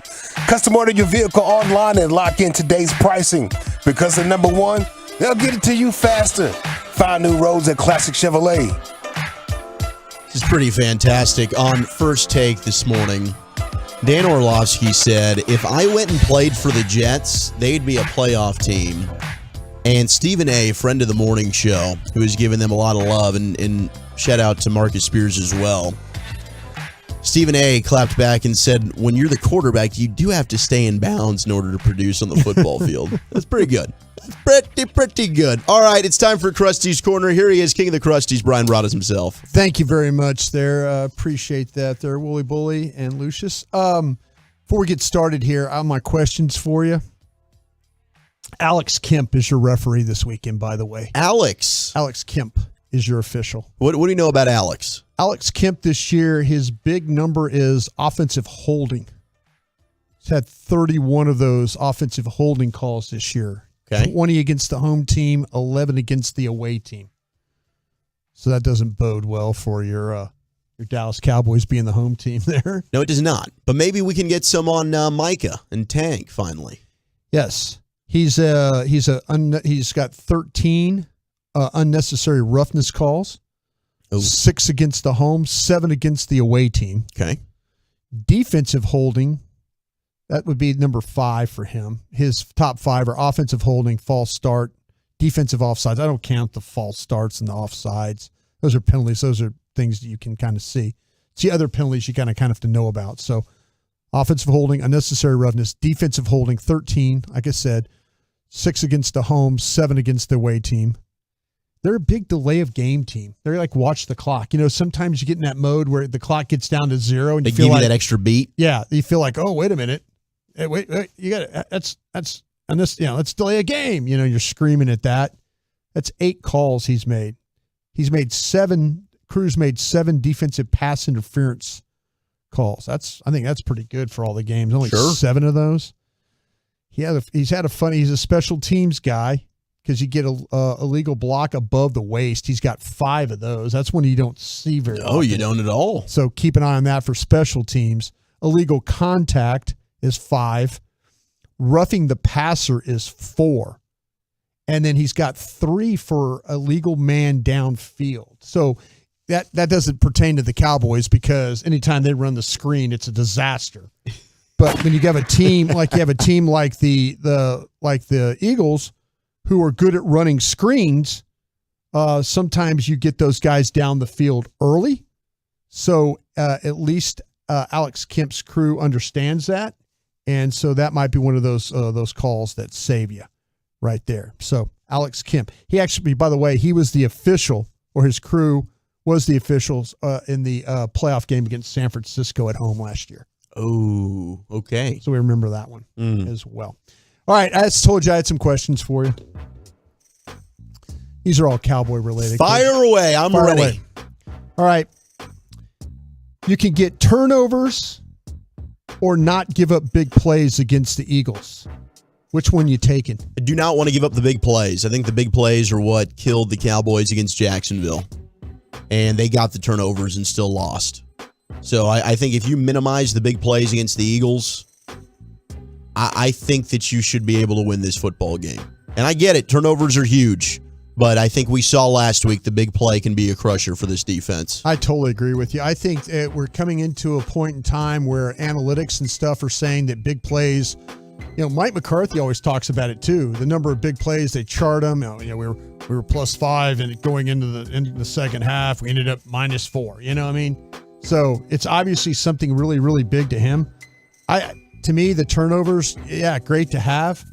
But if you can limit teams' big plays and get big plays on your own, you're probably going to win these games. And the Eagles are a big play team. They are. I mean, you mentioned it yesterday with Devontae Smith. They'll just chunk it up to him and let him go get it. Absolutely. Okay there, Wooly Bully Man. Which offensive line is going to get the job done in this game? I think that it will be the Cowboys' offensive line because I think that they're now they're better with Tyron Smith at that right side, and it's no disrespect to Terrence Steele. We've both said that, and Zach Martin, also wanted to reiterate that because him and Terrence Steele did have something special going with their combo blocks in the run game. They were good over on the right side, and Terrence Steele was playing good football, but it's special and it's rare at this stage in both Zach Martin and Tyron Smith's career when you can put two future Hall of Famers on that side together, but specifically in pass protection. That's where we saw Terrence Steele struggle a little bit, and I think that is a strength of Tyron Smith's game. And the more that they'll be able to play together, the better they're going to be. Now, Tyler is going to have his hands full on the left side. Yeah, with Sweat. Yeah. Yes, and we saw him late in the game in the fourth quarter. That Cooper Rush interception when the Cowboys were trying to come back, Tyler Smith got beat. Yeah. Tyler's going to need to be better this week. But I think the Cowboys are going to be able to run the football, and I think that's a key to them to win it. If they don't have success winning, they don't have a hope in winning this football game. Run the ball. If they can't run the ball, they will not win this game. They will not. If this thing turns into throwing, this is going to be a game where it's just all about pass. They're screwed. Okay. If Dak Prescott has to throw the ball 40-plus times, they don't have a chance to win, in my opinion. I'm going to say the Eagles are probably going to get it done, but just because of just what you said about Tyler Smith. And it's not a slam against Tyler Smith. Hey, that's fair. I think across the board, I think they're pretty even overall. You look position by position.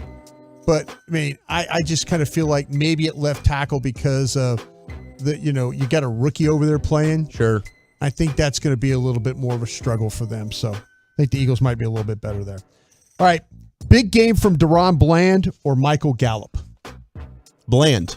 You can't realistically say you expect anything from Michael Gallup right now. I think if I were to say it, it's just hopeful. We've seen big games from Bland. Now, to your point, we don't know if they're going to give him a shot on the outside or they're just going to keep him in the slot. Right now, I kind of think until we see it, you might be onto something there. I'd like that. Yeah. Play Mackenzie Alexander in the slot. Let's see what Bland can do on the outside. But because he's been so good, maybe they say, hey, whoever has looked the best in practice, whether it's Wright or Mullen or whoever it is, they're going to give them a shot. Joseph outside, and we're just going to keep Bland there. But Bland's playing really good football right now. I got more faith in Bland than I do Gallup. He just is not the same guy as he continues to try and get confident and come back off that knee injury. If you could cheer to have one, which one would you rather have? Probably Gallup. Yeah. I mean, if you told me, hey, give me a huge game from somebody of those two, I mean, covering's going to be huge in this game because of all the stuff that Philadelphia has. And I think Gardner Minshew, I think he's accurate throwing the ball. You got to be able to contest those throws that he's going to make. Let him pop up. Maybe get those turnovers we were talking about. But, man, if you could give me Gallup, if Gallup somehow could come up with a 100-yard game. I'm with you. 4 or 5 receptions, 100 yards, maybe a touchdown. That would be huge. I would cheerlead for that. Okay. Where is your sports hate? The Eagles team or their fans? Oh, that's a fantastic question. I think because I hate Nick Sirianni. Sports hate. Yeah, I do sports too. hate. Nick I sports Sirianni. hate him as well. Yeah, but ultimately, I think it is their fans. I mean, I hate both, but I do have some respect, and I always have for certain players. Like I hate the Eagles, but I had love and respect for Brian Dawkins and the way he played the game. Sure, right. I feel the same way about like a Fletcher Cox. I'd love to have him on the Cowboys. Mm-hmm. I felt the same way about Zach Ertz. There's certain players, and when the guys went to Minneapolis in the Super Bowl there, and they ran into a lot, they were at the Eagles hotel, and they said, those players are actually good dudes. Yeah. It's the fans. It's the booing Michael Irvin as he's getting carted off with a neck injury, and his career's done. Right? It's the throwing snowballs with batteries at Jimmy Johnson and just the disgusting nature of that fan base. It's probably more so the fans.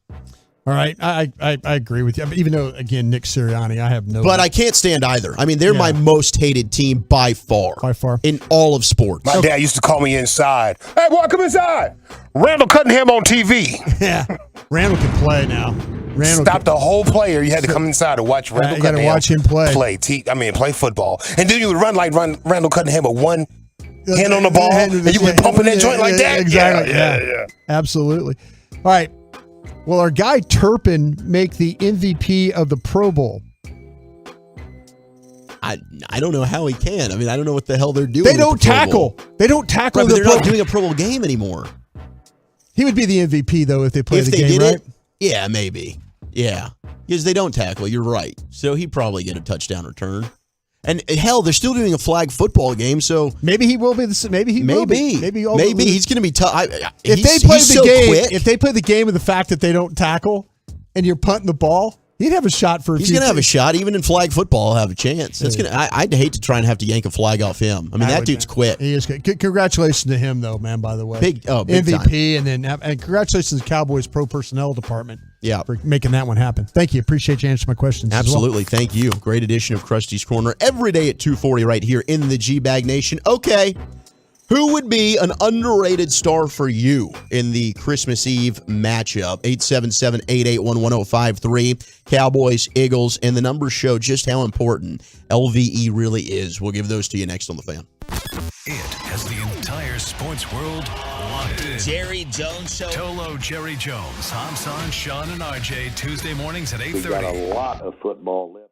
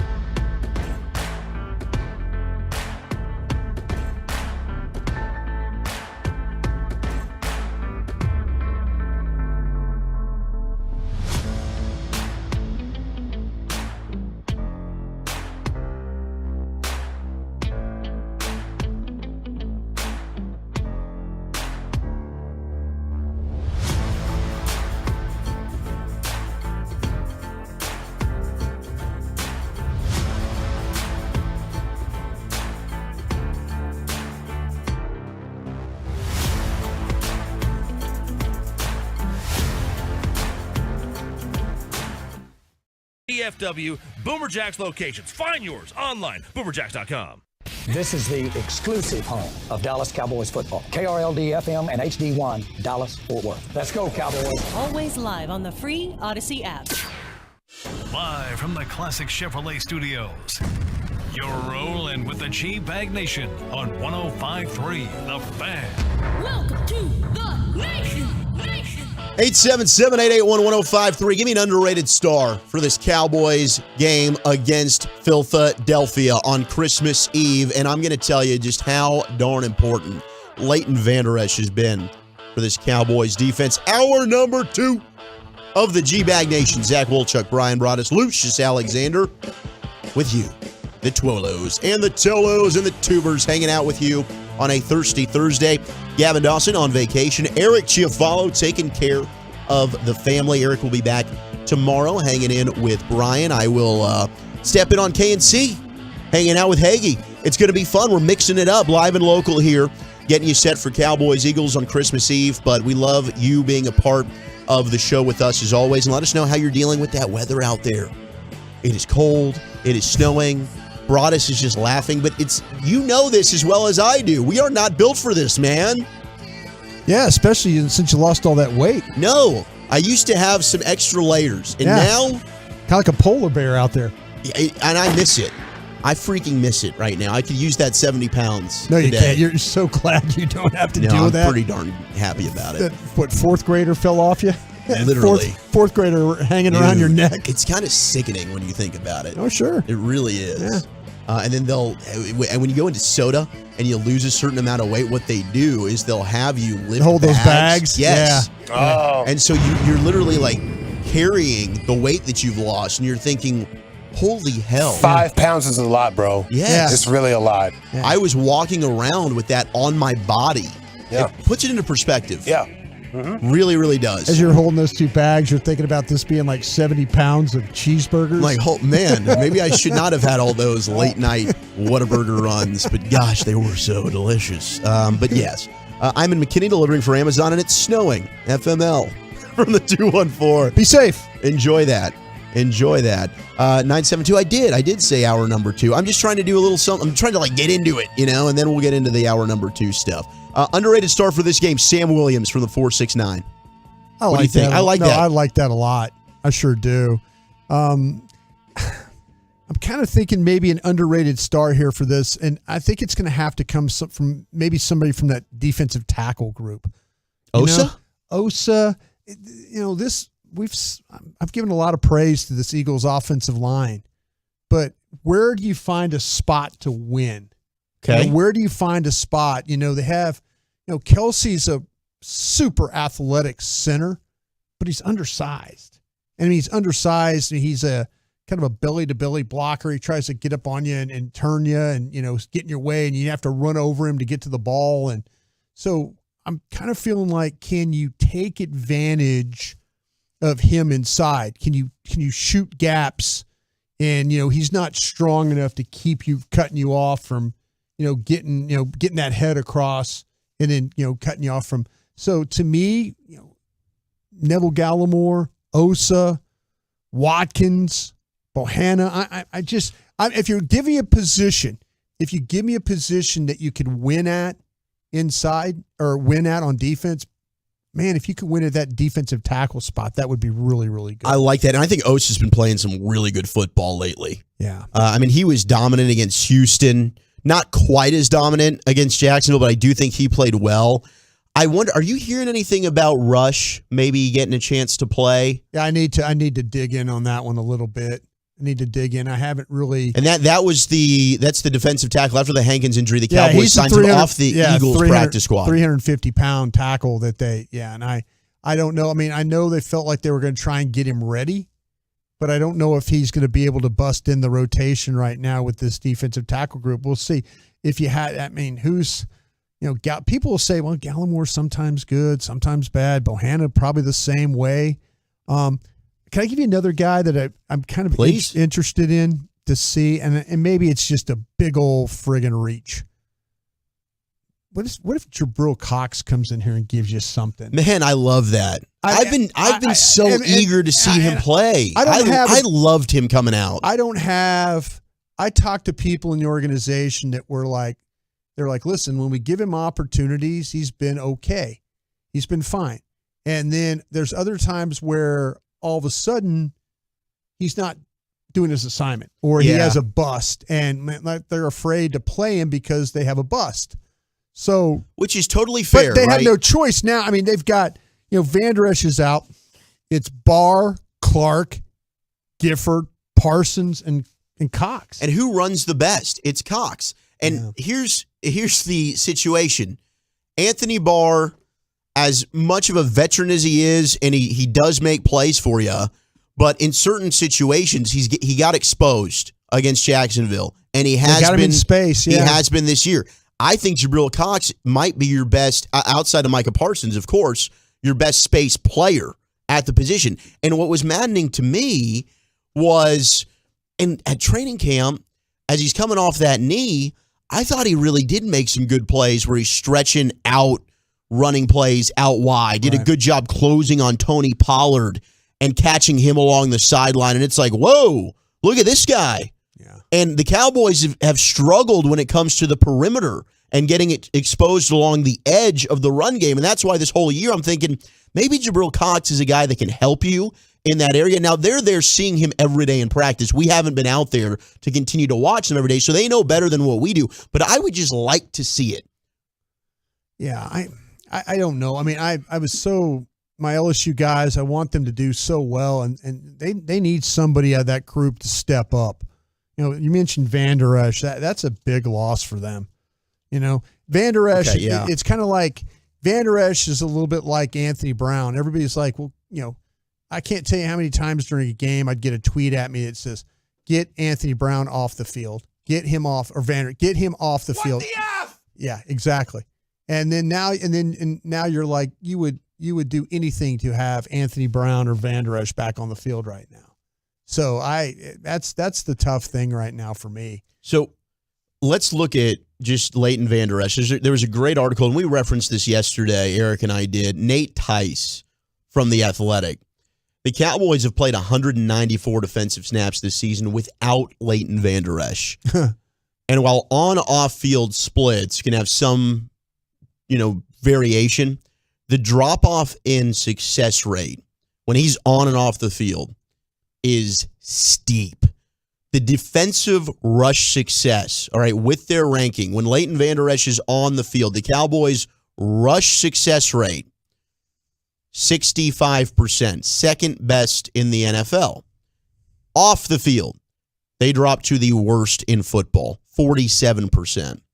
Defensive success with him on the field is dropped when it comes to passing, fourth, off it, 26th. So, I mean, that's why you saw Jacksonville really start to have a lot of success. Yeah. He makes a big difference. I mean, they're the worst in the NFL in the snaps where he's been off the field.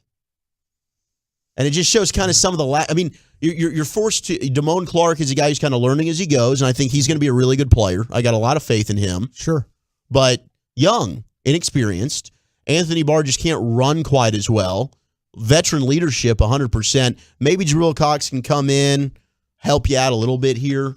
We'll see. But there's a reason why he hasn't been playing, right? I'm just trying to be optimistic. I just like to see what he can do. People, like I said, that people keep saying some positive things, and then they give you the but. And when you hear that, when you hear a personnel guy or a coach or somebody say but, then you're expecting okay. And they just cannot find a way to get him on the field, even though that he started off as a guy that was healthy and ready to go, and it was Clark that one that was struggling to get back on the field after all the things he went through. And lo and behold, they put him out there, and Jabril Cox is a healthy scratch every week. Yeah. Well, and another thing is, the article that Nate Tice talked about, and we've referenced this because the Cowboys like the three safeties out there. Yeah. But the Cowboys have used six or more defensive backs on 22% of their snaps this season, which is the sixth overall most among NFL defenses. So they've been very comfortable in dime personnel since really day one of Dan Quinn's tenure here. And so they're playing with 6 or more DBs over half the time. And that includes with Leighton Vander Esch on the field. So maybe, with him off the field, I don't know if they changed that at all. But, that also having, I guess, smaller bodied players. But they also feel that guys like Donovan Wilson and Jaron Kearse are essentially like hybrid type of players in that regard. So I don't know that is necessarily hurting them or not. And by the way, just to clarify, that's overall defensive success, with their 4th with him on the field, 26th with him off the field. And then their last in rush success and second best in rush success with him on it. So it's just, it's glaring, because you watch Leighton Vander Esch, and I think we're all thinking he's having a good year. But that just really shows you how much of an impact he's having on this defense. Right. No, he's playing very well. There was times early in the year, when they were having problems with perimeter runs, it was like Leighton Vander Esch was trying to make up for others that were not playing their assignments. He was the one having to try and play in gaps, and not only take his gap, but take somebody else's gap too as he's getting to the outside. A couple of texts that are coming in terms of who could be maybe an underrated star for this game. We do have some love for Donovan Wilson. And I think Donovan Wilson and Jaron Kearse, for the reasons that we've just gone ahead and talked about, probably going to be very important, especially with Dallas Goedert back. I remember the first meeting you kept highlighting Dallas Goedert. Yeah, Dallas Goedert in the screen game was something I was really, really, really worried about. This will be Dallas Goedert's first game back. So, we'll see what conditions. Maybe they kind of ease him back in a little bit? You don't see a ton of Dallas Goedert? I hope not. I always hate playing against guys like that. He's good. He's really and Zach good. Ertz, I remember, was always just a nemesis for the Cowboys. Same way. Seemed like he always had a good game. He's a pain in the butt, man. And then there's Turpin getting some love. I think we've all been waiting for when the hell is that game going to happen where Turpin finally breaks one. Can I ask you a question on Turpin? And Derek Eagleton brought this up on Cowboys Break this morning with him. Do you think Turpin, because of how many games he's played this year with the USFL and what he's gone through right now? Now, again, he's not an every down receiver or running back or something like that, but he's still practicing, still having to run. Do you think he's lost a little of his juice? I think that is reasonable. Yeah, Derek Eagleton. Because he's played more football now for a consecutive stretch than anybody else. Oh, there's no question. So, yeah, I could see that. 12 games, and now what? Well, because he's made some uncharacteristic mistakes that he was not making the last few. I mean, that game against Houston, he did not. He did not have a good game. I mean, fumble aside, he made some bad decisions. Well, I mean, like I say, I think it might be one of those things too, where he's looking at like, I got to go make a play. But I just wonder, do you feel like that he's lost a little juice or a little burst in his game? Maybe slightly, sure. Yeah, you can see that a little bit.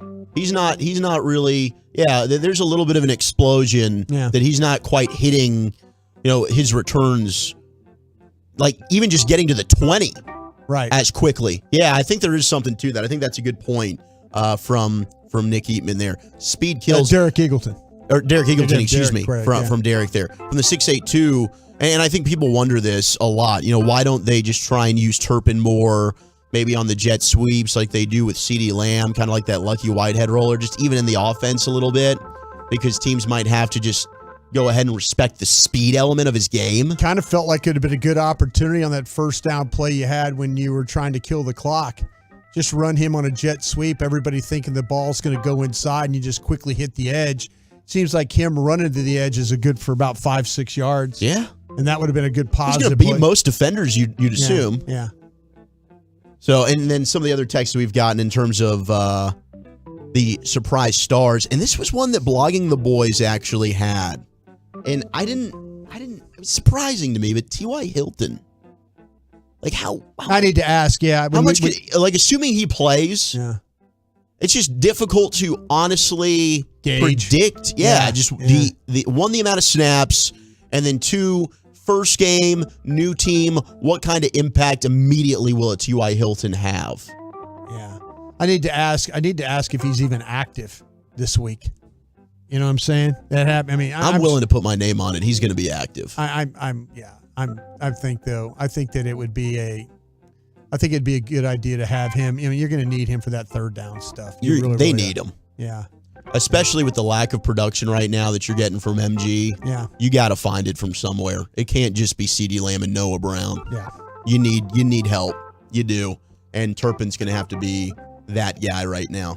All right, we do have tickets that we're giving away in the 5 o'clock hour, courtesy of AT&T 5G, fast, reliable, secure. So make sure you hang around for the Expressway. We're giving away tremendous 100-level Cowboy seats to caller number 10 in the 5 o'clock hour. 5 o'clock hour, not now. Not now, but in the 5 o'clock You said right now? hour. No, 5 o'clock. Oh, Not 5 o'clock. Not now. Not now. 5 o'clock hour. All right, so you're going to make sure you turn it on and leave it on until then. But coming up next, let's do a little rim session, shall we? Ja Morant takes a shot at the rest of the West. And how much are you looking forward to the NBA on Christmas Day? Are you going to that Mavs game? Let us know next on The Fan. Be a part of the show.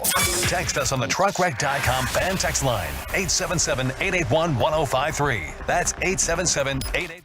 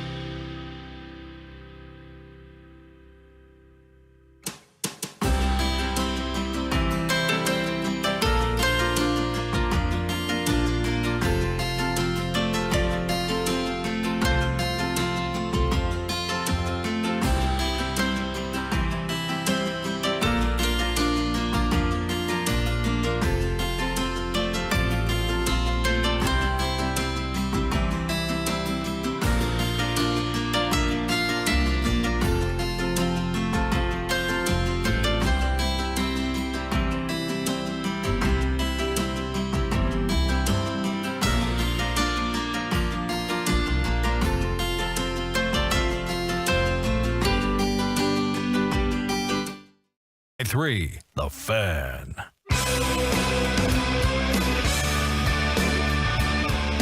About to go around the rim here on the G-Bag Nation. We do have a Cowboys injury report update to give you here. Segment brought to you by Frankel & Frankel. There's a reason you need a special license to drive a big truck, so companies that hire drivers and put them in a big truck should be held accountable for what happens when one hurts you. Frankly, you need Frankel & Frankel.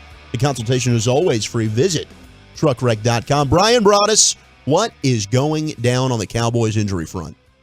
Well, it looks like the everything is pretty much the same, with the only addition of that Diggs has been added for an illness. Oh, man. So you got Armstrong with the knee is questionable, Brown with the foot's questionable, Diggs with the illness is questionable, Ferguson with the concussion, he is questionable, Curse with the shoulder back is questionable, DeMarcus Lawrence with a foot is questionable, Micah Parson with an illness is questionable, and then Van Der Esch is the only one that's out.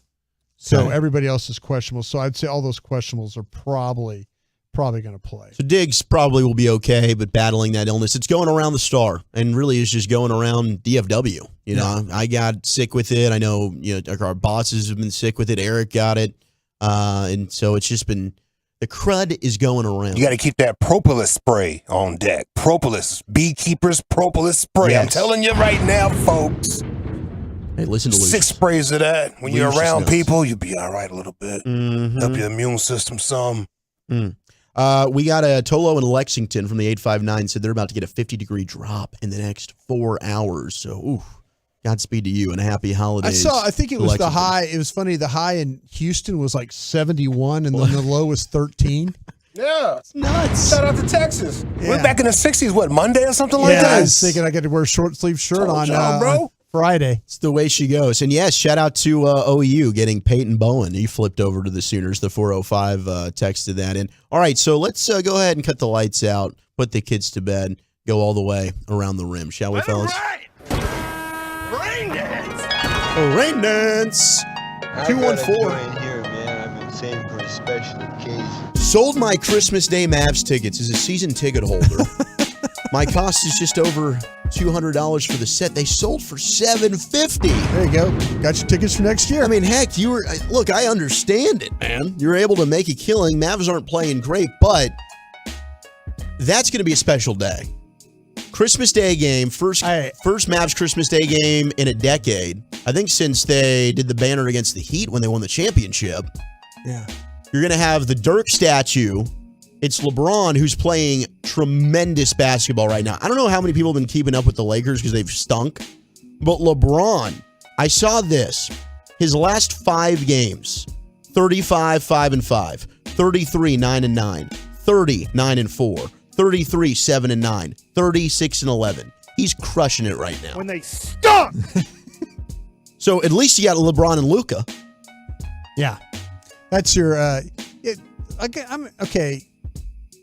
Would you go to the Christmas Day game? Even though I don't have anything to do. I know. And I was sitting there, and as I'm looking at you wearing your yarmulke, but if you were just okay, Yeah, Eric left this, so I just I'm going to forget it if I don't wear it. If you don't wear it. Oh, yeah. Someone wants to know if you're Jewish or not, too, by the way. Yeah. Man, bro, I just be giving up on humanity sometimes. I don't know what to do. Just kind of wear it. I get nervous. Just kind of wear it. Then I get depressed.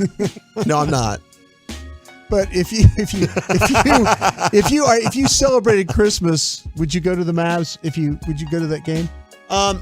If the family was cool with it, otherwise I do whatever the fam wanted to do.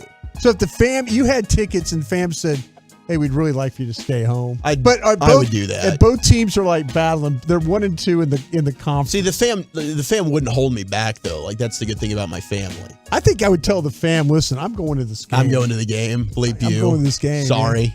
Yeah. We're hanging out for Christmas Eve, but I'm getting the hell out of there. Me and 19,500. Yeah, like I'll be home for Christmas dinner, right? It's a 1:30 tip, I believe. Yeah. So, yeah, you got the whole day. You're still fine. I can't tell you how many holidays that I've worked in this, whether it's radio or, football. I mean, it just doesn't even. Hey, you're going to get Christmas Day off this year. Isn't that amazing? That's true. Yeah. First time in a long time. Yeah. How does that make you feel? Feel good. I'll be back at work on Monday. What are you doing? I'm off on Monday. Yeah, I figured that. I am off on Monday. Yeah, and your Jewish holiday? It's not a Jewish holiday. Bro. Eric and I just didn't get scheduled. Okay, you got to relax, bro. I don't really take the only Jewish holiday I take off for is Yom Kippur. No Hanukkah, nothing. We get nothing for that. Okay, I just want to make sure. Passover, not taking off for. Oh my God. Rosh Hashanah, I'm not taking off for.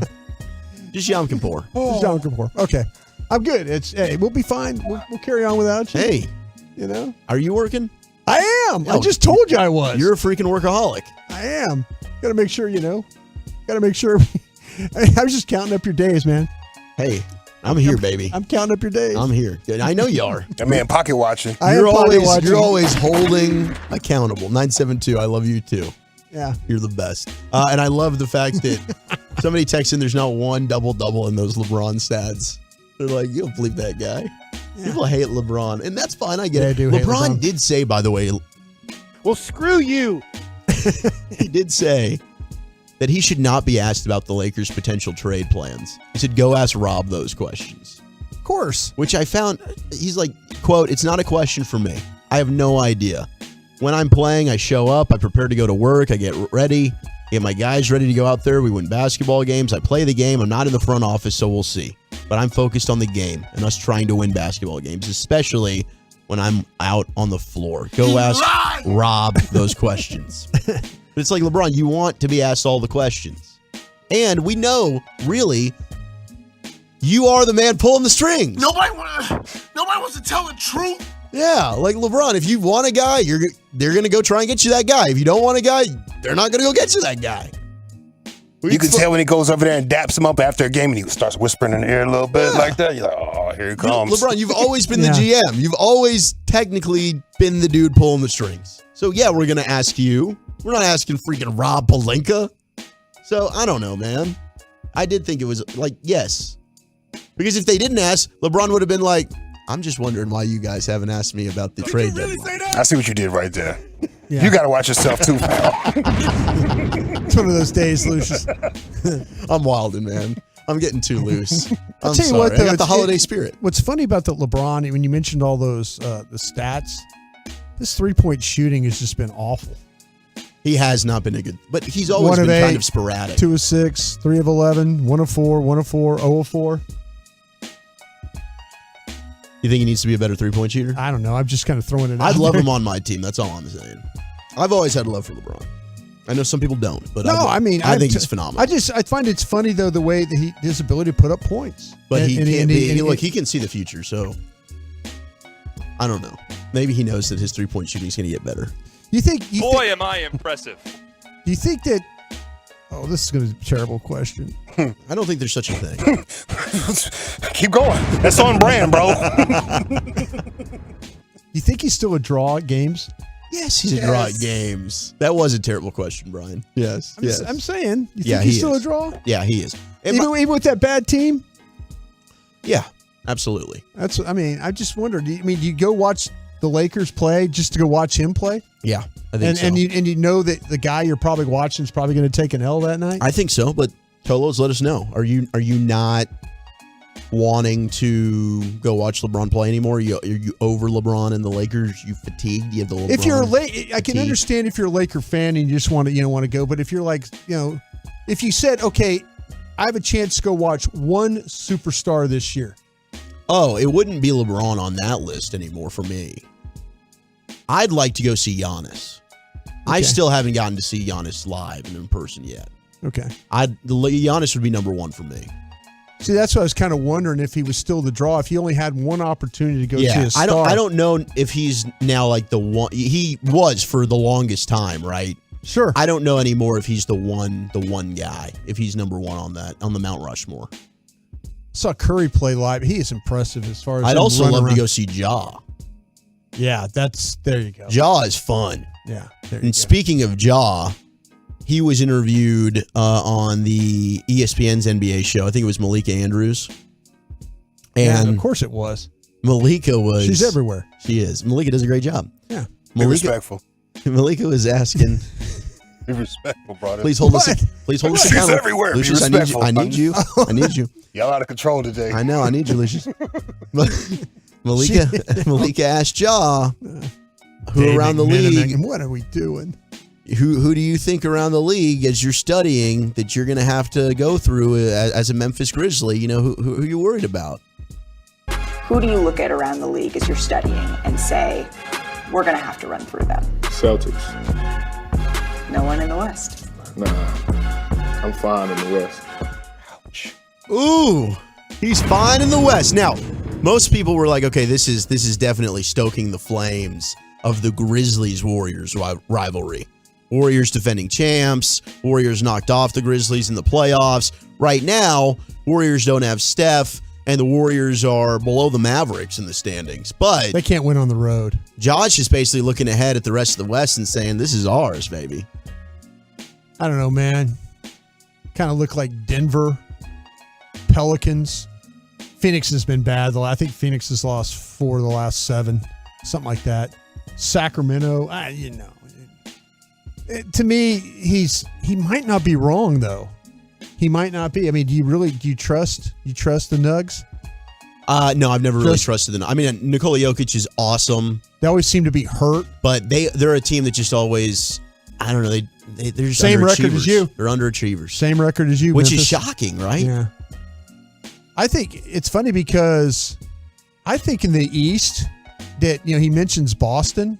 The Celtics are the best team in basketball right now. Actually, I believe the Milwaukee Bucks are. Yeah, but they're 22-9. If you go record-wise, it's only one game better than them. But I think Boston's been the best team in the league this year. I'll tell you what, man. Point. But you're right. I mean, Milwaukee and Boston, they're going to be. I mean, those are the 2 best teams in the league. Somebody needs to give Jacques Vaughn some credit. What's going on in Brooklyn right now? Hey, Brooklyn. They fired Steve Nash. They're 2-5. Did you see what they did last night? Yeah, 91-point first half. Yeah. Holy smokes! That's what I'm saying. The Mavs caught Brooklyn really early when they were having all that turmoil, and they were trying to figure out with Nash and what was going to was KD going to get traded? What's going to happen with Kyrie? Keep an eye on Brooklyn right now. Jacques Vaughn has done a great job of coaching that bunch. And then, Cleveland, we saw Cleveland the other night, the Mavs. It's kind of a tough one. But no, Cleveland's a good young squad. I think that when you start to talk about the East, I think they're better teams in the East, to be honest with you. Okay. I do. No, I agree. I think the Eastern Conference is better right now. I'm with you, especially those top 2. Yeah. They're the 2 best teams in the league, period. So I don't disagree. Zach LaVine, and this, most people have heard this by now, but him and DeMar DeRozan had that halftime blow up. Man, I don't know that the Mavericks. They need to get Ball back in that lineup. And I don't know that he's going to be playing this year at all. Yeah. Which is a bummer for Chicago. Yeah. But if the Mavs can do anything to be able to pry Zach LaVine out of there, and that's the big question, like, what do the Mavs have? Goodness gracious, please do it. Zach LaVine would be a great fit. See, the thing about the Mavs, it's a lot of matchups with Spurs, Rockets, Lakers. Are you going to get a false sense of, hey, this team is back. This team is okay. I mean, I do think anytime you 6 have of the last 7, kind of a thing. Yeah, and maybe, but I don't know. I just don't think you're ever quite out of it when you have a talent like Luka. And then when you start making your shots, and we've talked about this, like a guy like Reggie Bullock, man, post-January, he finds it. Yeah. A THJ, when he's making 40% of his threes, this Mavericks team's hard to beat. That's the issue I have right now. Where's the consistency of that? Where one night it's everybody's doing their job, and then the next night it's like they can't shoot free throws and they can't make threes, and they don't finish the game. So yeah, I just think there's not that consistency. There's a consistency of being inconsistent. How about that? Yeah. If they're not knocking down shots, they're pretty ordinary. It's kind of like the Cowboys without a pass rush. Pretty ordinary on defense. You're 100% right about that. All right, I got some restroom revelations for you coming up on the other side. Stephen King has sparked a heated debate about soap bars that we need to get into. All right. That's next on The Fan. Commercial-free fellowship. It's the G-Bag Nation's Expressway. 35 straight minutes of sports and laughs each afternoon beginning at 5:20 on The Fan and on our...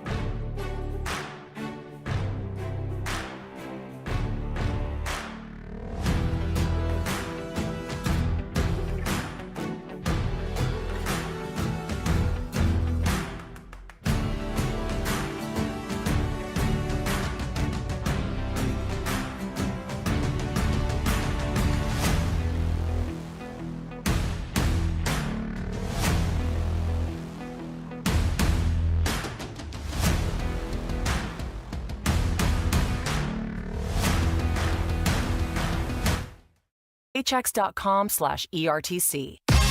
DeMarcus Lawrence is a turn it on, leave it on, just like you. Tolos, what it do? Thanks for being a Tolo. What it do? On your home of the Cowboys. 105.3 The Fan. At Classic Chevrolet in Grapevine, it is an all-out sprint to finish number 1 in the country. Custom order your vehicle online and lock in today's pricing. Because the number 1, they'll get it to you faster. Find new roads at Classic Chevrolet. Thank you very much, Lucius. We're about to get into some restroom revelations. If you missed it, we did give the final Cowboys Eagles injury report. For the Cowboys, it is Trayvon Diggs and Jake Ferguson, along with Micah Parsons, that are listed as questionable. With Micah and Diggs, it is due to the illness. For Ferguson, it's the concussion that he's coming back from. Brian, we do expect that all three should play, and Leighton Vander Esch is officially out, which we knew. And then for the Eagles, Zach Pascal, their wide receiver, is listed as questionable. He's coming back from the concussion. Jalen Hurts officially listed as out, which we knew from this morning. Nick Sirianni saying that Gardner Minshew would get the start. So maybe you're just now getting in the car. You've been trying to stay in, keep warm. You're like, oh, it's been snowing out there. I'm not trying to get out there and drive around. This is Texas. I'm not like Brian Broaddus. I didn't live in a Lambo for 5 years. I'm not used to this. You see what's going on in Wyoming right now? No, what is happening?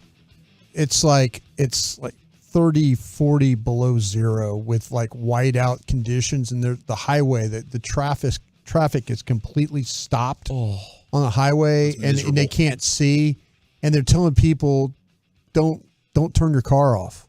Whatever you do, don't turn your car off. Just, sit there with the car on and try and keep warm.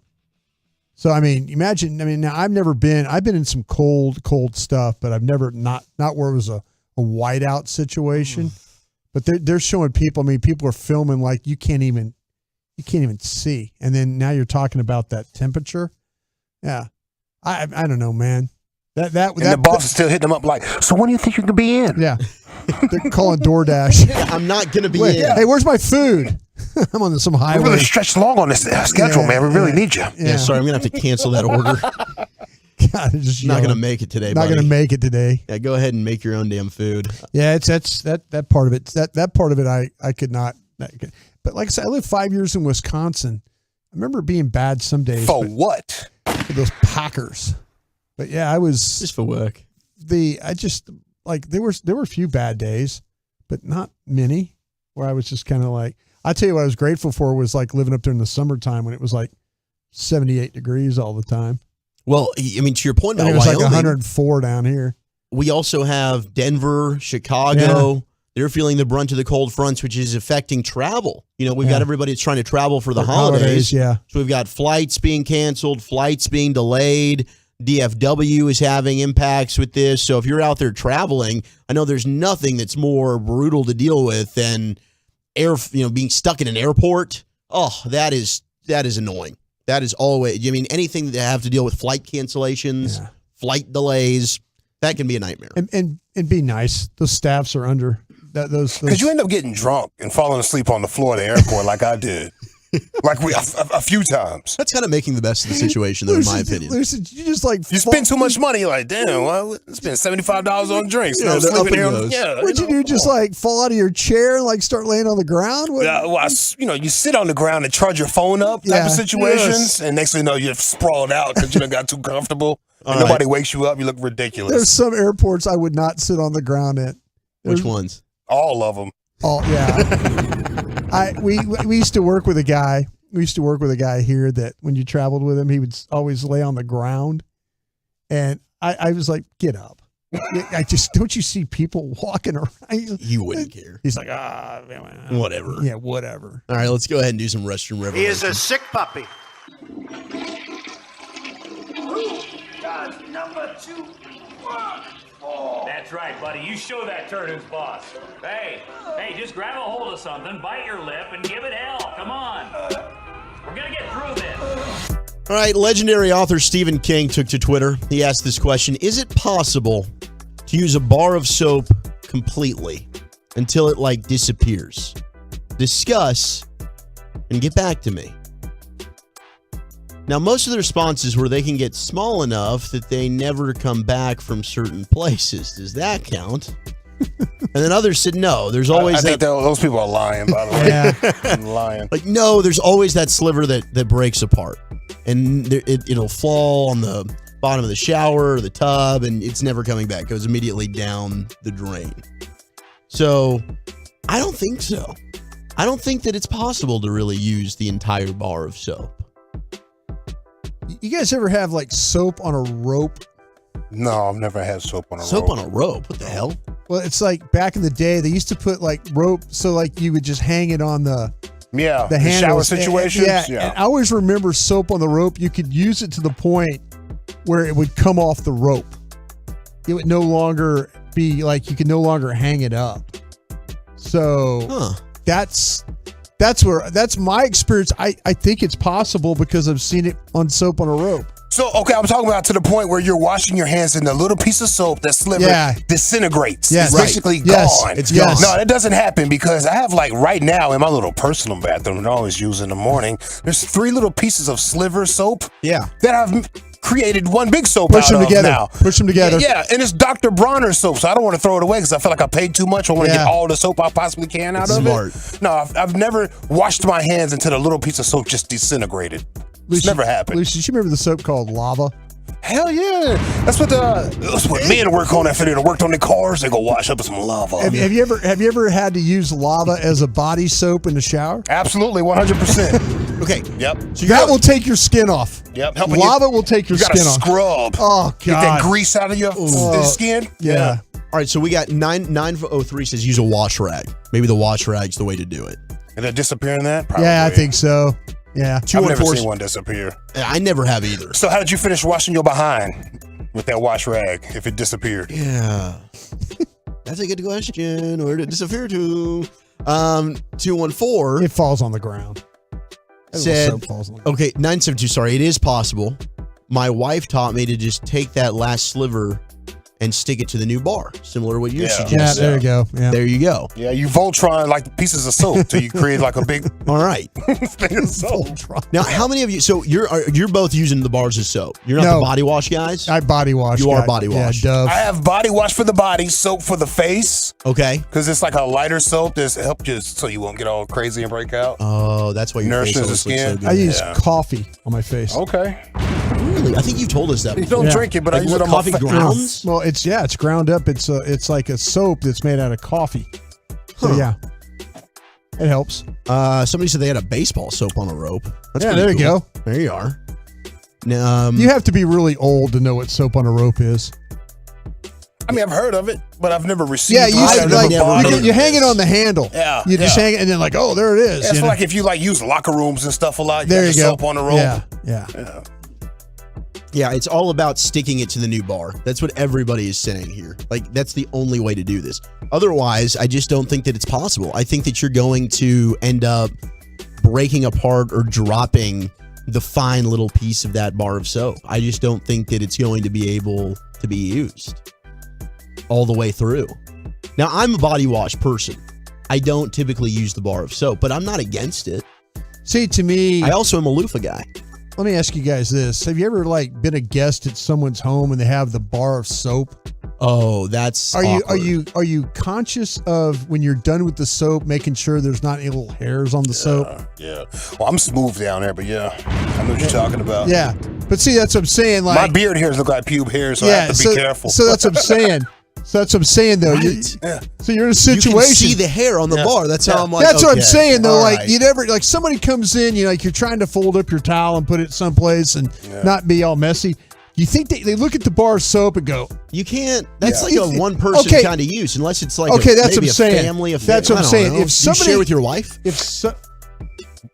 I mean, that's what fixed me, right? What did he say? The wife fixed me Right, type yeah, of situation yeah. because I knew not to leave hairs in the little deodorant and Yeah. hairs on the bars, Yeah. or I'd be a whole lot of hussing and fussing when I get home about that type of thing, even though the kitchen's dirty for 6 weeks. which is and that makes sense. Like with your significant other or a family member you share, but like strangers, no. in the guest bathroom, We're I'm not putting, doing that. I'm putting body wash in there. I'm sorry. Absolutely, I'm not, because I don't want to go in there because I will immediately throw the bar of soap away. Really? I will. Oh, you make a good lather. You don't have to worry about it. You just get that first layer of soap out the way. I mean, like, it's wasting a bar, Brian. I'm just saying, I really don't need you coming over and like lathering up and then what's wrong with my body? Well, no, like you come over and lather up and then like, I've got a new soda body, Brian. Lucius comes by and like, hey, Lucius, your towel's in there and all that. You'd be lucky to get some of my hair particles on your bar of soap. I'm just saying, man, I'm trying to make it as nice as possible for my guests. And I don't, if somebody has a bar of soap in there and I just use the shampoo. I would use the shampoo as body wash. Yeah. I wouldn't use your bar soap thinking that you weren't thoughtful enough to change the bar soap out. Ooh, okay. Yeah. But you're right. I'm not using stranger soap anyway. That's what I'm saying. I'm doing the same. I'm not but if doing I anything. had to, I'm just washing off the first layer and getting busy because there's You been can- times you can, I'm in like, the Navy scrape, and say, hey, man, you got some soap, cuz? Because Yeah. this is day number 2 for you, boy. I need to head do something. Yeah. Right. Yeah. Now, ultimately, I'm with you. We're getting the body wash for the assistant guest shower. I think that's the way to go. All right, thank you guys very much for another. What kind of soap you guys use? Question. I'm a big fan of soaps. I like how soaps smell when I get out of there. Yeah, I like smelling great all damn day. But and I would like Some to go people don't, which sucks. I'd like to go. Why are you looking at me? I'm not. No, I was just happening to. We're having a conversation. Okay, thank God. I would because tell you if you I stink. want you to tell me because I'm someone that wants to know because I am big on hygiene. Oh, no question. Yeah, don't ever lie to me. Seriously, let me the bleep know. Yeah. Dove, the Dove Tell me body. if I suck, just let me know. I want to hey, man, know you it kind all. of suck, fam. Yeah, Really. like you are not good at what Yeah, you're you're doing. not awesome. You need to reevaluate They have been lying to you. everything that you're doing with your life. Reevaluate. You guys smell something? Yeah. Something needs to change. Dove body wash. It comes in a lot of different exfoliants and things like love that. exfoliation. I don't mind spending money. I'd spend money on food and soap. I will do that. Elliott Shore Parks. Let's go behind enemy lines with this Eagles reporter from 94 The Whip. And will we end up playing cringe audio for him with him on or off the air? We'll make a judgment call on the fly next on the Fan. You can wait 24 hours. You can wait 24 hours. Or you can find out Cowboys and NFL insider info immediately by listening to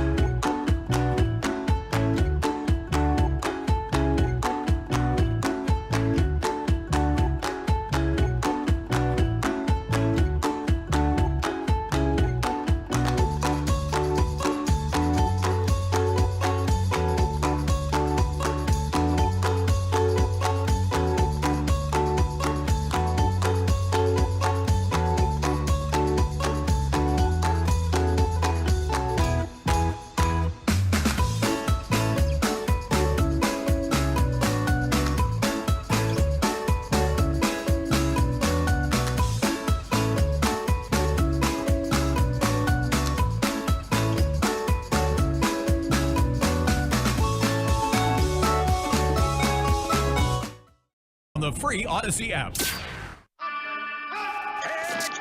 Live from the Classic Chevrolet Studios, you're rolling with the G-Bag Nation on 105.3 The Fan. Hour number 3 of the G-Bag Nation, about to catch up with Elliot Shore-Parks, who is an Eagles reporter for 94 WIP in Philadelphia. Go behind enemy lines, get the inside scoop on everything filthy. Zach Wolchuk, Brian Broaddus, Lucius Alexander hanging out with you on this frigid, thirsty Thursday on your home of the Cowboys, home of the Rangers, your DFW sports station, 105.3 The Fan. Appreciate you being live and local with us here on this holiday season. We are also available on YouTube, on Twitch, and the Cowboys getting ready for a Christmas Eve showdown. Now, I did see this, courtesy of 538, excuse me. They do their model, right? And it gives the Cowboys an 8.1% chance to win it all, which is actually the 5th highest among all NFL teams. And I found that to be quite remarkable with where they are right now. We'll have to do some homework and see exactly where they put the Eagles in that model. But let's go ahead and find out more about the Eagles right now, as we are joined by Elliot Shore-Parks, Eagles reporter from 94 WIP, courtesy of the Diamond Factory Hotline. Elliot, how are you, sir? Thank you for giving us some time this afternoon. Thanks for having me on, guys. Looking forward to talking about this game. Yeah, of course. Now, no Jalen Hurts, so it'll be Gardner Minshew. What's the confidence in Minshew? I know Nick Sirianni seems to be, really intrigued and confident in his backup quarterback, but what do you think about him? Yeah, so I look publicly, of course, the Eagles are going to say they have a ton of confidence. But being at the NovaCare, not just this week, but since they've acquired Gardner, they do have genuine confidence in this guy. And it's not just the coaching staff. The players in the locker room do as well. Gardner came in last year against, to be fair, a bad Jets team, but he played really well. And the offense clicked, and he spread the ball around, and he got guys their numbers, and he won the game. So if you look at Gardner, I think he's kind of the perfect backup quarterback in the way that you could argue he's good enough to be a starter. His numbers are impressive, overall in his career, but he's probably the best as an elite backup. And I think that the Eagles should have a ton of confidence going into this matchup. How different do you think the offense will look with Minshew opposed to Hurts? Well, it'll look different. I mean, they might do some of the RPO stuff, but we all know it's not as effective when it's Gardner doing it as opposed to Jalen. And one thing they did a lot in that first matchup against the Cowboys was they made Micah Parsons read Jalen. They made him hesitate a half a second, at the snap to keep him from going full steam at the quarterback. That's going to be tougher to do this time. So I think that'll be one difference. The other thing is you'll probably just see more of a traditional running game, more just handing it off, not that option type of stuff. And the Eagles can do that well, so I still think they'll be able to run the ball. But those will probably be the biggest differences with Gardner as opposed to Jalen. Elliot, what do you think the biggest concern is for the Eagles going into this game when you look at the Cowboys roster? I mean, they're really banged up at linebacker, banged up at corner. Is there some spot, if I were to ask you, would they be concerned of Dak Prescott? Would they be concerned about Micah Parsons? Where do you think their attention would be focused?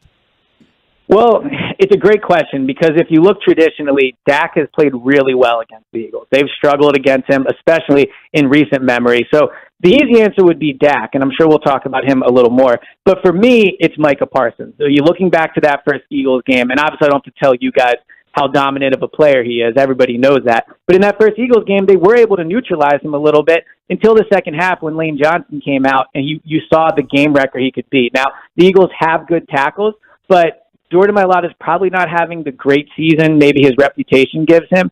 And Lane's great, but Mike is great as well. So you're not going to be able to do that RPO stuff. My biggest worry for the Eagles would be Micah just single-handedly wrecking this game. I think that you're right. I mean, Dak has played great against the Eagles, certainly, and with Cooper Rush having played that first game, the Cowboys were able to be competitive in the second half. Maybe some Cowboy fans felt if Dak had played, they would have had an opportunity to win it.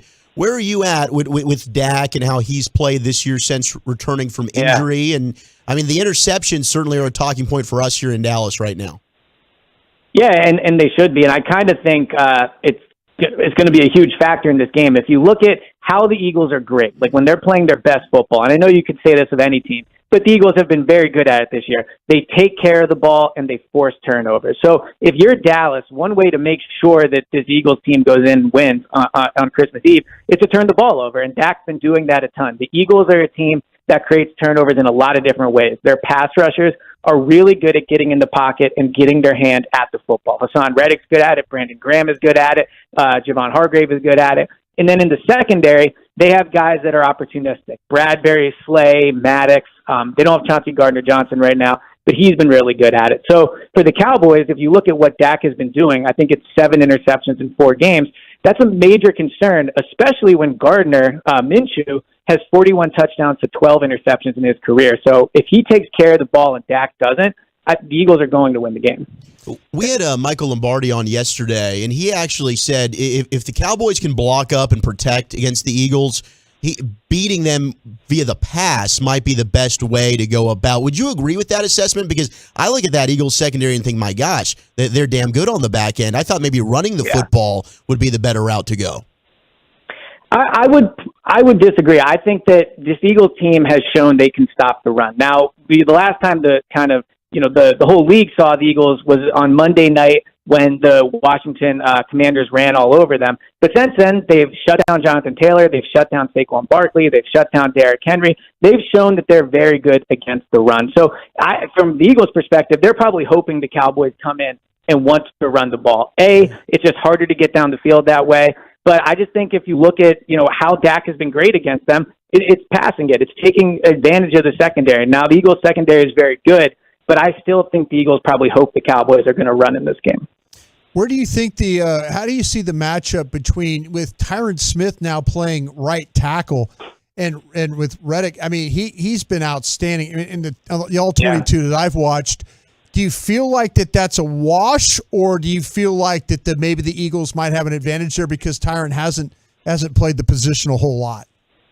Yeah, I think the Eagles would have the advantage there. And Hassan Reddick's an interesting player. When the Eagles signed him, they got him for $35 million guaranteed, which for a guy that has his resume was really proven to be a great deal. And I think it's because when you think of the best pass rushers in the league, you don't think of Hassan Reddick off the tip of your tongue, but he's had double-digit sacks the last 3 seasons. He's done it with 3 different teams, first player in NFL history to do that. And I think he's probably playing the best football of his career. He was an absolute terror in their last game. He's one of the main reasons they beat the Bears. So I think it's definitely a matchup that the Eagles will take advantage of. I think at this point there's not many tackles you could line up across from Hassan Reddick and feel confident that he'd be able to stop him. Elliot, let me ask you maybe a sad question for Eagles fans right now, though. How concerned are you about the shoulder of your quarterback? Is there, maybe there's some whispers that it might be an AC joint problem that he's dealing with, maybe more long-term than what the Eagles are leading on to? I know that Nick Sirianni's come out and talked that he's got Wolverine tendencies, that he can regenerate parts and stuff like that. But is there a concern that this really might be something more long-term? Yeah, so the Eagles publicly are, saying, that he's a quick healer but Jalen is hurt. Like, that's the bottom line. Yeah. Jalen, he is dealing with an injury, and we can, explain it away all we want. The bottom line is he has an injury to his throwing shoulder heading into the playoffs. Not a good thing. Now, the Eagles have won enough games where he'll get time to rest, right? But when he comes back, the question is, will he be the same passer he was before the injury? But also, will he be the same runner? I mean, we can debate for 5 years if he can play this way. But the real question is he going to be the same dynamic threat running, or is he going to be thinking about that shoulder? Is he one hit away? Are they not going to have him run it as much? So Jalen is definitely hurt, and I think it's something to be concerned about going into the postseason. Man, I appreciate your honesty about that. Most people wouldn't be that honest about what you just said. Okay, you got the Saints pick now, and was that pick earmarked to maybe get a quarterback? But now it looks like Hurts is your guy, right? I mean, no sense of messing with these quarterbacks.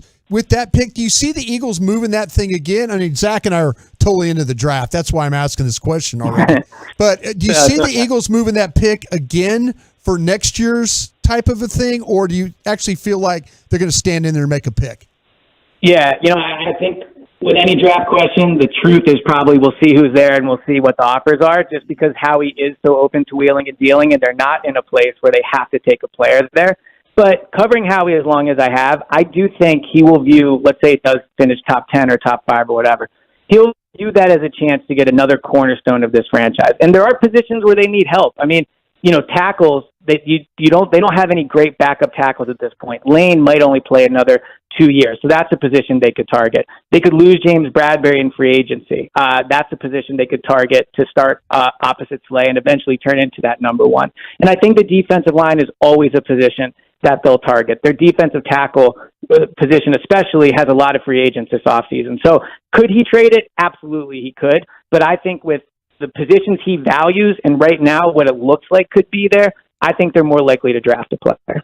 Talking with Elliot Shore, Parks Eagles reporter for 94 WIP. I mean, it's an incredible job that Howie Roseman has done building that football team. So talented. I'm sure it's one of the more talented Eagles teams you've ever gotten to cover. But if you had to say that this is maybe their biggest weakness, what would that be? I mean, now it's Jalen's injury, I would say. But if you want to take that away, I mean, special teams have not been great for them this year. There have been times where they've given up long kickoffs, and then you put the defense in a position where they only have to, where the offense is only 55 yards away instead of 75. I would say that, but the truth is they really don't have a weakness. This team has won all types of ways. They have outstanding offensive, defensive line. They have great players on the outside at both cornerback and receiver.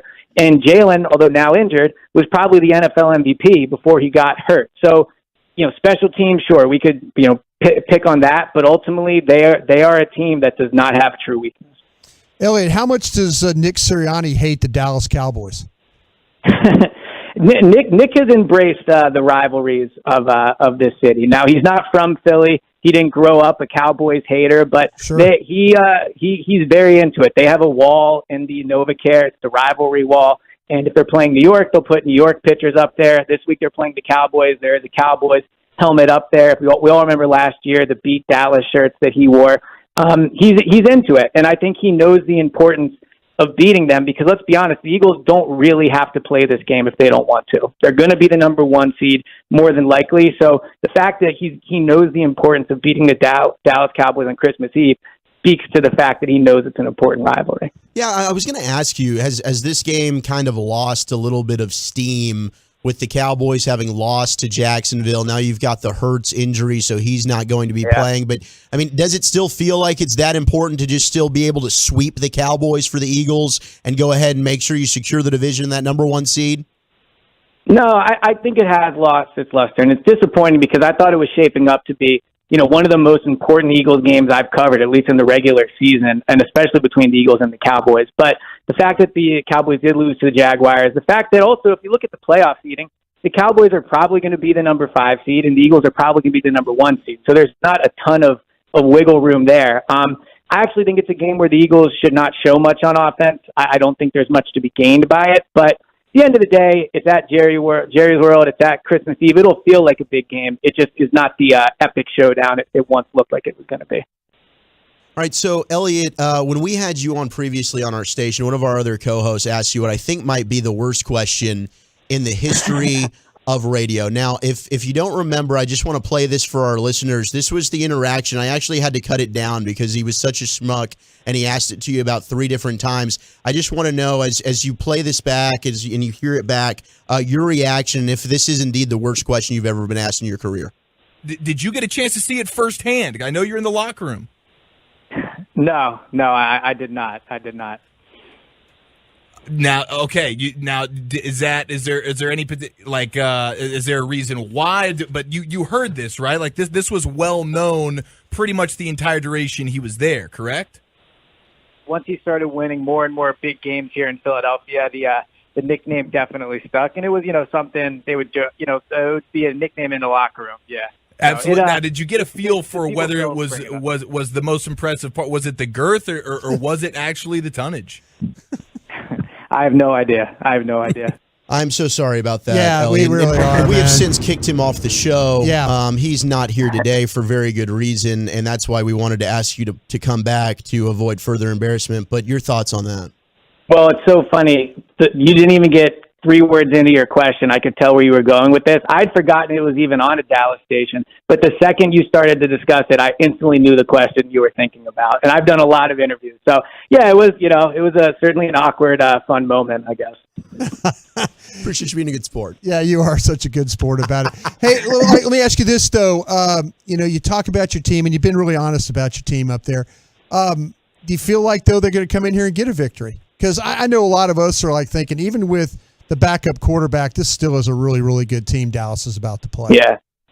Yeah, no, I think the Eagles will win the game. I think when you look at it, the Eagles have the advantage, I think, on both offense and defensive line. I think they're the better team. I think they have the advantage on the coaching staff as well. But the other thing is, if you look at this Eagles team since 2016, the games where they've started a backup for the first time, so whether that's, Jalen in 2020, Foles when he was here, Gardner last year, they're 5-0 in those games. So this team knows how to capitalize on the beginning of a backup. And if there's anything Philly loves, it's a backup quarterback. So I do think Christmas Eve, they'll come in. Gardner, it's a huge stage for him professionally. He's a free agent this offseason. And I think the Eagles are going to be motivated by finally being an underdog. So I do think they're going to win the game. Well, it is the holiday season. Do you have any traditions in the Shore Parks household this time of year? Well, I would say this. I'm a huge Christmas movie guy. We watch the Hallmark movies. We always watch Christmas Vacation, Love Actually, all those good Christmas movies. So I would say, throughout the month of December and leading up, of course, we always make sure we watch a Christmas movie each night. Well, I'll tell you one thing. You need to stop doing a good job on that podcast. We're still trying to catch you on the Love and the Star. So you guys can take a couple of weeks off, though, and we'll figure this thing out and try and jump up back there with you guys. But you guys do a tremendous job on your podcast as well for your fans. I appreciate it. And then, look, the sick thing is people love listening when things are going bad. So this Jalen injury has been good clicks for us. Yes, you guys do a great job, too. I look forward to maybe doing one in the conference championship game, a little crossover one. That sounds great. That sounds great, man. That would be fun. Elliot, thank you so much, man. This has been a blast getting to talk with you. Good luck. Hopefully it's not a winning result for you guys, of course, but hopefully we can get a rematch in the postseason again, and we can do this again. Yep, sounds good. I'll talk to you guys soon. All right, have a good one. Happy holidays. There he goes, Elliot Shore Parks, Eagles reporter for 94 WIP, joining us via the Diamond Factory hotline. I love that he knew exactly where I was going with that Eric question. We were debating that one, right? I was going to do it. He was time. You were going to do it the whole time. Yeah. You asked me, and you were like, okay, I see where this is going. So next time you ask me about something, just don't even worry about it, right? No, if you really didn't want me to do it, I wouldn't have done it. You're such a liar. No, I wouldn't have done it. You're such a liar. I wouldn't have done it. If you were uncomfortable with it, I would not have done it. But I felt like we were. You told me it was my turn. I felt like we were okay. You're talking about Nick. You got to say the story. It's about Nick Foles. It was about Nick Foles. Yes. Yeah. So the Nick Foles and the big Nick energy. Yeah. And that's where Eric was going with that. And it was a very cringeworthy moment. And we were debating whether or not we really wanted to. We were going to play it regardless, but we weren't sure if we really wanted to play it for Elliot or not. Yeah.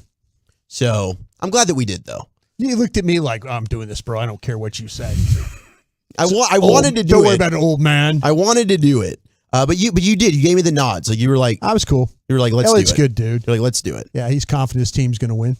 He is, and maybe they will, but hopefully they don't. Yeah. All right. And he said maybe we'll see him again in the conference championship game. That'd be fun. Yeah. Crosstalk with Eagles always leaves me cringe, just the 817. All right, let's get into the Wooly Bully top 10. I know we're behind, but we got Christmas quickly approaching. We do this with Thanksgiving foods, but I found a list of the top 10 best Christmas foods. I was wondering, do you have a food that you specifically enjoy on Christmas? 877-881-1053. We'll do that next on The Fan. 35 minutes of commercial-free Fan. Holy mackerel. It's the Express.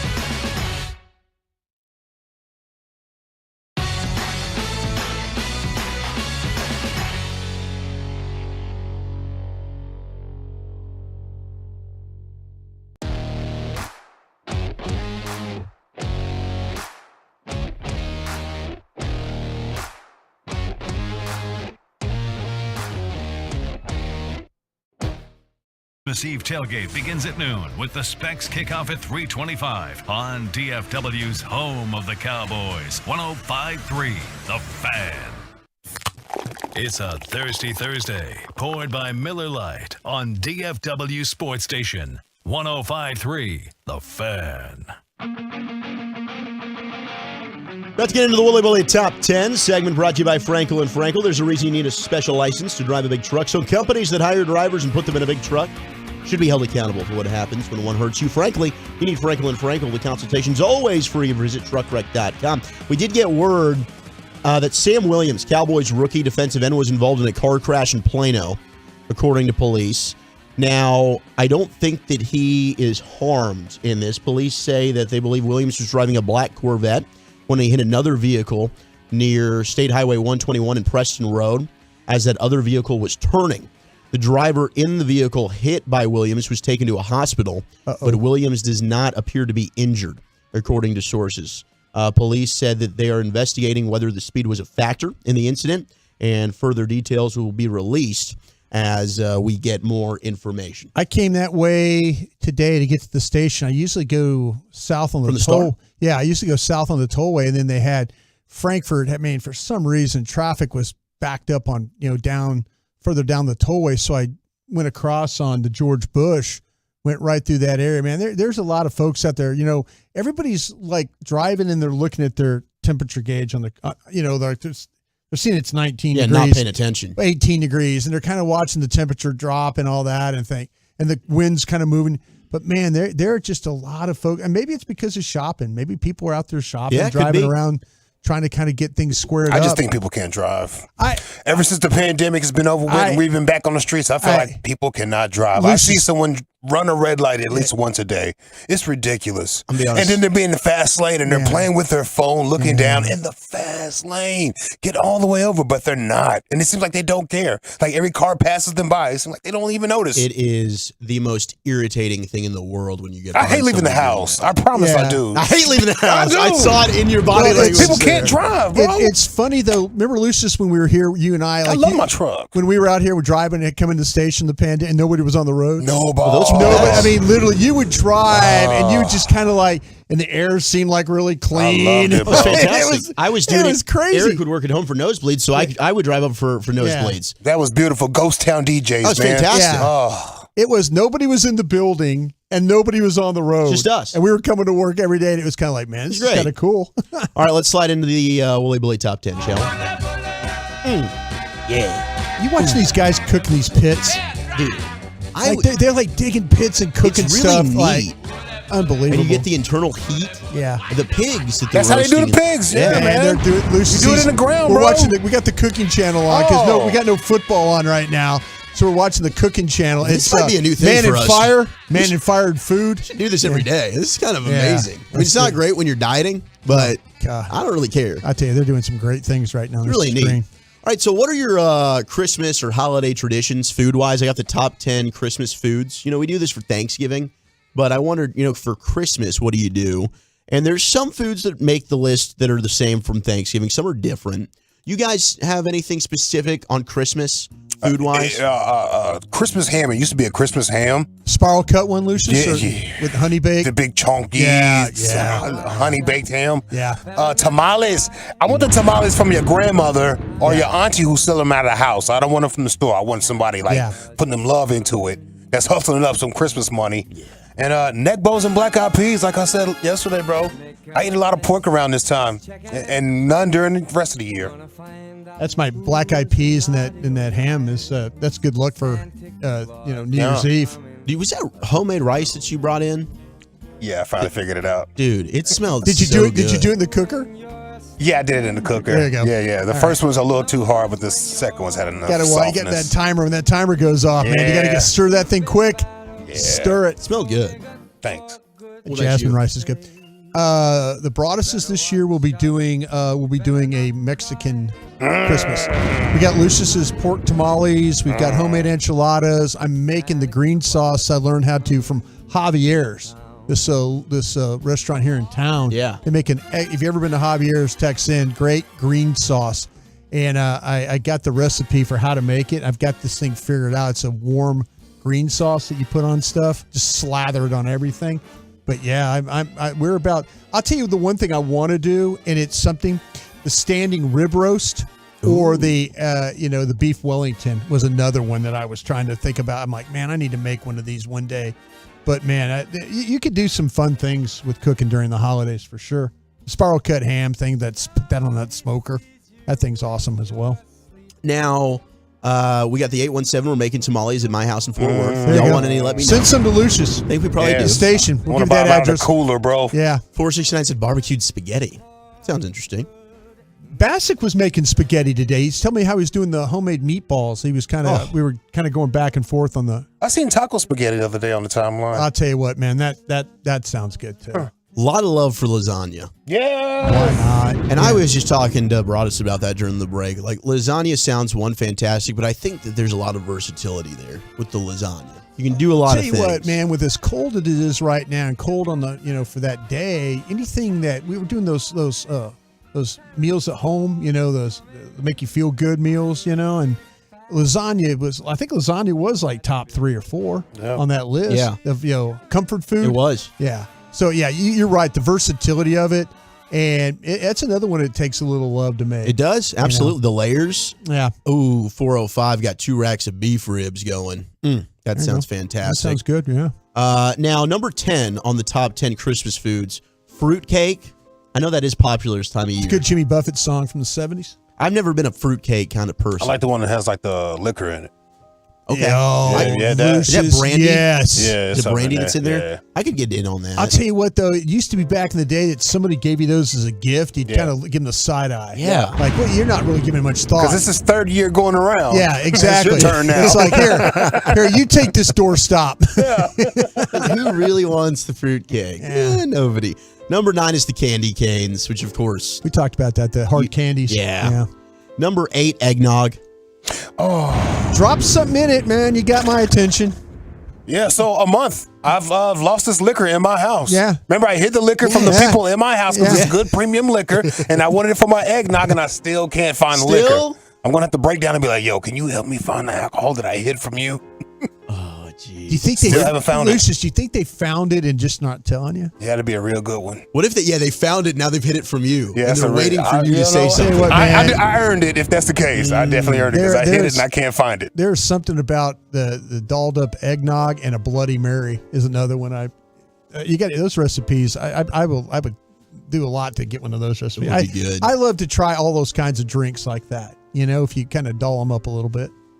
Number 7, we've got the ham. Yeah, there you go. Oh, ham. Yeah. Number 6, the gingerbread cookies.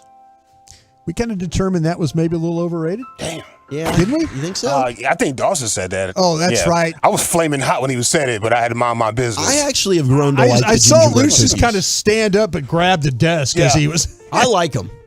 Me too. And you can dip them in some coffee. Yeah. See, okay, it was Dawson. Of course. It was a Dawson thing. Well, he thinks a lot of stuff's overrated. Yeah. Oh, yeah. Oh, lasagna. Oh, God. Why could you eat that? Let me do cream cheese. How dare you give me cream cheese? Subpar meal. Number 5, and this is, I think we usually think of this as Thanksgiving, but for Christmas, if you want to have it, I'm not going to fight you. Stuffing.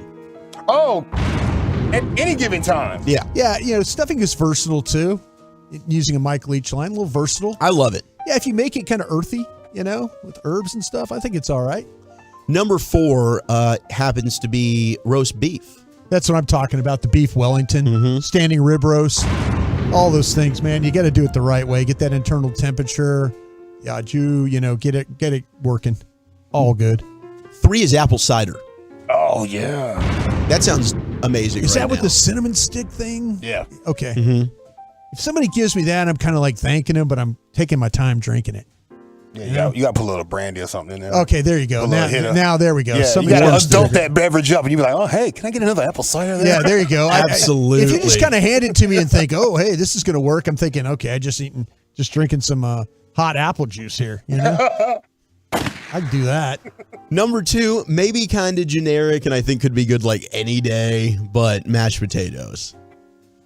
Okay, it's good with the rolls. Like you did your little roll situation in the mashed potatoes. You got some ham on the roll. Yeah. It's like a little mashed potato sandwich. You could use it as a brace. You know, when you use it as a brace. I mean, like when you put it down and you can push food next to it. Okay, I didn't know what you brace. meant. Yeah, you could use it as a little brace. Right. Quit playing with your food. Well, I mean, just because instead I get it. instead of using my thumb, No, I get what you mean. or my fork or my knife, I could use the little roll.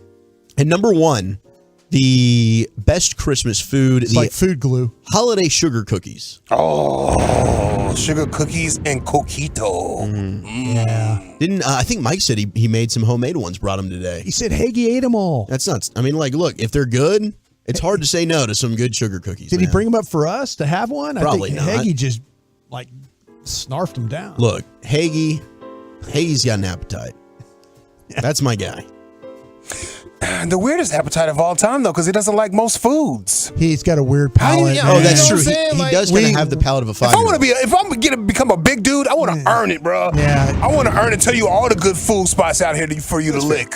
For you to lick. I'm just telling you, man, that it's so funny because, like I say, there's things he just absolutely. I mean, the whole thing with condiments, just such a bad take. Yeah. The condiments take. I mean, you got to have those things to enhance the meal. He doesn't like Whataburger or something like that. That's ridiculous, bro. What are you doing? What? Oh yeah, he hates wait. Yeah. The he wait's hates- too yeah. long at the Whataburger. Yeah, whatever, bro. They make you pull up.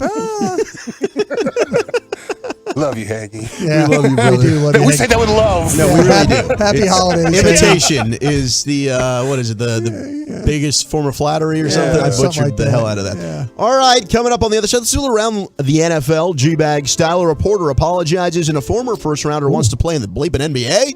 Next on the Fan. Coming up Friday morning on Sean and RJ, we got headlines at 7 a.m. and Mike McCarthy live at 7:15. Let's pick this Eagles game. It's a Football Friday on the Fan. Gavin Dawson.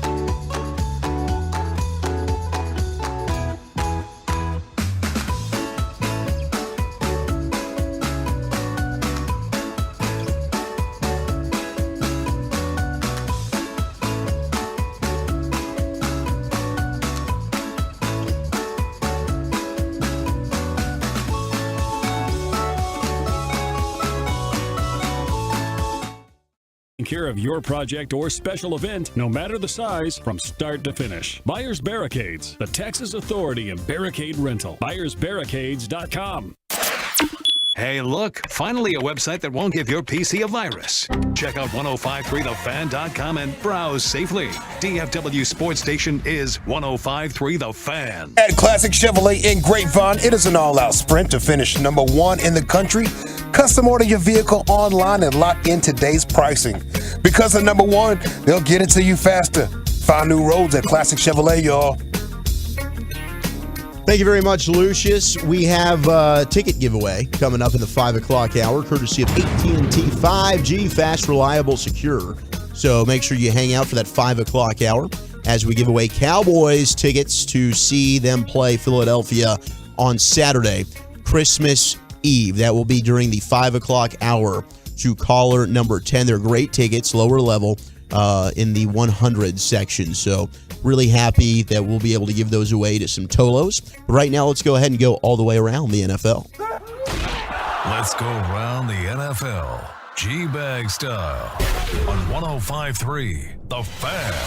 All right, Commanders' Chase Young is going to play his first game against the 49ers on Saturday as he has returned. Now, we've heard this a couple of times that he's supposed to come back, but officially, Ron Rivera has said he's going to come back. He's going to play against the Niners on Saturday. Big get for a Commanders team that's still fighting to try and make the playoffs. I'll tell you what, they got worked last week in that game by the Giants. Well, by the officials in that game. I mean, that thing. That's the unfortunate thing. I think the Commanders. I'm trying to think about these teams on the back end of the for the playoffs.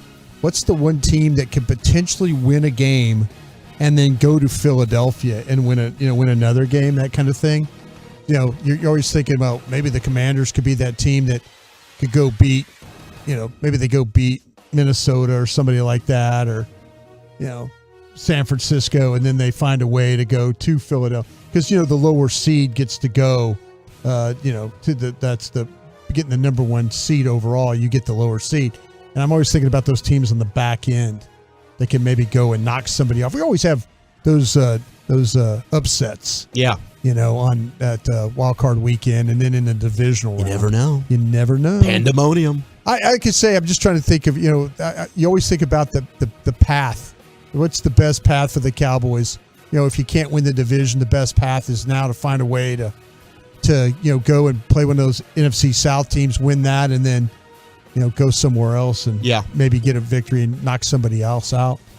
We also had this exchange that happened over the weekend with ESPN reporter Jenna Lane and a couple of other Bucs reporters. Now, this is post-game of Gio Bernard, and he had a big fumble in the football game. Yeah, he fumbled. He was the personal protector on the punt team. Right, and so they decided to call a fake punt. Yeah. And he just wasn't ready for the play. And so they wanted to talk to him afterwards, and Gio Bernard didn't want to talk to the reporters. And this was the exchange between Giovanni Bernard, Jenna Lane, one of the ESPN female reporters, and a couple of the other reporters in the locker room. I'll talk to you this week. Well, you were injured all year. What have you done for us to talk to you about all year? I talked to you Tuesday. Just don't say you're not talking because I didn't talk to you all year. You were also injured most of the season, too. Just relax. Can I go to my family that I have outside? And You all can. of a sudden now? Just don't say we didn't talk to you all year. We just wanted to ask for your perspective on what happened You're there. involved in one of the biggest plays of the game. Okay. Thank you, Jew. I appreciate your time. We do. We won't hold you. We would have talked to you in the season, but also you were injured. Just tell us what occurred on the punt. Miscommunication, that's all it was on my part. I take complete fault for that. Was it a fake? I don't know. It was complete fault. My fault. That's it. Is this something the team hasn't practiced It's this all week? me. All me. That's something I did wrong, and that's all. So you It weren't was all aware? on me. Yep, number 25 out there, that was me. I was the one that did it. But were you aware It that was it was just a me. fake? Yeah, I messed up. I understand that, but I'm just asking if you knew it was. I We messed just up. didn't know if it was a communication Yeah, I breakdown. messed up. Now, Jenna Lane today, well, it was actually last night, and I think she does a great job on ESPN. She was here week one and covered the game against the Cowboys, but she did write a lengthy apology post last night on Twitter. And she said, didn't want to post something on here until I, one, apologized to Giovanni Bernard first, personally telling him I am sorry, which I did, and two, until I fully understood the missteps I took in postgame Sunday, as I didn't want this to be some hollow apology lacking sincerity. Obviously, I afforded myself a period of grace that Giovanni didn't get to have when asking him to talk postgame. He's a better person than me for many reasons.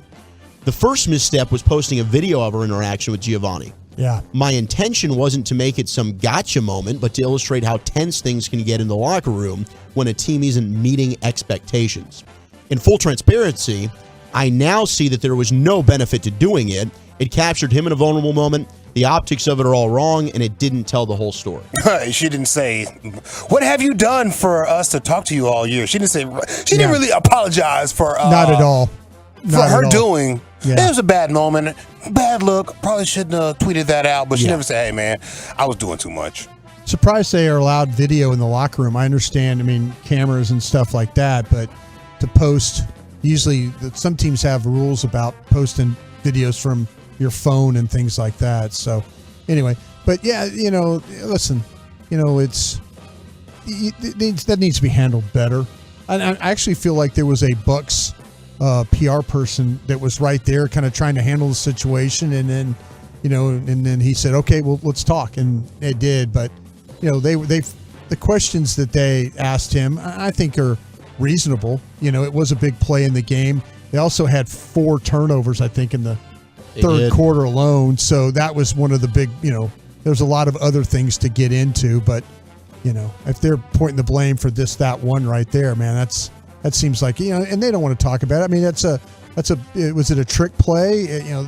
Usually guys don't want to talk about that. It might be something that they go back to and actually run and it works. They don't want to have to talk about it anymore. Brian, you're getting a lot of love for the Cowboys vest, by the way, on the truckwreck.com text line, 877-881-1053 from people that are watching on Twitch and on FanCam. This thing makes me look like I'm big, but I'm really big wearing this thing. This thing is super puffy. It's big, beautiful. Puffy vest. And Devin Funchess, wide receiver, formerly of the Panthers, the Packers. He's kind of been around. He wants to pursue a career in the NBA. It's always been a dream of his, he says. Michigan. Yep, Michigan receiver. Big, long, tall guy. See if that works out for him. All right, let's hit the 5 o'clock hour. Stick around. During that hour at some point, we will be giving away Cowboys tickets courtesy of AT&T 5G. So you're going to want to stick around and listen to us give you the, hey, go ahead and call in now on that. We've got your afternoon headlines and the most memorable moments in the Cowboys-Eagles rivalry. What's yours? Next on The Fan. Listen. Stream The Fan 24/7 all day, every day. Download the Odyssey app or listen live at 1053thefan.com. This is Maggie Gray with an Odyssey Sports Minute sponsored by Prevagen. It's possible that Zach Wilson is playing for his career tonight against the Jaguars, but if he struggles, the coaching staff of the Jets should take criticism too. How is his footwork still a mess when he's been with your coaches for 20 months? Players aren't supposed to be finished products when they're drafted. The fact that Wilson's play looks almost exactly like last season is a failure that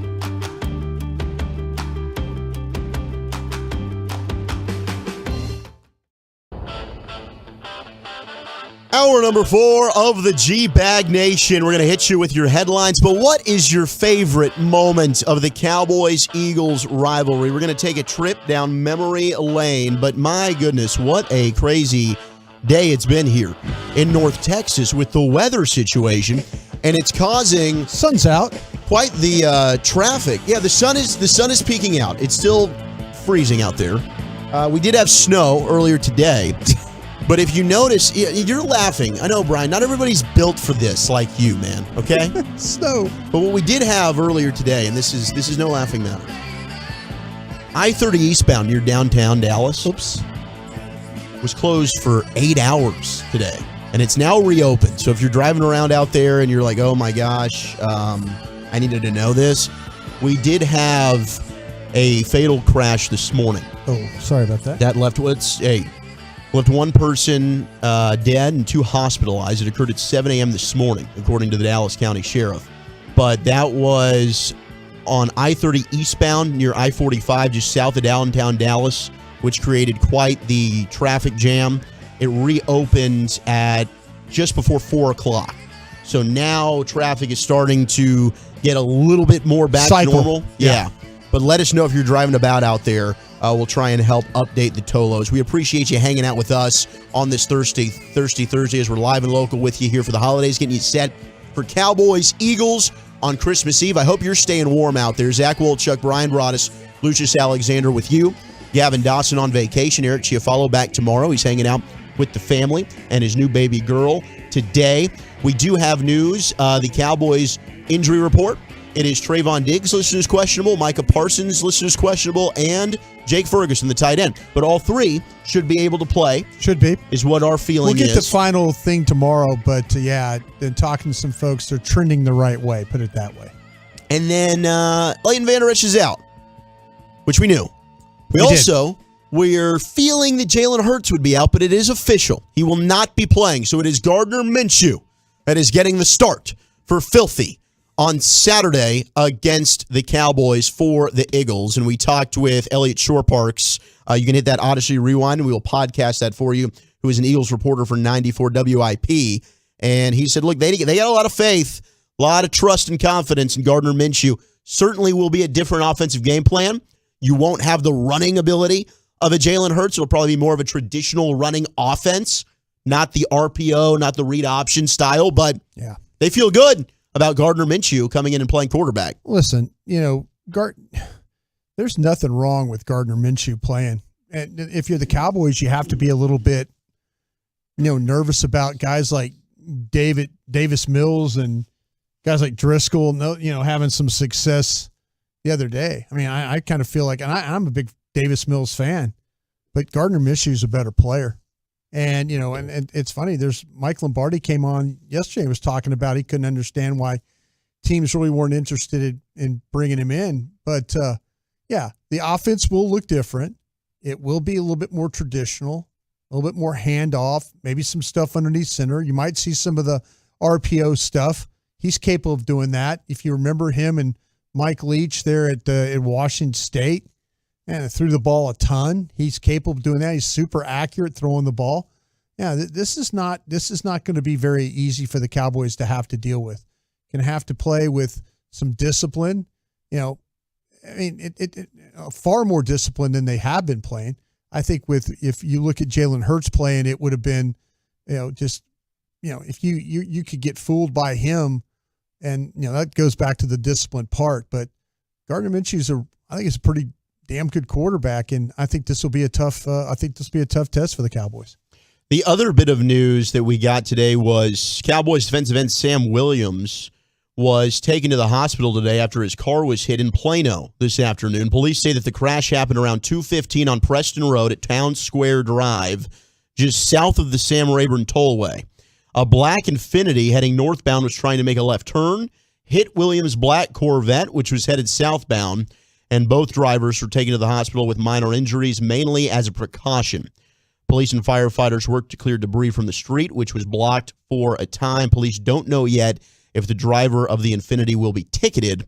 The violation is considered a Class B misdemeanor. So it appears Sam Williams is okay, but certainly bit of a scary incident there. So just be careful as we're all out there driving. I don't think that there's been a lot of precipitation that's coming down right now, but thoughts and prayers, and hopefully Sam Williams is okay. But well, hopefully both drivers. Yeah, of course. But you just never know. In the 504 saying there's 2 bad car accidents around Preston and 121 Plano side right now. So I know we got a lot going on over there. It's called entitlement.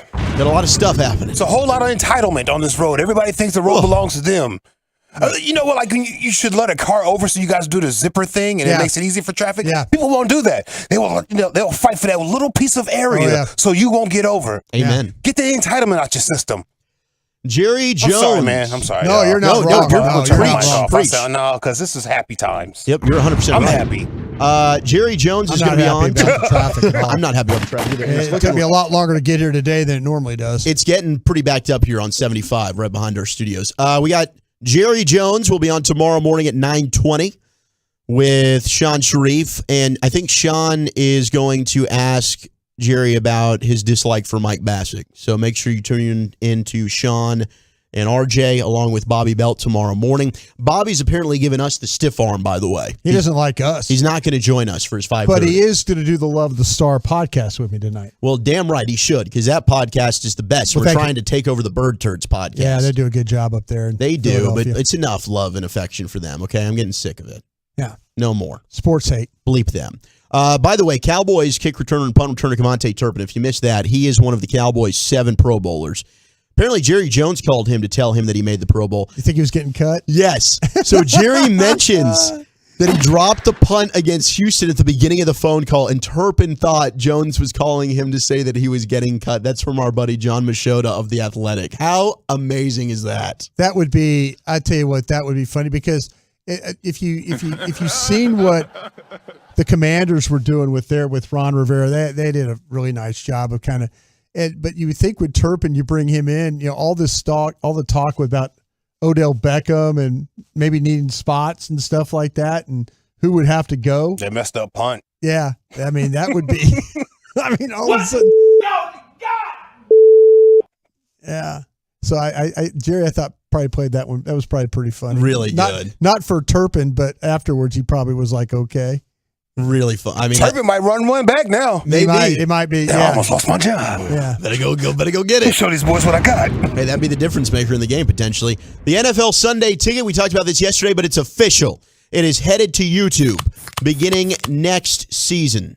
So the NFL announced a multi-year agreement today for Google to distribute the package of out-of-market Sunday afternoon games on YouTube TV and YouTube primetime channels. So the NFL was seeking $2.5 billion. I got money. $2.5 billion per season for the package, which has been on DirecTV since 1994. The satellite provider had paid $1.5 billion per year on an 8-year contract that expires this year. So congratulations to YouTube TV. What are we going to do about that game next Thursday night? We're going to figure that out, Brian. Yeah. Yeah, that's on Amazon Prime. Tonight, we've got Jets and Jags. As those two are clawing and fighting their way Both teams need to win there bad. The playoffs. Yeah. Yes, we'll see how that one goes. And now I would like to get into the top most memorable moments between Cowboys, Eagles. And you've lived both sides of this. I've lived both sides of it. I've actually, as a fan since 1972. Long time. So, yeah, I've seen a few of these. Lived a few of them. Now, the Dallas Morning News put out a top list of theirs. Some of these are pro-Cowboys. Some of them aren't. I was able to be at a couple of these. I'm sure you were as well. One of which happened to be a game I was at, Monday Night Football. And this one was a sickening one. Donovan McNabb. Oh, yes. Running around. Yeah. For what did it end up being? Like about, it felt 13 like, seconds? It felt like 5 minutes. Ugh. Yeah. And I think that was the same night that actually Jerry was in the Teterboro Airport, New Jersey, interviewing Bill Parcells. Really? Yeah. I think it was also the same night that T.O. had the Desperate Housewives commercial. Oh, with the towel. That was released with the towel that became a big thing. I didn't realize, and I should have realized this, but Donovan McNabb, and it felt like it at the time that he just owned the Cowboys. He went 9-1 against the Cowboys between 2000 and 2004. We were a bad team. We just couldn't beat him. Bad team. Ugh. Playing bad football then. I'll never forget, though, when we did knock him off, when they tried that onside kick again after it did work. That's the pickle. Randall Williams. Randall Williams. Yeah, when Randall Williams picked it up, ran it back for a touchdown. Yeah. That was like was that the Cowboys only loss? have arrived. That was the one loss. The one loss. I think was that the 2003 season with Quincy Carter when the Cowboys went 10-6? Yeah. That was like the bleep you moment. Yeah. That was a game I'll never forget. And yes, we talked about the Sam Williams car wreck, 817. Another one, I'm going to skip this one. I don't want to mention this. Which one is it? Do you realize the 44-6 game? That was bad. Romo, that's the worst it's thing the that worst ever thing. happens to me. Yeah. That one's just like, we don't need to relive that. No. Another one is Emmett's Halloween night, 1993. Since I was in Green Bay at that time, but 23-10, Cowboys get the win. Since then, DeMarco Murray's broken it, but Emmett ran for 237 yards in that game. And I want to say that was his first game back from the 2-game holdout that he had that year. Yeah, they lost. The Cowboys were 0-2, and then Jerry Cave signed him. Is that when Charles Haley went into the locker room and he threw his helmet and he's like, we can't win without Emmett? That's the legendary story. I don't know that story, but it sounds like something Charles would do. I mean, I can say I was in Green Bay, but I do remember. He should have been in Dallas. I remember they were 0-2. They lost a game to the Browns, I want to say. Yeah. Early there. Oh, they lost to the Bills. Bills and Browns? In week 2.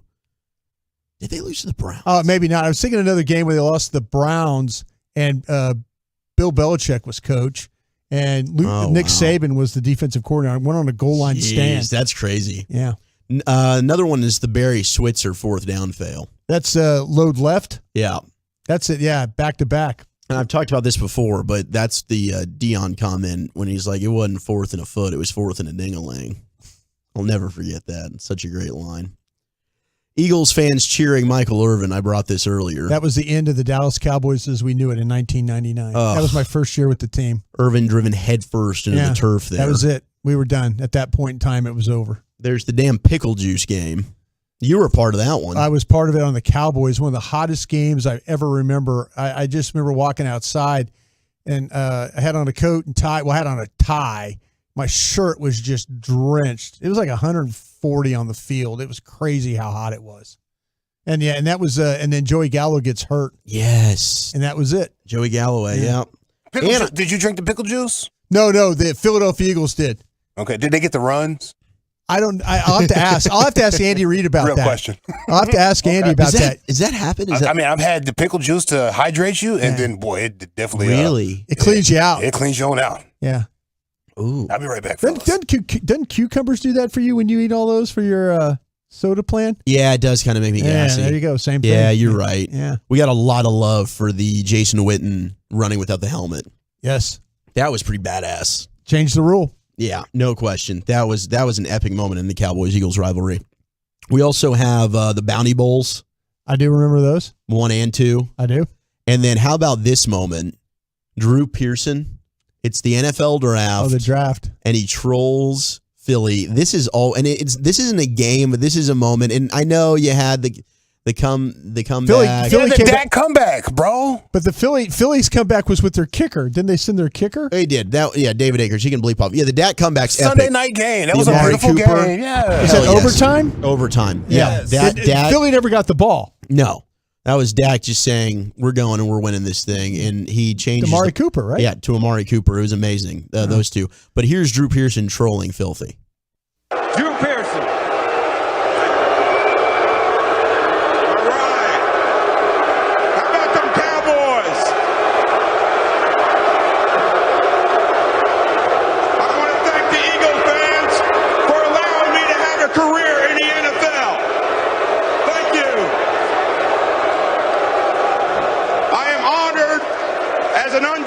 Free agent to be selected to make the Cowboys second round draft pick, and on behalf of the 5-time world champion Dallas Cowboys, Hall of Fame owner Jerry Jones,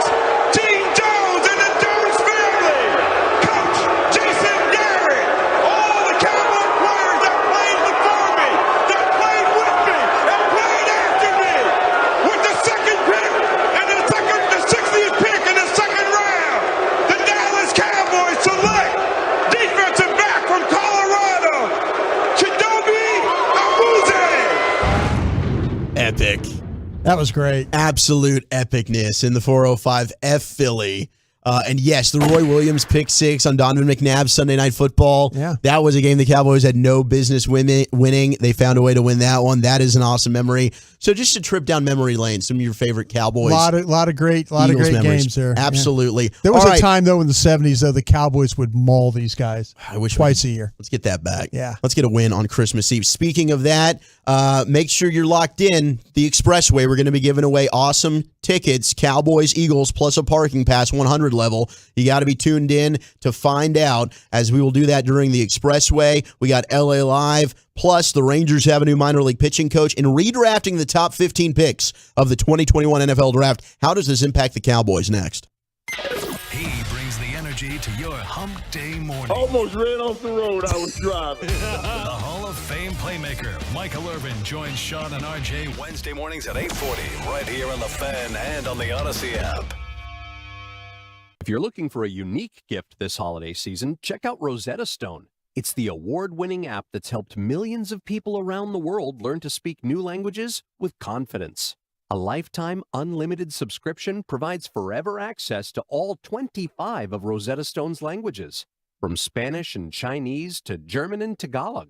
And through December 25th, they're offering it for 40% off. It's the perfect present for the people in your life who value meaningful experiences instead of just getting more stuff.